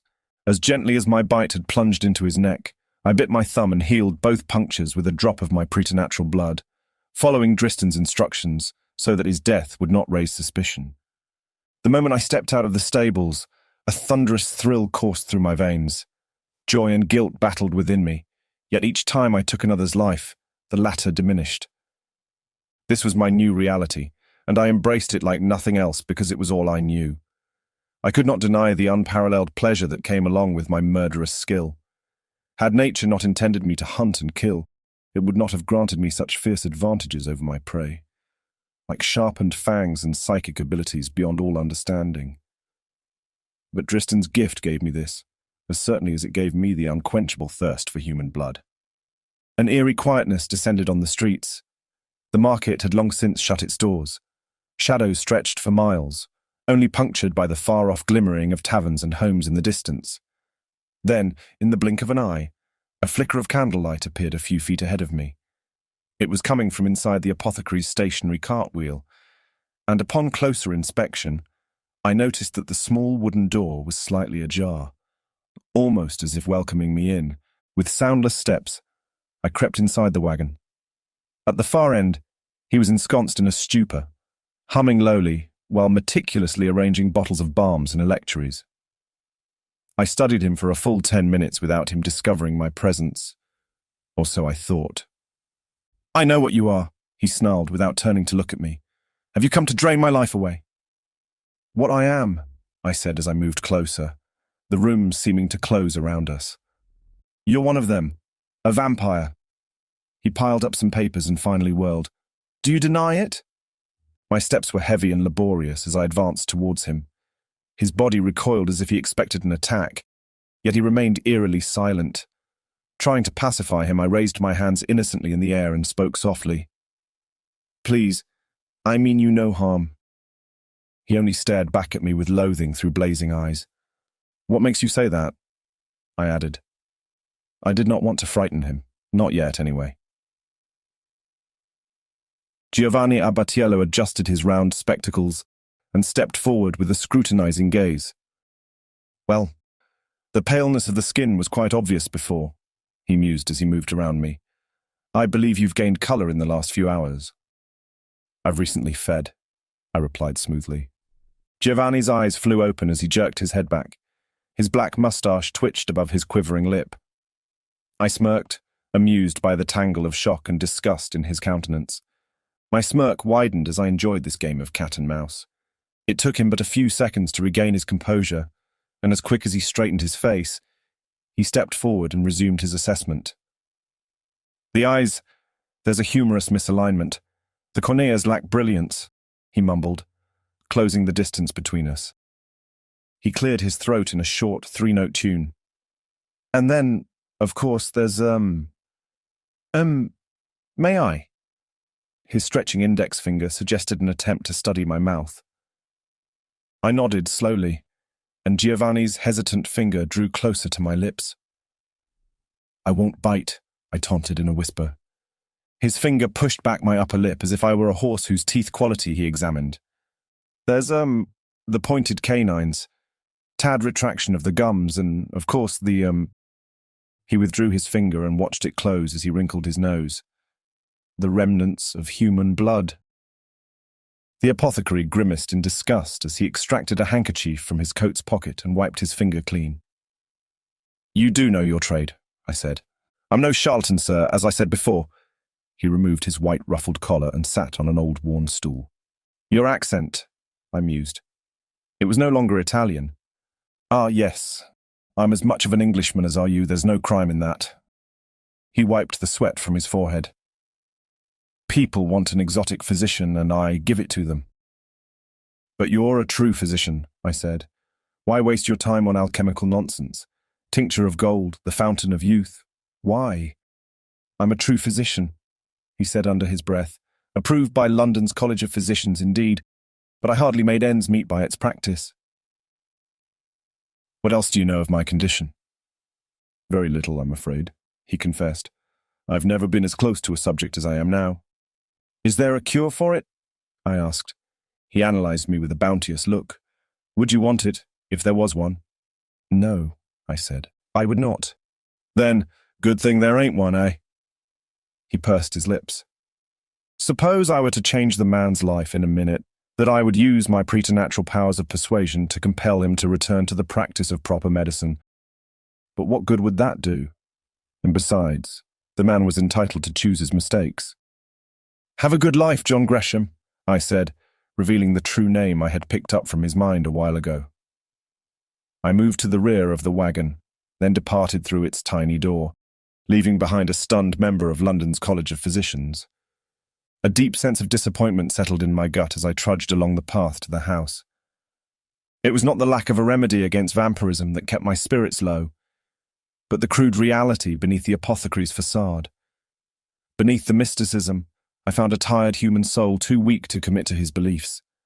And it made my heart cringe with fright. At least I was real. I bore no false sentiments of guilt after I killed.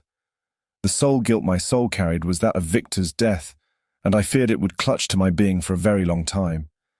But I pushed it to the back of my mind and steeled myself as I marched through the lush grass and vast fields to find her window. Chapter 30. The Raw Bloody Truth. What few beams of moonlight filtered into the darkened room landed on the planked oak door. Entranced by it, I could only wonder. When the door opened, would the light cast to her eyes, or settle on her rose-tinted lips? Playing with those thoughts kept my racing mind entertained. I perched atop the dresser chair by the window, my fingers fiddling with Dristan's signet ring. I awaited Elisa's return from dinner with a combination of fear and anticipation. My knees quivered at the prospect of being in her presence once more. I could not bear to imagine her resentment, her absolute fury after my disappearance in Venice. But I held a grudge of my own against her.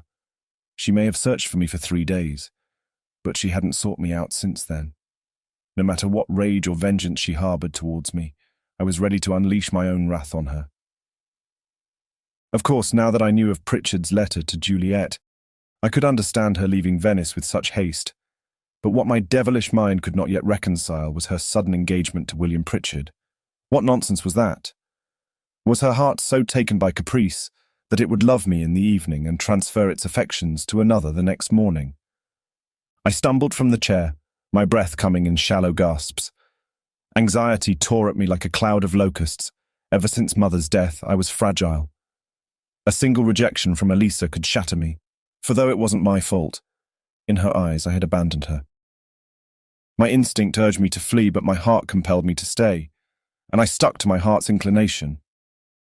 From this quiet room, with my vampiric hearing, I was able to listen to my family's conversation as dinner drew close to its end. Father's voice thundered with determination. I see no reason to delay it any further. But Father, what hurry is there? Surely we can wait. I agree with him, Elisa, Pritchard argued. It makes no sense to waste months before being married. My heart is already yours, my sweetheart. I would marry you tomorrow if you would agree to it. That is most unwise, William, she said. We must wait. A few months at least. We've only just announced the engagement. I cannot bear to wait any longer, dear. Insufferable Pritchard. A fortnight should suffice, my father finalized. Father! Very well, Pritchard urged. I will arrange everything. It settled then. Father's chair creaked against the floorboards as he pushed his seat back, ready to leave the dinner table. Agonizing seconds ticked by until I heard her weary footfalls ascend the staircase. As soon as the doorknob rattled, I leapt from my hiding place and clung to the wall like a living gargoyle, peering through the window into the room. The lush green woolen curtains danced with the evening breeze, fluttering in and out of the open sash window. This was it. I would see her again, finally. Would she see me? My heart thundered in my chest as I dared not hope. Could she understand why I'd left? Uncertainty plagued me now. A heavy sigh escaped her lips the minute she closed the door behind her, her jaw clenched as if it held a million secrets. She stormed towards the dresser, rage radiating off of her every move. Fury blazed in her eyes when her hand reached out to open the drawer, yet softened as she pulled out the sapphire choker. The necklace seemed to mesmerize her, her gaze never leaving its beauty. Even in this moment of wrath and disappointment, she still looked so elegant and graceful. I couldn't help but be captivated by her aura. Then Elisa spoke, her words like an arrow that pierced me to my core. "You cannot do this to me," she cried. "You cannot love me and then simply vanish into mid-air." Always self-composed and in charge of her feelings, her sudden outburst of emotion astounded me completely. And yet, I couldn't tell whether it was pain or hatred that fueled her words. Without parting her tearful eyes from the necklace, Elisa sat on the bed. "Why did you do it?" she said dully. "Fooled me into loving you." Fooled her? I never deceived her. My feelings were true. Oh, how could I remain silent before these false accusations? Fooled her. "Why?" she whispered brokenly. "Why did you leave me?" "I never left," I whispered.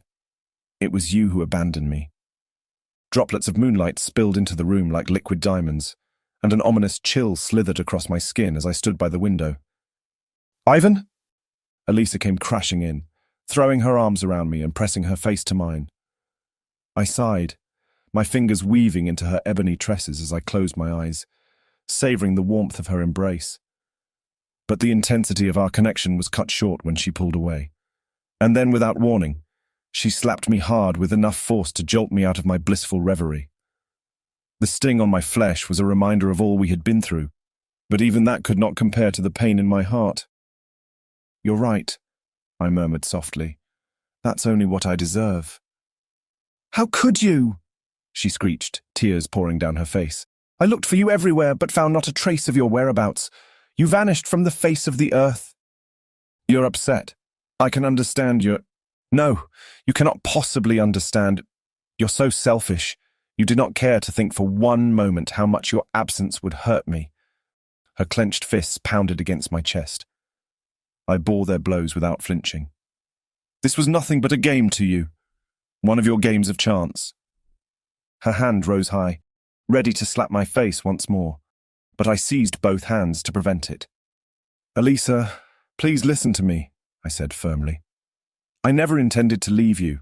That night at the inn, I only went downstairs to fetch a drink." "A drink?" She snorted and raised an eyebrow. "And where did you get it? In Paris?" My brows furrowed. "Paris? What are you—" I stammered. What was she talking about? But before I could finish, she yanked away from my grasp and spat out her fury once more. Listen, I know my absence hurt you more than words can say. I pressed on. I can only imagine the terror that must have raced through your mind after being so foolish as to surrender my heart to you, she exploded. Don't say that, I begged, turning to the window. I would have stayed with you that night and every single night thereafter, but something happened that forced me away from your side, and I'm afraid you're better off not knowing more. Oh, I must know, she demanded in a harsh whisper. You owe me that much. I exhaled heavily. I know I do, I admitted. It's just that I can't bear for you to think ill of me. Tell me the truth, Ivan. Determination took over her voice. Why did you leave? While I set my rambling thoughts in order, I absent-mindedly ran my fingers along the windowsill and gazed at the full moon, buried beneath ominous clouds. That night I saw someone, I uttered. Someone from my past that I believed I had forgotten. Who was this person? She asked. His name is Dristan, I said. He was there when Victor drowned. We did not actually speak then, but he saw everything that happened. Her hand folded around my arm, and its soft pressure snapped me out of whatever trance the moon held me in. I turned and met her eyes, filled with concern. Why didn't you tell me about this before, Ivan? What did you... She took a quick breath and went on. What happened next? I nodded and spoke hesitantly. I trailed after him, wanting an explanation for why he had refused us help that tragic day. But then I lost track of him and... Her breathing hitched, and anticipation shimmered in her eyes like gold dust. Did you find him? He found me, I whispered reverently. Awe crossed her face as she processed what I said. I don't understand. I surveyed the room, every inch of wallpaper searing into my memories. I had made my choice, and now I had to face what was coming. Sitting on the bed, I turned to her. Elisa, something changed that evening. I changed, I mused. That night was my last night as a human. She gasped in disbelief. I expected her rejection, of course, so this startled me little. Lowering my chin, I looked away from her. What are you saying? She said softly, coming to sit beside me. The warmth of her hand on my cheek caused my gaze to meet hers once again. I'm saying that I'm a vampire. Elisa stumbled back, her face screwed up in agony. Why must you lie to me? It's the raw, bloody truth, I bellowed, hatred curling my lip as I faced up to the consequences of who I was. I'm a vicious demon that feeds on human blood. I will never age and I will never die. Her coal-black lashes fluttered, and I could see 1,000 words swell within her throat before she finally released them. Do you realize how far-fetched this sounds? Vampires are myths, Ivan. They're not real. She knelt before me and eased her hand beneath my chin. This is merely grief manifesting into strange notions. It is not grief, I rasped, as I tore away from her touch, rising from the bed. With trembling hands, I lit the candelabrum before me. As I watched the flames grow, I raked my fingers through my hair fast, and then ran them over my lips, not knowing how else to put this plainly. Each night ever since, I hunt, and I kill. The warm glow filled the corner of the room, and I drink their blood because I have no other choice. I hefted the candelabrum with malefic intent, and cast its light upon my face. See what's become of me. Still sitting on the carpeted floor, Elisa's gaze locked on my countenance, and as the growing gleam of candlelight spread across my skin, her lips parted, and even her face paled within seconds. Horror filled her eyes. True horror, the kind I experienced when Victor's spirit came to haunt me. I knew what she saw. The eyes of someone who has met death more than once. The grin of death in every man and woman I had ever killed, etched upon my eyes. She saw the face of a killer who knew nothing of remorse or contrition. This was no confession, and I expected no absolution. This was who I was. Take it or leave it. With a disgusted shake of my head, I set the candelabra aside. I could not stand another second of bearing witness to her repugnance. She would run away, leave the room in panic. Perhaps she would even raise an alarm in the household and call me out as the fiend that I was. I expected every single one of these scenarios, but nothing happened. All this while, Elisa stood before me, motionless, her glistening eyes fixed on me. Little by little, terror stripped away from them, and they filled up with something else, though I could not yet determine what. "My sweet angel," she whispered. She then bolted towards me, wrapping her arms around my neck and burying her face in my chest. "What has he done to you?" Her words were a soft whisper, quivering in pain. Tears streamed down her face, and I felt it all. The agony she had been fighting so hard to contain. It seeped through my pores like 1,000 knives, cutting through my body with every beat of my immortal heart. The room spun around me. I tried to catch my breath, but it eluded me, and even though I knew myself to be immortal, her pain was killing me. "Stop," I murmured, as I held her hand and parted from her arms. "Please, stop." I backed away from her, my thoughts spinning like a cyclone.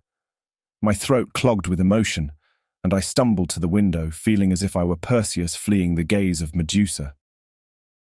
Hot tears streamed down my face, and I gritted out, "Don't you understand? I regret nothing. I kill because it's in my nature. I cannot change who I am. And I don't want to." "I'm sorry this happened to you," she breathed, hugging her arms. "I don't want your pity," I spat out as I slid my fingers on the windowsill. "I have no use for it." Without giving it another moment's thought, I jumped out of the window, into the comforting shadows of the evening, hoping never to return. Chapter 31. A Fickle Heart. A week dragged by. I had postponed it long enough. The paralyzing fear that had kept me away from the cursed location for so long finally faded away. Concealed beneath the comforting veil of the evening sky, I galloped across the country, through fields of high grass, with nothing but moonlight to guide my way. Ever since Dristan had awoken me with his dark gift, my vision had grown more acute, enabling me to spot every detail of the night's darkness, no matter how slight. I did not ride alone. A deep sense of unworthiness followed me to that tragic sight. Now that I stood but a few miles away, I realized luck had been on my side that ominous day, and to luck alone did I owe my life, or whatever was left of it. My heart raced at the beat of my mare's gallop, determined to follow through with my decision. And though I wanted to cast it off my preternatural being, fear gripped me tight, as it did to no other living creature. Its avid claws sank into the depths of my damned soul, crushing and tearing my frail will apart. The minute I reached the hill's summit, I pulled the reins. My mare whined and reared, restless as the cursed panoramic lay before us. It reminded me of that dreadful day, how Victor's mare had displayed the same agitation, shifting from side to side, its eerie cries carried through the wind like a warning. "Steady now," I whispered as I smoothed my hand on her neck. She obeyed that very instant and became docile once more. As I took in our surroundings, I hardly recognized them. Bathed in the pale moonlight, fields of high grass reached beyond the hill, dancing in the wind's soft breeze. Behind them, the outline of many pine trees stuck against the vacant sky. Myriad titillating stars guided my way downhill. Darkness infused life into the night, and I was part of this darkness. A swift sense of calm enveloped me the moment I realized it, for what other creatures under God reigned in the shadows? None as lethal as myself. I fastened the reins to a tree and walked the rest of the way down. The air was moist, and the earth dampened, what with the rain pouring early in the afternoon. No sounds, but those of the evening's life stirred in the environment. Toads and crickets alternated their songs, and the dying chant of blackbirds followed my footsteps all the way to the lake's embankment, its peaceful blue waters shimmering beneath the starry sky. Unfathomable to think that peace could reign in a place befallen by horror and tragedy, but a few years ago. When I stepped onto the spot where I had found my salvation, 1,000 images blasted into my brain, all at once. Despair builds inside me as my hands move fast, removing my cloak underwater. I scream. The surrounding white fields become visible, but for a few seconds as I emerge, something pulls me down with mighty strength. I plunge back into the freezing lake. It's him.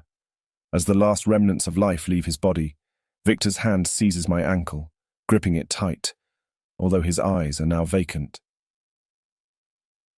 Lying on the grass, I buried my face in my hands and sobbed as those memories struck me with unforgiving, powerful blows, one after another. I wanted those visions to stop, but they poured before my mind's eye, unstoppable as a waterfall. His bright hazel eyes fix upon me as my life hangs from a thread. I reach the embankment and slither away from the merciless, chilling waters. With panting breath, my face hits the snow. I weep. His tall figure, covered by the red-lined cloak, stands several feet away from me. Tristan's eyes do not change. His inexpressive demeanor remains as chilling as the lake. But then he moves. He takes Lucifer's reins and sets them loose. Holding him near, Tristan whispers in his ear, and then pats his back. Lucifer comes towards me. The warmth of his nose lands on my face and brings me to my senses. "Take me home," I say, and sliding over his back, I let him take me away from those wretched waters. He released Lucifer. I gasped in shock, my mind whirring. Tristan saved my life. A chill ran down my spine at the realization that he had done so with purpose, that his preternatural eyes had watched me for years, for all I knew. Amidst countless others, Tristan had chosen me as his heir, or so he had said. And in that pursuit, he gave me another life. What did I intend to do with it? My heart's every desire rested in my hands. I could travel and see the world, with no ties holding me back.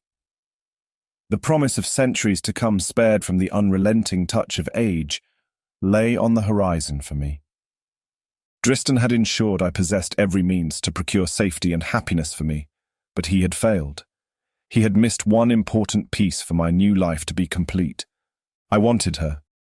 But did she still want me? Would I simply let Elisa's love slip away from my grasp? Under the pitch-black night, I trudged across the fields on my usual path back to my childhood home. A single light shone from an upstairs window, calling me in like a siren's song. Like a creature of nightmares, I scaled up to her bedroom with ease. The solitary flame of the candle teetered as it flickered and died away. She lay on the bed, wide awake, her eyes fixed on the ceiling. I dared not read her thoughts. I truly believed that if I tried, she would become aware of it somehow. With extraordinary care, I crept closer until I was close enough to feel her warmth. The heavy silence filled the room as I stepped inside, remembering our last altercation. I never thought I would return, yet here I was, following the whispers of my tainted heart. "I thought I'd never see you again," Elisa said to my surprise. I guess I had done little to conceal my presence. "So did I replied, barely managing to give her a hint of a smile. She sat on the bed and looked at me with tired eyes, an unspoken plea in them. "You must forgive my reaction that night, Ivan." "I understand," I said softly, gathering all the courage I had left. "I know you do," she murmured. "I wish I could too." I started. "What do you mean?" Elisa took a deep breath, pondering her following words. "You came to me with all this knowledge, speaking of mythical creatures, ancestral blood, and immortality, and you expected me to fathom all of it in a single evening." She paused before adding, "It's unfair, Ivan. You've had enough time to consider it, and even make your peace with it." "I see," I whispered. She was right. I had demanded her immediate acceptance. I expected her to skip the denial, the pain, and every mile of the dark road I had walked months ahead of her before I came to terms with my vampiric condition. "My mind cannot grasp this change in you because it cannot possibly imagine what you're going through," she explained. "Please understand, it will take time." Apparently time is all I have. I gave her a bitter smile. The most uncomfortable silence brewed between us. Someone had to break it, and it would not be me. "They must know you're alive, Ivan. Father William. Everyone thinks you died in Venice." "I did," I said in a self-righteous tone, then held my breath for a moment. "I'm sorry that you failed to see it, but the one you travelled with through Europe, who drank and danced by your side, I'm not him." "I refuse to believe it," she whispered vehemently as she stood before me. "Be that as it may. I'm to be married in a week," she said with an icy edge, her gaze flicking to the guttering candlelight. "I expect you to be there." "I will not," I ground out. "What on earth do you mean by that?" Her voice was all steel and fangs. I may have caused you great pain once, Elisa, and for that, I deserve your resentment. I pushed away from the wall, stifling my own guilt. But please, do not mock me. Do not expect me to put a stop to my feelings, to carry on with life as if nothing had ever happened between us. But I thought that it was a game, I know. My lip curled with contempt. Keep lying to yourself if you must, but do not expect me to join the charade. Please, she stumbled backward, nearly collapsing onto the armchair. With a tortured moan, she buried her face in her hands and wept silently. Don't say that. 3 days? My voice dropped to a whisper as I uttered the painful words. That's how long it took you to forget me and give your love away to another. I paused. If my heart were as fickle as yours, then perhaps I could show such detachment as you do. She jerked her head up, her eyes filled with determination. You know nothing of my heart. You haven't the faintest idea of how I've suffered. For the last 8 years I've held my breath, unable to tell a single soul that at last I had found true love. A cursed love that must remain secret from the one destined to receive it. A stuttered gasp escaped her. My heart has been steady and true through it all, so don't you dare call it fickle. I dropped to my knees in front of her, our hands entwined. Elisa, you've held your breath long enough, I whispered. If your heart truly belongs to Pritchard, tell me so, and you shall hear no word from me ever again. If it does not, however, and I might have reason to aspire to yours, please say it now. Tears rolled down her cheeks. It's yours, Ivan, she crooned. My heart is and has always been yours. Her words were a godsend, the answer to my prayers. A rush of bliss coursed through me, tears spilling from my eyes like rivers in flood. I gently cupped the sides of her face and our brows touched as I drew closer. My gaze lost itself in the vast ponds of her pupils. I pressed my lips against her delicate hands. With undying care, my thumbs cleared the tears from her face, and only then did I kiss her lips. She returned my kiss hungrily, breaking free from demur. Free at last, her delicate fingers roamed across my neck, sending tingles down my spine as they entwined in my hair.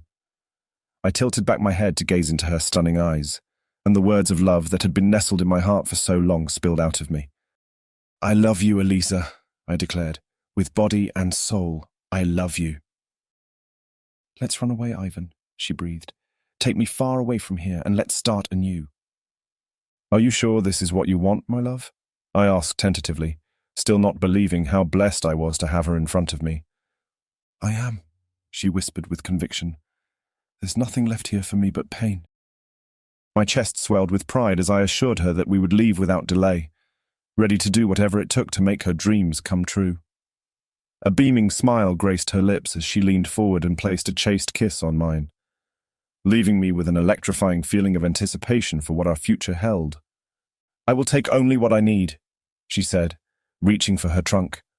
A jolt of feverish excitement surged through me.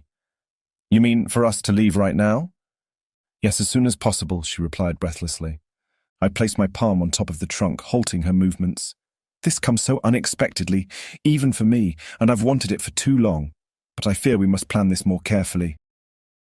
There is no time to spare, Elisa argued. My marriage to Pritchard is set to take place next week. I cannot possibly stay here a minute longer. Her voice shook with emotion while her hands trembled in fists at her sides. I understand your plight, my love, and I assure you there will be no marriage, but I must take care of our travelling arrangements, and I'm afraid such affairs I can only settle after sundown, given my condition. She nodded thoughtfully before responding. Oh, yes, I hadn't thought of that. That's not to say it won't be done, dearest, I said soothingly. It shall, but there's little time for it right now. Talk to Pritchard, break the engagement, and I shall come for you tomorrow. I will. I smiled knowingly and squeezed her arm reassuringly. Tomorrow, when we meet again, our new life together can begin. The following day crept slowly as I awaited our fateful meeting. When twilight bathed the land in its soft glow, I made my way to our rendezvous point, the anticipation built within me. Our lives were about to become intertwined in the most intimate of ways. The beggar was easy to find. I simply chose a road and I knew he'd be there, waiting for me. He was an old man, and old men's blood was thicker than the blood of the young. The drink took longer with them. Death would take its time until every single organ shut down. Whereas with the young, it happened all too quickly, and those drinks of ecstasy I struggled to make last. But my preternatural thirst was sated now, and it would not interfere with our travels. Once darkness descended upon us, I met with Elisa and took her to the house I had leased as my lair. She had tea at the parlour while the coachman carried the luggage and checked on the horses of our four-in-hand carriage. I had not slept well, what with the excitement of beginning this adventure, our life together at last. In a few hours the road would set us free from Winterbourne and deliver us into the heart of London. Elisa brought along the small book of sonnets she'd kept since childhood. "I remember those," I said with a playful smile. "I know you do," she said, "but we'll have no more games of chance, not this time." "I will abide by your rules." I bowed my head in agreement and then headed towards the parlour's door. Elisa's brow furrowed as she asked where I was going. "We're leaving soon, aren't we?" "Of course," I replied with a smirk. "There's just one last thing for me to do before we leave. I'll be back before you know it." Chapter 32. The Prodigal Son. The hearth's raging flames licked the walls, heat and energy radiating through the parlour. I paused at the threshold, heart hammering in my chest as I beheld him like a majesty. His silhouette was captivating, almost ethereal as it danced with the flickering firelight. The darkness that surrounded him seemed alive, as if finally revealing its secrets. In the blink of an eye, I travelled years back. Victor had recently died and father was brimming with rage, waiting for me to appear so he could unload his wrath upon me. But no longer was I the young boy of 16 who strived to uphold father's expectations. I no longer cared for his opinion, or at least I hoped it would be so. Who was this man who had traded his principles for the benefit of his position? Not my father, certainly. The man I knew as a child had upheld his convictions with much courage, no matter how unpopular they might have been. This man, however, had trampled each of those principles by engaging in slavery and auctioning off his daughter to the highest bidder, and that was enough for him to deserve my seething contempt. 2 empty bottles of red wine lay sprawled beside him, a testament to the man's dangerous appetite. The glass clenched in his hand was only half full, yet he wasn't a habitual drinker, not like me. I stepped out of the shadows that had kept me out of view, making sure he could glimpse me out of the corner of his eye. My heart stumbled at the sight of him. "The prodigal son has returned," he huffed in a snide tone. "Hardly," I scoffed. "A prodigal son would seek a place at his father's dinner table once more, whereas I do not. He would also come bearing gifts, and I'm afraid I've come only to take more from you." "More? Haven't you taken enough?" he mumbled. "You cost me greater losses than any man could bear. You took your brother away from me, and now your mother too."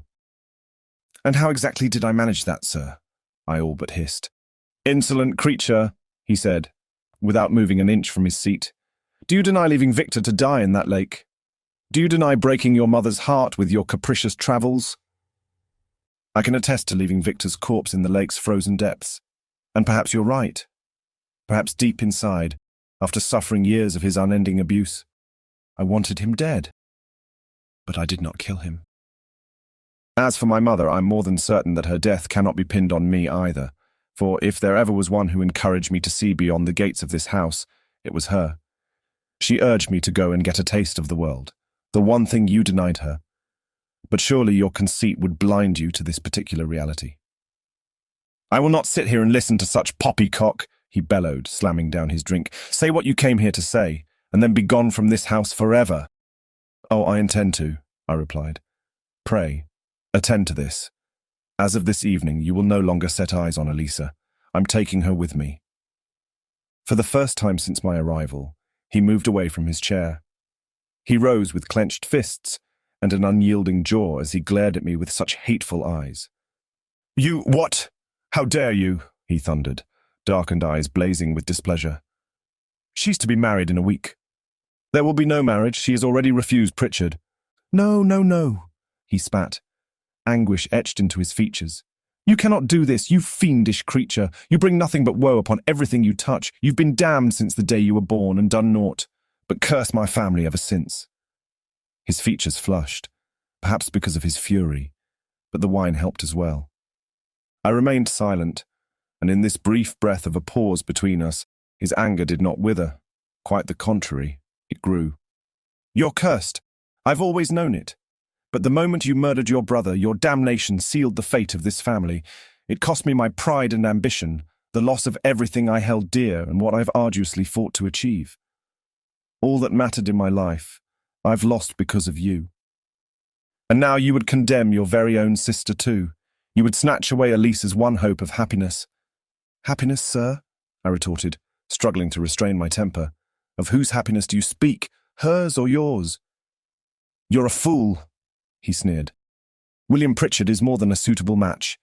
He excels both in rank and fortune, and he does not care a thing about our family's downfall or the inferiority of your sister's conditions." "Alas, that may be true, but she does not love him." "Love?" he scoffed scornfully. "What folly! Understand, no one will take her after this. She will be ruined." "My Elisa is strong and resilient," I retorted icily. "She requires no man, not William or you or any other, to succeed. I'm quite convinced." "You will not ruin this for her. I will never allow it." The man stumbled back in fury and yanked a flintlock musket from behind the chair. With maniacal speed, he hoisted it against his shoulder and pulled the trigger. The blast resonated through my chest as I was knocked backwards from the force of the blow. A searing pain spread across my chest, as if it were crawling over me like an inferno, until it eventually subsided. Blood pooled around my right shoulder as I became aware of what had happened. He shot me. The old man shot me. Disappointment came over me first, but sadness took its place quickly. The pain disappeared. I jerked open my shirt and stared in shock at the hole in my shoulder. The wound bled no more. Blood and gunpowder stained the torn fabric and surrounded the damage like a macabre halo. But then, something happened that defied all logic. The bullet emerged from the hole in agonizing slow motion, clanging against the wood floor as it rolled away from me. My flesh sealed itself, healing before my eyes, until there wasn't even a scar left behind. Gone too was all heartache from my being. It did not take long for rage to slam into me. He shot me, his own son. Fury burned brighter than any sun, scorching away anything but the need for revenge. Panic filled his eyes, his shaking hands white-knuckling the smoking gun. His lips barely parted, but he swallowed his screams. "The wine in your blood fails your aim, as it does your better judgment, sir," I muttered, in a voice that would normally have made me proud. "I urge you, shoot again, but this time, do not fail. Make haste, sir." In one furious motion, I opened my shirt, offering my chest for a target, stepping closer to him, close enough to secure his aim. "What are you? Get away from me, demon," he screeched, stumbling away from me and knocking over a glass of wine on the table behind him. It shattered on the floor, its liquid contents spattering over the fire beside it, and sparks flew from the flames to the Turkish rug beneath it. The drugget ignited within seconds, but neither one of us cared. "You are not my son," he roared, taking aim. "You're cursed! Cursed, I say!" Terror blinded him, so much so that he opened fire, the sound of the blast filling my ears. My shoulder shuddered from the impact. Blood soaked my shirt as it dripped slowly down towards my arm, only to evaporate before it hit the floor. And once more, my skin healed as if nothing had happened. His eyes widened in terror, knowing something was wrong. Not human. "Oh yes, be afraid." Smiling menacingly, I stepped forward until his horrified gaze met mine. In that moment, he saw my fierce eyes, and I even offered him a glimpse of my fangs. "Yes, you're right," I said softly, taking the musket off his trembling hands. "I am not your son. You are no longer my father. And yes, I am cursed. Or is it a blessing?" Fear paralyzed him, and he spoke no more. An infernal blaze rose behind him, and yet he did not move. "You may do with your wretched life as you please," I continued. "Stay here and die, live on and remarry. Sell slaves if you will." I ambled to the doorway. "But she comes with me. With a faint laugh, I spun around and strode away. The second I stepped through those doors, I discarded the gun without a second thought, a single decision that freed me from whatever destiny that man had chosen for himself. Chapter 33. Welcome to Darkness. Years flew by in each other's company. London proved to be the ideal town for us to establish and build a life of our own. The city may have lacked the artistic charm of Paris, but it offered all the comforts I'd come to crave. And let's not forget the added bonus. With its winding unpaved streets and hidden alleyways, London provided the perfect backdrop for my favourite pastime, hunting my prey. Out of one of those pitch-dark alleys, I emerged. Running the tip of my tongue over my lower lip, I gathered every drop of the dark elixir that sustained me. And as these remnants hit my palate, my nerves tingled with unavoidable pleasure. A hint of a smile surfaced on my lips as the delicious remnants tingled through my veins. With a flick of my wrist, I retrieved a silk handkerchief from my pocket and daintily dabbed the corners of my mouth before disappearing into the night, leaving behind the scene of my forbidden feast. The soothing warmth of the kill coursed through my otherworldly veins, shielding me from the bitter chill of the night. The rush of excitement of my victim I took into myself when I drank their fast-pulsing blood. Their fear was my gain, their doom, my blessing. Age stopped the minute I gave in to the dark, as Dristan had promised. After 12 years of glorious darkness, I could attest to this with all certainty. At 24, my mortal clock had ceased its ticking. As I sauntered along the deserted streets, a wicked grin spread across my lips.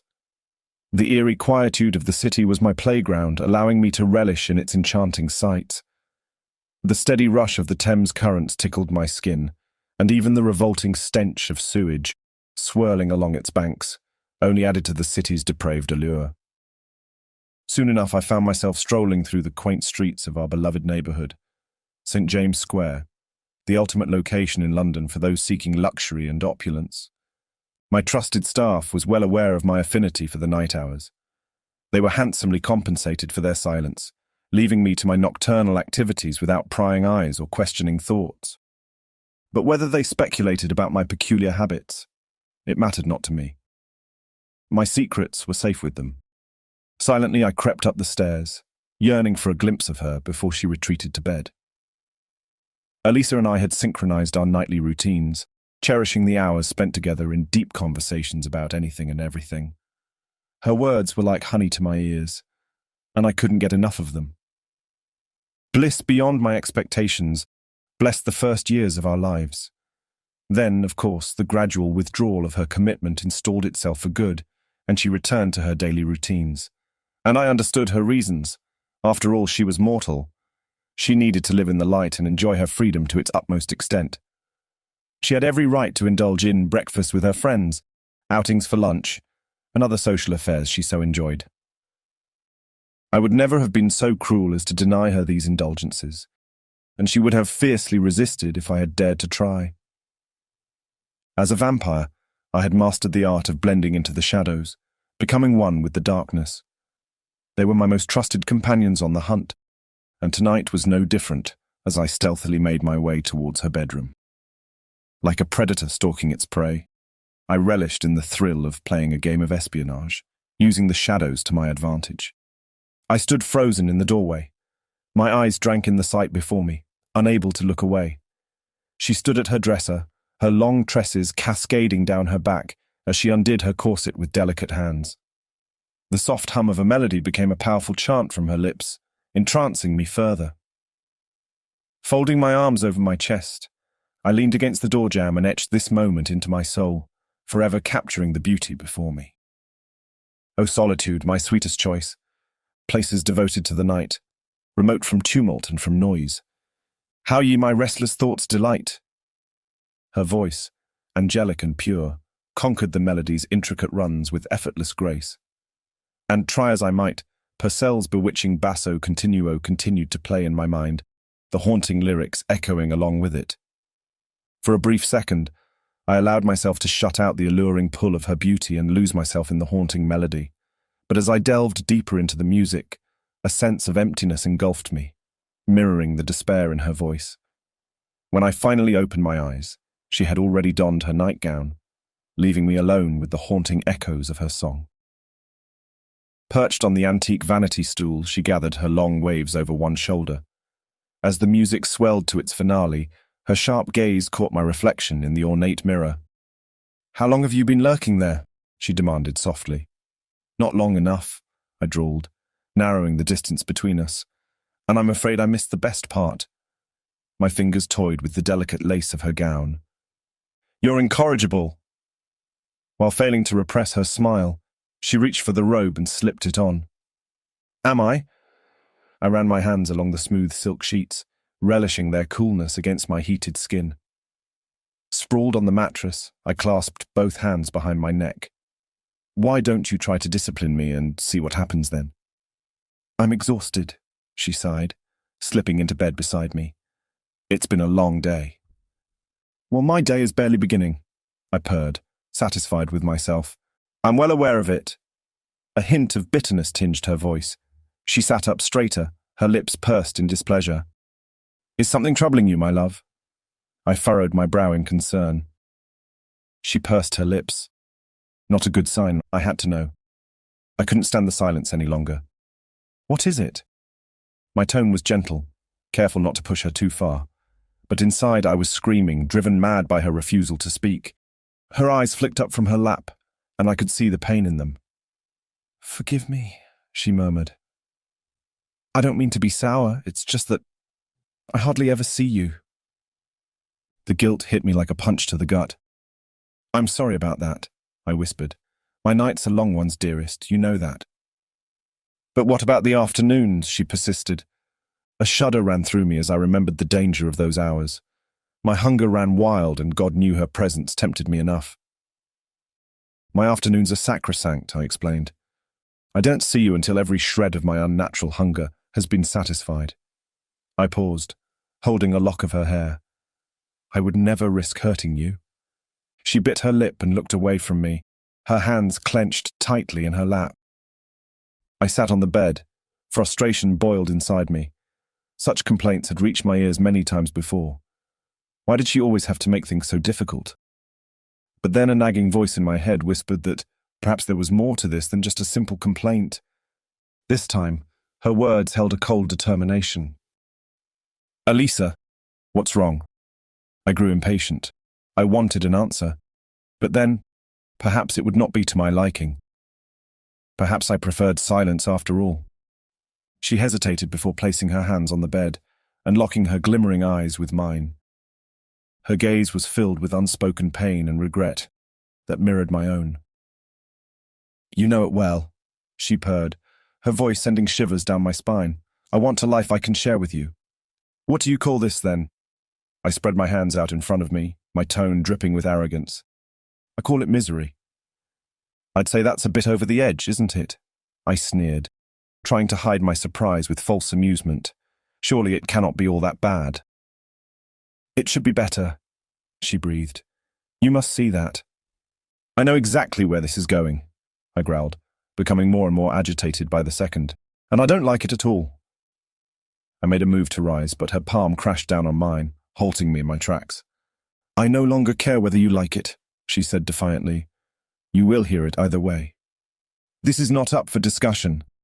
"I want to be as you are," she interrupted, desperation creeping into her voice. "You mustn't say such things." I gritted my teeth, the first sign of my waking temper. "It's the only way, Ivan. You know it as well as I do." "Nonsense." I finally rose from the bed. "I will hear no more of this. Don't leave." On the verge of tears, she held my hands tight, all but falling to her knees. "Can't you see it, darling? We could be together, live the same life. All it takes is for you to share this dark blood with me." I held her gaze in silence, horrified by her request. For 12 years we had lived in what I thought was perfect harmony. Misery, she had called our life together. Misery. What she asked, my mind could not fathom. But beyond that, my heart ached at the sight of her pain. Would I dare bring her into darkness just to make her happy? "No," I forced out, trying to ignore the pleading in her eyes. "You would refuse me?" she exclaimed, indignation burning in her voice. Why? Whispers crept into my head, 1,000 voices blending in one ominous message. You are cursed. Everything you touch turns to ruin. My father's warning echoed in my ears.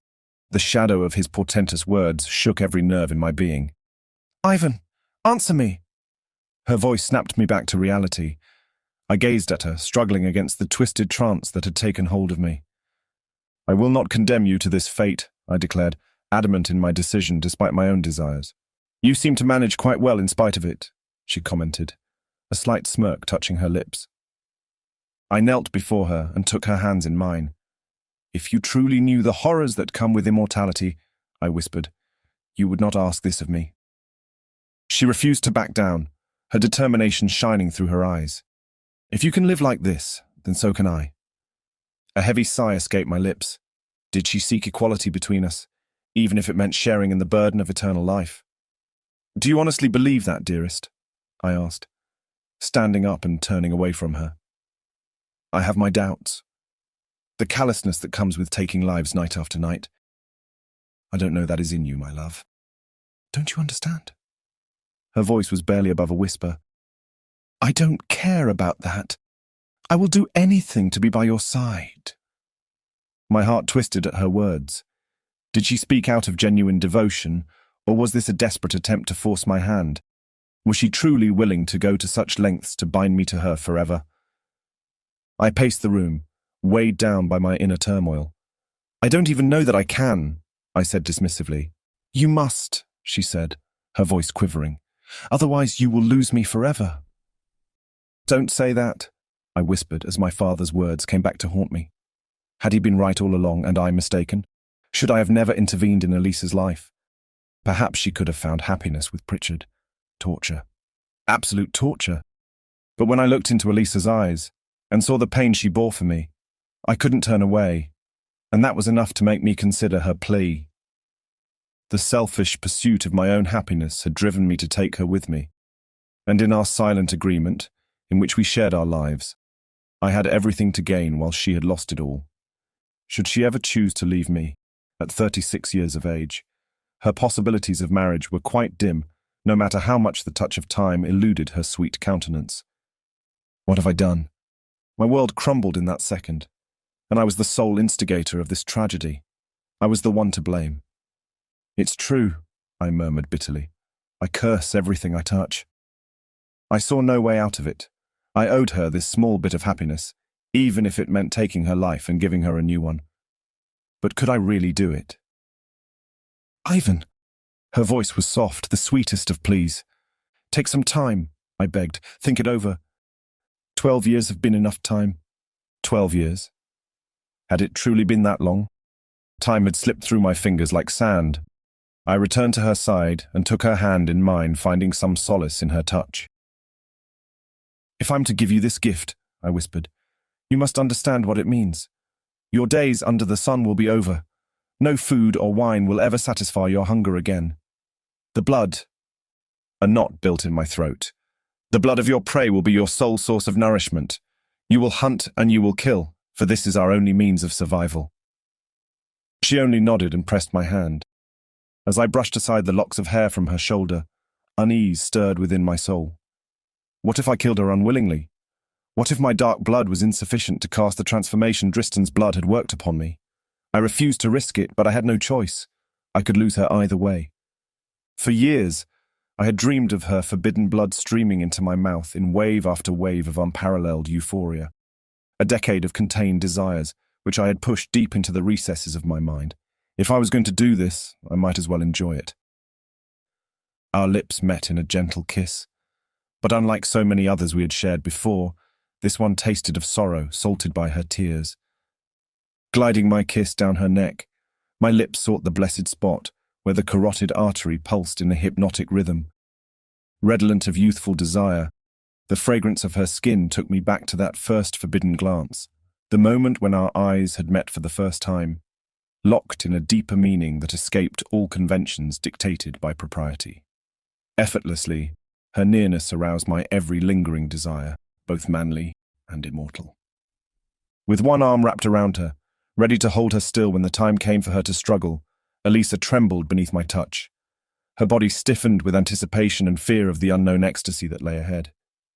One more kiss, my hand gliding beneath her silky nightgown. Her soft skin shuddered under my touch as I traced a path up her legs and to her thighs. With this, I hoped to drive away her thoughts and focus solely on the pleasure between us. It worked. Her body yielded to me as my tongue followed the course of her jugular vein. Half an inch apart, my fangs pierced the flesh, landing on the precious artery that would satisfy my every need. I held her fast through the first seconds of pain. A low cry escaped her lips, but this brief torment would be well worth the pleasure that followed. I moaned in delirium as the first shot of crimson relief poured into my mouth. In that moment, I was lost in a state of bliss, unlike anything I had ever known before. Shrouded in the rapture of this embrace, I took another mouthful of her precious nectar. I wanted it all. Her blood soothed my fears and filled me with undeniable felicity that rippled through my darkened soul. Such bliss had remained unknown to me thus far, and could only be compared with that of the night of my making. Yet even then, it paled in comparison to this experience. This was ecstasy in its purest form, a pleasure so great that it threatened to spoil for me all future delights. But no matter how much I wanted to pursue this drink, I had to stop. I did not want to kill her, not entirely.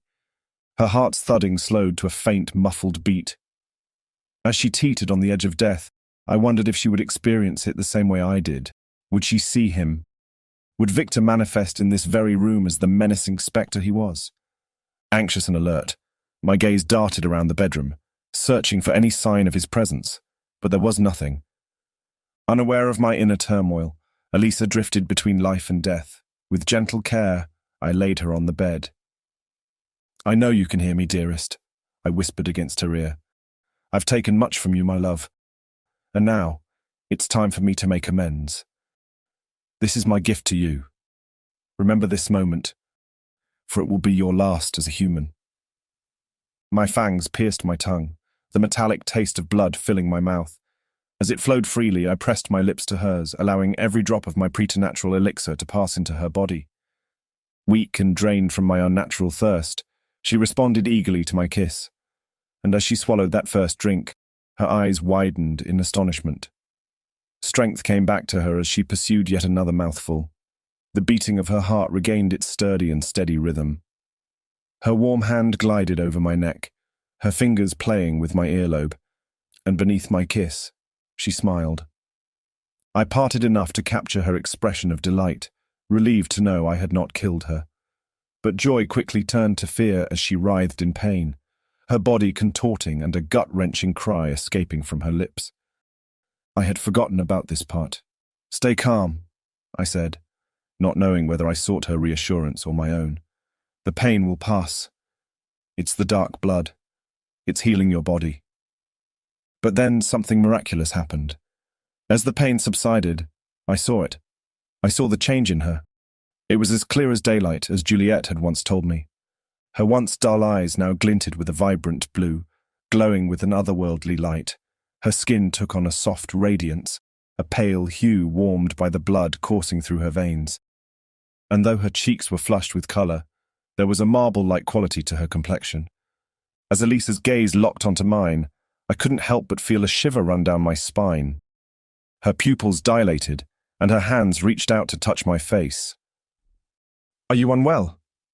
she asked in a voice that sounded both familiar and foreign at the same time.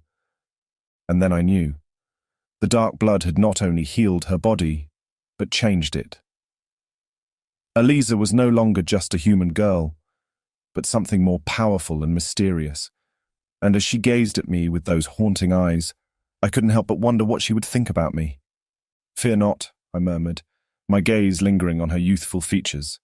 A pair of cunning criminals or beggarly peasants would surely aid me in escaping this predicament. My hand grazed her soft skin, and my lips pressed against hers, sending a shiver down my spine. As I pulled back just an inch, my breath warm against her trembling lips, I whispered the words, "Welcome to darkness." Chapter 34. One Last Lament. The whore's limp form slipped from my grasp and hit the cobblestone street with a sickening thud. Another victim of Drury Lane, vanishing without a trace. But who would mourn her passing? To the people here, she was just another nameless face in the sea of filth and depravity. I wiped my lips with the back of my hand, savouring the tang of blood on my tongue. I prowled through the grimy streets, seeking prey among the dregs of society, because my life had once plunged into such depths, and death back then could have meant nothing but relief. After leaving her lifeless body in the alley, I glanced at the opposite side of the street for any sign of Elisa. Where on earth was she? She had promised us an evening of theatre and dinner, but the abandoned playhouse mocked her words. As the hunger gnawed at my insides, my victim appeared like a feast before me, willingly offering herself up to the darkness within. But little did she know, death always brings consequences, and our stroll together could only lead to a bitter end. Oh, how I relished that thought, as I sank my fangs into her willing flesh. It was as I roamed down Russell Street that I caught sight of Elisa, scarce feet away from the Theatre Royal. She was sitting on a darkened bench with two others, whose faces were lost in the shadows. "There you are," I exclaimed, reaching her at last. "I've been waiting for you," she said, her voice filled with boredom. "Waiting for me? What are you talking about?" "I've been searching for you for hours," I wanted to argue, but remained silent, reluctant to ignite another fiery argument like the ones that had become all too common since her descent into darkness. Clad in a blood-red satin gown, her cheeks were flushed with the colour of innocence, and her lips stained deep crimson. As she stood under the dim glow of a street lamp, her eyes sparkled mischievously, drawing me in. Despite my anger, I couldn't help but be captivated by her gaze. I didn't bother questioning why she sat between two silent men, their identities unnamed. All that mattered was the enchanting presence of this vampiric beauty. "We may leave now," she purred, her voice dripping with honeyed deceit. "They won't mind." With a delicate touch, she tilted the man's head to the side, revealing the gruesome wounds that marred his once handsome face. My stomach churned at the sight of him, his neck torn open, muscles hanging in shreds, and blood staining everything in its path. But it was nothing compared to the other man, whose broken neck and ripped skin created a disturbing smile on his throat, through which curdling gore stained his shirt's collar. The stench of decay wafted from his rotting corpse, making my eyes water and my hands shake. A sudden surge of dizziness swept over me. I struggled to maintain my composure, pressing my lips tightly together and covering my nose with my forearm as I averted my gaze from the gruesome scene before me. "Revolting! What's wrong?" she asked with an air of naivete, her false facade almost laughable. "What's wrong, you say?" I echoed incredulously, trying not to gag as I covered my mouth with the back of my hand. "This is what's wrong." Elisa scowled. Clearly, we had conflicting opinions on the method of our killings. "You can't just go around killing like this. Look at them." I gestured towards the lifeless bodies at our feet. "The city has enough scum for us to rid it of, but this will only draw attention to us. Is that what you want? To get caught and face the consequences of our crimes?" Her eyes fixed on me with a steely gaze, void of any emotion. But then, a wicked smile spread across her lips, and she let out a sharp, mocking laugh. The sound echoed through the empty street, sending shivers down my spine. "Are you afraid, Ivan?" she taunted, her voice dripping with disdain. "Of mere mortals? We are far superior to them in every way. They should fear us, not the other way around." A primal rage stirred within me at her callous words. The ruthlessness of her kill seeped into my veins, and though I hated to admit it, it both repulsed and exhilarated me to discover such a merciless killer in Elisa. "You think we're untouchable, is that it?" I growled, unable to contain my contempt. "Don't delude yourself. We may seem invincible now, but we are not untouchable." My chest heaved as I struggled to calm my racing heart. "Get rid of them. Throw them into the Thames if you must, but do not leave them here." She pursed her lips and rolled her eyes in annoyance, but I wouldn't back down. "Do it," I hissed, unable to bear the sight of the corpses any longer as I paced back and forth. "I will," she replied begrudgingly. Good, I said through gritted teeth. I'll be waiting for you at home. I had been a fool, a naive, trusting fool. I believed her to be innocent and vulnerable when I shared the dark blood with her. But as the months passed, I couldn't deny the truth any longer. There was no remorse in her after each kill. In fact, she seemed to revel in her viciousness, delighting in the blood and pain of her victims. No matter how much caution I had taken in teaching her my skills, it was all for naught. Elisa's ruthlessness was beyond my control now, a force of its own that even I couldn't rein in. Despite my warnings, she reveled in taking lives with a wild, insatiable hunger. She played with her prey, teasing and enticing them into her embrace before ending their existence in a bloody frenzy. It was as if I hardly knew her anymore. Still seething with anger, I see, she purred, materializing in the doorway of the parlor. I'm not angry, I grumbled, though my fury burned deep within me. I know you better than that, she whispered seductively in my ear. I know just how much you disapprove of my hunting expeditions. I only want us to be safe, I insisted. Why must you kill so ruthlessly? She knelt before me, her frigid hands caressing my cheeks. What would you have me do, Ivan? Shall I grant them the same peaceful death you give your whores and beggars? I remained silent, my mind swimming with conflicting emotions. I've often wondered, she continued, her voice laced with a hint of amusement. Is it out of pity or a twisted sense of righteousness that you choose these men and women? Elisa leaned in closer, her fingers tracing the outline of my jaw. My life has been nothing but submission to men, she whispered. I played the role of the dutiful daughter for so long I almost believed it was who I truly was, but then you appeared in my room that night. A ghost of a smile tugged at my lips as memories flooded my mind. I've spent my entire existence conforming to society's suffocating expectations, she said, her voice dripping with defiance.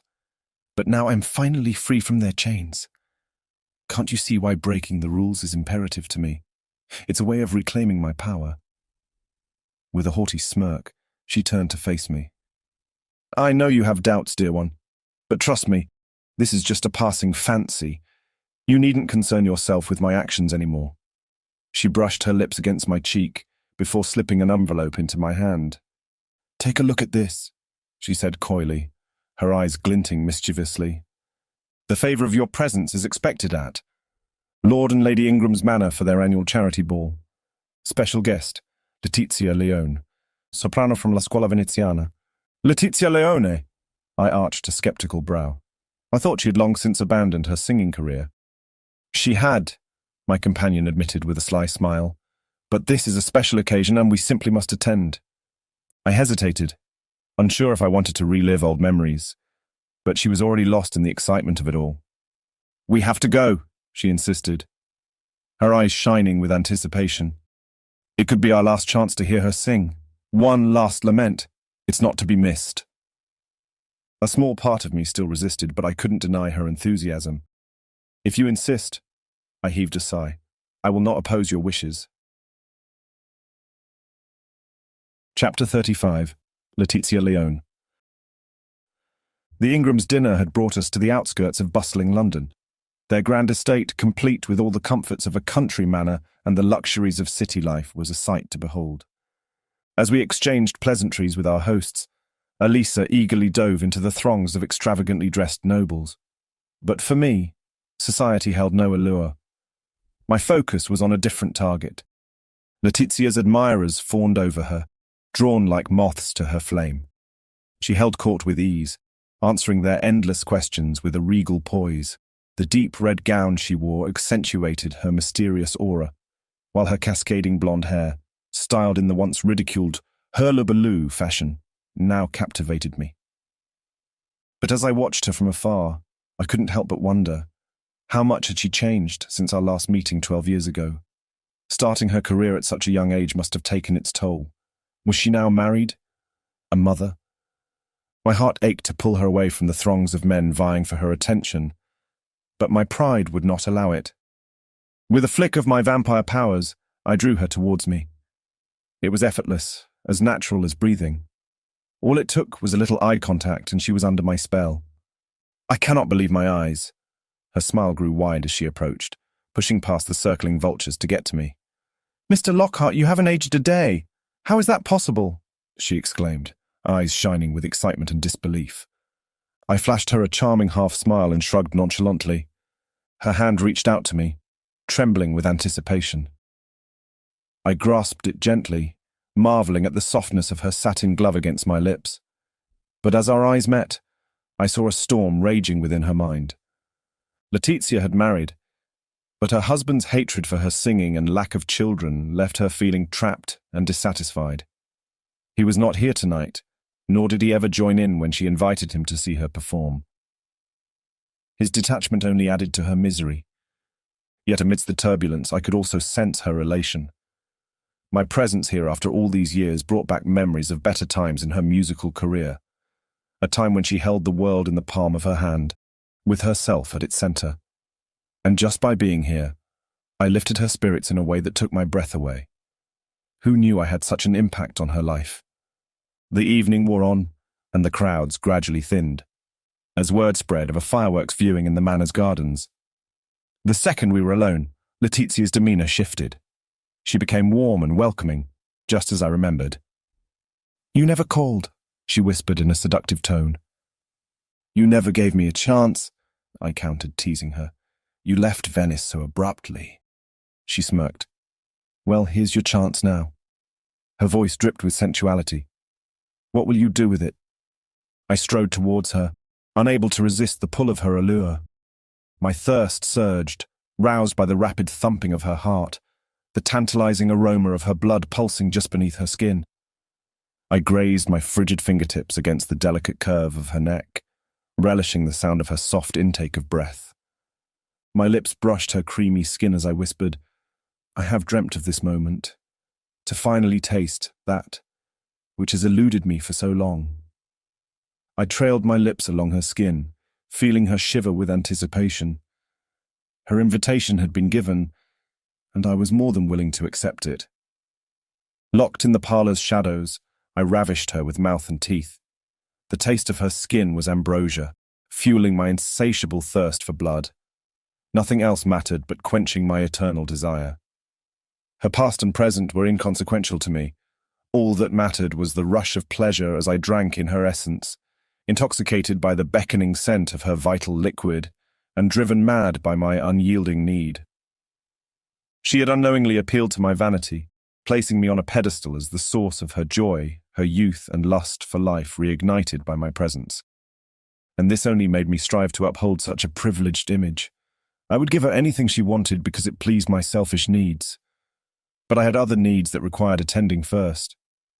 "I might be rough," I said in a low growl.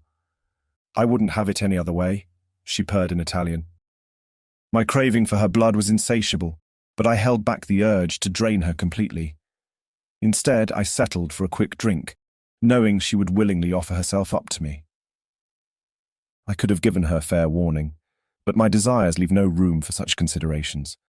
I claim what I desire, when I desire it. I clamped my hand over her open mouth, ready to stifle any screams.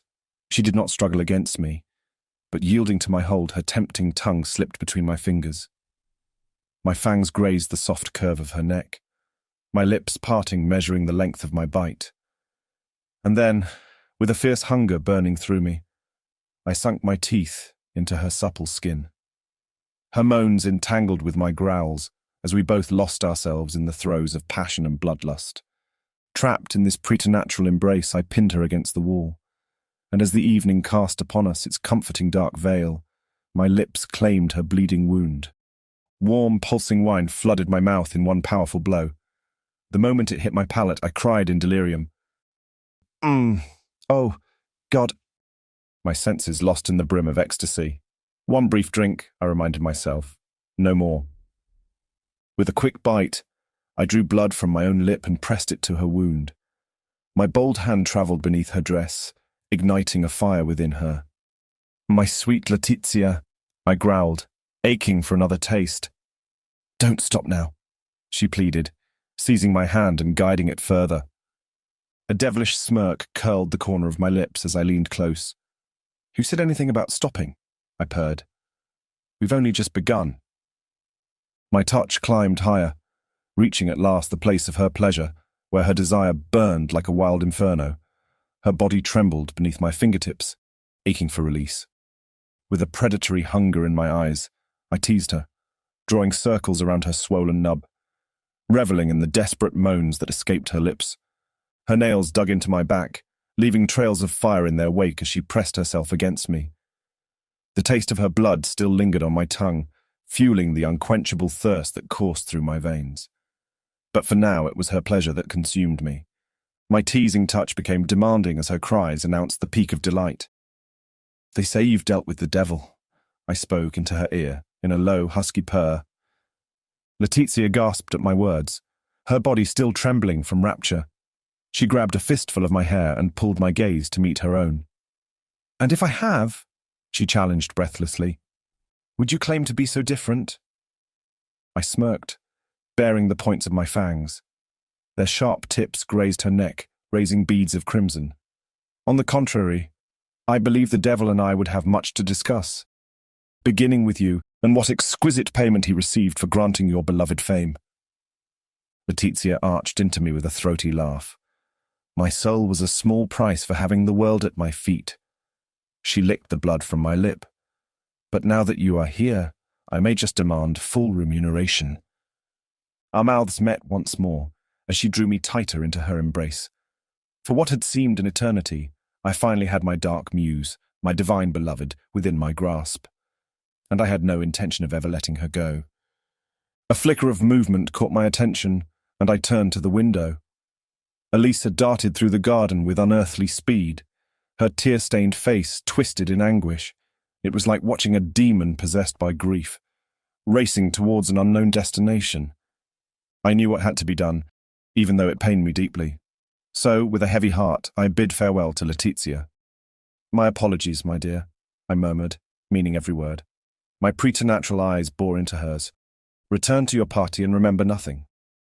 A little vampiric suggestion to erase all memory of our encounter. Nothing, except for this. I pressed my cool lips against hers, giving her a kiss to hold on to for eternity. When we parted, Letizia's eyes glazed over with emptiness. All recollection of our prior intimacy vanished. "Now go, and sing with your heart tonight, as you always do," I said with a smug grin, both my thirst and vanity satisfied. "It was a pleasure, Miss Leona."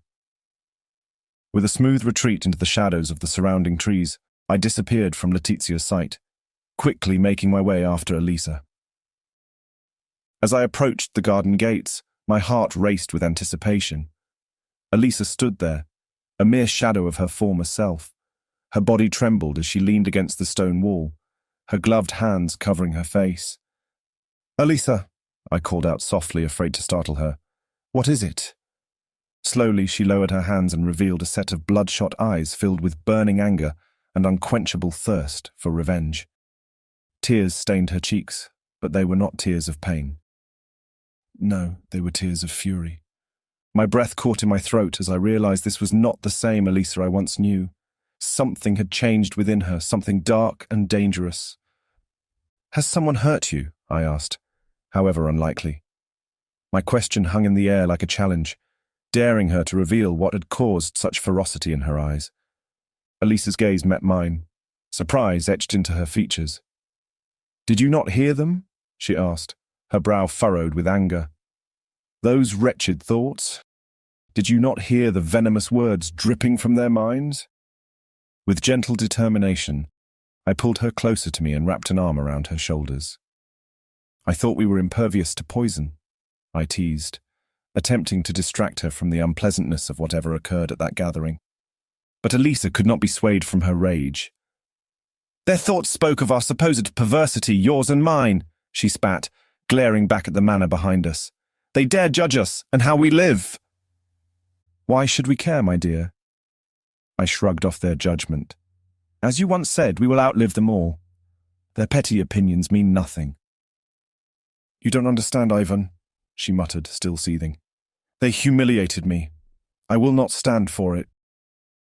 Gently running my fingers through her hair in a soothing motion, I whispered, "I do understand, but please, my love, calm yourself." Elisa's tears abruptly ceased, leaving her eyes as lifeless and unfeeling as stone. "Do you know what scared me most?" she muttered, her voice a whisper in the night. I remained silent, knowing all too well what she was about to confess. "It was the desire that consumed me when I heard their hushed laughter," she confessed, her words weighted with anger and hatred. "I wanted nothing more than to slaughter them all, one by one, until the ballroom ran red with their putrid blood, and not a drop of it would I drink." My body tensed at her words, for I knew Elisa was capable of such gruesome acts and more. "But we can't have that now, can we?" I interjected, offering a gentle smile to calm her raging emotions. "How about a change of scenery?" Elisa's shoulders sagged in defeat. "And where would we go?" she asked, despondently. Without hesitation, I took her into my arms and whispered in her ear, "To a place where no one cares who we are or what we do." A faint spark of hope ignited within Elisa, as she furrowed her brow in confusion. "And where is this mysterious place?" she questioned. A sly grin tugged at my lips as I replied, "Why, Paris, my dear, the city of love and freedom." Chapter 35. Marmoreal Perfection. Paris, 1684. Oh, Paris, the enchanting city known as La Ville Lumière, where one can escape their past and create a new identity amidst the glittering lights and glamour. As Elisa and I arrived, we were immediately drawn in by the endless possibilities this city held. No one questioned our true intentions or identities, as long as we had the wealth to maintain our facade. And with my maker's vast inheritance, that was never an issue. We were free to indulge in all of Paris's pleasures without judgment or consequences. A few weeks after settling in town, I quickly realized that everything was constantly evolving. Constructions took over every inch of the city's core. New luxurious neighborhoods had risen from the muddy grounds, terrains once repudiated and left to the lowest of classes. I myself fell for such a creative wave, and invested in a few developments as soon as I received the offer. And as it turned out, it paid off handsomely. My wealth grew beyond my expectations, and I was immediately embraced by high society. How could I not revel in this newfound prosperity? As a result of the city's imminent growth, money found itself ending in the most unforeseen hands.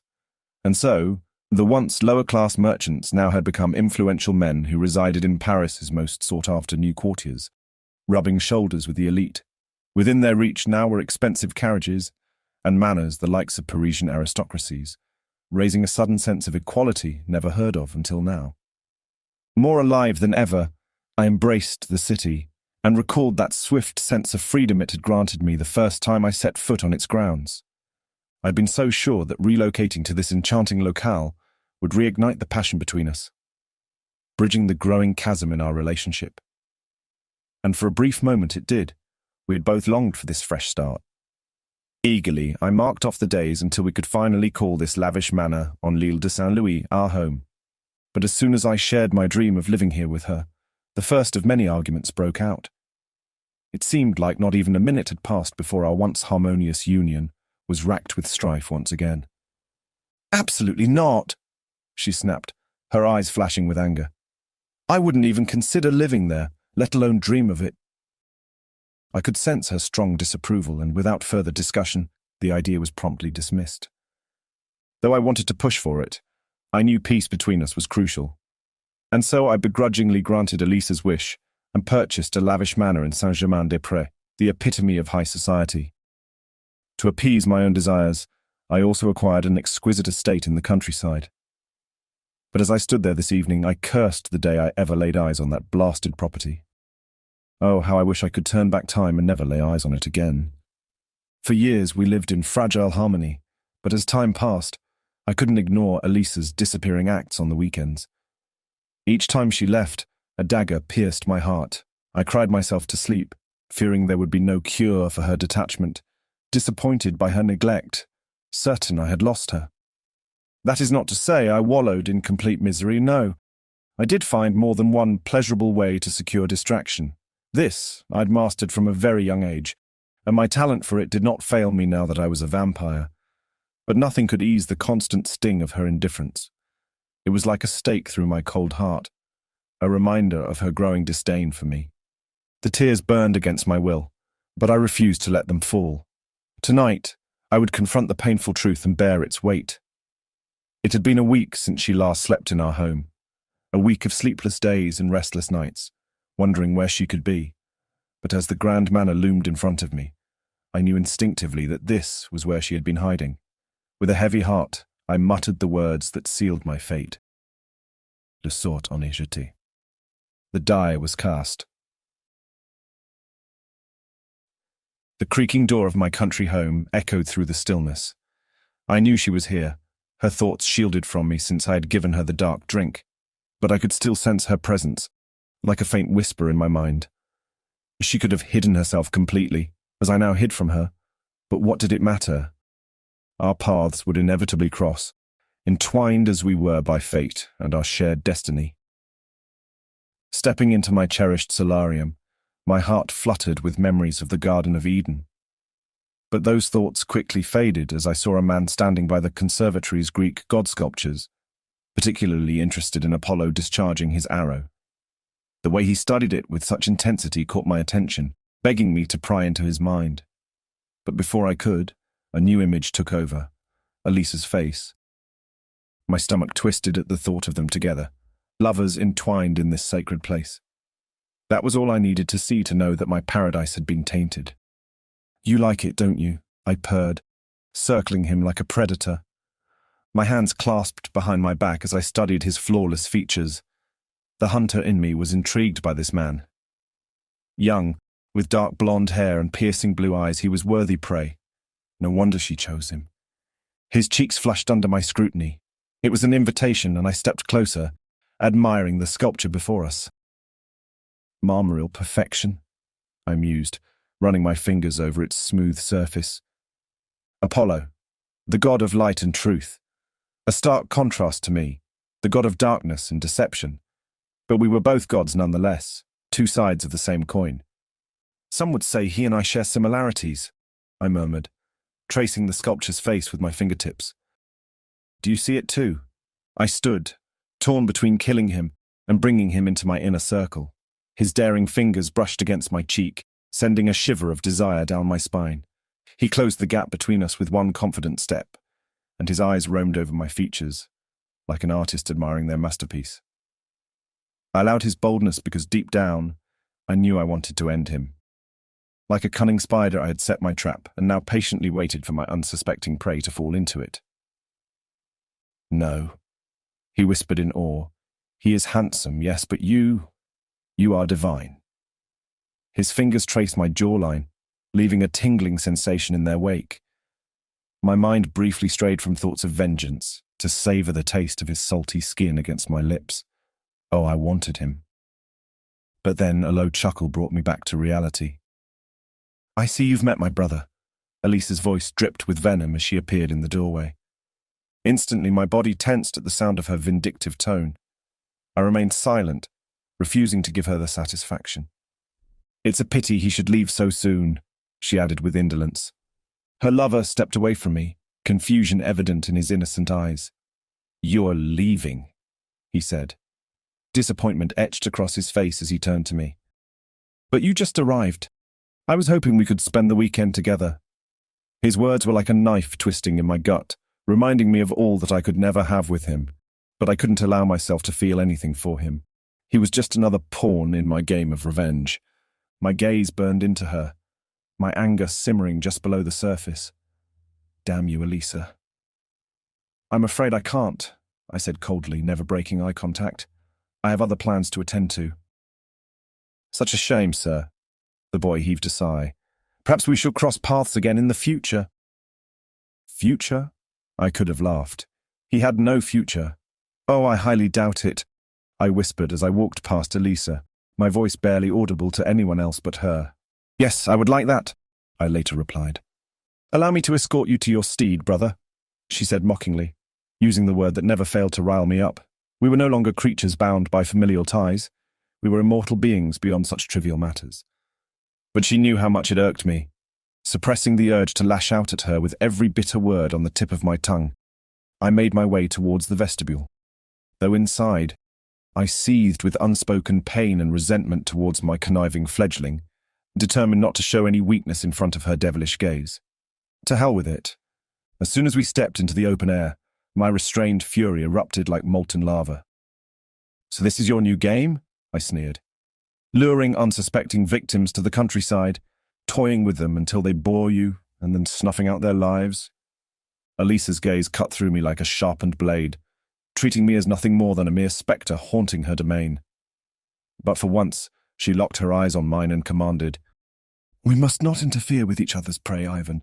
Promise me." My blood burned at the audacity of her words, caring more for the fate of her meal than my own. I gritted my teeth, containing the rage that threatened to spill out of me. With fumbling hands, I grabbed the reins and mounted my mare, eager to leave this wretched place. "Your playthings should be the least of your worries," I seethed. "Do as you please, but never in my house again." Elisa's face paled at the venom in my words. She knew better than to test my patience. Without hesitation, I spurred my mare on, her hooves pounding against the earth as we galloped away from that cursed house as fast as my steed could run. Chapter 37. The Pleasures of Deceit. Had these been the days of my mortal youth, I would have drowned my sorrows in the first brothel I laid eyes upon. And although such carnal delights still appealed to me, they remained overshadowed by the unnatural drink, an intoxicating elixir that surpassed all other pleasures known to man. My inclination for hunting in the shadows of the lowest burrows had not changed, but a fierce craving overtook me and led me astray from my usual prey. Instead, I found myself drawn to the opulent manor of an old friend, where a grand ball was taking place this very night. I had initially refused his kind offer, but as I wandered through the sprawling countryside, far from my usual haunts, I saw no reason not to accept in the end. Torchlight guided the way to the manor's entrance, casting dancing shadows on the grand stone facade. The soft melody of violins and a harpsichord drifted outside and travelled with the warm wind. As I made my way inside, I couldn't help but marvel at the opulence of the ballroom. Crystal chandeliers hung from high ceilings, their light reflecting off the intricate gold detailing on every surface. Elegant couples twirled around in graceful dances, their laughter and chatter filling the air. I paused to take in a deep breath, savouring the scent of expensive perfumes and delicious food that wafted through the room. I needed this. Amidst the ball's attendants, I would find the most corrupted hearts and prey upon them. Tonight, deceit suited my palate like nothing else. The minute I stepped inside the room, youth and the compelling fragrance of fresh blood permeated my lungs, a seductive invitation that lured me beyond control. Gustav Drake, his white eyebrows bristling, cast a knowing look in my direction from across the crowded room. He glided through the sea of silk and waving fans, heading straight for me with open arms and a warm smile. His flushed cheeks and nose betrayed his drunken state, just enough to maintain his social standing. Gustav was always my most prized financial consultant, even when I first arrived in the bustling streets of Paris. He convinced me to sink my savings into the booming industry of local developments. "It's a guaranteed gold mine," he had assured me with his trademark mischievous grin. And true to his word, my initial investment tripled within weeks. It was only the beginning of my financial successes, all thanks to Gustav's cunning guidance. Gustav's wealth was the envy of many, but his origins were humble. As a mere commoner with no rank or connections, he relied on my friendship and influence as the Baron to gain acceptance in the elite circles of Paris. And despite lingering prejudices against those deemed unworthy, our presence at the ballroom was undeniable. I took pleasure in helping Gustav climb the treacherous rungs of high society, using my name and status to pave his way. "Excellent," he exclaimed. "You came after all." I shrugged off his praise, just a change of heart. "Well, I'm glad you're here." He clapped me on the back with a little too much force. "Make yourself at home, Baron. Enjoy the festivities." "I intend to." "Look at all the beautiful women gathered here tonight. My dear friend, it's time for you to find a wife." His face gleamed with sweat as he spoke. His words made me chuckle. Perhaps someday. Nonsense. He grabbed my arm eagerly. Go mingle, my boy. Just one glance at your handsome face and these ladies will be smitten. Monsieur Drake. A voice, smooth and seductive, cut through the chatter of the party. There seems to be a problem with the flutist. Gustave's head snapped towards the sound, a worried grimace marring his handsome features. Madame Drake isn't here to save us now, he muttered under his breath before turning back to me with a forced smile. I'll see you in a few moments, I hope. My heart raced as he disappeared into the crowd, leaving me alone on the dance floor with hungry eyes watching my every move. Suddenly, a strong grip closed around my arm and pulled me away from the danger that lurked all around. As soon as I saw you enter the room, I told myself, "Is that not Mr. Lockhart?" An earnest but gentle voice said. "Why, yes," I said. "Yes, he is." I simply had to say hello. My lips parted, but I uttered no sound. Golden brown hair arranged in heavy locks, small yet inquisitive eyes, and the most endearing smile free of pretense. Did I know her? She certainly seemed to know me. "Forgive me, But of course you cannot possibly recognize me, Mr. Lockhart. Or should I say, my lord," she said with a flick of her fan. "It's been too long, and I'm afraid I've grown up a lot since then. 12, 13 years? Dear Lord, how time flies. However, you look as handsome as ever, and I may say that as I'm a married woman, and as you well know, married women can get away with almost anything." She chuckled. My gaze raked over her form, desperate to recall the name of that eager young lady before me. "Let me put you out of such misery," she finally said. "Miss Esther Allen," her hand reached for my kiss. "Mrs. Pritchard to you now." With widened eyes, I scarcely concealed my amazement. Her two remarks impressed me greatly. Esther Allen, little Esther, had grown into a delightful woman who was now in her mid-20s. And then there was the other declaration, Mrs. Pritchard. "Sweet Esther, I hardly recognize you," I exclaimed with genuine delight. "Mrs. Pritchard, I mean." I corrected myself with a snicker. "And where's your dashing husband? I must greet him as well." "Oh, I'm sure he's here somewhere," she said. "He never leaves my side, not for anything." She glanced around the room. "Ah, there he is with the rest of our party."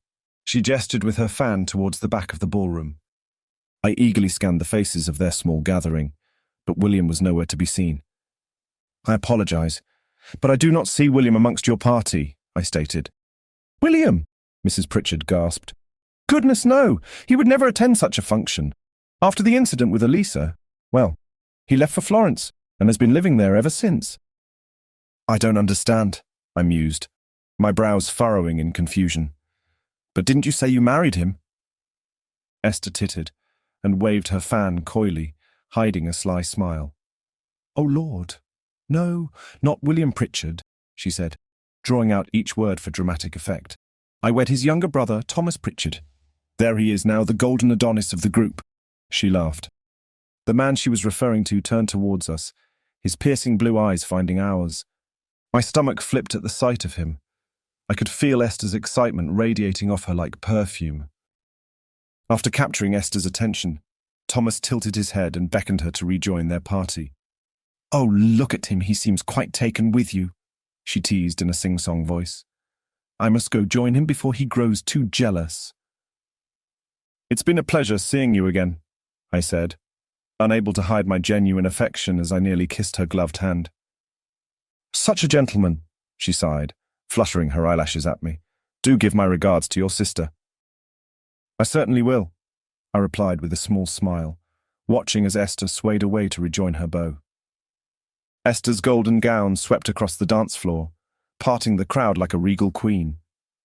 Her arrival was met with raucous laughter and admiring glances, as if she were a beloved goddess descending upon mere mortals. And indeed, she was a captivating creature, drawing all eyes to her with every graceful step. "I wish you would ask me to dance." The thought reached me easily. It came from a fair young lady standing before me, her fan fluttering with anticipation. I couldn't help but take a step back, already forming a plan to avoid any potential dance partners. I had long avoided balls and their accompanying social expectations, and this was precisely why. I stumbled backwards, seeking refuge in the blessed darkness of the adjacent room. From that moment on, it became my sanctuary, the place where I could lurk and observe without being seen. The pitch blackness enveloped me, a welcome respite from the stifling heat and overwhelming sense that permeated the ballroom. Here, I could finally breathe freely and let my thoughts untangle in peace. "I hear you have forsaken dancing, my lord. Is it true, or is it merely another facet of your enigmatic allure?" The woman's voice, rich with desire and temptation, lured me in. I turned to face her, the dimly lit room adding to the seductive atmosphere. And there she was, stepping out of the shadows and into the pool of light that poured from the ballroom. Her gown, a deep emerald green, hugged her curves perfectly.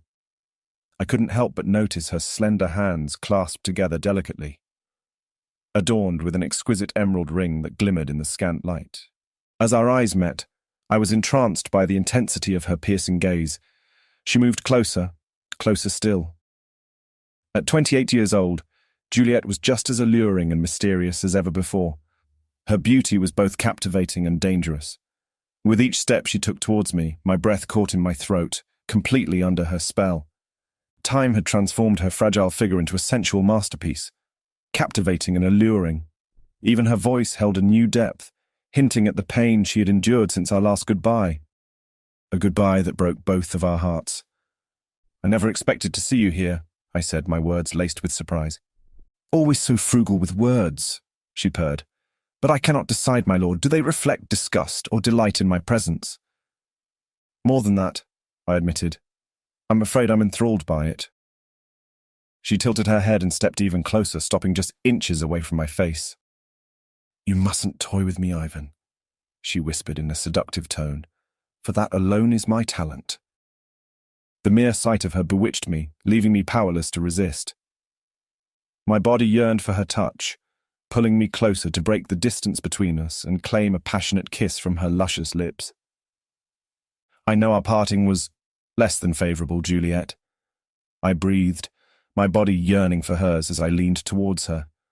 "My heart knows nothing of resentment, it never has," she responded softly, turning away and moving towards the unlit fireplace. A decade spent honing my seduction skills as a hunter proved to be useless in her presence. My heart raced, the hunger within me growing stronger with every passing second. I had no time for games or subtlety. My primal instincts were close to taking over, and I could feel myself losing control. My eyes never left her form as I closed the gap between us. Leaning against the marble mantel, I couldn't resist the pull towards her. Desire swirled within me, but I forced myself to slow down. "Time becomes you," I whispered, my voice thick with desire. Her cheeks flushed and she averted her gaze, finally breaking through her composed facade. Victory surged through me. I had her flustered and vulnerable. My hand eagerly reached for hers, and I swiftly unbuttoned her glove. The touch of my fingers challenged her composure once more. "I hope you bear me no ill will," she said, her voice heavy with anxiety. "I was young, and in love." Her silken glove slid off her arm under my touch. "And have you grown out of it, this young love?" My lips found their way to her soft hand. She gave a mischievous smile. "Why don't you read my mind and find out for yourself?" she challenged. "Be careful now," I warned her. "I've become quite proficient at it." "But has there ever been a time when you were not skilled at anything?" she whispered. A flush of heat rose to my cheeks. Only she had the power to make me blush. I trailed my fingers along her neck, delving deeper into her thoughts as she had suggested. What I found there was pure joy, radiating from every inch of her being. This moment, with me by her side in this room, was the pinnacle of the past 12 years for Juliet. She had waited patiently, certain that one day it would come to fruition, and now that it was finally here, she couldn't believe she had ever let such bliss slip through her grasp. A flood of memories streamed through my mind's eye, each moment spent with her playing out like a vivid dream, from our initial meeting on the day her carriage toppled over at l'Île de Saint-Louis, to the unforgettable ecstasy of our first and final night together. "Juliette, tu me manques terriblement." "I miss you," I said. "I miss you terribly." The words, like a powerful spell, demolished at last her composed demeanor. Her expression cracked, and tears glittered in her eyes. I couldn't resist any longer. I leaned in and captured her lips with mine, my hunger for her nearly overwhelming. But then her hand stopped me. "I've waited for this moment for over a decade," she breathed, her voice husky with longing. "But you still have not said it, Ivan. I need to hear the words from your lips." My heart raced at her request. "What would you have me say? Whatever you want from me is yours," I pleaded, desire burning hotly within me. "Have you truly forgiven me?" she asked, searching my eyes for any hesitation. "It's all past," I assured her, pulling her into my embrace. "This is what matters to me. You're here, and I couldn't have dreamed of a more beautiful sight." A solitary tear escaped down her cheek. I held her tighter and claimed her lips once more, reveling in the taste of her. And I relished this moment because it was everything I had ever wanted, everything I had longed for since the day we were torn apart. Chapter 38. The Taste of Revenge. Some say revenge is sweet, but I differ with that assessment. Revenge has a slow, pungent flavor. It builds up from the deepest bitterness. It requires time for its stale taste to wither and evolve into a richer, palatable savor. And once acquired, its pleasant aftertaste turns ineludible, enticing, as its pure succulence enfolds and blinds our senses into begging for more. 2 years of blissful revenge had passed, and I could not get enough of it. After a while, I think its purpose lost all meaning. Elisa's absences had increased, but I no longer cared, not as long as I had Juliet in my life. Powdered with the tiniest motes of dust, twilight's beams pierced the shadows as they filtered through the bedroom windows. The oak's soft scent of the carved wall panels entwined with her skin's alluring perfume. I enjoyed nothing more lately than having Juliet's company early in the afternoon. I knew of no better way to start my evening. And by delighting this country house with her presence, its acquisition had fulfilled more than I ever expected. Nothing but her laced chemise stood in the way of my desire for her as she sat on my lap. I couldn't resist any longer, my hands deftly undoing the ties and revealing her to me. As she ran her fingers through my hair, her voice dripped with seduction.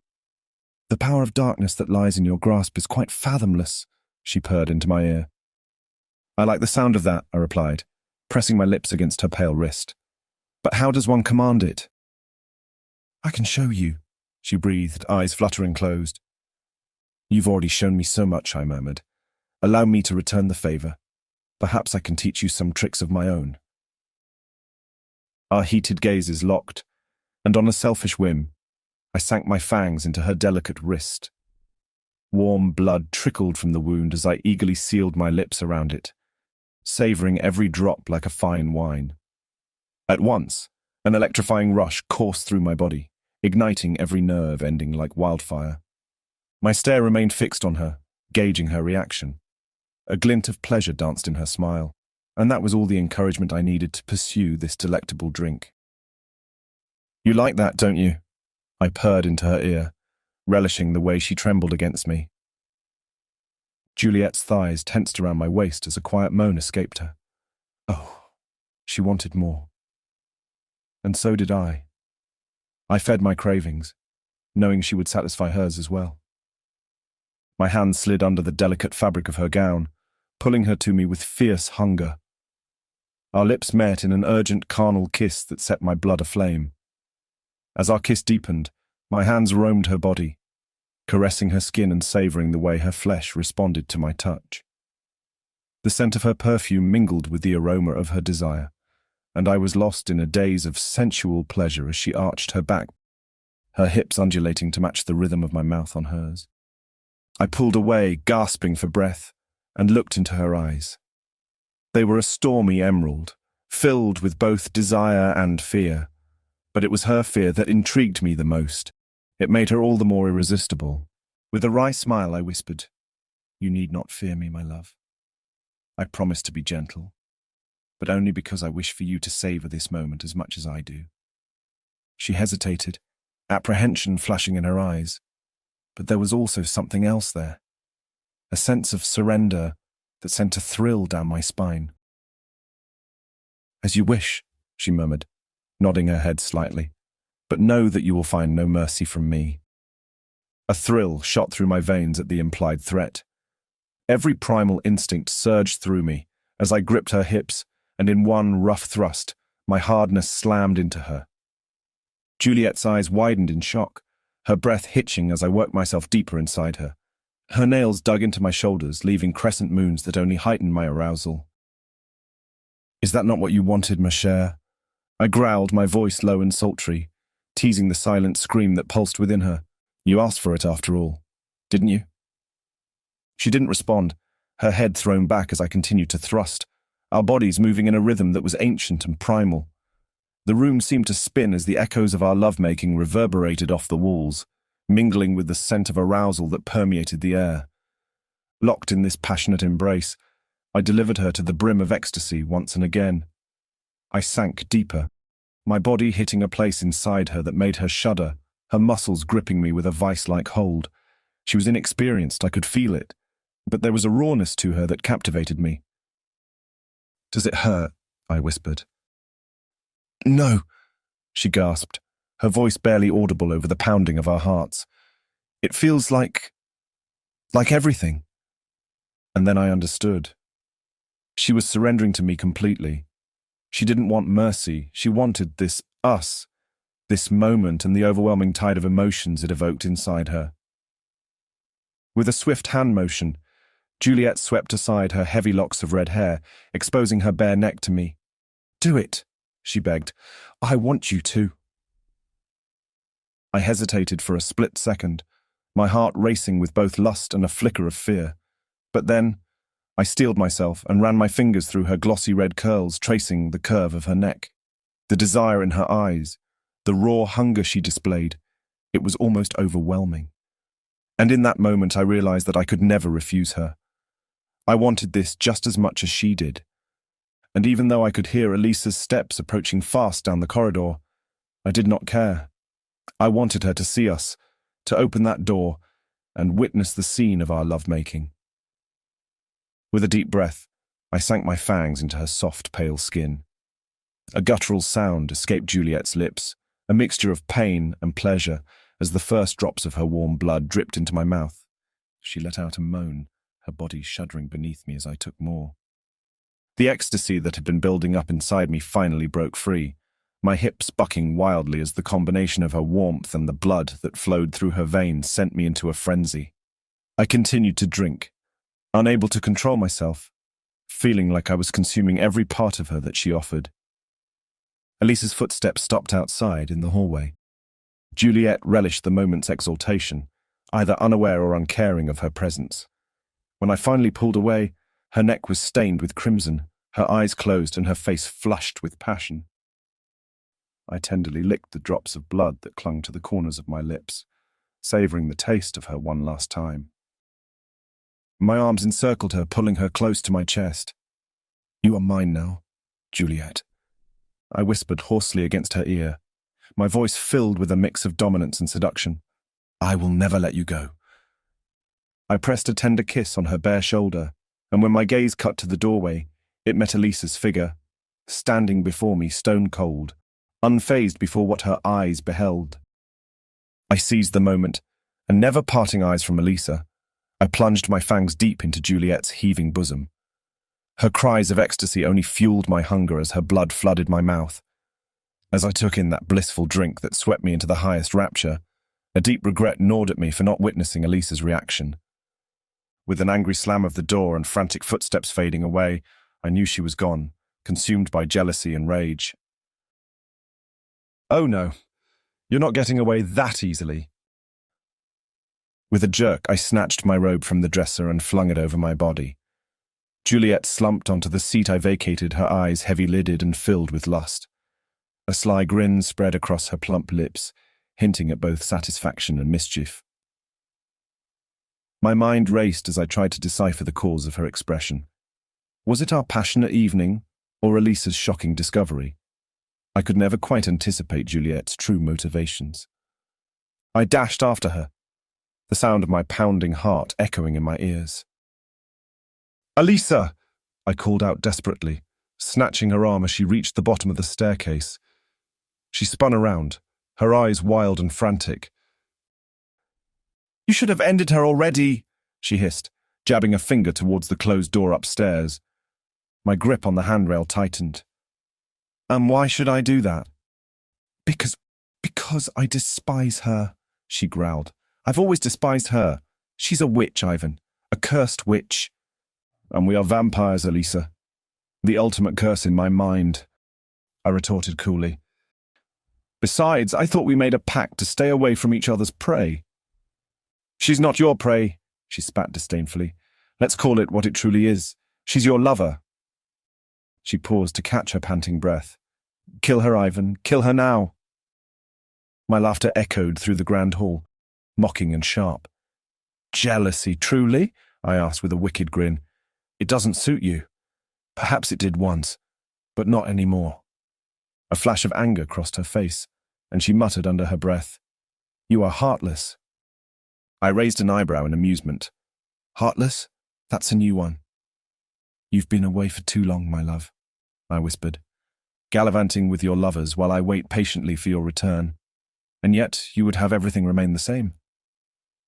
Like a predator stalking its prey, I circled her until I stood between her and the only way out. Her gleaming eyes followed me, glittering with fury. Am I supposed to say nothing, feel nothing, do nothing about it? My voice was low and dangerous, daring her to challenge me. "Why must you be so cruel?" she said with quivering lips. A tear rolled down her cheek, but anger, not pain, filled her eyes. "Heartless, cruel," I mumbled. "I can only be so many things." "Which one is it today, dearest?" I asked with a shrug. "Neither is what I want," she exclaimed in frustration. "What do you want from me?" I demanded, seconds away from losing my temper. "I want your cynical words to disappear," she pleaded. "I want the man I fell in love with back in my life. I want us to be happy again." Her words shook my heart. Life together had become a constant cycle of finding new ways to hurt each other. Love had been out of the question for a very long time. I never knew her heart still harbored such feelings towards me, and having my sole focus on perfecting my revenge, I barely recognized my true feelings at all.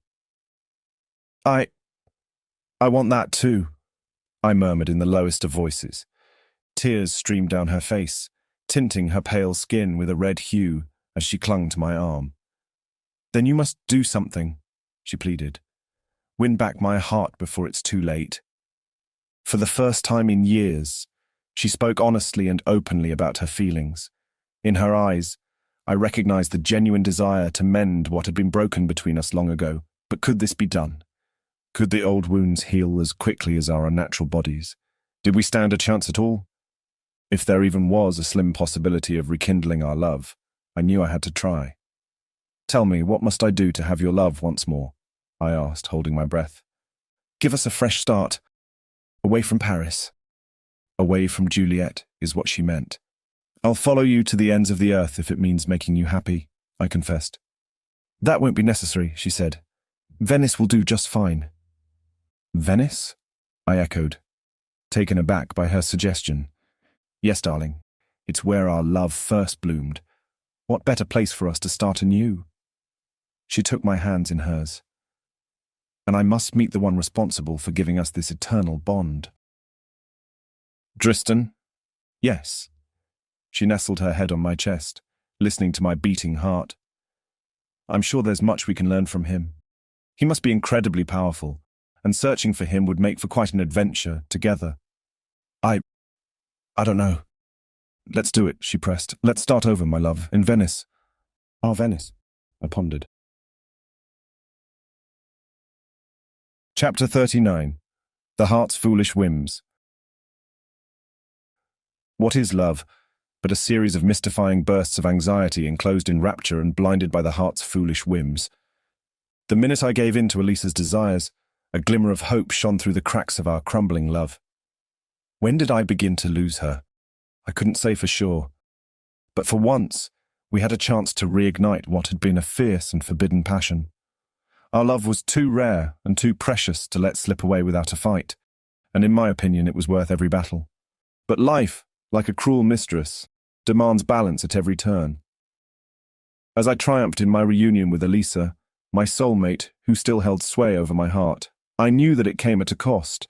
For in choosing her, I also turned my back on Juliet's unwavering love and devotion, a sacrifice I was not sure I was prepared to make. For weeks I avoided her. Until one fateful evening I forced myself to return to our blessed Garden of Eden. I waited for my last night in Paris to see her. Otherwise, I feared I would never go through with it. My feelings for Elisa were real, yes. I had loved her for as long as I had use of memory, though I did not understand it then. And no matter what hindrances stood between us, we would always beat them all because we belonged to each other. It was written in our souls. But Juliet and I shared something entirely different, a bond that transcended mere physical pleasure. In her, I had discovered more than a desirable lover. She had guided my first steps in the vast wasteland of immortality. I owed much to her teachings, but it was not gratitude that drew me to her side. I could not pinpoint it exactly. However, here I was. As soon as I stepped foot into the dark, sultry jungle, her intoxicating scent engulfed me. It was a familiar aroma, one that had haunted my dreams for years. I easily distinguished it from the other alluring scents of the exotic plants in the garden. She was there, dressed in nothing but a sheer nightgown and barefoot, sitting by the reflection pond. Her fiery red locks cascaded down her back, hiding her face as she twirled her fingers in the glistening water. I approached silently, not wanting to startle her. But she must have sensed me, because a hint of a smile played on her lips. "I gather you're leaving?" Her words were spoken softly, yet they carried a weight that could crush mountains. "I have to," I replied, my voice barely above a whisper. "Do you?" she questioned, her gaze still fixed on the crystal-clear waters before us. "Do you truly have no choice?"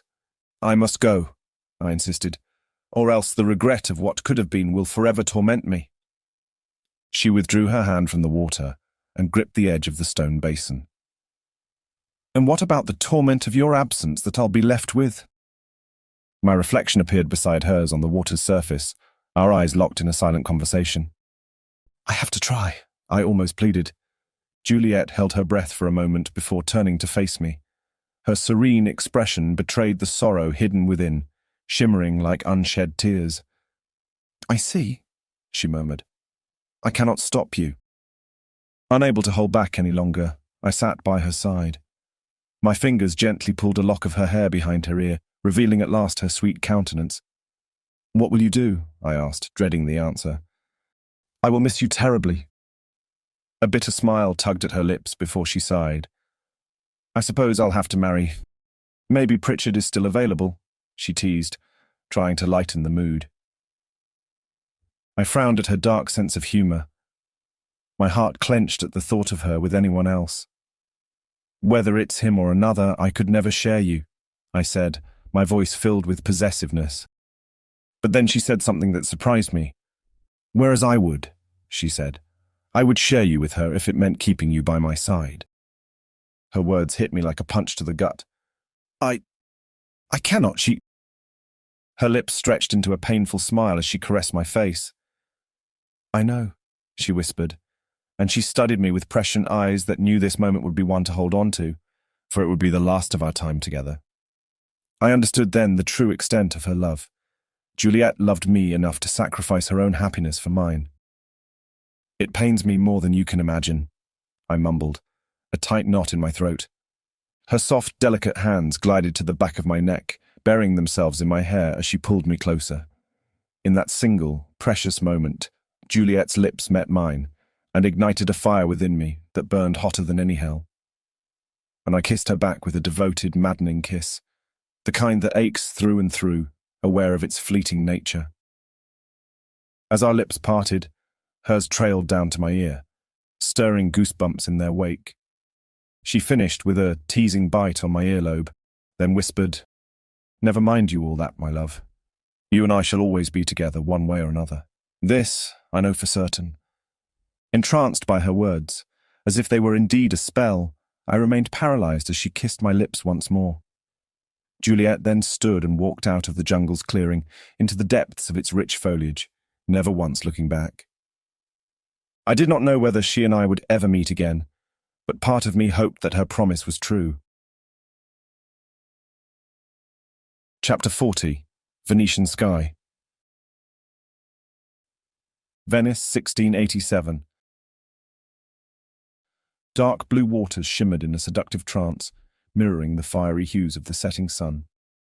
The intoxicating scent of salt and sea filled my lungs as we glided through the Grand Canal on our gondola. Elisa's hand tightened around my arm, her radiant smile lighting up her face when I turned to look at her. It had been years since I had seen such genuine happiness on her face, and in that moment, all the struggles and pain faded away. It was a gut feeling, the kind that only true love could spark. My love had finally shown its true colors, unbreakable and devoted. Though it pained me to leave a part of my heart behind, I knew this time everything would be different. Our love would defy all odds and emerge victorious. And deep down, I could feel it in my bones. This was just the beginning of our eternal love story. "There it is," I said as the old palazzo loomed in the distance. Its stark white walls gleamed in the twilight, adorned with intricate Moorish architecture that seemed to reach for the heavens. Memories of Dristan and the night I became an immortal creature flooded my mind with piercing clarity. "It's beautiful," she breathed beside me. With a soft thud, the boatman secured our vessel at the watergate of the palazzo. After settling our fare, I led Elisa up the grand staircase towards the mezzanine. I hired no servants, our simple lifestyle lending itself to a certain degree of privacy. No prying eyes, no judgmental whispers behind closed doors. "Stunning," she whispered as we ascended the grand marble staircase to the piano nobile floor. Every surface was adorned with intricate frescoes, sparkling crystal chandeliers illuminating every corner, and marble statues scattered throughout the room. Dristan's former home exuded an air of sophistication and luxury. She stood by the quadrifora, gazing out at the breathtaking view of the Grand Canal. I approached her, but kept a respectful distance. "It's so quiet," she murmured. Of course it was. Compared to Parisian life, this was peace itself. With all tenderness, I wrapped my arms around her and whispered in her ear, "Does this tranquil setting bring you joy, my love? Is this what you desired?" A subtle smile played on her lips as she reached up and grasped my hand, bringing it to rest against her warm skin. I felt the steady beat of her heart quickening at my touch and heard the rush of blood pulsing through her veins. In that intimate moment, time seemed to stand still, the world fading away until only she and I existed. Decades flew by like seconds. Time held no meaning, and suddenly it was 1699, and coffeehouses had become the latest craze in Venice. It had been ages since I last savoured a cup of the dark, bitter liquid. The way it heightened my senses with just one sip was unforgettable. But what I held most dear was the aroma of freshly ground beans, filling the air and invoking fond memories. I prowled through the packed streets of Piazza San Marco, my senses on high alert. The Procuratia Neuve's arcades provided the perfect cover for my evening's hunt. As I weaved through the bustling crowds, my eyes scanned for the ideal prey, a solitary figure that would satisfy my insatiable hunger. Amidst the chatter and laughter of passing groups, I remained focused on my true purpose, to find and capture my next victim. After coming to terms with our difference of opinion regarding Elisa's hunting schemes, she and I agreed to hunt separately. I could not change her ways, and I had no desire to witness them either. A tense calm fell between us ever since we settled in Venice. Not the harmonious reunion my heart had longed for when we arrived, but it was as much as I could ask after almost 20 years of our alliance. Settling into a cozy table, the steaming cup of coffee was placed in front of me. My eyes widened with anticipation as I remembered my first sip in Paris. But then the pain hit, sharp and piercing as memories of Juliet flooded my mind. The guilt gnawed at me, a constant reminder of how I had hurt her with my sudden departure. Yet still, I held on to my decision, pushing away any regrets, even though they haunted me endlessly. And every time I thought of Paris, my heart would ache for her emerald eyes and fiery red locks that burned brighter than the city lights. "Anything else, sir? We're about to close," the man said in Italian. "Sto bene, grazie," I carelessly waved my hand, dismissing the waiter. Once he disappeared, I wrapped my cold fingers around the warm porcelain cup and brought it closer to my lips. The aroma of freshly brewed coffee filled my senses, evoking memories of my human days basking in sunlight. I missed it, of course. Daylight, but not with a melancholic longing. I missed it as one misses the sight of the sea when living inland. The lingering desire for it dangled somewhere in my soul, but it grew fainter with each passing year. Perhaps the time would come when I would not remember my mortal life so vividly. Who could say? Monsieur? His piercing brown eyes consumed me, pulling me out of my reverie. Suddenly, I was back in Piazza San Marco, surrounded by the hustle and bustle of the city. The strong scent of his cologne assaulted my senses, disrupting the delightful aroma of coffee that had enveloped me moments before. Irritation crept into my features as I glared at the Frenchman who dared to disturb my peace. "Briton?" he inquired, his accent thick. "English?" I nodded curtly. "Forgive me, sir," he apologized, clearly embarrassed by his intrusion. With a flourish, he produced a pamphlet from his coat pocket and placed it on the table. My eyes immediately went to the familiar cover, a travel guide. My scheming mind clicked into action as I recognized the subtle hints. Tourist. Alone. Lost. "I'm hoping you might help me," he said with a nervous laugh at the end. "I'm sorry to say it, but I seem to be lost, sir." Well, hurrah for my keen instincts. With a forced smile, I held my breath against his revolting odor because what I pursued was far more pressing. "Where are you headed? I might be of assistance," I said. His dull eyes lit up with hope. "I need to get to the Rialto." One look into his eyes, and my mind latched onto his thoughts. "At last, 5 years of work have paid their rewards. She and I will be together. Married, at last. Ugh, too young, too innocent. I do not want you." Disgusted, I left a few ducats on the table before standing up. My perception of the man had changed. He was no longer the promise of a meal, but someone who truly needed my aid, so my attitude shifted accordingly. "I'll show you to the bridge. These things are never reliable." I flicked my fingers at the travel guide and playfully winked. He waved his farewells the minute he crossed the bridge, and I, from the other side, remained impassive, waiting for his silhouette to disappear in the distance. Then it hit me. I had spared him from my fangs. Perhaps there was some good in me yet. Perhaps my soul was not as damned as I once thought. A voice shone through my thoughts then, piercing and powerful like the first rays of dawn. "Do not fool yourself." A wicked laugh escaped my lips as my stomach growled with hunger. Oh, how I embraced my devilish nature. My prey was carefully selected, meeting the requirements of my dark desires. They roamed the streets just as I did, plotting their own vicious deeds that would never come to fruition thanks to my intervention. Their tainted blood provided a more satisfying feast than any mortal could offer. Their screams and struggles under my lethal grip brought me endless joy. And then, like a gift from the underworld, I found a victim perfectly suited to my needs. He sat by the silent Campiello, oblivious to the danger lurking in his midst. As he savoured his wine, a bemused expression on his face, I knew he would be mine for the taking. With effortless grace, I lured him to the deserted alleyway, where the dim streetlights barely illuminated our figures. Only when we reached a dead end did I reveal my true nature, baring my fangs and savouring every drop of his thick, greasy blood. I sealed the wound with my own dark blood and discarded his body by the fountain in the nearby Campo. Another drunken victim claimed by the darkness of Venice. It was a satisfying kill, or at least I thought so. But what would he think? The one spying on me ever since that moment back at the Rialto. His presence was strong. Undoubtedly he wanted me to notice it. But why? Why keep track of my nocturnal pursuits? Why hide in the shadows? Oh, and he was no mortal man. "You've had your fun. Now come out where I can see you," I said under my breath. Silence enveloped us like a suffocating blanket.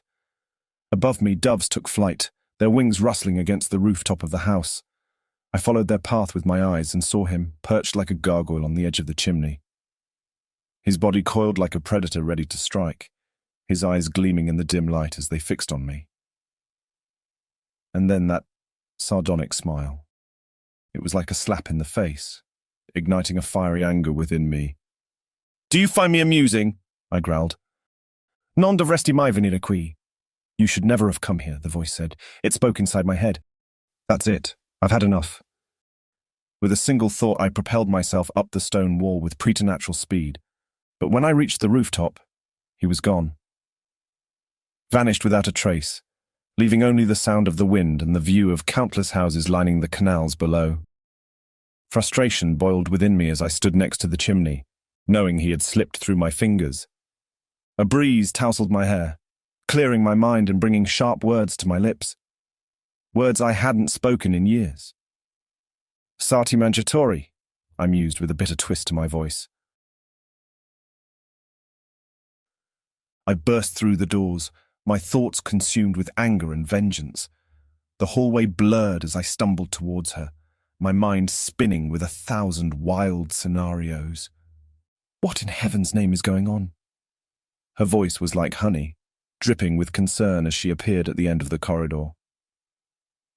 She wore a stunning gown of deep sapphire blue that hugged her every curve, but even that couldn't distract me from my mission. But one look into her kind eyes, and I knew I couldn't risk it. If she knew what I was about to do, there would be no stopping her from joining me, and I couldn't bear the thought of putting her in harm's way. "Ivan, look at me!" Her voice was like a caress as her hands gently held my face, searching for answers in the depths of my eyes. "Be still and sit with me," she urged. "Then tell me what troubles you." My thoughts were a jumbled mess, but I followed her command. As I took a deep breath, my racing heart slowed its frantic pace. And suddenly, it all made sense to me. They weren't the monsters we had been led to believe. In the eyes of the Sati Mangiatori, we were the invaders, trespassing on their territory in search of our own selfish desires. Juliet's prescient words echoed in my mind, reminding me of the dangers that lurked in La Serenissima. "Venice is plagued with them," she'd said, "with vampires." A shiver ran down my spine as I thought about the possibility of being hunted by our own kind. But despite the risk, I couldn't regret agreeing to make our lair here, because it was all for her. This was our golden opportunity to reignite the flames of our love. Nothing else mattered to me in that moment, and if I could turn back time, I'd still pick her without hesitation. She was my only choice, now and forevermore.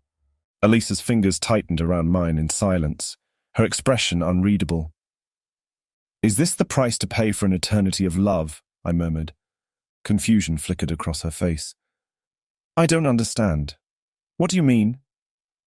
I took a deep breath, my heart aching with the truth. If it is, then I would gladly pay it again and again without hesitation. My only regret is not having loved you sooner. "Darling?" Her voice was barely above a whisper. "You're not making any sense." "I have loved you, enough that I would risk it all. Society's good opinion, my father's wrath, my own life even. None of it mattered because having your heart is worth so much more to me." I traced a line down her cheek with my fingertip.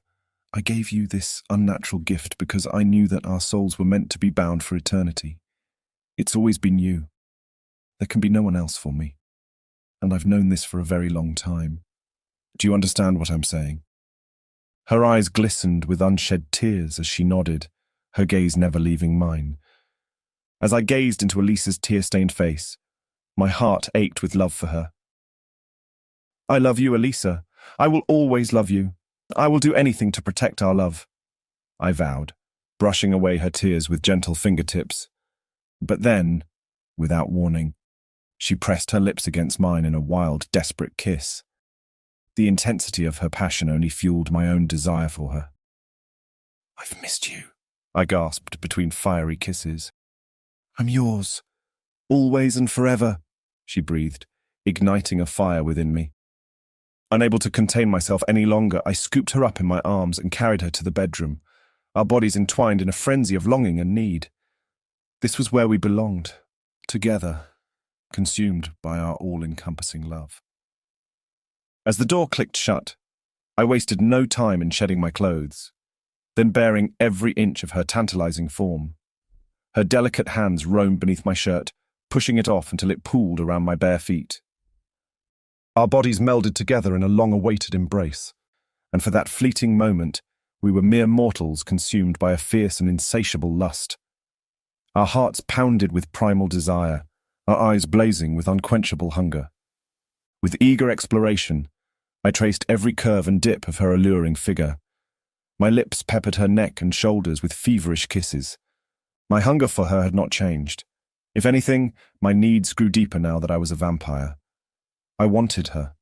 I ached for the warmth of her body, and I ached for the taste of her blood too. I lost my fingers in her dark locks of hair, and in this delirious trance, my lips grazed the skin above her pulsing carotid artery. This blessed spot fulfilled my thirst like no other. As soon as my fangs met its walls, the sweet nectar hit my palate, filling my mouth within seconds. Undeniable euphoria, that drink of ecstasy paired with her body's complete surrender to my every whim. Paradise. With a moan of pleasure, I felt her weightless form grow even lighter as I drank from her, until I could bear it no longer. Quickly, I bit my tongue and shared the blood with her, plunging her into a state of pure ecstasy under the spell of my dark kiss. Meanwhile, outside our windows, daylight crept through the Venetian sky. Chapter 41. Sati Mangiatori. With longing eyes, my gaze drifted away from the window and captured the image of Elisa's exquisite frame lying beneath the covers. Her long, wavy hair drew soft, dark spirals on the plush white pillow, and her thick eyelashes were clasped tight in a soundless dream. Once more I stared at the Venetian scenery, more certain of my conviction than ever. Miles away from the Grand Canal, the island waited, patient, dormant, and frozen in time, deprived of any human presence. There, I would find him. With the stealth imbued by my preternatural essence, I crept out of the room without making a sound. The palazzo sunk in silence and shadows as I moved downstairs. At the water gate, I stopped and glared at the small vessel and wooden paddles floating before me, reminiscing on my old aversion to sailing. It had taken me years, but my body seemed to have conquered its pitiful seasickness. I stepped into the boat, convinced that my confrontation with that fiend would take place on that island. With nothing but my intuition and Marietta's old stories to rely on, I paddled across the Grand Canal and set my journey to that haunting lazaretto, home of the plague in its former years, and now lair to the blood-drinking demons people called Sati Mangiatori, the Shroud Eaters. It was not fear, but anticipation that propelled my heartbeat as the menacing silhouette of its old housing and church bell drew on the horizon. Poveglia, I mused. The small vessel glided across a bank of thick grey mist before it reached the dock, but no sooner had I moored to the wooden pillars than 1,000 voices penetrated my ears. Wailing, weeping, and all sorts of disturbing cries crept into my brain and echoed in my skull. Women, children, men. Each voice was distinct and overlapped in an unrelenting cacophony that overwhelmed my unnatural senses. The last time I had been here, as a mortal, I had caught but a glimpse of the pain and suffering entrapped within this island.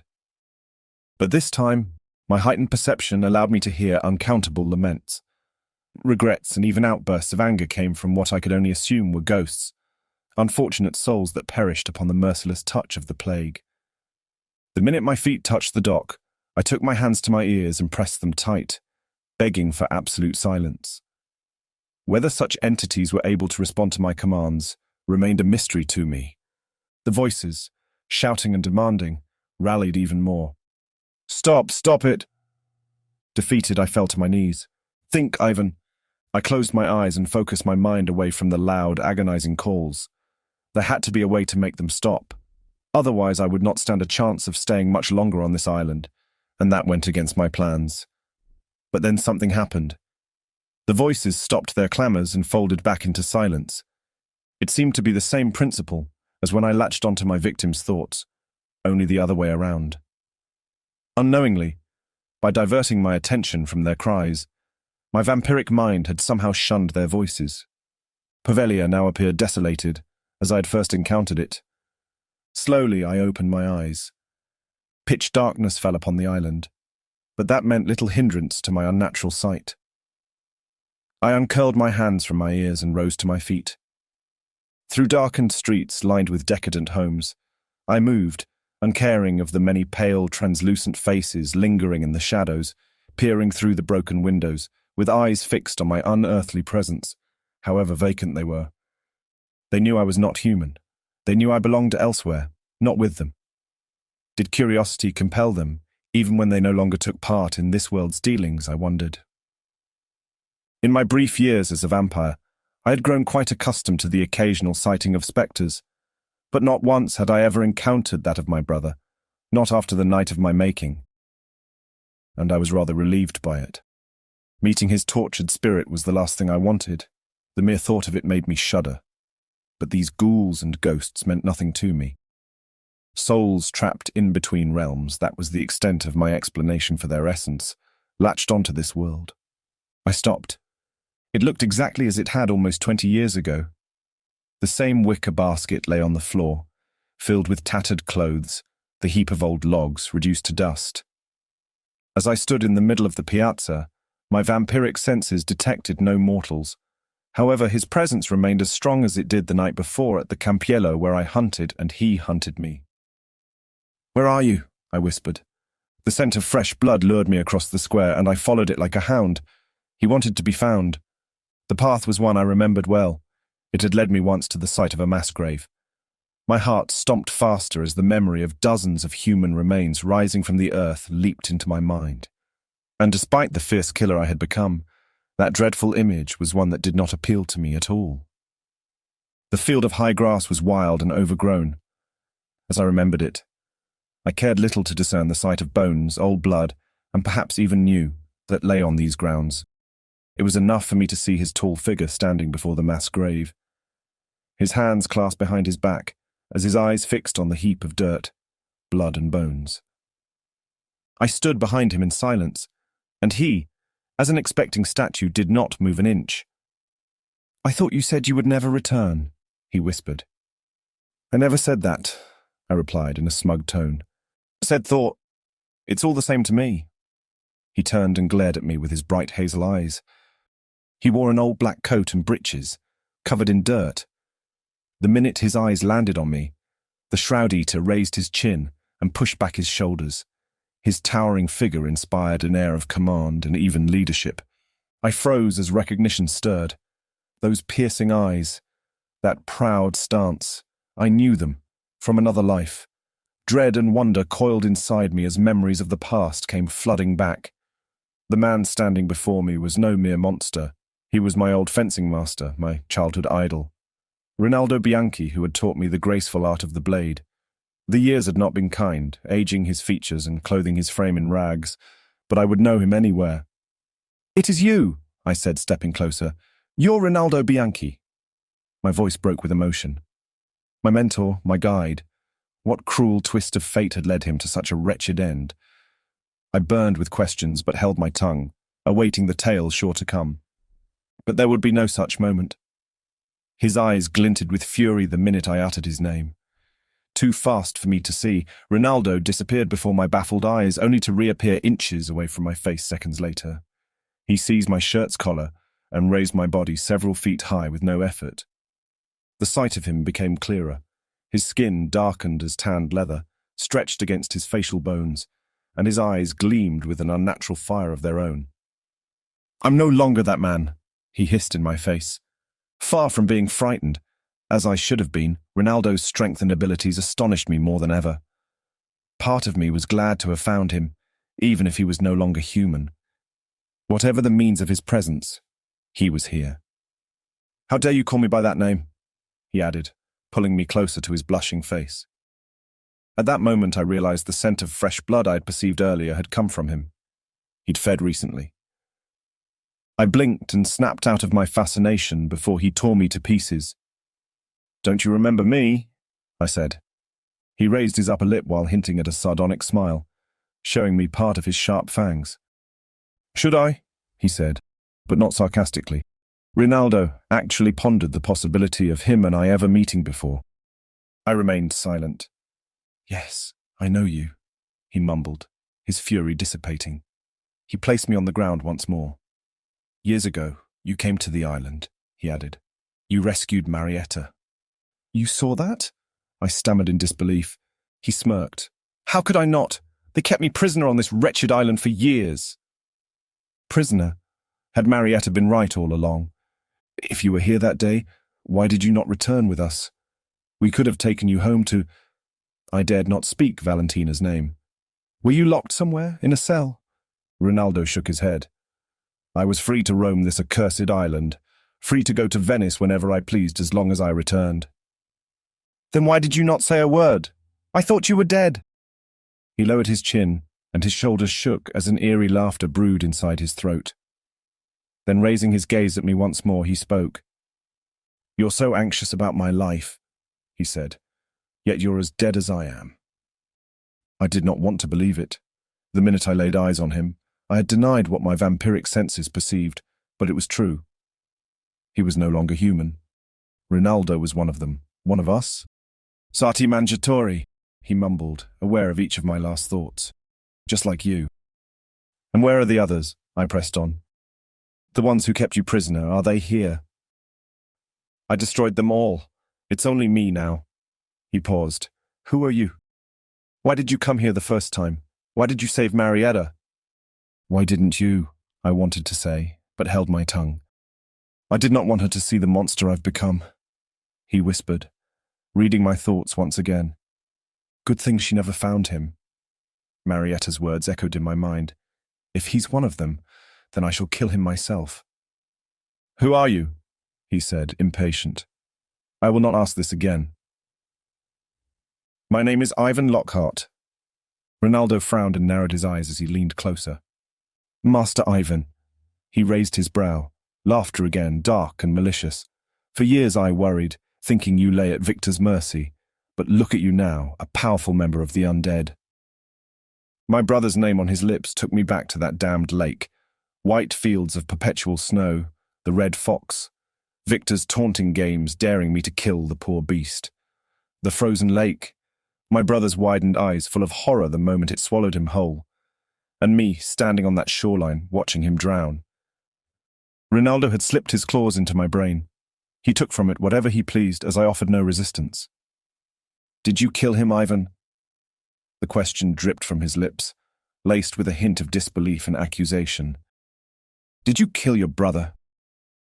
My mind reeled with the haunting memories, leaving my response caught in my throat. The thirst is all-consuming.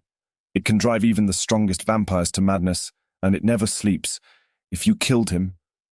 His voice trailed off, full of malice and suspicion. He drowned, I said curtly, setting free from those harrowing recollections. It was a long time ago, before I became a vampire. A sinister smile surged on his face.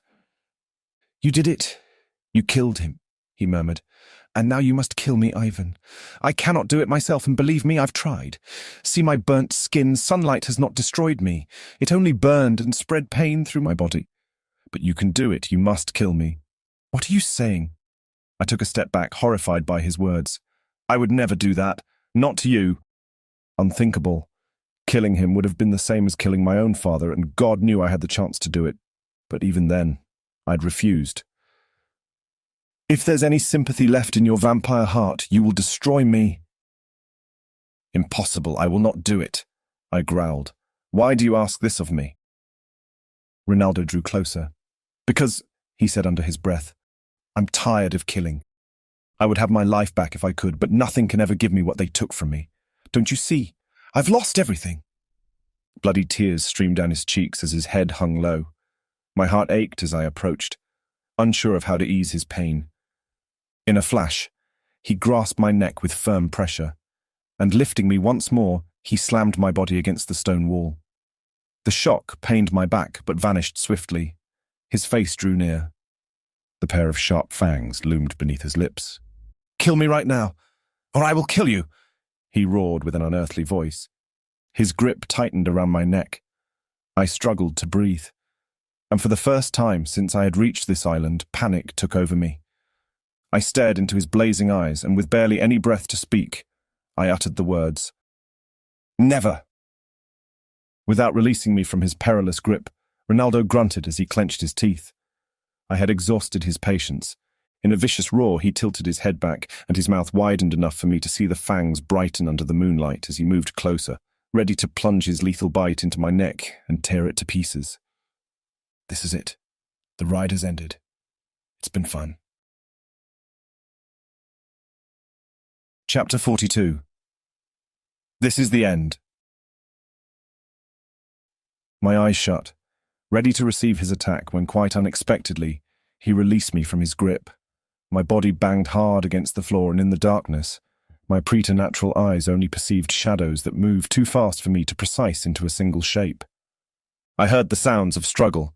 A sharp screeching scream cracked the darkness in half, and then silence. From the pouring banks of fog oozing from the fields, his tall figure emerged. His hazel eyes gleamed after the kill. He ran his fingers through his mane of dark blonde hair and sighed heavily. The minute his shadow loomed over me, I held my breath. With widened eyes, too cynical to believe what lay before them, I recognized Dristan's face. Relieved and happy to be alive, I relished the sight of him. Until I saw the thing pending from his clenched fist. Rinaldo's head, dripping blood as he held it by its drenched locks of hair. Master Bianchi's severed head fixed its eyes straight at me, lifeless and vacant, yet stricken with horror. "What have you done?" I shrieked, my limbs flailing wildly on the unforgiving pavement. I struggled to regain my footing, swept in sheer horror. He scowled and tilted his head to the side. Raising his hand to eye level, he studied the disembodied head for a second, then cast it away without a second thought, as if it held no significance to him at all. "You would have done it too," he growled, his grip tightening on my wrist. He smirked at me as I flinched, then wiped his hand clean on his black leather pants. "Either way, he would have died, but this way you can delude yourself into thinking you had no part in it." He offered his blood-stained hand to me with a sneer. "Take my hand, Ivan. Accept that you're just as much a killer as I am." I finally took his hand and allowed him to pull me up from the ground. "You're back," I said. "I am for now," he replied with an icy tone. "I'm glad to see you, Dristan," I forced myself to say. His lips twisted into a wicked grin. "I'm sure you are."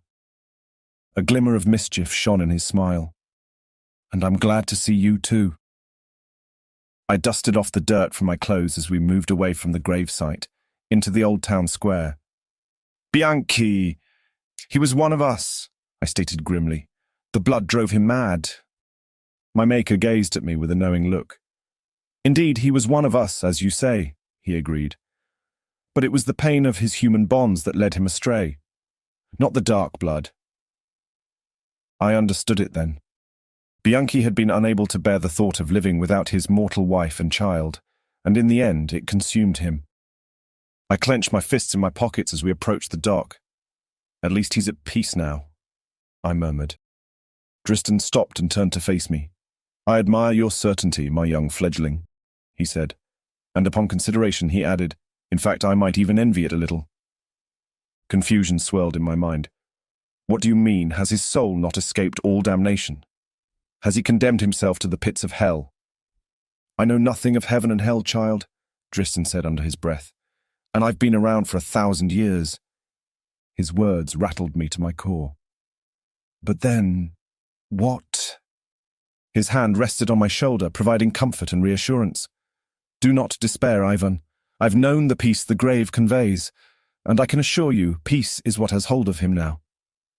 "I can only hope that's true." "Think no more of it," Dristan dismissed with a casual shrug. "Come, let us be on our way." With an exhausted sigh, he collapsed onto the plush emerald armchair by the crackling fire.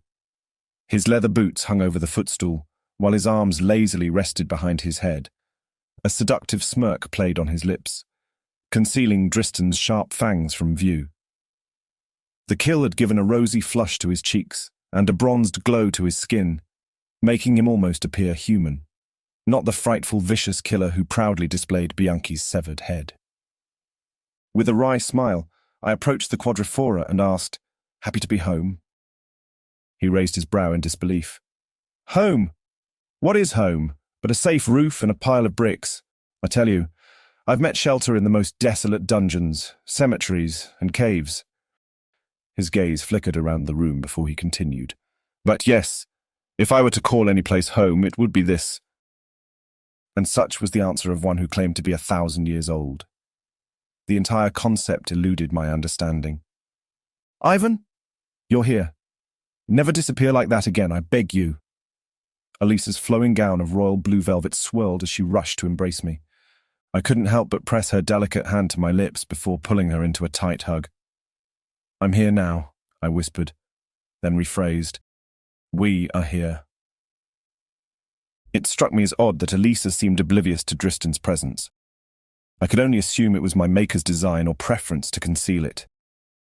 Elisa caught a glimpse of Dristan's mud-stained boots by the fireplace, and I quickly brought her closer to me, introducing her to my maker. But before I could finish, Dristan spoke up. We have already met, haven't we, miss? He said casually. Elisa nodded gravely, her hand tightening around mine. But when was this? I asked, baffled by their exchange. Her hand clasped over mine, and with the same sullen expression, she turned to me and spoke. This afternoon after you left, Elisa replied with a solemn expression. That's right, he said, without moving an inch from his comfortable posture. Her pristine voice led me back to Venice. Your name echoes in her mind like no other creature I've ever known. The blood rose to her cheeks, but not out of shame or embarrassment. If I knew Elisa, and I did, Dristan's presumptuous demeanour caused her more than idle irritation. Her clenched jaw attested to that and more. I only care to know that you are well, she declared, her eyes fixed on mine as if Dristan's words were nothing but a passing breeze. I'm fine, Elisa. My fingers brushed her cheek, trying to soothe the storm brewing within. Good.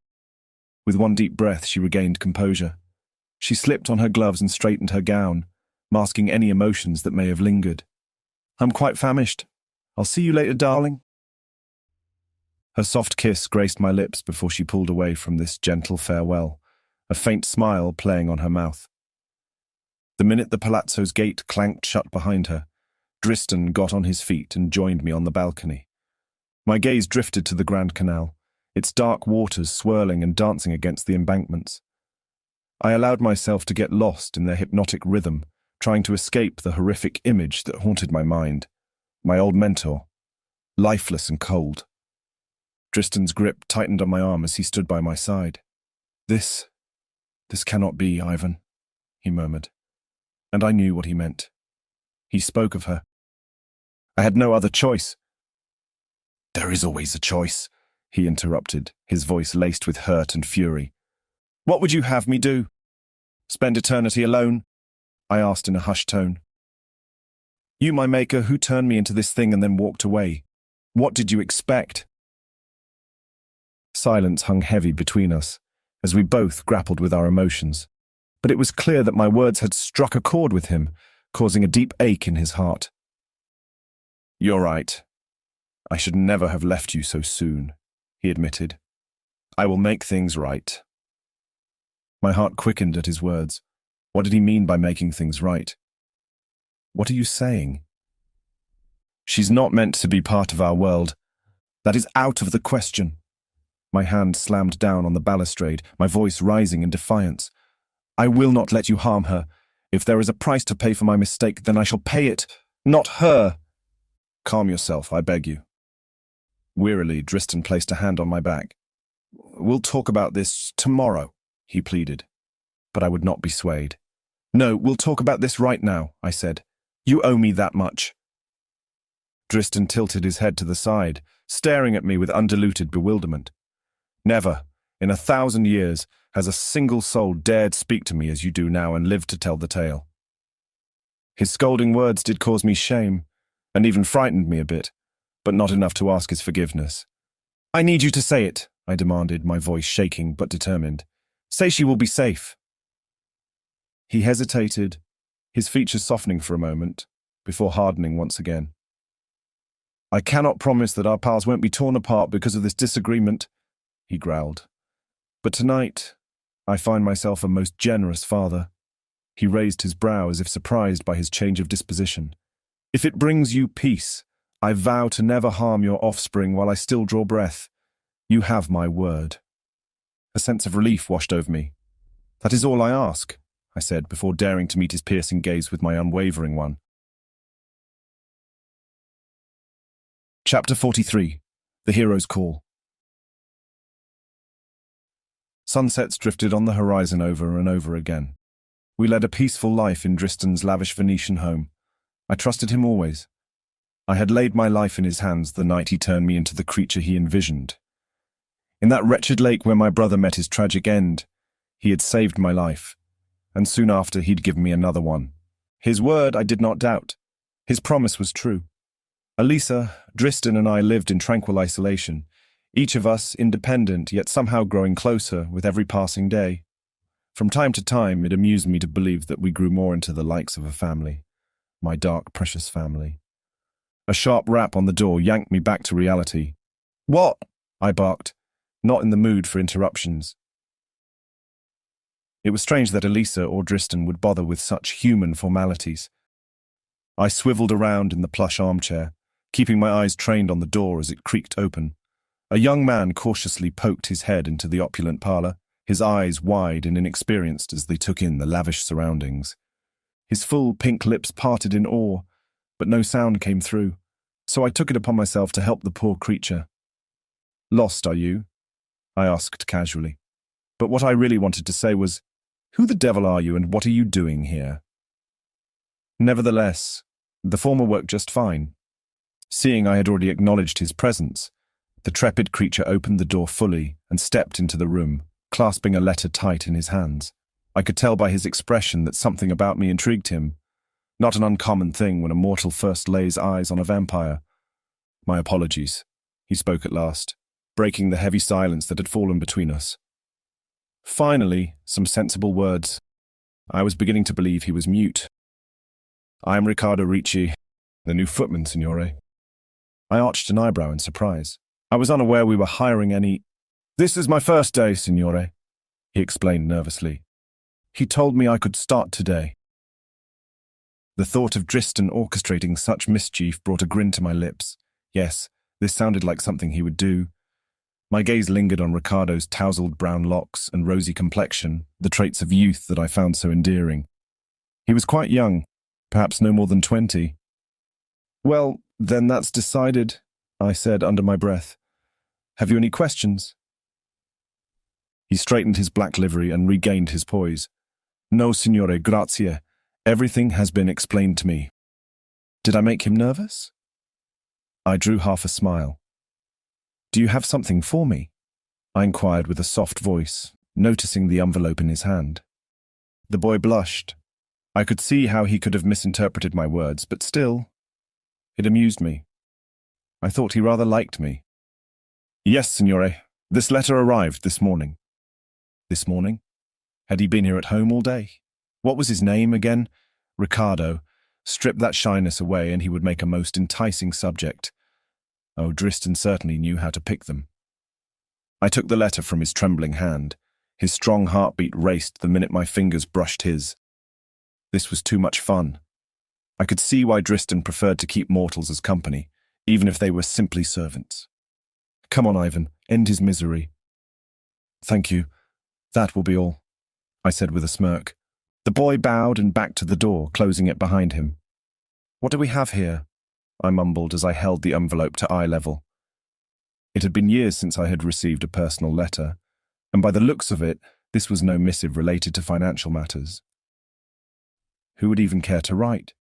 Who even knew of my whereabouts, for that matter? That last question set my nerves on edge. I tore the envelope, extracted the piece of paper fast, and began to read.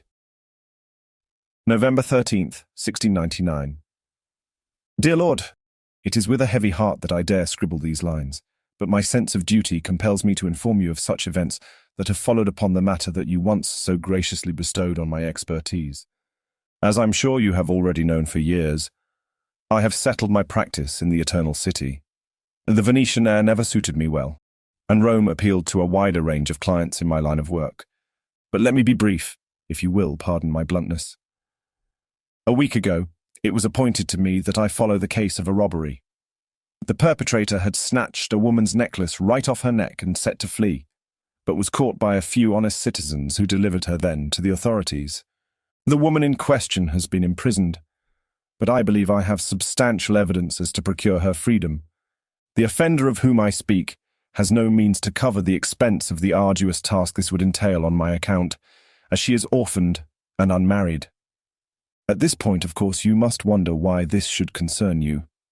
But I believe when you learn that the woman's name is Valentina Bianchi, you will come to understand the reason why I have decided to make this known to you. If the matter still appeals to your interest, I leave here the address where you may send my fee in Rome. If it does not, however, then please feel free to dispose of this letter, and be as kind as to forgive my boldness in investigating your address and writing this missive. As always, I'm at your service. Yours sincerely, Andre Scorzo. I read the letter twice before I could grasp its entire contents, my heart racing with equal parts disbelief and dread.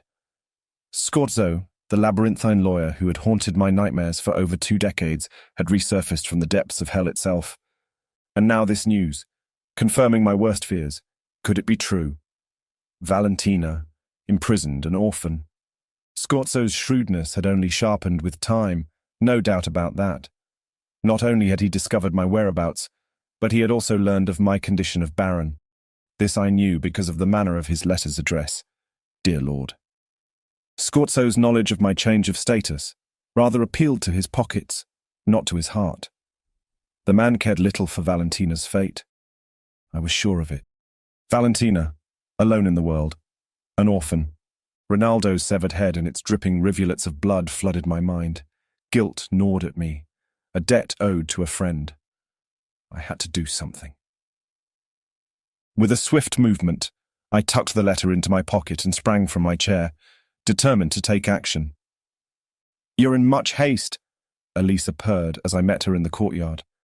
With a delicate brush in her hand and a canvas before her, she was creating a breathtaking masterpiece. The Venetian sunset, a scene I knew all too well, came to life under her skilled touch. "I am, dearest, I'm leaving." "What do you mean you're leaving?" She abandoned her painting and rushed to the gates where I stood. The red porphyry tiles beneath her feet reflected her exquisite beauty as she moved. "Where are you going, Ivan?" she asked. "Off to Rome. I have some matters to attend to, but I promise I won't be gone for long." "You know I can't bear to be apart from you," she pleaded. "Take me with you." I caressed her cheek with a gentle touch, tucking a stray lock of hair behind her ear. Elisa's angelic face ensnared my every thought. It was almost enough to make me abandon my plans and stay with her forever. "Not this time, my love." I gave her a swift but passionate kiss before bolting out of the grand gates of the palazzo and into the unknown, my heart torn between duty and desire. Imposing despite its dusted rust, the ancient lion brass knocker honoured its purpose. I boldly struck it 3 times, the resounding echoes bouncing off the walls of the small townhouse almost mocking my intrusion. A few moments passed before I knocked again, this time with more urgency, 3 times in quick succession. Still no answer. The silence was suffocating, making me wonder if anyone was even home. But I couldn't turn back now. I had to confront the secrets that lay behind that door. Without a doubt, this was the address Scorzo had given me. But as I stood in front of the abandoned house, doubts crept into my mind. Had I been deceived? Was this all just a ploy to extort money from me? If that was the case, Scorzo would soon regret crossing me. He must have thought that my newfound wealth meant I could simply send his payment without ever setting foot inside his den of deceit. But here I was, standing at its doorstep. "Damn you, Scorzo," I said under my breath. "Scorzo, signore?" A boy ran from the street to where I stood. "You're looking for the lawyer?" I knelt before him without hesitation and held his arms. "I am. What can you tell me of him?" With a blank stare, the boy's eyes landed on my own. He raised his shoulders and shaking his head, he said, "He's not home." I pursed my lips and ran my hand over my mouth and chin, trying hard not to roar at the feeble boy. "That snake? He's over there." A woman jerked the boy away from me and pointed down the street. "Always with his mistress, never home." I thanked her and shoved a handful of gold coins into her hand before stalking off towards the house she pointed to. I reached the end of the street and stumbled upon the sombre, decadent building. With darkened stone walls drenched in mould and wooden beams that faced corruption, it would appear as desolate as the other. But it did not take me long to realize something strange brewed inside. Screams led me to the upper floor of the wretched house. With no time to waste, I sank my claws into the wall and climbed my way to the first window in my reach. "You will do as I say, you little whore!" He grabbed her roughly by the shoulder and slammed her to the ground with bruising force. "Or I'll throw you back in that wretched pit, you filthy ingrate! Is that what you want? I would rather rot in that dungeon, you hideous pig!" The woman scrambled to her knees and spat at his expensive waistcoat. With a furious sneer, he yanked her dark locks and jerked her head up, exposing her face, and those blazing hazel eyes glared at him, burning with loathing. "When he arrives, I'll tell him everything." Tears streamed down her dirt-stained face. "How you deceived me into coming here and abducted me. You monster. You tore me away from my dying mother. I was just a child. You will pay for this, Scorzo." His rotten laughter echoed throughout the dank room. "Valentina." It was her. "He won't come. But if he does, you'll do nothing of the sort, or I swear those will be your final words." Scorzo spat, yanking hard on Valentina's hair. After all, who would believe a lowly thief, a liar, and a harlot? His laughter was full of malice as he pulled her closer to his groin. I had seen enough. That devious fiend had to be stopped. Nothing would please me more than to hear him beg for mercy. But before I could intervene, Valentina's mouth opened wide, and she sank her teeth into him with such ferocity that Scorzo released her with a howl of agony. "Maledetta Patana," he growled. Scorzo stumbled back towards her, and his fist landed on her face, knocking her unconscious that very instant. And then there was silence. As the man advanced towards her again, I clapped my hands together in slow, mocking applause. The sound stopped him from tearing the rest of her tattered clothes off. With widened eyes, he turned, shock and anger tangled in his face. "So this is your expensive work?" I asked, standing already inside. "I'm sorry to say I'm not impressed." How did you—" His quivering lips scarcely mumbled. "I thought you were shrewd, but you have disappointed me, Scorzo." I paced around him, gazing at my prey in his last minutes of life. With a gaping mouth, he followed my movements. "But she's here and alive," he stammered. "I've cared for her all this time." I stopped before him. "You thought you were clever, luring Marietta to that forsaken island and leaving her for dead," I snarled, baring my fangs for a moment. "But I know what you did." His face went pale with terror as I revealed my knowledge of his actions. "But what I cannot understand is why. Why did you do it?" I demanded, stopping in front of him. Scorzo's thoughts flooded into my mind with ease, thanks to my vampiric skills. "Money?" I hissed, and his eyes went blank with terror. "What money?" "Rinaldo Bianchi was rich," he mumbled, coerced by my vampiric persuasion. "This house was filled with treasures." My gaze swept over the opulent furnishings and decorations. If this was once Bianchi's home, there was little left of his wealth now. "So that's why you fled Venice in such a hurry," I said, remembering our last encounter. Scorzo's face contorted into a nervous grin, but his quivering hand betrayed the fear running rampant through his body. "Here's the girl," he sneered, waving his hand dismissively towards her. "Take her. The mother died soon after arriving in Rome. Rinaldo is dead as well." I couldn't help but smirk at the man's cowardice. He had wanted this girl orphaned, and now he was about to meet his own fate. "Oh, I know he's dead," I replied coolly. His severed head rolled before my very eyes. Scorzo's heart raced with terror, his blood pumping faster than it could bear. Good. That was exactly what I wanted. I wanted him to feel every ounce of fear before I ended his miserable life. Kneeling before him, I narrowed my eyes and studied his panting breaths, relishing in his terror. "There is one thing you failed to learn after such a long career in deceit, and it is this," I whispered, leaning closer. "Never cheat the devil." In one quick move, I seized his neck and pulled him to me. Scorzo let out one final scream before my sharp fangs sank into his flesh, ending his miserable existence once and for all. And as his filthy eyes went dark, I couldn't help but smile. Justice had been served. The sound of the ocean waves, a constant rhythm that never faltered, calmed my restless mind. The villa I had chosen for our retreat was opulent and extravagant, but nothing compared to the view it offered. I remembered the evening waters once tinged in a rich shade of blue. Seagulls chanted, and the stillness of the beach enveloped my senses. In this moment, as I stood on my balcony overlooking paradise, I allowed myself to find solace in my vampiric nature. It was true, my thirst for blood could rival Scorzo's vicious cravings, but at least I only hunted those who were on equal footing with me. A small comfort to cling to, though it hardly justified the monstrous deeds I had committed. But inside, Valentina lay peacefully on the bed, lost in her own dreams. "Am I now the hero?" I murmured. "Have I made amends? Atoned for my sins?" "It's you." Her voice, delicate and sweet, spoke behind me. I turned and gave her half a smile. "You remember me?" Though 20 years had passed, my vampire eyes still cherished her as the young girl I had met at Trefontaine, sitting by the central fountain, holding the tattered piece of brocade in which she sold her jewels. The same gleam of innocence shone in her eyes, no matter how crude the last years of her life might have been. "I could never forget you," she said, and her large, dreamy eyes studied my face with fascination. "You look exactly as you did 20 years ago." "How can that be?" I simply shrugged and leaned against the balcony's balustrade, basking in the cool night breeze. "I knew you would come," Valentina said, failing to suppress a smile as gusts of cool wind played with her hair. "And what gave you such certainty?" I wanted to know.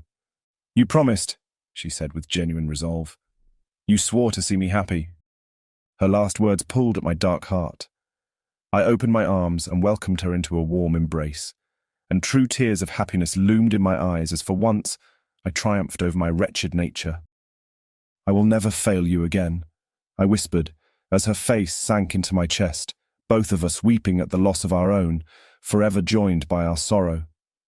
"I will always care for you, Valentina. I promise." Chapter 44. My most beloved view. The journey back home was an endless ordeal. Winter struck in heavy blows and delayed my travels even more, but not so much that I would not pursue them by paying off the right people and securing transport, no matter how frightful the weather. My heart was at peace. The villa, a few miles outside of Rome, I left in the hands of Valentina, as well as enough money to provide her with a leisurely lifestyle. After years of suffering that damned man's abuse, I only hoped it would lighten the burden of the wretched memories that might haunt her forever. With every intent on fulfilling my vow to secure Valentina's well-being, I gave her an address, should she need to reach me, and thus my part was played. I became that hero I had yearned to incarnate for such a long time. Arlecchino's schemes for once did not end up in trouble. Through misty grey waters, the vessel reached my most beloved view. The palazzo's water gates were open. Perhaps I was expected. My hurried steps echoed in the courtyard. Such bliss filled my spirit that I could wait no longer before it burst out of my chest. I had to share the good news with them both, my beloved Elisa and my Maker. But mostly with her, because she alone understood the depths of my tormented existence and the struggle for salvation that consumed me. With a smooth stroke of my hand along the cold marble railing, I ascended to the illustrious piano noble floor. Every obstacle on my journey had drained me, but in this moment all fatigue was forgotten. My heart thumped wildly in anticipation of their cherished presence. At the top of the stairway, a foreboding tingle coursed through my undead body. Something was brewing inside me as I'd scarcely experienced before. An unfamiliar sensation, but one that sharpened my supernatural senses and put me on high alert. With narrowed eyes, I studied my surroundings, searching for the source of this heightened state. And then it hit me, the eerie stillness in the rooms. I picked up no presence in them either. No presence, no movement, just an unnerving silence that sent shivers down my spine. My hand tentatively reached for the doors to the parlour, and as they swung open with a loud creak, my breath hitched. As soon as I set foot in the room, my body froze and a searing agony gripped my gut. The scent lingering in the air was overwhelming, a sickly sweet mix of roses and bergamot, tainted with the metallic tang of blood. My mind raced with 1,000 possibilities as I forced myself to take another hesitant step into this ominous space. The quadrifora's light drapes danced in an otherworldly manner, stirred by the salty breeze wafting in through shattered window panes. Shards of glass littered the carpeted floor, leading a trail towards the armchair by the hearth. But these pieces were different. They glistened with a deep crimson hue. As I approached, the metallic scent grew stronger, filling my senses with its alluring spell. I couldn't resist its pull, even as my mind warned against it. The blood was calling to me, and I could not deny its all-consuming power. I gripped the back of the chair, my eyes shutting tight as I fought to steady myself, not appalled but overwhelmed by the room's heady fragrance. Taking a deep breath, I quelled the insatiable cravings that came with my vampiric existence. But even as I pushed down the urge for blood, I couldn't ignore what lay before me. The harrowing sight before me left me paralyzed with terror. "No," I whispered, heart pounding in my chest. "Oh, no." My trembling legs gave way, and I collapsed to the ground, catching myself with shaking hands. Time seemed to stand still as I held my breath, unable to process the horror before me. Refusing to accept this bleak reality, my hand reached out to his face, cold and rigid. With dread, I stared at the wide slash on his neck, a gaping gash from one side to another that twisted into a macabre grin, stained with the blood that had spilled from his body. "Tristan?" I spoke his name in a broken whisper, tears blurring my vision. His eyes, glassy and lifeless, were already void of any emotion. The once vibrant hazel irises were now swallowed by dilated black pupils, pools of fathomless darkness. His skin was drained of all life, a ghostly pallor that made him seem more marble statue than man. Not a drop of his blessed blood remained in his veins, no trace of it spilled around him. Strange as it was, my hand reached out for his. "Can this be true?" I gasped, my voice barely a trembling whisper, as I dared to speak the words that filled me with such terror. My hand clasped his tightly, and it was then that I felt it. Something hidden in his grip, clutched with an unyielding strength. Despite the blood seeping from his wound and staining my skin, I knew exactly what it was. And yet I couldn't bring myself to acknowledge it. But as I pried open his fingers and revealed the contents, there was no denying it any longer. A strand of pearls, tinted crimson from the blood that coated them. The sapphire at its center now dulled by death, her necklace. "Elisa!" With a heart gripped by endless grief, I called out her name, hoping against hope for some sign of her presence, but I knew well she was long gone. Chapter 45. La Serenissima. As I sank into the plush emerald armchair, the hearth's dwindling embers blurred before me. The question pummeled my brain mercilessly, a relentless assault with no end in sight. And as my eyes welled with tears, my mind screamed in horror at the inevitable truth. Did she plan this from the very beginning? A single droplet of blood marred a lustrous pearl of the choker, a symbol of our love and all the memories we shared. This necklace had been present during every significant moment in my life with Elisa, from the passionate night we spent together in Paris, to the dark depths I descended into, after she left Venice. And even now, as my heart shattered, it remained a witness to our tragic fate. Without warning, she vanished, leaving me stranded in the vastness of eternity, with no hopes of ever laying eyes on her again. Master Bianchi's ominous words echoed in my mind. "Take care of your heart, little one. It's much too pure, and tainted hearts will always seek advantage over yours." The brutal truth crashed down on me mercilessly. Tristan was gone, lost to death, and she had disappeared from my life forever. Had she fooled me all this time with false declarations of love? Was it a calculated scheme, devoid of any warmth or emotion, to break free from her stifling existence? Regardless of her motivations, she had achieved her goal. She had consumed every last drop of my Creator's powerful blood. And now, unfettered and unbound, Elisa was free to vanish into the night and forge her own destiny, far from my grasp. The pain was unbearable, a constant throb that threatened to consume me. How could she use me with such callousness? I pushed myself up from the seat, my heart heavy with grief. Tristan's cold gaze never wavered, his white eyes shining in the dimly lit room. I could feel his expectation, his need for me to make a decision, and I knew what I had to do. The waves crashed against the side of our vessel, a haunting lullaby for my tortured soul. I held his lifeless body close as we glided over the Venetian sea, guided only by the pale light of the moon above. The journey was excruciating, but having his cold form beside me brought a strange comfort that I couldn't explain. As we finally reached land, I silenced the haunting voices that plagued me in the darkness. I carried my beloved maker's corpse through the deserted streets until we reached the designated resting place. With each shovelful of dirt, my heart ached with unbearable pain, yet I couldn't stop until his grave was dug away from all others. He deserved to rest in peace, even if it meant leaving him alone in death. The emptiness that consumes me in your absence is beyond measure, I murmured, unsure of which loss had left a deeper wound in me. My creators, who I had grown to love as a paternal figure, or Elisa's. I gently laid his lifeless form on the cold earth and buried it beneath the soil. And with a heavy heart, I suppressed my anguish and made my way back to our home. Days blurred into weeks as I languished in my vampiric father's palazzo, only to wander outside for a drink or two, hoping the evening would come when I would arrive home and discover her prowling in my bedroom, hiding behind the kitchen doors ready to surprise me, or wandering in the solarium as she sang her favorite song, Dido's Lament. But that day never came, and I knew full well it would not come any time soon. I pushed myself away from the desolate fireplace and its cold hearth.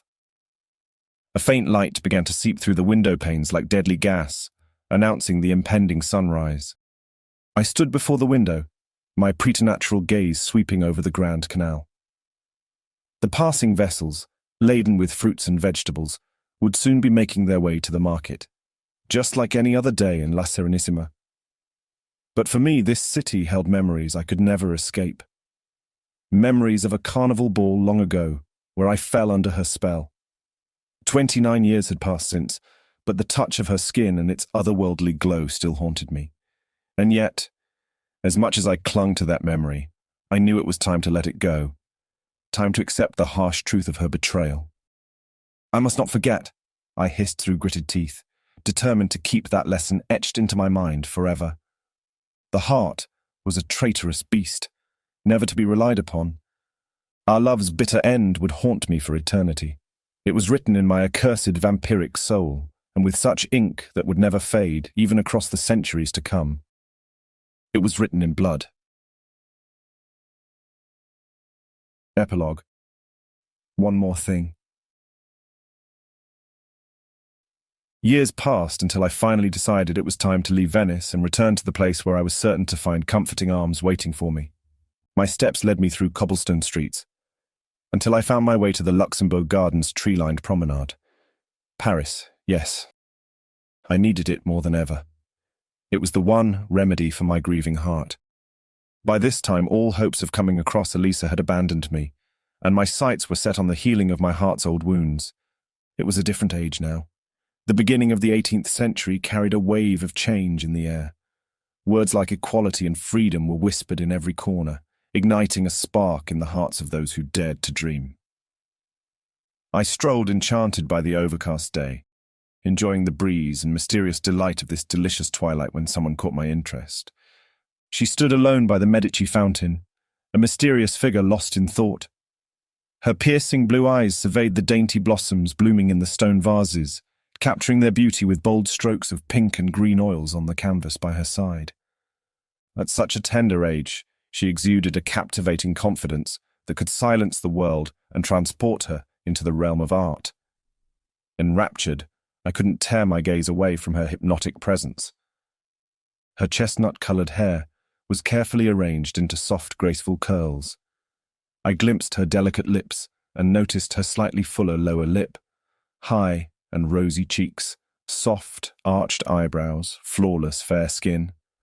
I found myself inevitably drawn to her, and by the time I realized it, I was already inches away from this beautiful young woman who was no more than 17 years of age. "It's a beautiful fountain, mademoiselle," I purred in flawless French, my voice laced with seduction.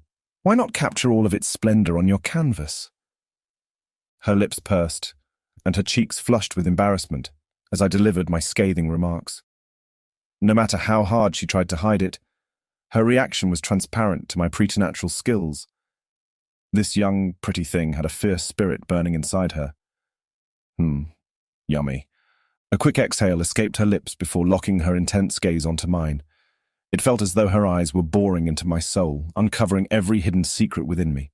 I couldn't help but feel slightly disturbed. "Do you dislike my painting, sir?" she challenged in flawless English, gritting her teeth in defiance. Her vexed yet polite demeanor was like a breath of fresh air. "Quite the contrary, mademoiselle," I replied. "I love it so much I wish there was more of it." A smile danced on her lips, and it made my heart sing. "You tease me, monsieur." "I assure you, I do not," I countered, my tone dripping with mischief. "Justine!" a woman's voice interrupted. "How can you paint in this wretched light? Come along. It's late and your father will be beside himself with worry." Her head tilted with a hint of forgiveness in her smile. She was the epitome of innocence, a pure white dove in human form. But beneath that virtuous facade, there lurked a mischievous glint in her eyes that could not be ignored. "Je suis désolé, monsieur," she apologized softly. "I must go." My heart raced as I inched closer. "May I have the pleasure of seeing you again tomorrow?" I boldly asked. "I'd like nothing more than to witness your artistic process." "Perhaps," her lips curled into a sly grin as she gathered her painting tools. "Tell me, who should I ask for if we are not to meet again?" I purred. She turned to face me with unnaturally sparkling eyes. "Justine," she whispered, the name rolling off her tongue enticingly. A gust of cool wind threatened to steal her hat, but she held on to it firmly.